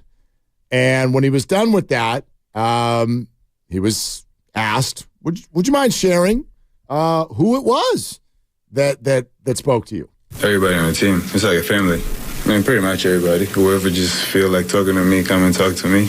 It don't matter. There is not any specific person who I'll say can talk to me, but pretty much everybody. Just talking to everybody on the team is not just me. Just keep our spirits up, because, you know, when you lose in a row, everybody's spirits kind of go down, but that wasn't the case. It's just, I know everybody in a good spirit, but you need just people to come and talk to you so you could keep the same spirit and just go out there and just perform. Okay, so for me, none of this leads to any criticism about Jonathan Kuminga's game last night. I more look at this as a window into something that has been a part of Jonathan Kuminga's career. Forget last night, forget any specific game at all. When I hear this tells me that the Warriors have been bothered a time or two with Jonathan Kuminga's effort.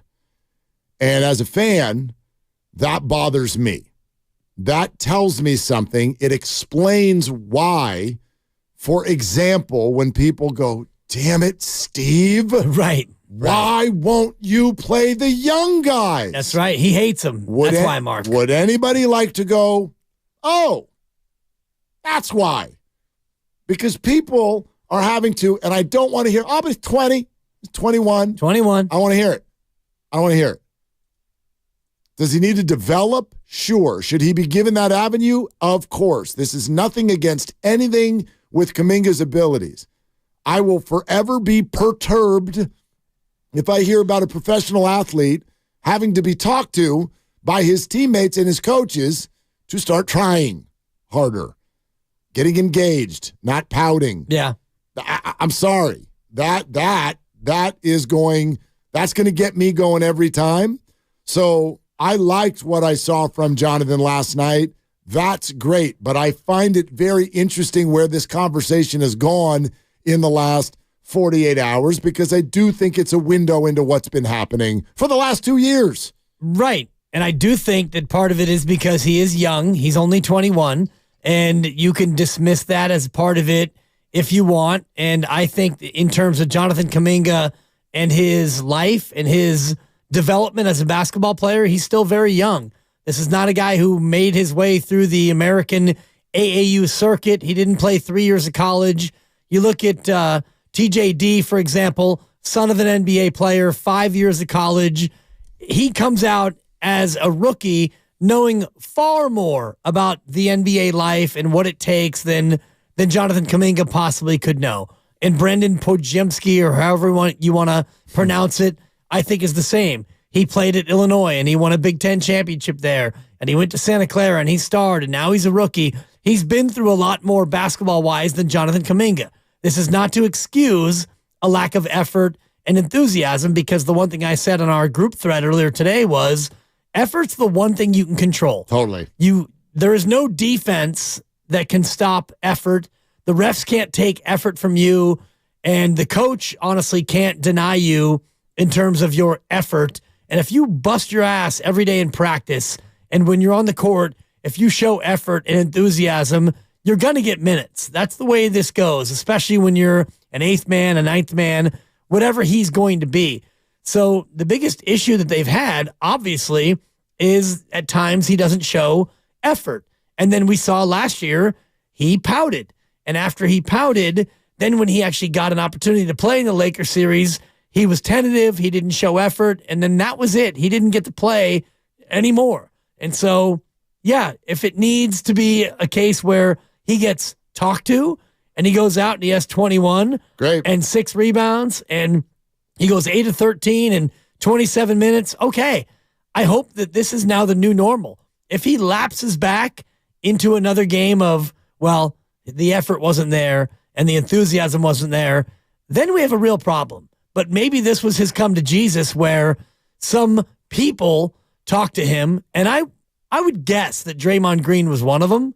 I would bet that Steve Kerr was one of them, and Clay and Steph and Chris Paul. And he said everybody. And Bruce Frazier. He says everybody. I would guess that it probably was just about everybody who said, JK, come on, man.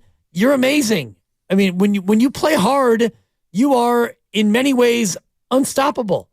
You're faster, you're younger, you jump, you're quick, you defend, you do everything. If you only try, you're amazing. Yep. How hard is that?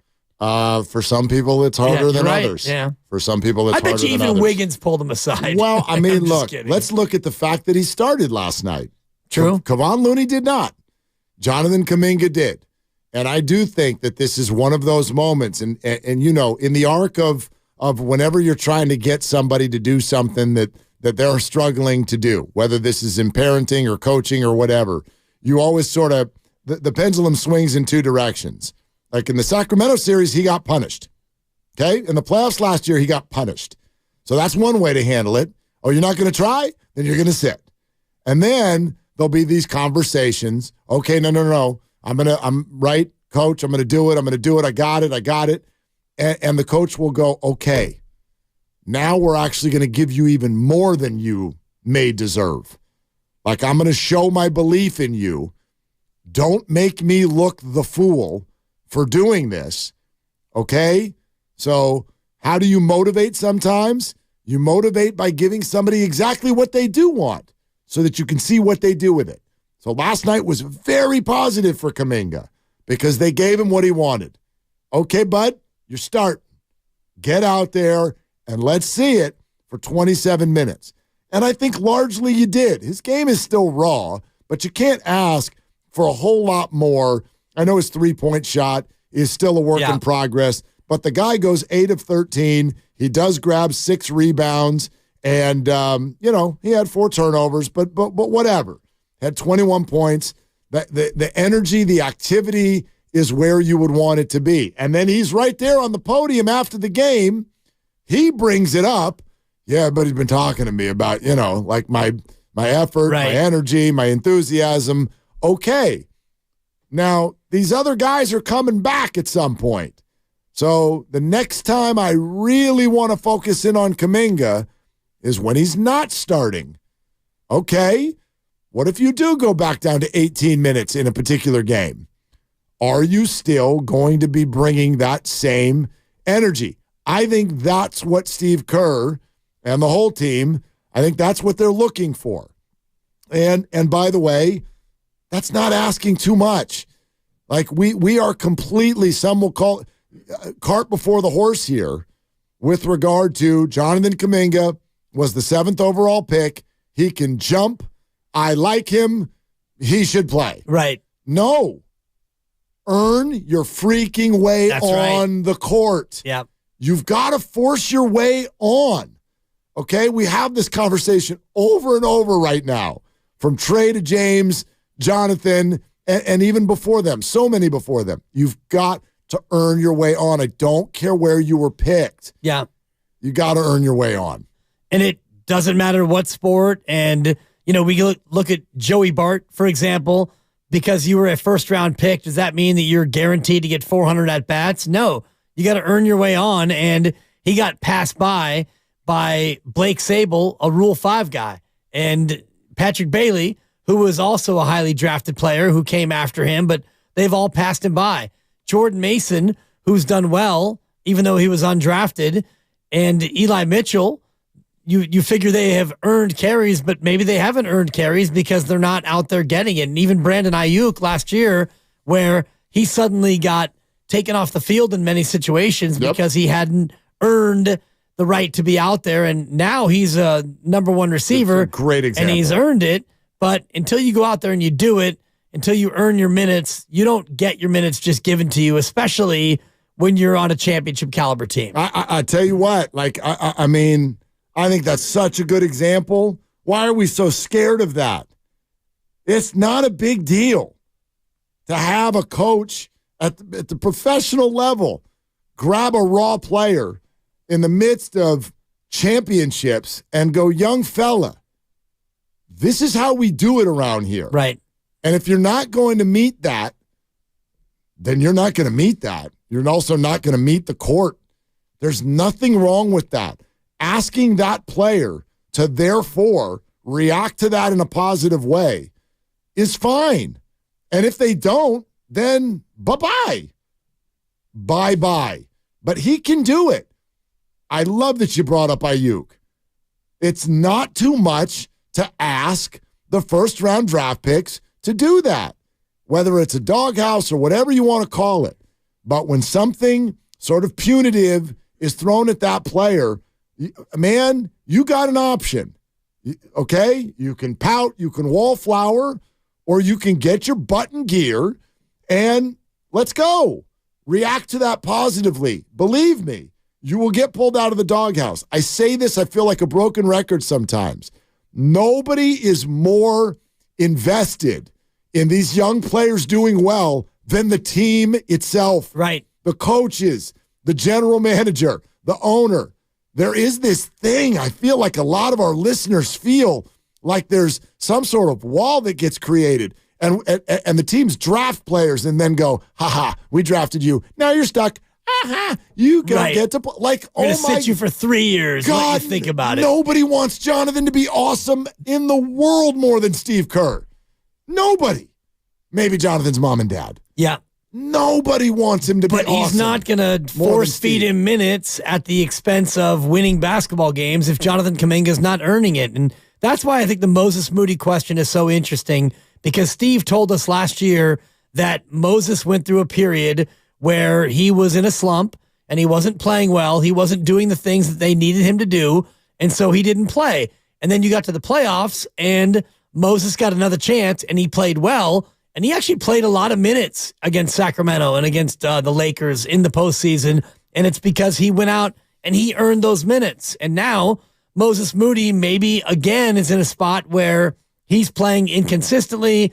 Maybe he's not always playing the way they want him to play. And therefore he's not earning the minutes that many fans think that he should be getting. Yep. And we'll ask about Moses, although I thought last night, when you're on the bench, 23 minutes is a lot. Yeah. He had a lot of minutes. He got more minutes than Looney. He got almost as many as Pajemski. But I read the way they played this last night very much as a, look, Draymond is out. Pajemski's coming off a 23-point game. They didn't start him. And I know that's a different position entirely. Clay's back. That's part of that. Clay goes to the lineup. Pajemski's going to go to the bench. But I very much, when you look at the way Steve played this, This was a, hey, Jonathan, you've been asking for it. Here you go. Go show us what you can do. And for those of you who are fans of him, I think he largely did. He absolutely, for the most part, went out and met the moment. You keep doing that, more will come. More will absolutely come for Jonathan Kuminga if he does more of that. But the whole process for me, it really perked up my ears because I'm like, okay, now we get it.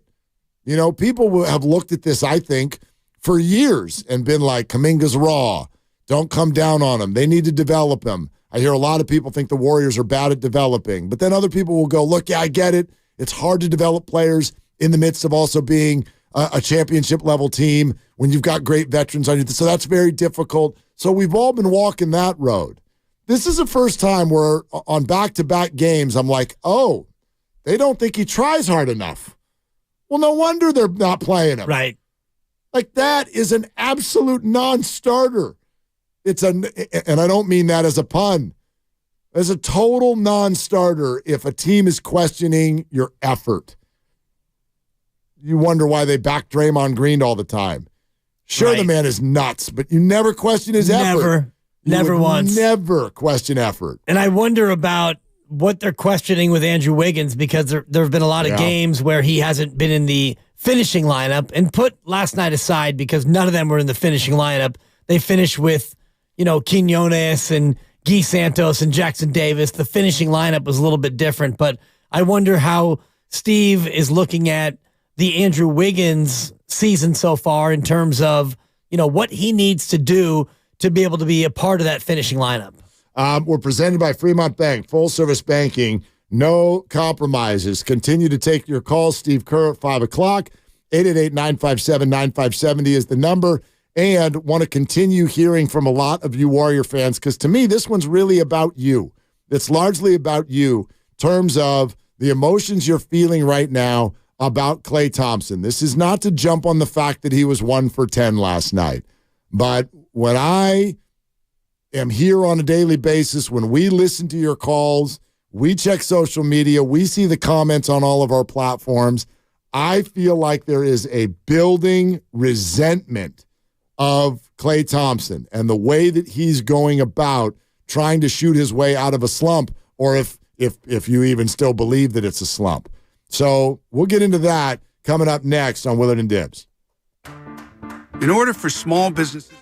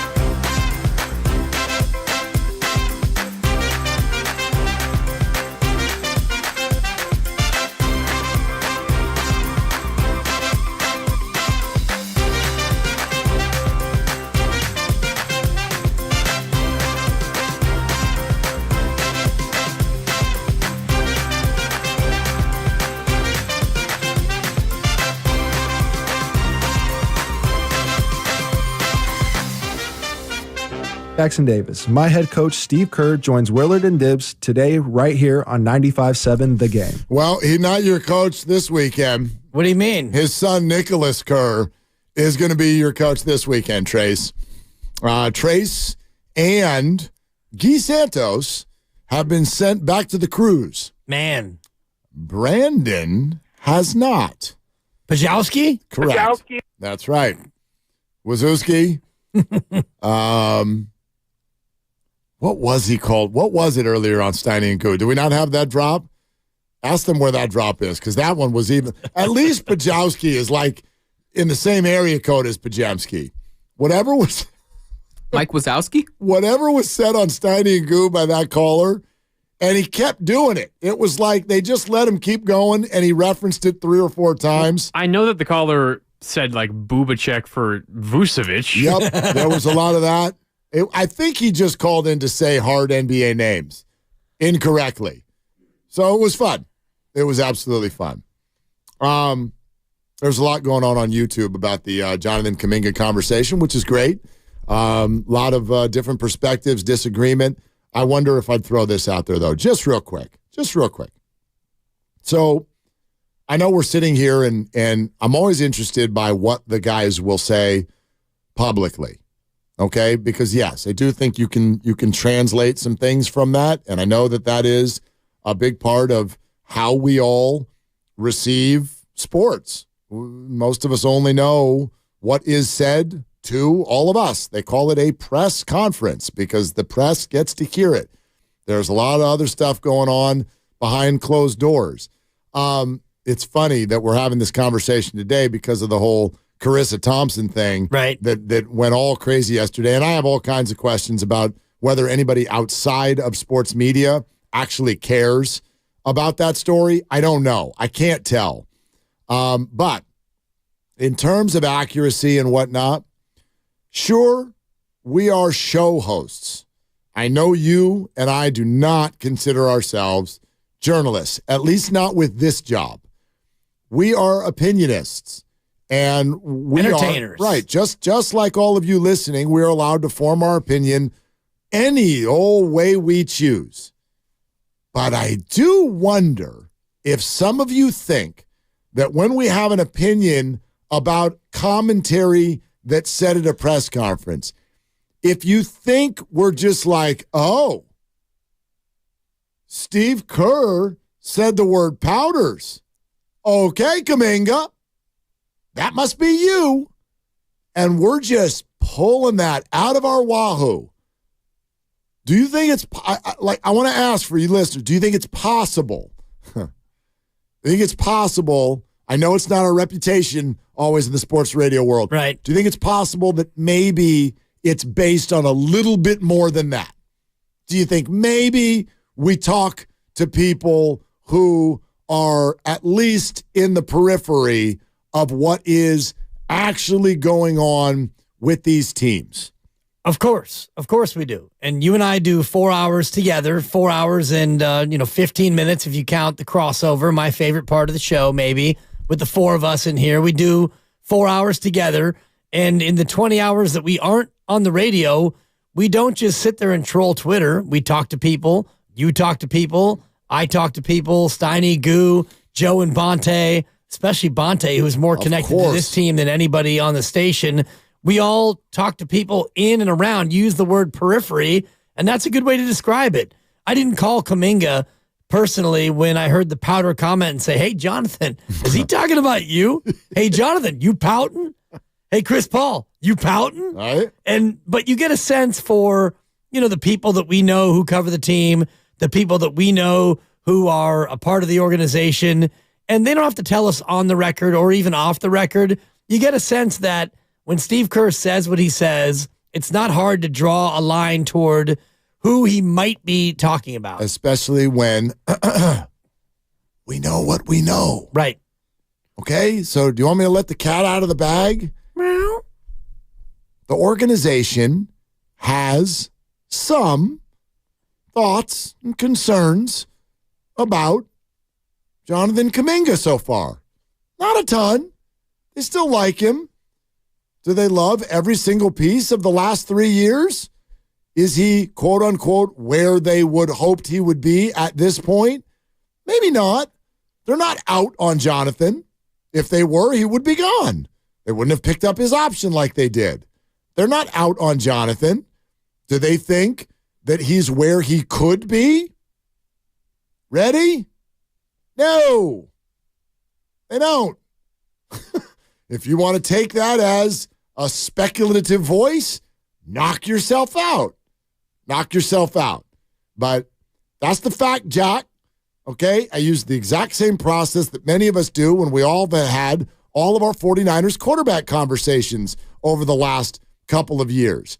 And that's why sometimes it does get a little bit frustrating when you're sitting here going, look, you can make this all about what we're telling you, or you can, all of us together, start to put puzzle pieces together. Exactly. So you can, you holding Trey down. No, I'm telling you what they think. Exactly. You're reading the tea leaves. Hello. It's one thing that you do very, very well, and it's one of the things that I've learned from you.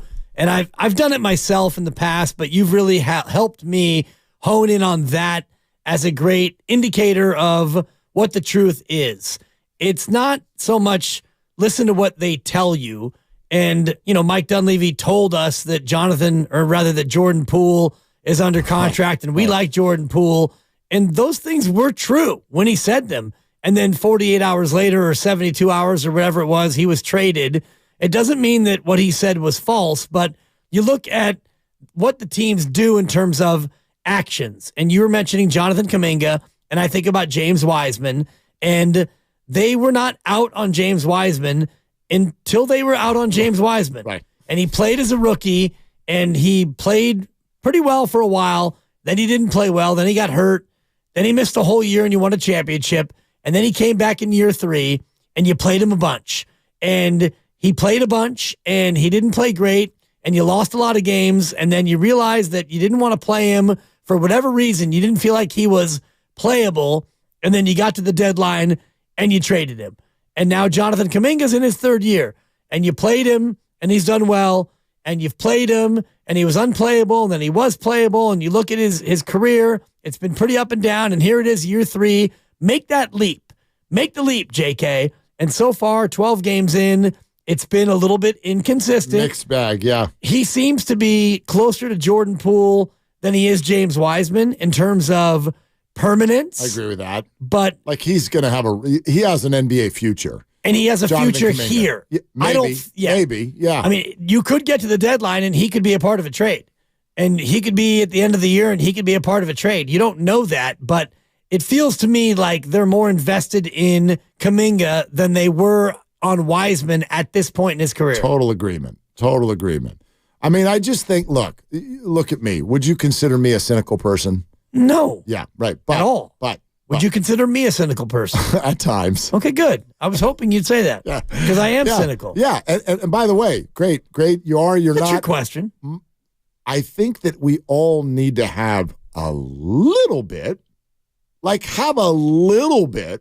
of cynicism when we look at these things. So in other words, when the organization tells you, look, we think James Wiseman's going to be a star in this league, but he needs to develop into a star, and we don't have time for that because we don't have the minutes to offer him in a development role. We're trying to win a title. All right, let's pull that.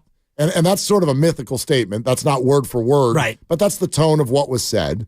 So let's pull that apart. Do you believe that the organization believes that James Wiseman is going to be a star in this league? I believe that they thought that for a time. And then the more that they looked at the player that he was and the way he went about improving and the things that they thought that he needed to be better at and didn't get better at, I do think that their tune changed. And it changed to the point where you got to the deadline and you traded him for 5 second-round picks and Gary Payton. I mean, in the end, and I just mean at the end, I agree with you. Oh, at the end, no. Okay. No. Thank you. Mark, he's played 5 games this year for Detroit, and Detroit is 2 and whatever. I wish 2 and 10. If either of these teams thought James or Trey was going to be a star, they wouldn't have traded them. You sure they didn't do it out of spite? I promise you, if they really, really thought in their heart of hearts that, my gosh, these people are going to live up to their draft status, they would still be on their respective teams. And they're not. You could say the same thing about Jordan Poole, I think. Agreed. In terms of if they thought that Jordan Poole was going to be Shai Gilgeous-Alexander, he's going to be a guy who could get you 30. Oh, God. If they thought that, because Jordan could get you 20, and you saw Jordan when he was at his absolute best, you saw what Jordan Poole could be. And if you thought that that was going to be the Jordan Poole that you got more than dribble, I fell over, and all of the other negative things we saw, then you wouldn't have traded Jordan Poole for Chris Paul. Oh, gosh, no. You traded Jordan Poole for a 38-year-old rental. Granted, he's a Hall of Famer. Gosh, the Jordan thing is, I'm sorry. I know everyone wants to stop talking about him. I would love to, but I'm just saying in terms of what you're talking about, right. Mark, I'm just if they thought that he was going to be 27-7 and a guy who might be able to lead the league in scoring, like Gilgeous-Alexander, he's a guy who can get you 30. Yeah. He can get you 30 straight out. He's a good player. Good player. He's a scorer. He can do a lot. He makes his teammates better and all the rest of it. If they thought Jordan Poole was cut from that cloth, they wouldn't have traded him for Chris Paul. It's just fascinating. I remember what we all thought. Like, I even thought, I'm like, Jordan, like, they're not going to win, but my gosh, he's going to score 25 a night. He hasn't scored 25 once. Not once? Year long. They host the Knicks here coming up in moments. He's only scored 20 once. Once. They've lost 8 of 9, Mark. One time. He scored 20 once? Once. Once? Are you sure? I know you're sure, but listen to 95.7 The Game, KGMZ FM and HD1 San Francisco, always live on the free Odyssey app. Twitch and YouTube, powered by First NorCal Credit Union. Brandon Pajemski and Jordan Poole have scored 20 the same number of times this year. And it was the same amount, 23. One time. That's crazy. Isn't that wild? Let's go to CJ in the city. Hey, CJ, what's going on? You're on with Willard and Dibs. What's up, fellas? How we doing? Excellent, man. So here's what I think. As far as what's going on with Klay Thompson and the reaction from the fan base, I think the main thing is because Stephen Curry is still playing at an MVP caliber level right now. That's the first thing you got to take into account. Secondly, even though Wiggs is in a little bit of a slump right now, the effort's there. His teammates are getting him the balls in the spots where he kind of has to score, sort of in that low post, and they're making it as easy as possible on him to do that. What I'm more concerned about as far as what happens with OKC on Saturday is how switchable is Kevon Looney outside of the paint. Like, he clearly can't stay with some of these bigger dudes, and just watching them get out and transition the whole time, I'm like, what's going on? So do you think it makes sense to put, Trace Jackson Davis down in the post to get more physical with Chet? I'm just curious. What do you guys think? The defensive conundrum, and this is also something that we'd love to ask Steve about. The defensive conundrum, by the way, I want to jump out. I missed one game. Jordan has scored 20 twice. Oh, okay. Twice. Not once, twice. Yeah. Anyway.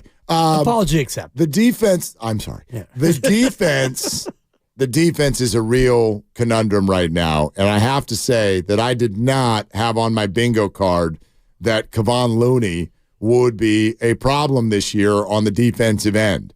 But too much is being asked of someone because of how small they are. And you could argue, well, hang on, they were always that way. I would put it this way. I think it's still too early to sort of make that general statement because defensive rotations take time when you have new players, and they're getting stunted right now because of how many games they're playing without key players. So mainly we're talking about Draymond, who has, with ejections, what? Has he missed 4 games? 3? 4? I think 3. Okay. So I think that those rotations with new starting lineup at times and players missing games, those are going to take time.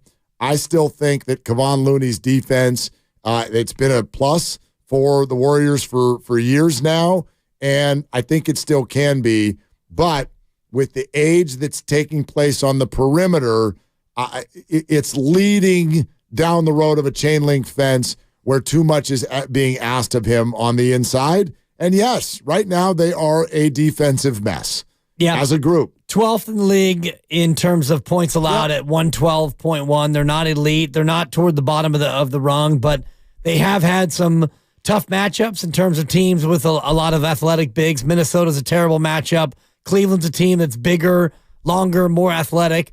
But Kevon Looney's going to have this difficulty all year long. If you're 6'9", and you are basically the center on your team, and I know that Saric is a little bit bigger, but he doesn't play like a traditional center in terms of defense, you're going to have to junk it up a little bit. And I'll ask Steve Kerr this very question in terms of defense when you've got Chris out there and Steph when he comes back, and you have a smaller team compared to other teams. Do you need to play more zone? Do you need to junk it up a little bit more? How do you do the exact thing that the caller was talking about? Protect Kevon Looney and protect the lack of size that you have defensively. Yeah, and not only you say athletic big men, but also maybe even simplify it. Just really big men. Those are Minnesota, Denver, the teams, Cleveland that you've been looking at are some of the largest size teams. And they've been a lot of the Warriors games, especially recently. So, yes, the defense is a work in progress. I'm not solely focused on Kevon. I'm focused on the whole flow and the rotations, which right now are out of whack. Yeah, and they're out of whack because you don't have Steph and Draymond's missed games, and you're right about that. And you still haven't totally figured out how to, make the substitutions defensively. And when you don't have GP2, and they won't tonight, it looks like, he's out with the ankle issue. And so he's one of your best defenders. Andrew Wiggins, I think, has played pretty well on defense. Doing okay. If I'm going to, spend the next 22 seconds complimenting Andrew Wiggins for the first and only time today. Defensively, I think he's done a pretty good job, and he always has a difficult task because Klay's not the defender that he once was. Neither is Chris. Neither is Steph Curry. So Wiggins has to always guard, one of the other best wing players or the best wing player on the other team, and that takes a lot out of you. Yeah. Boy, what a week, huh? Remember at the start of the week? They were rolling. How the hell did that happen? Yeah. I will say this, and this is not to create an excuse, but I do think to a degree, this particular Warrior team, I'm going to blow off how they look when Steph's not there. Because if Steph's not there, they're just not a very good team. And maybe that means that they are too thin and relying too much on one player. Maybe. And maybe that'll get them in the end. I mean, if you're relying completely on a 35, 36-year-old player, maybe that's just a ludicrous thought. I'll acknowledge that. But where they sit right now, I do not think it's a team that can win very many basketball games without Steph Curry on the floor. That's just sort of the reality of at least the moment. Well, and that's fair, but think about that in terms of any other team and their best player. When a team's best player doesn't play, their chance of winning goes down. Now, for the Warriors, maybe it goes down more than any other team just by the nature of the fact that he is this much of a great player as their best player, and also what he means for Klay Thompson in particular, because Klay doesn't seem to play great when he's not on the floor. I'm looking at last year's game log, and man, I'll have the record for you momentarily as far as games that Steph didn't play. Yep. I'm just going through from the beginning. A loss to New Orleans, another loss to New Orleans by 45, a loss to Utah, that's 0-3. They lost to Philly, 0-4, 1-4, 1-6, 5-game win streak without him. 6-6. Then they go to 6-8, 7-8, 8-8, 8-10, 10-12, and 14-12 without him last year. So they were able to weather the storm because he missed that big block of games in December and early January, and then he missed another, 10 or so games in February. Yeah, I mean, scoring was less of a problem last year when he was out. Part of that is Jordan. There's no question about that. I also think it's just like this team has the possibility of being better down the road or more functional without him than it is right now. I just don't think with the defensive rotations, the way they are, you're going to have to outscore people when there's no Steph, and you don't have enough scoring to do that. Let's go to David in Hayward. Hey, David, what's up? You're on with Willard and Dibbs. I think I've been listening to you guys talk. You mentioned something earlier about the IQ of the Warriors, that when rookies come in there, it's hard for them to pick up the offense and pick up the defense, right? Because of the way that they play, the motion offense and the way they run that team. No other NBA team really plays like that. Okay, maybe the Kings a little bit, but so the expectation to learn quickly is something that they are kind of messes them up. It's almost like they have to have people that can come in with the right IQ to play with them, right? So I think that Sarge has it. I think Moody has it. Kuminga don't have it yet. There's not enough people that had that, and plus the size. But I think if the IQ was better, all the teams that they won championships with, they had a high IQ, right? And the players knew what to do, and they knew when to pass the ball, when to do it. I mean, it was organized chaos, but it worked because of the high IQ, right? And I think that's the problem that players like Jordan Poole, he just didn't have. He's just not a very smart basketball player. And Wiseman was just ridiculous, not very smart. So I think that's part of the issue too. And everybody knows they're not going to win too many games unless Curry's out there motivating them and doing what he does, and then that sparks that lights the fire. So that's all I got to say. David, are you listening to yourself on the radio or on YouTube right now? Is that what's happening? To me. Yeah, all I hear is Dibbs in the background, and he's right here. Oh. Okay, I'm just turning it off. No. David, turn it up. I didn't realize I talked that much. Seriously. David, that's too much David. of me. Yeah. Mark, I'm going to say this once and once only. Stop talking so much. You need to talk more on this show. Man, what kind of monologue was that going on in the background? I didn't know I was talk blocking you that much. I think he had you on repeat. He must have. Yeah, I think that was on a loop. It's a lot of You've dimmer in never the background. talked that long in your life. Totally, it was too much. Can't stand it. All right. I didn't listen to a word he said. I was trying to pick up on me. I caught something that he said. He's talking about IQ. And it is a very fair point that I would love everybody who screams about the young people, play the young people. I love the young people. Okay, if you love the young people, then what are your thoughts on high IQ basketball? Go ahead. We've done this before. Give me the example of the team that won a championship relying on 22-year-olds. Yeah. Go ahead, find it. We'll be right here waiting for you. And we'll still be here at 6 o'clock because you'll still be looking. You can't play high IQ basketball with 22-year-olds. They can be a piece. If they pick it up quick. But they cannot be the centerpieces. And by the way, yes, it's okay to look at young players, 20, 21, 22, and say, you can't get a lot of minutes until you pick this up.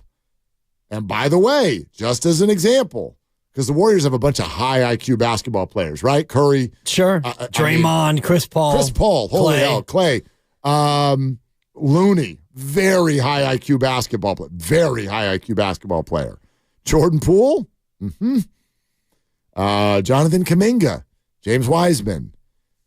I would not give them that label. Well, how could you when James Wiseman played 42 minutes of college basketball and Jonathan Kuminga didn't play college? He played 1 year of tweener ball and then immediately came into the association. We're sponsored by AC Transit, and Steve Kerr's joining us in less than an hour. I would really love for us to get a little flavor from all of you as we head toward the Steve Kerr conversation. Not only the questions you'd love to hear asked, but where are you on Klay Thompson emotionally? Earlier, I used the word resentment. It feels like it's building in the fan base. 888-957-9570. What word would you use? How are you feeling about Klay Thompson, the basketball player, the Warrior? We'll take your calls next on Willard and Dibs. Get in where you fit in. AC Transit wants you to...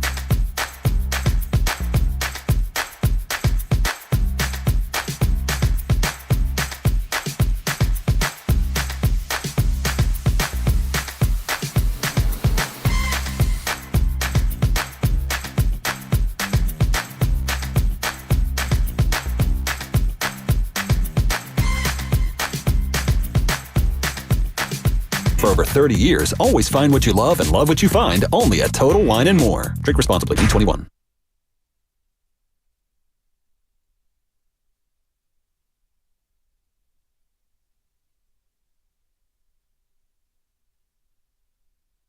Dub Nation, is Chris Paul. My head coach Steve Kerr joins Willard and Dibbs today right here on 95.7 The Game. Yes, he does, and that is in 42 minutes. I do love that we had all of them say, yeah, my head coach. Exactly. I wonder if they were all comfortable with that. They just read the script. I know. I mean, I know. People don't like creating ownership for others of them. Interesting, yeah. My coach. Right. My he head coaches me. He's in charge of what I do. I'm his player. Totally. He's him. It's always I wonder. It's a touchy dynamic. Totally. You know, you've been. I mean, you're a teacher, so you understand. Like, those are my students. Exactly. I'm in charge of your learning. That's right. That's right. You learn from me. That's why they're learning nothing. All right, 888-957-9570. We do want to talk a little bit about Clay. We want to let you hear what Steve Kerr said before the game about Draymond last night, because that was interesting. Sounded very different than I think many were expecting it to sound. Eugene in Mountain View. Hey, Eugene, what's up? You're on with Willard and Dibbs. Hey, boys. How you guys doing? Great. So I have a Clay take, but it's like, you know, I'm usually a cerebral fan, but this is like just completely my emotional fan side, okay? And Mark kind of already alluded to this. So I'm 33. Okay, so I'm a younger Warriors fan. My highlight before Steph, Clay, and Dre was Baron Davis dunking in the second round of a playoff loss. Yep. You know, so not much, right? Yep. So these guys mean everything to me. So Clay is very special to a lot of fans in the area. So I say this. I say we trade him immediately for his sake and for our sake. Like, the more this goes, we're going to tarnish the legacy that they built. The resentment's already growing out of the big three, right? Even if they're big anymore, the mediocre three. Clay's dropped off the most, and it's like everything is showing his weaknesses now. I say trade him for his sake, for the legacy sake of the big three. And I think, honestly, like D-Wade, I'll let D-Wade, he'll be back his final year. You know, he'll get his little, like, you know, final goodbye. It'll be cute. It'll be great. But for the sake of him, for the sake of us, I say we get rid of him. It's hard for me to say that, but that's just my fan side. Would love your guys' takes on that. Listen, Eugene, thank you. I think that's a very almost, maybe I'm overstating it to call it vulnerable, but that's a very honest sort of a dissertation on the situation at hand, because you're talking about he's actually the exact same age as Clay.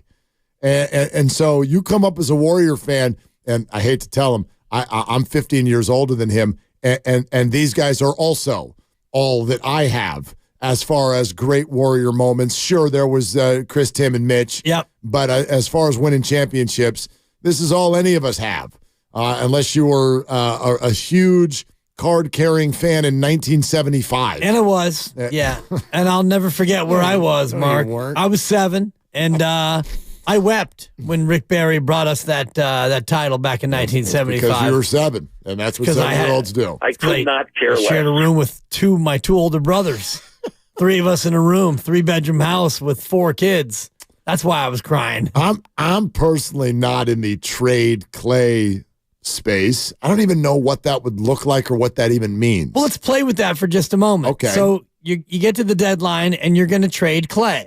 So Clay is on an expiring deal, and he's making about $42 million. And because the Warriors are over the cap, they cannot accept more than 125% of Clay's salary back, which means you could get back $50 million if you wanted to get back that much.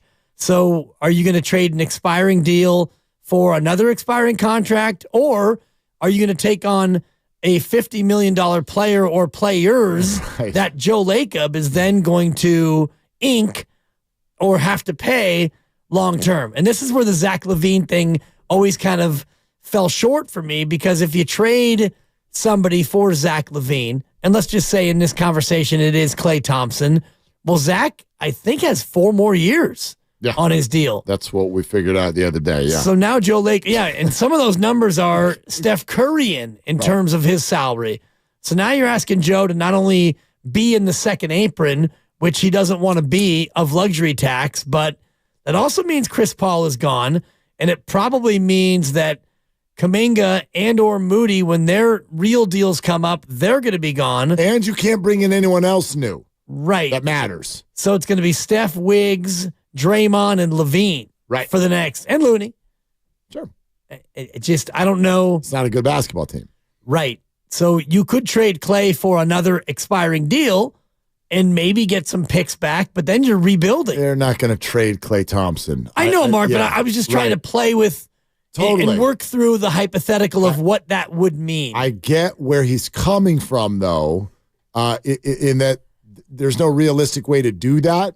But what he's talking about is exactly why I brought this up today. Like, I don't know if everybody is fully understanding where this relationship is going. It'll recover when he retires someday. But right now, the tone that I'm hearing, if you are of the belief that Klay Thompson's best days are behind him, and that's the kindest thing that we could say, if you think it's heading downhill and it's heading downhill fast, then what exactly is the next contract going to feel like to you? What exactly is that going to feel like? Even our favorite athletes ever, you will get to a point where you start to get angry if you feel like your favorite organization is paying them, breaking them off massive dollars just to say thanks. That, like, I know that feels good emotionally, but it doesn't play out that way when you're watching your team get their doors blown off every night. Right. You will get angry. The example I brought up earlier, and I remember this was in whatever it was, 2019, the 2019 baseball season, which ended up being an epic one. At the beginning of it, people were very frustrated with the contracts that had been handed out to Brandon Crawford, Brandon Belt, and Buster Posey. They were coming off losing seasons, and the organization and its fan base were like, what are we doing? What are we doing? Yes, we love them. Forever Giant. Cool. Hashtag. What are we doing? Are we going to win any games anytime? And then magically, all three of them had a rebirth at the same time. Great seasons. Giants win a bunch of games. And everybody is like, thank God we kept them. Exactly. Well, that's one way it could go, but that's pretty rare. And so what I feel right now, I feel like people are using words like gunner. I think we're hearing phrases like lack self-awareness. I feel like people are using the word slump, even though they don't really believe that's what's happening. And the word I started to see all over Twitter last night, washed. Now, I'm not saying that's a tough one. That's a real tough one. I'm not saying I believe any of that stuff. What I'm noticing is a building resentment between the fan base and Klay's game. Does it feel better if I say it that way? I don't think any of you... It does, because nobody is holding it against Klay. Right. You all love Klay. You're going to love Klay, but you may not love Klay in this moment. And so there's a building resentment with Klay's game. And I'd like to know what you all want to do with that, because I do think we could reach a point where this relationship almost feels better if he were to finish elsewhere. I'm not for it. I hope it doesn't happen, but I can see a scenario like, were any of you bothered this year by Brandon Belt? He played in Canada, and I would argue that you looked at it in more of a like, oh, yeah, Brandon Belt, look at him, he's with the Blue Jays. Yeah. And in a couple years when he retires, baby giraffe and captain and weird sense of humor, and we love you. Of course. But you would not have loved him if he was hitting 220 on the Giants for $18 million. You would have been furious. Well, we already were in his last year. Exactly. And it's an interesting comp because he was also a champion, but there was a little bit of a different vibe in that the page was being turned and Bumgarner left and Posey retired and he was forced out, allegedly. Yeah, no, whatever he was. Right. He went to Texas and won the World Series. We know that.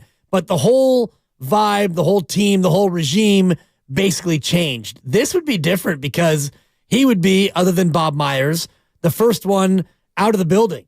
And this would be the breaking up of the dynasty and the big three. And it's interesting because the alternative to this, if Clay continues to play like he has this year, which is not the Clay that we all remember, if they decide that they sign him to a 3-year deal, and let's say he gets the Draymond deal, he doesn't get 4 years, he gets 3 years and $75 million. That's what Kyle Kami proposed on our show yesterday. Right. And if he gets 3 years, that would mean he would be coterminous with Draymond and Wiggins. Steph Curry is due to be up at the end of 2025-26, but Steph can get whatever he wants. So it's really more about the Draymond, and that also would be Wiggins' player option year at $30 million. So if Clay got a deal that ended in 3 more years, if he continues to play like this, then I think it would be better for all parties if he didn't get an extension and if he did go on and played somewhere else. I mean, I know that a lot of us emotionally, we've talked so much about those 3 never putting on another jersey. Right. I still hope for that. I care about that. But I also know that I fan differently than some do. Like, if this whole thing ends and the Warriors just won 4, I'm like, that's pretty great. No, it's super great. That's great. But what if the next 3 years, not counting this one, what if Clay signs for $3 and $75 and Clay continues to play like this and Draymond continues to act like this and Steph continues to be healthy like this, and you don't sniff another, let's say you don't even win another playoff series for the next 3 seasons. Long time. Steve Kerr coming up at 5. Steve, did we lose you? But to that point, are you willing to sign up for that? Because you and I both agreed 2 months ago that, yeah, I would love to see these guys end as Warriors, but if Clay continues down this road of unproductivity and Draymond continues down this road of suspension city and Steph is unable to really stay healthy, he played 50-something games last year, is that really what we're signing on for? Maybe. Right? And are you okay with that?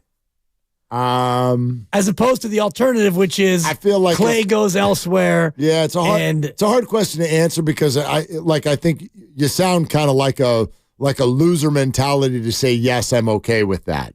Yeah, but I'm not trying to set you up for that. Right. But conversely, if you just ask me, like, am I here for the ride, even if it's not pretty? Well, yeah, absolutely. And I don't want these guys. Like, I think it would be very hard to watch any of them put on a different jersey. But I also know what you're saying here, which is that if you do just go on the ride and the ride looks like last night over and over and over again, my God, we're all going to get very fatigued. Some people already are, right? Yes. That's what I'm getting at. I think fatigue, like, what a conversation, what a thought to have. If you're fatigued by Klay Thompson right now, they're talking about extending him. 3 weeks ago, many of you wanted him extended. So it's a very, very difficult spot. And in a way, what matters to me more right now, more than winning another ring, is sort of protecting the legacy of the whole group. I think is almost more important. A 5th ring, sure, amazing. But oh my God, like this is 4 rings, 5 rings, 6 rings, whatever. This was incredible. Yeah. Unbelievable dynasty. But you really don't want 4 years of Willie Mays on the Mets. Oh, boy. I don't want to see that. Would a Bulls fan be like the Michael Jordan Wizards years? I wish they had happened in a Bulls jersey. No way. Oof. I think Bulls fans, even though they have never sniffed a title since, they can feel good about the way it ended with Jordan holding that pose. And I meant to ask Steve, and this is not the week to do it, but last week we talked to Steve about instant replay, and it dawned on me that, if you could challenge anything, they would have challenged that as a push-off on Byron Russell. That's actually a great question. I was going to hit him with it last week when things were a little bit better. This is not the week for it. Because we were talking about review. If you could review everything, and I was going to say, well, Steve, if they could review anything. Could you imagine the poor ref that has to awkwardly look into that camera? After further review, we've decided the championship doesn't count. Utah ball. After review, Michael Jordan has pushed off on Byron Russell. That's right. After review, the price of Air Jordans has gone way down. Wow, that would have been a hard one. And this is probably not the week. Hey, Steve, did we lose you? Yeah, but many other questions to ask him. And I do wonder, though, about the whole idea of Klay in terms of the longevity of this, because if you sign him for 3 more years, and whatever the number is, it doesn't matter. It's Joe's money. It's not ours. But if Klay continues this decline, and right now through 12 games, 13 games, it's pretty dramatic.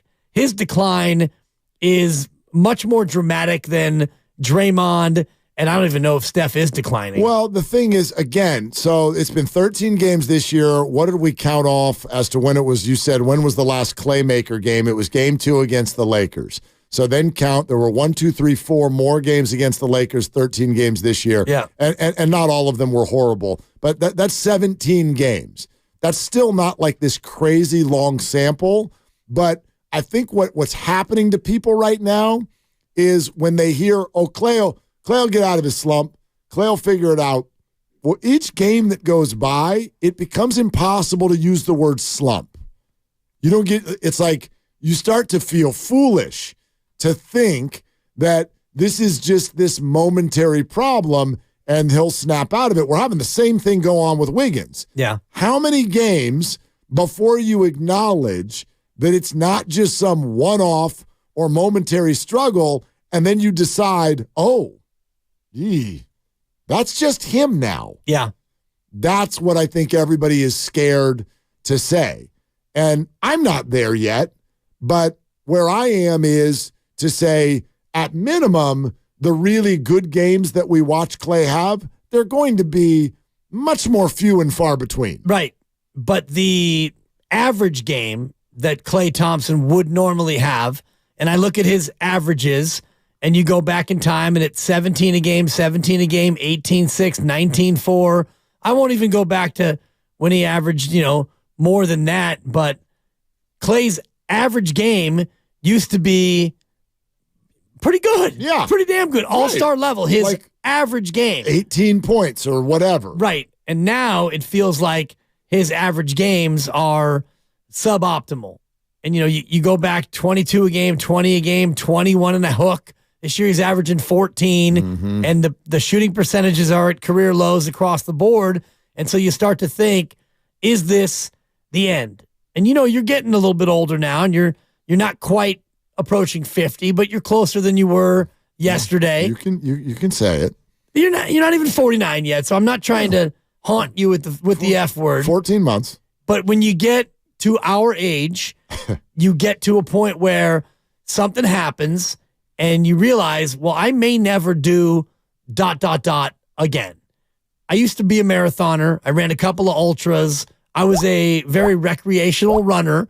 But I've realized now at 55, I'm never going to run a half marathon again. I'll never run 50 miles again.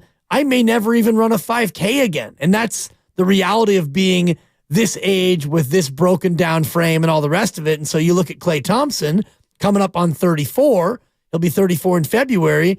And you realize Klay may not be that player again. It's okay. I used to want to run a marathon. I put it on a bucket list once upon a time. Yeah. I've been like, that never happened. There's somewhere along the road, I'm like, I don't want to do that at all. Yeah. I think it was when I watched my friend do it. I watched my friend run the LA Marathon. Funniest thing ever was I could never find him. All the road closure, and I kept going to different spots, and I kept missing him. And finally, I gave up, and I'm like, I'm just going to go get a bite to eat. And I go into a Subway. I get a sandwich, and I'm at the little drink fountain. It's the funniest moment. I'm sitting there, and I'm like, shh, filling up a Coke or whatever. And I looked at the guy next to me, and he had a freaking number on his chest. I'm like, sir, you cannot have a Sprite? You're supposed to be running. You can't just stop in the middle of your marathon and get a soda. You better be careful. Are they going to do well for you in mile 20? Get back out there. Anyway, Rich in Fremont here. Did he get the 3 cookies for $1 too? Yeah, exactly. Get you every time. Hey, Rich, what are you doing? Hey, what's up, guys? Thanks for taking my call. Yeah, man. I don't know, man. I look at it this way, man. I look at it like, really at the end of the day, it's about understanding that, I'm not going to use the terms you guys use. You guys saying these guys are in decline and, just because a couple of guys are hurt, this is really just a roller coaster ride of an NBA season. That's the way I see it. It happens every year. It's some more, excruciating, some not so much excruciating. But I also think this, though. I think that really at the end of the day, instead of, these guys, running on the talk of, championship. It's like, well, no. Okay, you guys need to focus on just winning the Pacific West right now. Okay, because you're not playing championship basketball. Okay, once you win the Pacific West, then you can go for the Western Conference. You win the Western Conference, then you can start thinking championship. Because really, at the end of the day, what it's really about is these guys need to start coming to a realization that, hey, you're not the guy who you were 10 years ago. And particularly with Klay Thompson. I would have Klay right now. You can take his outside shots, but when them shots ain't falling, hey, man, you need to go to the hole. Well, you know what's interesting there, Rich? And Rich, thank you. I really feel, and Dibs, you'd be a perfect person to ask this because I don't know that we see it the same way. Like there's this thought, and maybe it's based on when Kevin came and Klay was like, I'm not giving up my shots. And that sort of set a tone for who Klay was. And then we've had the conversation with all of them before, like, would he be willing to come off the bench? Seems to be our favorite thing, right? It was the whole deal when Chris Paul arrived with the Warriors. Will he be able to come off the bench? And Klay is the one that, for one reason or another, has never done it, right? Never come off the bench. Does that mean he wouldn't? Let's look at it a different way. He came out in the opening game of the year, and it was gunner mentality, and he looked exactly like he looked in the Lakers series, and everyone went, oh, no. Don't you think he adjusted right then and there? Don't you think his shot selection has been much better since then? Definitely. Okay. The next 2 games in particular. So don't you think that Klay Thompson, this thought that we have that it's like he's got to realize that he's getting older and he's not as good? Maybe he does. Maybe he does. Last night, he was asked to go be a 1 for a night. Right. Can't do that. He's not. I'm not even sure he's a 2 anymore. That's the problem. And he was being asked to be a 1. He's not that. But he's in a contract year. And I'm sorry, but I can't believe that he's going to be willing to come off the bench and sublimate his role and take fewer shots, knowing that he's leaving money on the table. I don't know what player would. And Klay hasn't come off the bench since his rookie year. Every game since his rookie year, he's been a starter. And until I hear him say that he'd be willing to come off the bench, and let's just say he is willing to come off the bench, who do you start? You're not starting Chris Paul over him. Chris Paul is the anchor of the second unit. Right. So now you're going Steph and Dre and Looney and Wiggins and Podolski? Yeah, absolutely. Paroksky? No, I don't think it's even about coming off the bench and starting. I think it's just about Klay's awareness of where he is in life and career. We are presented by Fremont Bank, full service banking, no compromises. Much more of your phone calls next. Steve Kerr in 18 minutes. And we got a little update about Steph Curry from practice today. So that's coming up next on Willard and Dibs.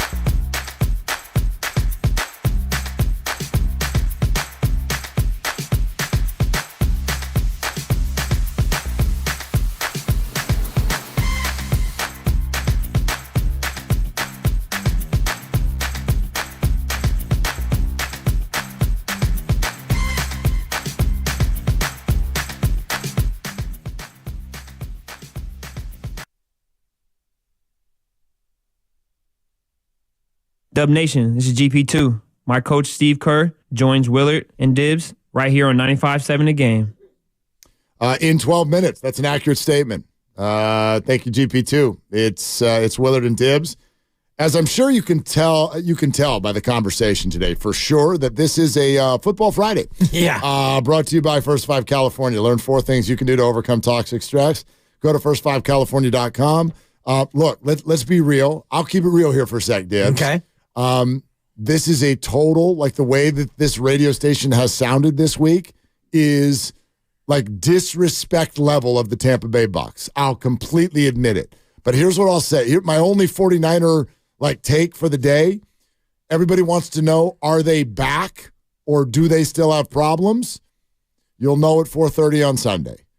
Because if they are back, I think you can tell a lot more if a team is back based on what happens in the mundane game, in the game against the team where you're a 10-point favorite, as opposed to the big-time matchup where our backs are against the wall and we're desperate.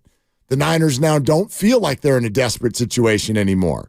Therefore, are you back? Did you, Fred Warner, learn your lesson? You'll know at 4:30 on Sunday if they win this game by double digits. The odds makers are telling you that they are back and that they will handle their business. It opened at 10. It jumped to 10 in a hook, and now I see it at 12. Yep. Niners by 12. Yep. So this tells me that with an over-under of 41.5, that the Niners should go out and win this game. I mean, that's 28-15, basically, Yep. which is kind of an odd score, but this is 4 touchdowns to 2 touchdowns. This is a domination.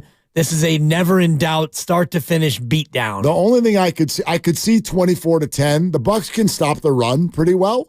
And so if the 49ers don't get the run game, we all know like that it's a team that won't bust 40 on you if they're not running the ball.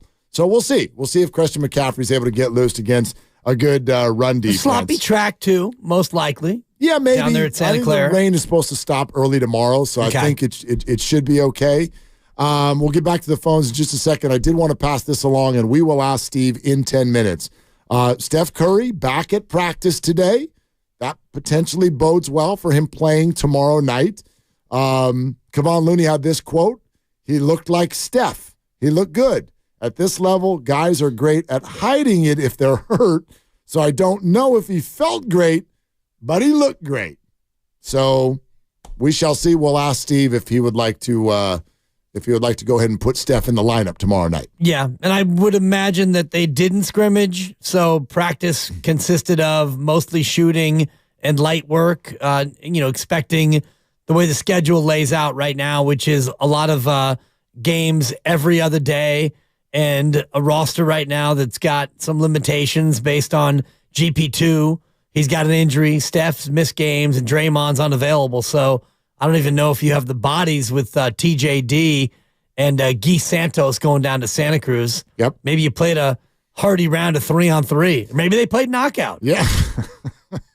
Coming up. Which I wouldn't like to have Steph Curry behind me playing knockout. That'd be stupid. That would be ridiculous. Right? If anybody could ever beat Steph Curry one time with 100 chances to beat Steph Curry in knockout, I would bet against it. Against it. Seriously. Like, how do you beat Steph Curry in knockout? Unless you're able to punt his ball into the rafters. Actually, that stupid thing.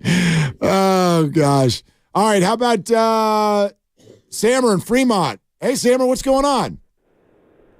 Hey, guys. First-time caller. Listen to you guys every day when I go to work. Thank you. Just wanted to weigh in on this Klay Thompson situation. So, I love Klay. Bottom line, game 6 Klay, head-down Klay, all that stuff. Like, I'll always be loyal to Klay. I don't think trading is the answer.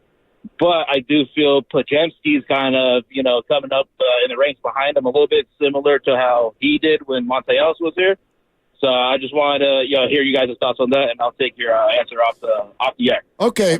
Yeah, Sammer, thank you for calling for the first time. Appreciate having you as a listener. Listen, I my guess is if we did, I don't even think we're going to necessarily ask it that way of Steve. I think he would reject it at this point. I do think that our Klay Thompson opinions today are being shaded a little bit by what specifically happened last night, as opposed to the larger Clay issue. It's recency bias, right. yeah. It's like 1 for 10 is excessive in terms of describing how Clay has been as a basketball player. He has not been 5 points. That's not who he's been. That was last night. I don't think it's time to put him on the bench. I'll simply just say this with regard to Podziemski, who I do think is sort of a comp to Clay in terms of who you're going to put in the lineup. Look, it's a very interesting basketball player. I mean, hell, you want to talk about small sample. It's tiny. But this is someone that even off the bench last night was able to make his imprint on a game that then got away from them in the end. But very, very interesting. And I think could quickly grow into someone the Warriors trust with a significant role. So I'll answer it that way for now. And it seems like, and we'll get Steve's fresh commentary on the subject here in 5 minutes, but based on what Steve said before the Minnesota game, Podziemski's going to start playing, and then he went out and had the game of his life, and he got more minutes against OKC. So he's going to be earning minutes. He's earned minutes, and he's going to get minutes and go out there and give you a chance to maybe not replace Clay, but be a part of the rotation. And I do think it's more than just the complete recency bias of 1 for 10 for Clay. If you look over the course of the 5-game losing skid, he is 16 for 51 in those games, which is about 30%, and he's averaging 10 points a night. And I know that includes the game that he got 0. So he had 50 points in the other 4. That's 12.5 a night, which isn't much better. Clay has been struggling all year, so it's more than just the 1 for 10 game, but I do think that has kind of led a lot of this conversation today in terms of what do you do with Clay. If Clay has this sort of a year that he's had through 13 games, you're in trouble as a Golden State Warriors team. Yep. Not that it all lies on Clay, but Wiggins has been mostly, a non-impact player, and Steph's been hurt. Now Draymond's out for 5, and if Clay's playing poorly, you're running out of people who can save your bacon. Steve Kerr in 5 minutes here on Willard and Dibbs. Chef Amy in Mill Valley. Chef! Chef, wait, now where are you a chef, Amy? I work for I'm a private chef for a family. Okay, got it. Okay. I used to be in restaurants. Which is a great segue for the reason I'm calling, gentlemen. All right, let's hear it. So, as someone who worked in an industry that's incredibly physical, you get to that point where, like Anthony Bourdain says, once you're 35, you got to get off the line, right? So then you have to think about other things you can do and still, protect your body and get out of that thing. So can you give me some examples of other basketball players, and don't say Iguodala, who when they age can do something else, like, I don't know, think or position themselves in a way where they could contribute almost as much as Clay? Well, I'll tell you the name that pops to my mind, and I've seen it thrown out on our YouTube feed a couple of times already today. Chef Amy, thank you, is Ray Allen. And you do wonder if Clay might be able to sort of mimic something like that late in his career. I think a lot of us for years have thought that he would. Like his game is supposed to be the one that can age because even though he does a ton of running, we know that, like he can be a catch and shoot player. He does it very, very well. So Ray Allen in his early years was someone who could actually be an NBA 1. And then he graduated to a spot where he was option 3, 4, or 5 to the point where he just became like the guy in the corner with the 3-point shot. And he was still very productive, very active, and very big part of a championship team. Hell, he hit one of the most famous 3-pointers in the history of the NBA Finals. Right. So that's kind of the name that pops to my mind when you think about aging gracefully as an outside shooter in the NBA.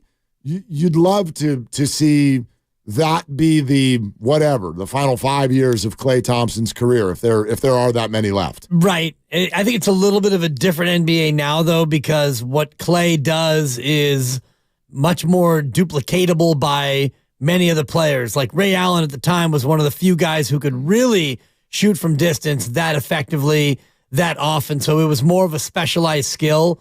Nowadays, You've got to be able to shoot the 3 no matter who you are, but you also have to defend. And on this Warrior team, when you're switching a lot of times defensively 1 through 5, you got to be able to still play defense. And if that part of his game erodes, especially if he's going to shoot 1 for 10 from the floor, I don't even know if he can be a specialized shooter when his percentages are dipping the way they are. Yeah, again, I really think that last night was a product of you've got Steph out, you've got Draymond out, you have a team that is challenged offensively.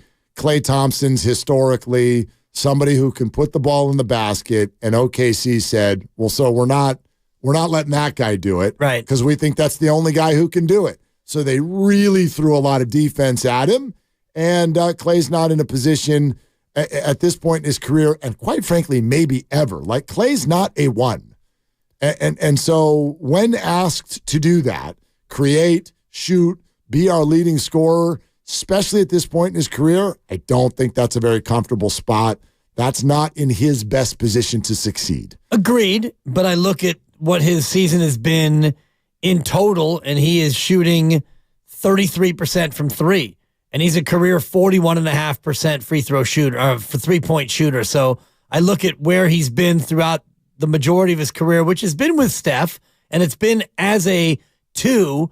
And I know 1 for 10 is a small sample, and Steph wasn't on the floor, but I wonder if his shooting woes aren't bigger than just, when Steph's not out there, he struggles. You are listening to 95.7 The Game, KGMC FM and HD1 San Francisco, always live on the free Odyssey app, Twitch, and YouTube, powered by First NorCal Credit Union. We have reached that time, and our conversations with Steve Kerr, the coach of the Dubs, sponsored by Xfinity. The Xfinity 10G network is made for streaming live sports, which means it's the network you can rely on in the biggest moments. The Xfinity 10G network, the best way to stream live sports, and presented by Great Clips. In sports, success is about team effort, and the same is true for your hair. Great Clips, it's going to be great, and we feel the same way about the conversation we're about to have with the head coach. Hey, Steve, how you doing tonight? I'm good. How are you guys doing? We're doing fantastic. We'd like to start off right away by asking how Steph Curry looked in practice today and what's the plan there? Yeah, he's feeling a lot better, and he went through all of practice. And plan is just to see how he feels in the morning. But I think there's a decent chance he'll play tomorrow. While we're in the injury space, any update you can give us on GP2 and just how he came out of last night's game? Yeah, he rolled his ankle pretty badly coming down on Chet Holmgren's foot, and so he was in a boot today. He had an MRI. It wasn't anything that looked terrible on the imaging, but he's definitely going to miss at least tomorrow, and then kind of day to day from there. Steve Kerr with us here on Willard and Dibbs 95.7 The Game. Coach, look, no getting around it. Got a little losing streak going on here. There's some obvious reasons for it, and then I'm sure some not so obvious. How would you sort of describe the general sense of how you're feeling about everything right now? Well, I've been around long enough to know that things are never as bad as they seem, and they're never as good as they seem, So you just have to try to keep some perspective. We got off to a really good start, and now we've hit a little wall. We've had some tough matchups. We've had some absences, some suspensions, and lost some of our momentum. So we just got to bounce back, and we'll play better, and we'll find a groove. I like our roster. I like our guys. It's just one of those stretches in the season where shots aren't going in, and we're not quite finding our rhythm. One of the positives from last night was Jonathan Kuminga and a nice performance, and he mentioned in the postgame how he had some conversations with some people. Were you one of the people who spoke to JK, and what did you think of the response from Jonathan Kuminga in terms of his effort last night? I am one of the people he spoke with, as a matter of fact. Nice. I got that one correct. I had guessed that you were one of the people. Score one for the Dipper, Steve. That is my job, after all. But nice, yeah. He's JK's a great young guy, and being a young player in the NBA is not easy. Actually, being a player, period, in the NBA is not easy. There's pressure and stress on all these guys, and. He just, JK's a great young guy, and being a young player in the NBA is not easy. Actually, being a player, period, in the NBA is not easy. There's pressure and stress on all these guys, and. He just, JK's a great young guy, and being a player, period, in the NBA is not easy. There's pressure and stress on all these guys, and There's a lot to learn as a young guy, and there's going to be some ups and downs. And the biggest thing for JK is to plow through the adversity. The adversity hits everybody. It doesn't matter who it is. You look at our team. Steph and Wiggs are, or Clay and Wiggs are kind of going through it right now. It's been a bit of a struggle. They've got their stuff they've got to fight through, and JK, same thing. Young guy trying to find his place, trying to be consistent, and the biggest thing in this league is keeping your energy and your spirit up, and keep working, through the down times. And I think it's more, it's a difficult thing to learn. It's easier said than done. So I think that was the nature of the message to JK over the last couple of days. He responded really well and played well last night. Yeah, it was a good game for him, Coach. The whole thing is real interesting to me, especially when you go back to what happened in the playoffs with him last year, where it was widely sort of evident that he was not kind of happy with the role. I listened to what he said last night, saying that he needed to have a lot of people talk to him to check him. And I sort of came out with the perception that there have been conversations with him over maybe even the last couple of years just about general effort. Is that a fair perception? I think his effort is fine. It's sometimes he loses his energy, and his body language goes bad, and so it may look like effort, but I think it's just more. He gets down on things, and he just has to understand that stuff matters. Body language matters, energy, spirit, taking joy in others' success. All of that stuff goes into being part of a winning team. And the hard thing when you're one of 15 guys on a team, things aren't always going to go your way. It's one of my favorite qualities of Steph Curry. He takes more joy in others' success when he's on the bench and somebody gets hot. You see Steph's, antics on the bench.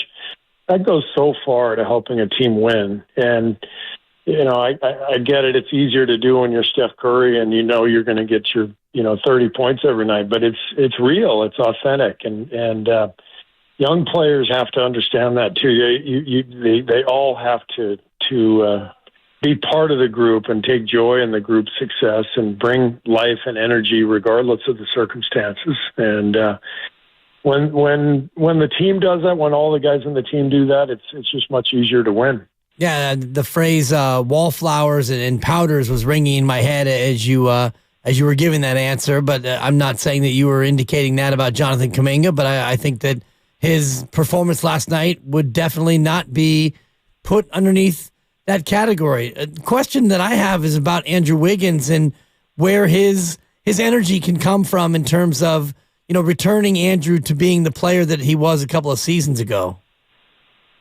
I think Wiggs is really trying. He's last night was good. He got to the rim multiple times, didn't settle, for the fadeaway jumper, 15-footers. He kept turning and getting to the rim and gave himself some easy buckets, and that was important. We need him to be aggressive, and as long as he keeps doing that, I'm confident that his shot will follow. He's got a long track record of being a good three-point shooter. This is a spot here over 12 games where he hasn't shot the three well. So I lean into the prior 7 or 8 years. I think that's a much better indicator of what kind of shooter Wiggs really is. Coach Kerr with us here on Willard and Dibbs, 95.7 The Game. Steve, you brought up the suspension for Draymond, and I found it very interesting, sort of the tone that you took to the podium last night with regard to what you said about it. There's no doubting the organization has had Draymond's back for years. This sounded a little bit more firm from you. Why sort of the change in tone?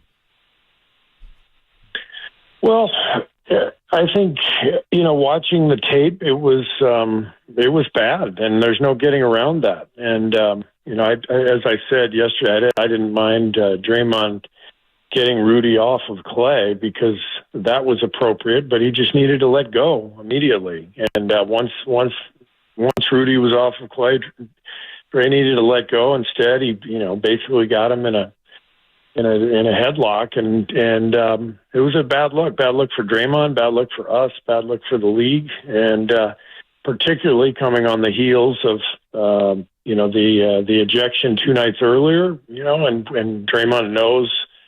We need him. We're in a little bit of a rut here. We got to have everybody contributing, and so now another ejection, now a suspension, and this hurts the team. And so all of that stuff is real, and Draymond understands that and knows that, and he's going to try to be better. I'll tell you what, Coach. I'm sure you know this. I think the whole fan base was nodding their head in agreement when you said yesterday, and I'm paraphrasing, but he's got to find a way to be him, but not have it end up like this. And when I heard you say that, I immediately thought, okay, we've all sort of believed through the years Draymond is this one person. Like, he can't not be Draymond. So how do you go about doing that? Well, those are things that are being worked on behind the scenes. I'm not going to go into detail on that stuff because that's private. But he's working on it. That's all I can tell you. Yeah, and it's a fine line because we all want Draymond to be aggressive and engaged and passionate, and yet it is a fine line in terms of when he steps over it. Usually things happen like they did the other night. So with Draymond out now for the time being, what do you do to try to replace him? We know he's one of one in terms of his unique abilities, but how do you try to find somebody to come in there and replace his defense and his rebounding particularly? Well, I like this roster. We have a deep roster, and we have a lot of guys who can play. And I think the trick is really kind of sorting through the roster and figuring out, which combinations work the best, and who's going to play with whom and all that. So I think right now it's early in the season. Way too soon to be too worried about anything. It's more of an opportunity. So JK will get that opportunity to start, and maybe Trace will get some minutes with Draymond out. And we'll look at some of these different combinations. So I look at it as an opportunity for our young guys to step forward. Steve, a rough game for Klay Thompson last night for sure. And I know you mentioned the defense that OKC was throwing at him.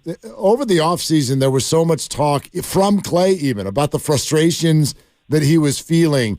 And to my eye, he still sort of looks to be feeling that frustration. What's your assessment of his play and sort of his emotional state?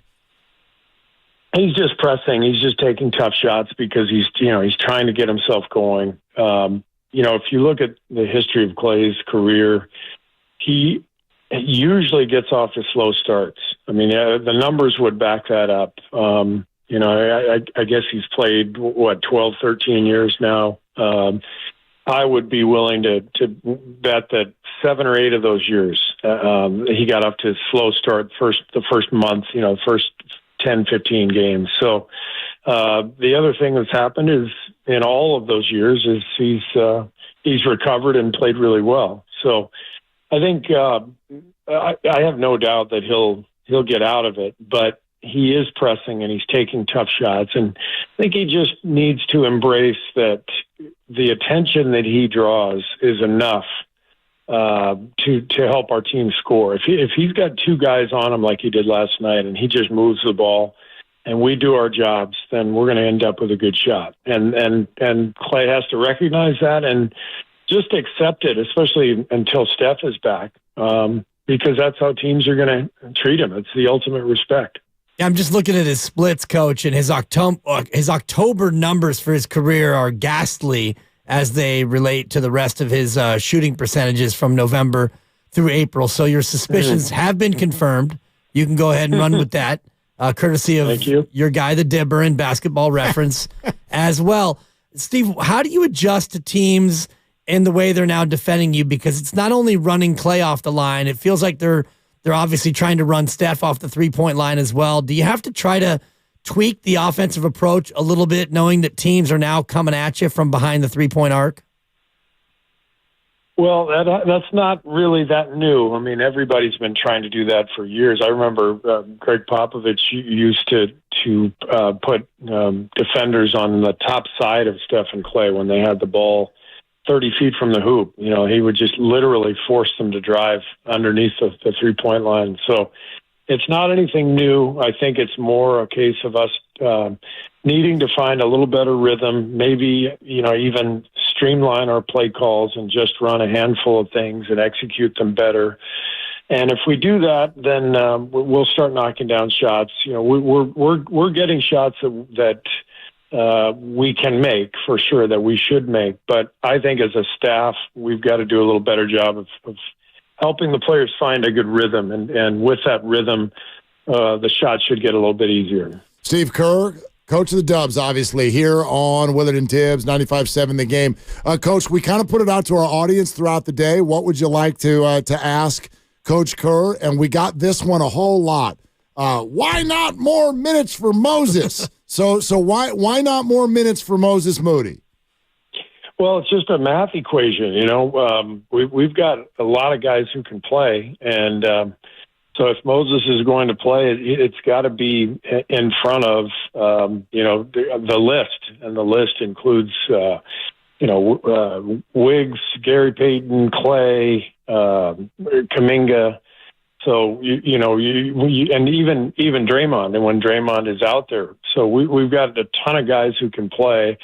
We're doing some things as a team to try to get certain actions going, certain players going, and Moses is doing a really nice job. He's playing well, and he's going to continue to get more minutes. But it's a lot of guys. So if you want to play one guy more, you got to sit another guy, and that's there's kind of a domino effect there. And one of those guys is the new guy, Brandon Podziemski, who seems to have vaulted himself up the rotation. How enthused are you by his recent spate of play, and especially after you praised him pre-game, and then he went out and balled out? That has to make you feel quietly a little bit good.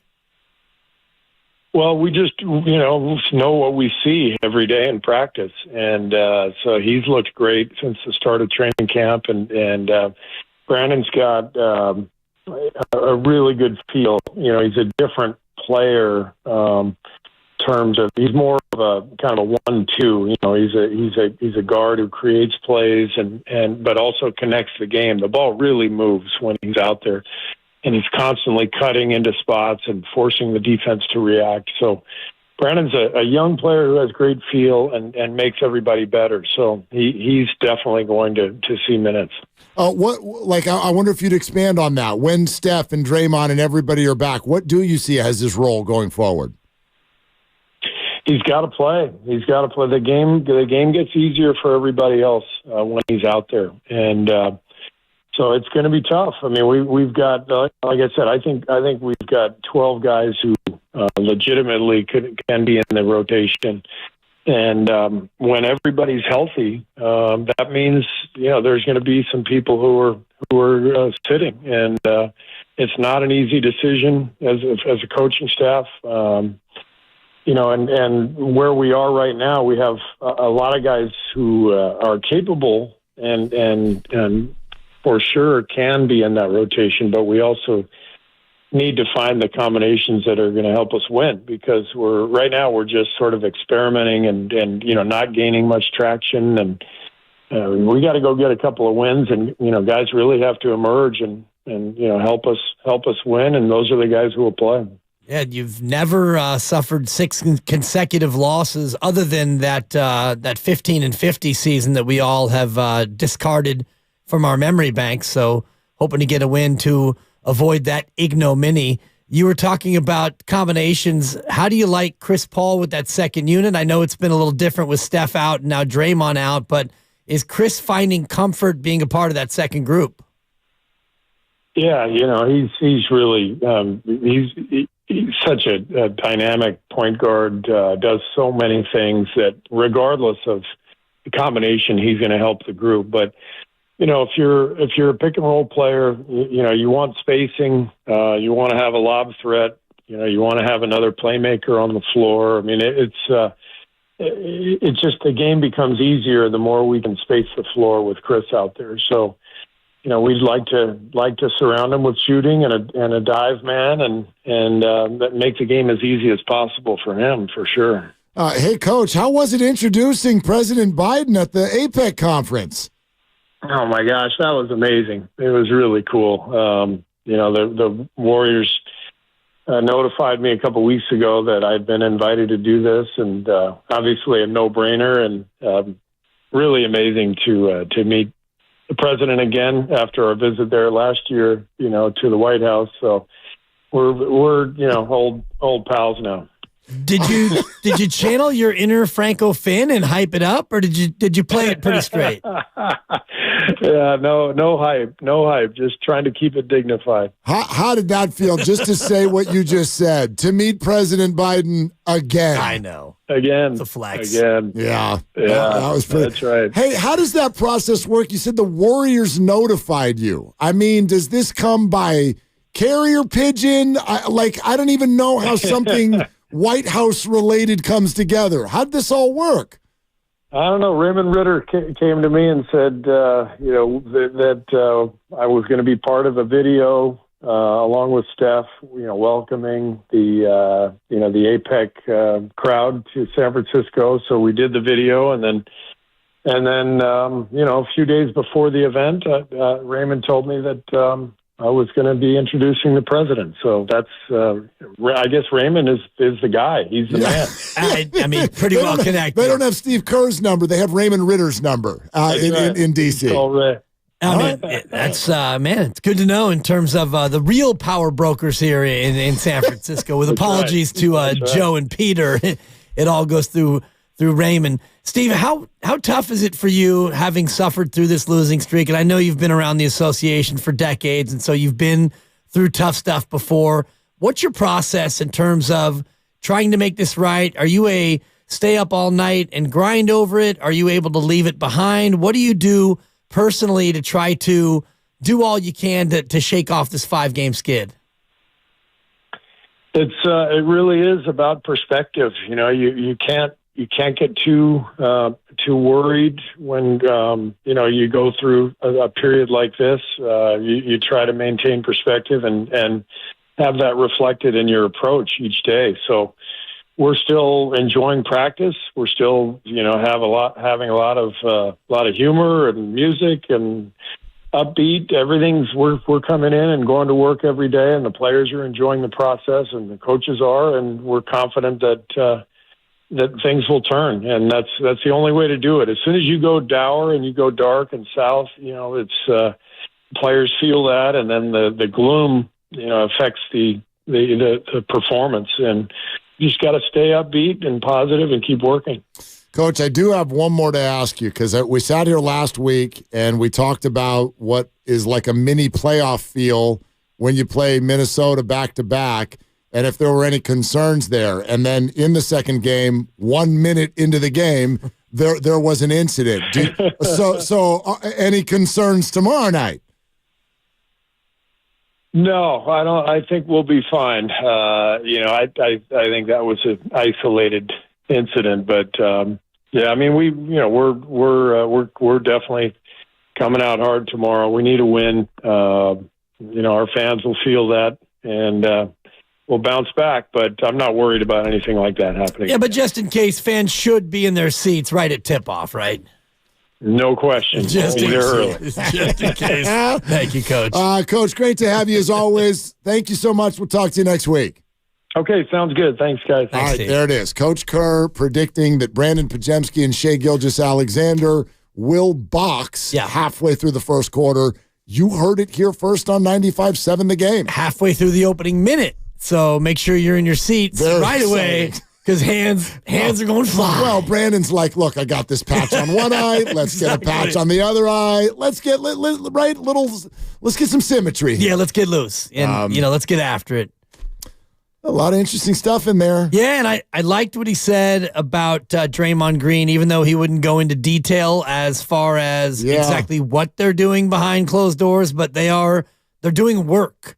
And that what I perceived him saying was, we're working with Draymond to try to make it so that these things don't continue to happen. It was a good question you asked him. Well, thanks. I'm glad you just pointed that out because I think you can almost take something from how brief his answer was. There was meat in there, but he was also like, I don't want to tell you what we're doing. You know, in other words, we're not. That's such a thing in this organization, and it's a fair criticism that a lot of people have. You've overly empowered Draymond Green.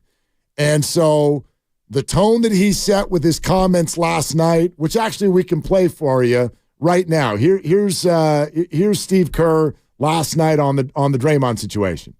Yes, he definitely took it too far. I didn't have a problem with him getting Rudy off of Clay because, the rule of thumb is you don't put your hands on another player on the other team. You get your own guy. And so I thought Rudy was wrong for putting his arms on Clay, regardless of his intentions. So I had no problem with Draymond getting him off of him, but he's got to let go. And he hung on for 6-7 seconds, and it was a terrible visual for the league, for Draymond, for everybody. So Draymond was wrong. He knows that. It's a bad look. The 5 games is deserved, and, we move forward. Yeah, so that was kind of the tone that he set. And the second I heard him say it, that was like last night. I'm like, I really want to ask Steve, how do you do that? Because that sounds, quite frankly, impossible. Right. It's like we have spent 10 years going, Dre is Dre. You got to take the bad with the good. And it sounded to me like Steve was saying, we got to figure out a way to eliminate the bad from the good. Right. So how do you do that? Do you guys have it? All right. How do you do that? Here's his answer. Well, those are things that are being worked on behind the scenes. I'm not going to go into detail on that stuff because that's private. But he's working on it. That's all I can tell you. He's working on it. Not just we're working on it. I mean, I don't know, man. I take it at face value that he is actually working on it because I'm sure Draymond is looking at it, and there's got to be some level of embarrassment. And I would think. I mean, he's suspended for 5 games, and he's seen the video, and he basically drags him for about, like Steve said, 6 seconds or 7 seconds or however long he did it. And I don't think that Draymond Green wants to be the kind of player that costs his team games, and he knows that the team is a lot better when he plays, and now he's out for 5 games. That's got to be frustrating and embarrassing. The problem is this is not the first time he's learned this lesson. They've joked about it. They've talked about it. I mean, he thanked Steph Curry for being someone who still had his back after he, quote, cost them a championship. Yeah. I mean, okay, if that didn't ring a bell, 5 games in November will. So that's maybe why the tone sounds like it does. You can tell there were conversations behind the scene. The Warriors have wagged their finger. They're like, my man, we've had your back. You can't do this anymore. And Dre, yup, I get it. I understand. I'm going to do the work. But that's all words. And again, I'm just like paraphrasing and guessing how this all went. And so he says he's working on it. And I agree. I believe him. But you're talking about someone, it's almost like being an addict. Any of you, and I know you have, if you've dealt with someone in your family who's an addict, when you get to that point where you have to sit them down, it is very difficult to get them to admit it and then to say, now's the time that you have got to make a change in your life that you've been asked to make 150 times and you haven't made it yet. When is the time that you're actually going to make that change? And it feels like that's what's happening with Draymond. Right. Like the message he's getting, he's gotten this message. Right. And over and over. But he stayed clean for a long time, and then now he had a relapse. And Has he stayed clean? I mean, the playoffs, he got kicked out of the playoffs just Like, they've only played 10 games since the playoff series. Well, I mean, that's a good run. And, you know, as you know, and again, I'm not saying that Draymond is addicted to getting technicals and flagrants, but to continue with your analogy, which I do think is a pretty good one in terms of the recidivism aspect of it. Good word. And now Draymond has done it again. So you love Draymond and you value Draymond. So you're going to try to get him to in 5 games. And now he's got 4 more games to sit. You hope when he comes back that he can, quote unquote, stay clean and stay on the straight and narrow. But you know that he's always going to be on that edge. And so if he was a true addict, he'd be going to meetings and he'd have a sponsor and all the rest of it, right? Maybe he is. Exactly. He's, quote, working on it. And that's great. Maybe he is going to anger management courses. Who knows what he's doing? Steve said, I'm not going to tell you what he's doing, but he's working on it. And we could speculate, but that isn't really the point of this. The point is he's working on it, and I hope that he's able to, continue to avoid these incidents. And I know he hasn't gone a long time, and he stomped on Sabonis, and that was only 14 or 18 games ago or whatever the number is. And so here he goes again, and he's back into trouble, but they got to keep trying to get him to be better, and it sounds like Draymond's putting in the work. Well, and I wonder, too, if fans sort of appreciate that. Because the thought, and maybe that's just words, and so I totally get it if your answer is no. But the Warriors have been very criticized for 13 months now for doing, quote, nothing when he punched a teammate. They did nothing. They've been very criticized for that. And then stomp on Sabonis. And then get ejected in Cleveland. And then this. And quite frankly, the only other time I've heard a tone sound like this was post-punch. Right. Where they didn't do anything per se in terms of punishment, but at least they did come out and sort of, I guess, disavow would be the right word. The actions, yeah. Yeah, you know what I mean? Come on, Looney. This guy's got to regain our trust. And then somehow, some way he did, except for one person, and that one person's not here anymore. So he's regained their trust to the point where Pajemski's on the show with us the other day saying, I love having that as a teammate. He's got our back. But as they look at the video, and I'm sure had conversations with the league, they chose to sit, think about it, and then find microphones to really say, no. You cannot do this. And that's new. I don't think we've seen Draymond get technicals and ejections where other players were involved in the fracas and the Warriors come out and sort of be like, Draymond, out of line. I don't remember another one of those. Right. I don't either. And so if the league's fed up, maybe the team is a little bit too. Well, and especially when he gets a 5-game suspension, which was, more than what many people would have thought. And yet the coach comes out immediately, Steve Kerr, in the postgame and says, yeah, it's appropriate. It's what he deserved, 5 games. 5 games. You look at the history of suspensions in the NBA, and there aren't too many that have been for more than 5 games, especially for something like this, but it's because of all the other incidents that Draymond's been involved with. And yeah, it does show a certain amount of frustration, I think, from Steve Kerr, his teammates, and the organization. Absolutely. Now, the other thing that came out of it, which, yes, you can put puzzle pieces together with it if you want. He did not confirm that Steph Curry is going to play tomorrow night. Steph practiced. Here's what he did say about the situation. Yeah, he's feeling a lot better, and he went through all of practice. And plan is just to see how he feels in the morning. But I think there's a decent chance he'll play tomorrow. I actually have to resend a tweet because, especially in the age of what we talked about in sports media all day yesterday, right? I want to make sure that I get my quotes exactly right because I had tweeted out that Steve said there was a, quote, good chance that Steph plays tomorrow night. That's the wrong word. That's inaccurate. My fault. Tweet's been deleted, and now I'll send out the accurate one, a decent chance. Sure. But if I also hear the tone in his voice as he's saying all that, it put 2 and 2 together. If Steph feels good when he wakes up tomorrow night, he's going to play. or tomorrow morning, then he's going to play tomorrow night. That's what I agree. That's what it sounds like to me. Yeah, and the other piece was the follow-up question I asked about GP2, and that one sounded like bad news to me. That one sounded like... Well, he definitely said he's not playing tomorrow. Right, but that one felt to me like it might be longer, like a week or more. And again, I'm speculating based on what Steve said, but he said he rolled his ankle pretty bad when he landed on Holmgren's foot. He'll miss some time. Right. And if we know the Warrior organization at all, and we do, especially in the month of November, my gosh, they're not going to push anybody's body. Exactly. They're going to err on the side of caution. And that goes to Steph as well, but I do think you're right in terms of how Steph feels. If he feels like he can give it a go, he went through the whole practice today.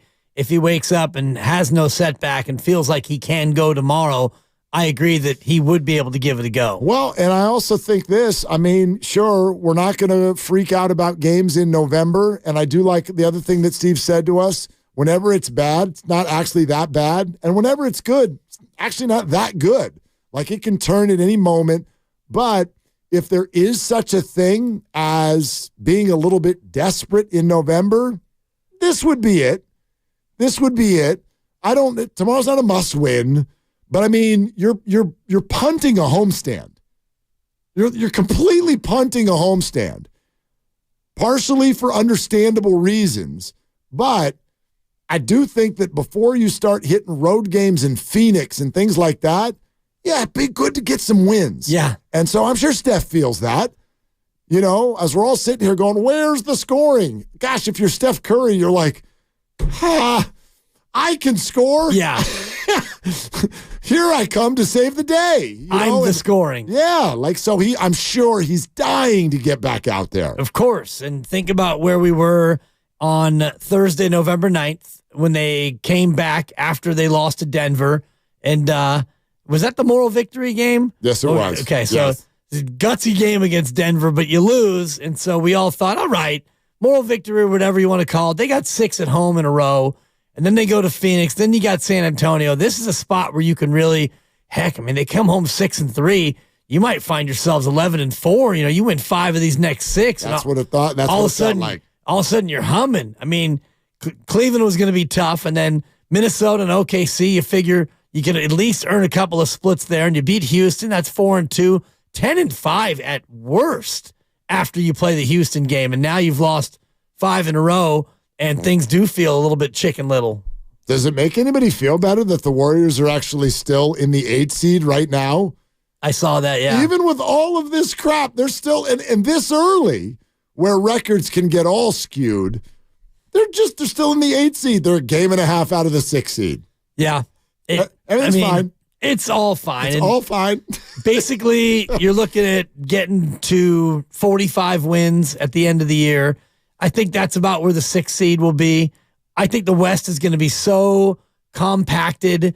You can look at Denver and say, all right, Denver, you're the best team in the West. Yep. You'll probably win darn near 60. I do think Phoenix is the second best team, and they're going to be up there as well. But teams 3 through 10 probably will be separated by about 5 games. Well, standings don't matter yet. Here's what does. This is the way I look at it right now. And that is to say, forget what your record is in this moment, but let's start to assess the competition. The Western Conference for years has been made up of a handful of teams that you know are going to be a part of the picture, teams that you've got to beat. You know Denver is there. We now know that Sacramento that's a playoff team. That's a done deal. We know that the Suns are going to be a playoff team. I'm certain that we started the year feeling like the Lakers are definitely going to be one of the top 8 seeds. I think as long as New Orleans gets their people back, that's a playoff team. The Clippers right now are 3-7. I don't know where that's going to go, but I'm sure people think that they're going to end up in the playoffs and figure something out. I'm not convinced, but whatever. That's been 10 games. Here's what would concern me if I were the Warriors. Not my record, but noticing how many teams have improved and now could absolutely factor into the top 8, if you will. So Dallas is returned. You know, they were a mess and bowed out last year. They're 9-3. Dallas, that's a playoff team. Look at what Minnesota's doing. Yeah. At 8-3. That and as a matchup, looks like a problem if the Warriors were to play them. Oklahoma City is 8-4. Hell, everyone's been talking about, look, I don't know if they can beat Oklahoma City tomorrow night, but they'll get Houston on Monday. Will they? That team's 6-3. They're not a pushover anymore. Yeah, Houston gave them all they could handle back in Houston. I don't know if it's a playoff team. My point is there could be, it looks like, some party crashers this year who were, at best, playing teams before, and now they might be actual playoff instead of play-in teams. And so you can't just kick all these early games and think that it's going to be okay. Right. It might not be. No, and you can only look at two teams in the West, really, and say, my God, you're probably not going anywhere. Memphis is one of them. That thing. Well, yeah, the worst record in the conference. Right, and until you get Ja back, they're digging a gigantic hole. And I think Portland is not a team that you really have to reckon with. But, right. I mean, San Antonio, they keep getting better and better with Wembanyama, and they're giving Sacramento all they can handle at this hour. The Clippers, I'm not a believer in, but they still have a couple of Hall of Famers on that team. They got like 12. Right. Yeah. So, I mean, the Clippers can still be dangerous. Utah is a curious one to me. That is a head scratcher. All those other teams you mentioned, they're all going to be competitive and good enough to be there in the end. So you can't afford to dig this big hole if you're the Warriors. There's not a whole lot that we can eliminate right now, even Memphis, because Ja will come back. Portland, you're right. Probably don't need to worry about them. I know Wembanyama is exciting. San Antonio is probably at least a year away from being a real factor. But, man, there's not a lot. There's not a lot in the Western Conference that looks like you can just be like, okay, never mind, you're out of the way. So it's going to be tough. Fall brings the best weather, breathtaking views, amazing sunsets to Bodega Bay. Come enjoy it all at the Inn at the Tides with the Fall Midweek Special now through November 26th. Rooms start at just $279. Book your escape now, inatthetides.com. Got room for your calls. We'll play you some of the key points Steve Kerr made coming up on Willard and Dibs. East Bay Law Practice knows how to go the distance for you by providing the defense you need to help reduce or eliminate your penalties. Visit eastbaylawpractice.com today. Switch to Verizon.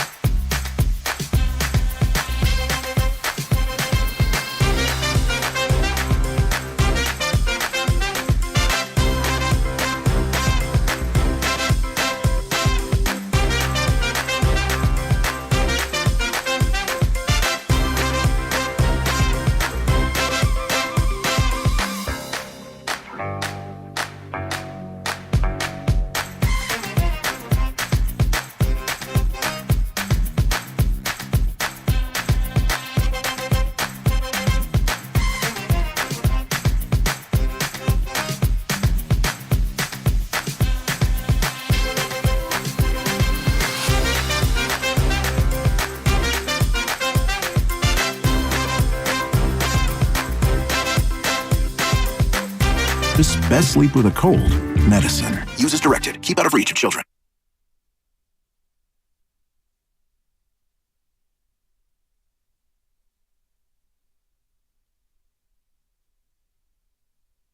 Yeah, he's feeling a lot better, and he went through all of practice. And plan is just to see how he feels in the morning. But I think there's a decent chance he'll play tomorrow. Now, back to Willard and Dibbs on 95.7 The Game. Again, don't want to put any words in anyone's mouth or thoughts in anyone's head, but the translation sensation. That's a buck.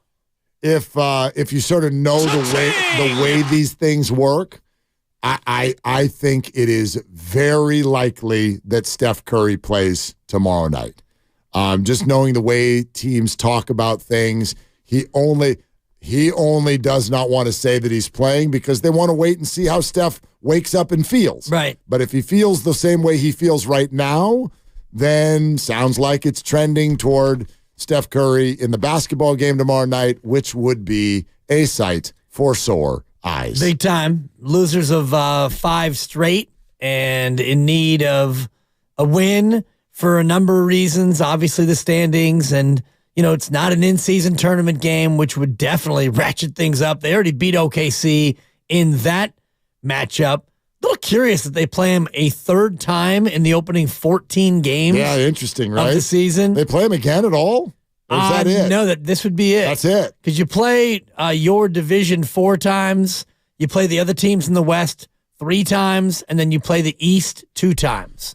I believe that's the way the schedule breaks down. Yeah, so that's it. No more Shea Gilgeous-Alexander and his act for the rest of the year, huh? Yeah. Yeah. I don't like the way the schedule broke down. They do have Denver 4 times total. And I guess, is Denver in their division? I don't even know what these divisions You don't even know anymore. what the divisions are. So stupid. Denver's not. Denver's not. So I guess they don't just play their division 4 times because they do have 4 against Denver. So the schedule. Yeah. Am I right? Whatever. I've reached the point, and this is maybe with all sports, when people go, well, schedule's not doing them any favors. It's not. The teams are on it. Do you know what I mean? Like, are you trying to tell me that the Warriors' schedule right now has been really hard? I don't see any roadies to Boston and Philly right now. They've played Denver once. Okay, that's fine. I don't think the Warriors' schedule right now, like, oh my gosh, look at the teams on there. Oh, yeah, they play Minnesota a bunch and OKC a bunch, and those teams are solid. But, you have to play you got to play the good teams and beat them if you want to be a good team. I do think that the Warriors have the most back-to-backs in the association this season, which makes a schedule difficult. And if you look at anything outside of that, so far their schedule, I think the early part of their schedule, pretty friendly. You had, 7 of your first 9 on the road, not easy, but you haven't had one of those brutal trips. You got a tough trip ahead in January, Chicago, Milwaukee, Memphis, Utah. Then you got a tough one in February. It's a 5-gamer. Then you have a 4-gamer. End of the year, you got a 7-game road trip. Now, that's difficult. We talked about this last week. We got to November 11th, and the Warriors leave the Pacific time zone between November 11th and December 19th, none times. Yeah. So when someone goes, well, schedule's not doing them any favors. Yeah, it is. Early on, yeah. Unfortunately, you're in the midst of it right now, and you're not winning any games. This is a period where they should be stacking some wins because they're home a lot and their travel is light.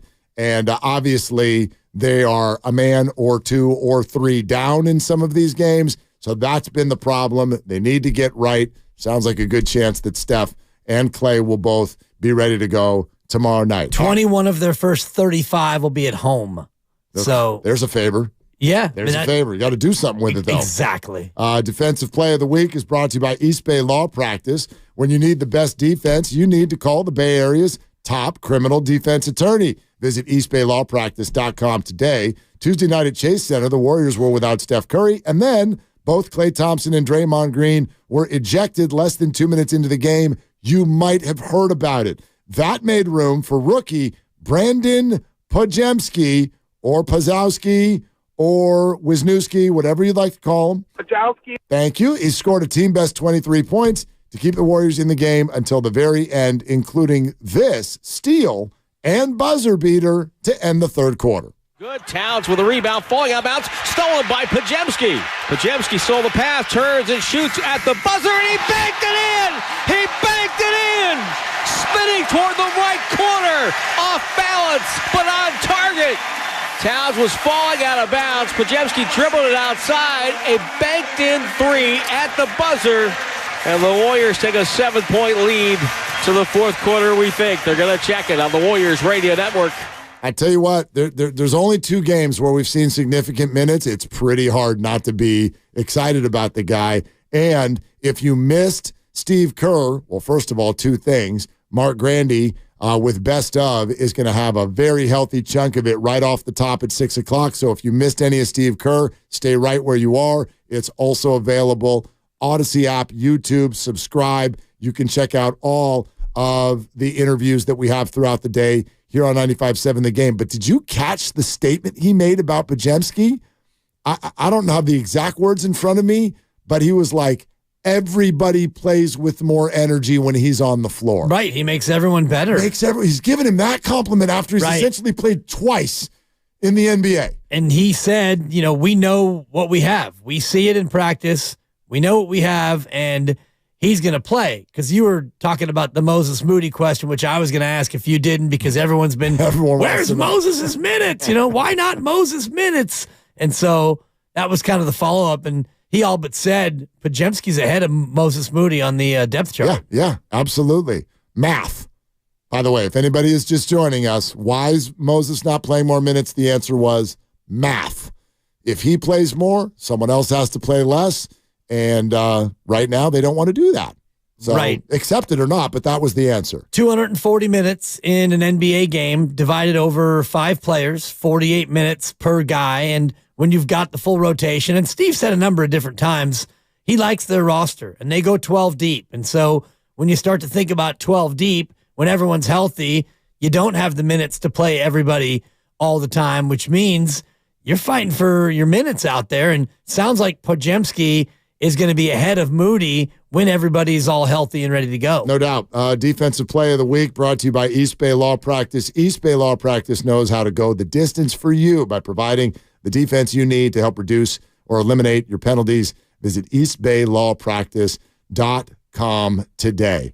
All right. Do you have any words of wisdom in the form of a pick or anything that you're really excited about this weekend? You want to take the Niners minus the 48 points or whatever it's at right now? I would take the over in that game, Mark. It's sitting at 41.5. I have a little bit of faith in Baker Mayfield and his ability to score in some fashion. I don't think. Interesting. I mean, I like a backdoor cover to the over. I think the Niners roll. Okay. If I was going to make a pick on the point spread, I would take the Niners, but this one feels to me like a 31-17 backdoor Tampa to the over kind of situation. Over-under is 41. That's low to me. Yeah, I think I heard that one of these football games, it is one of the record lows.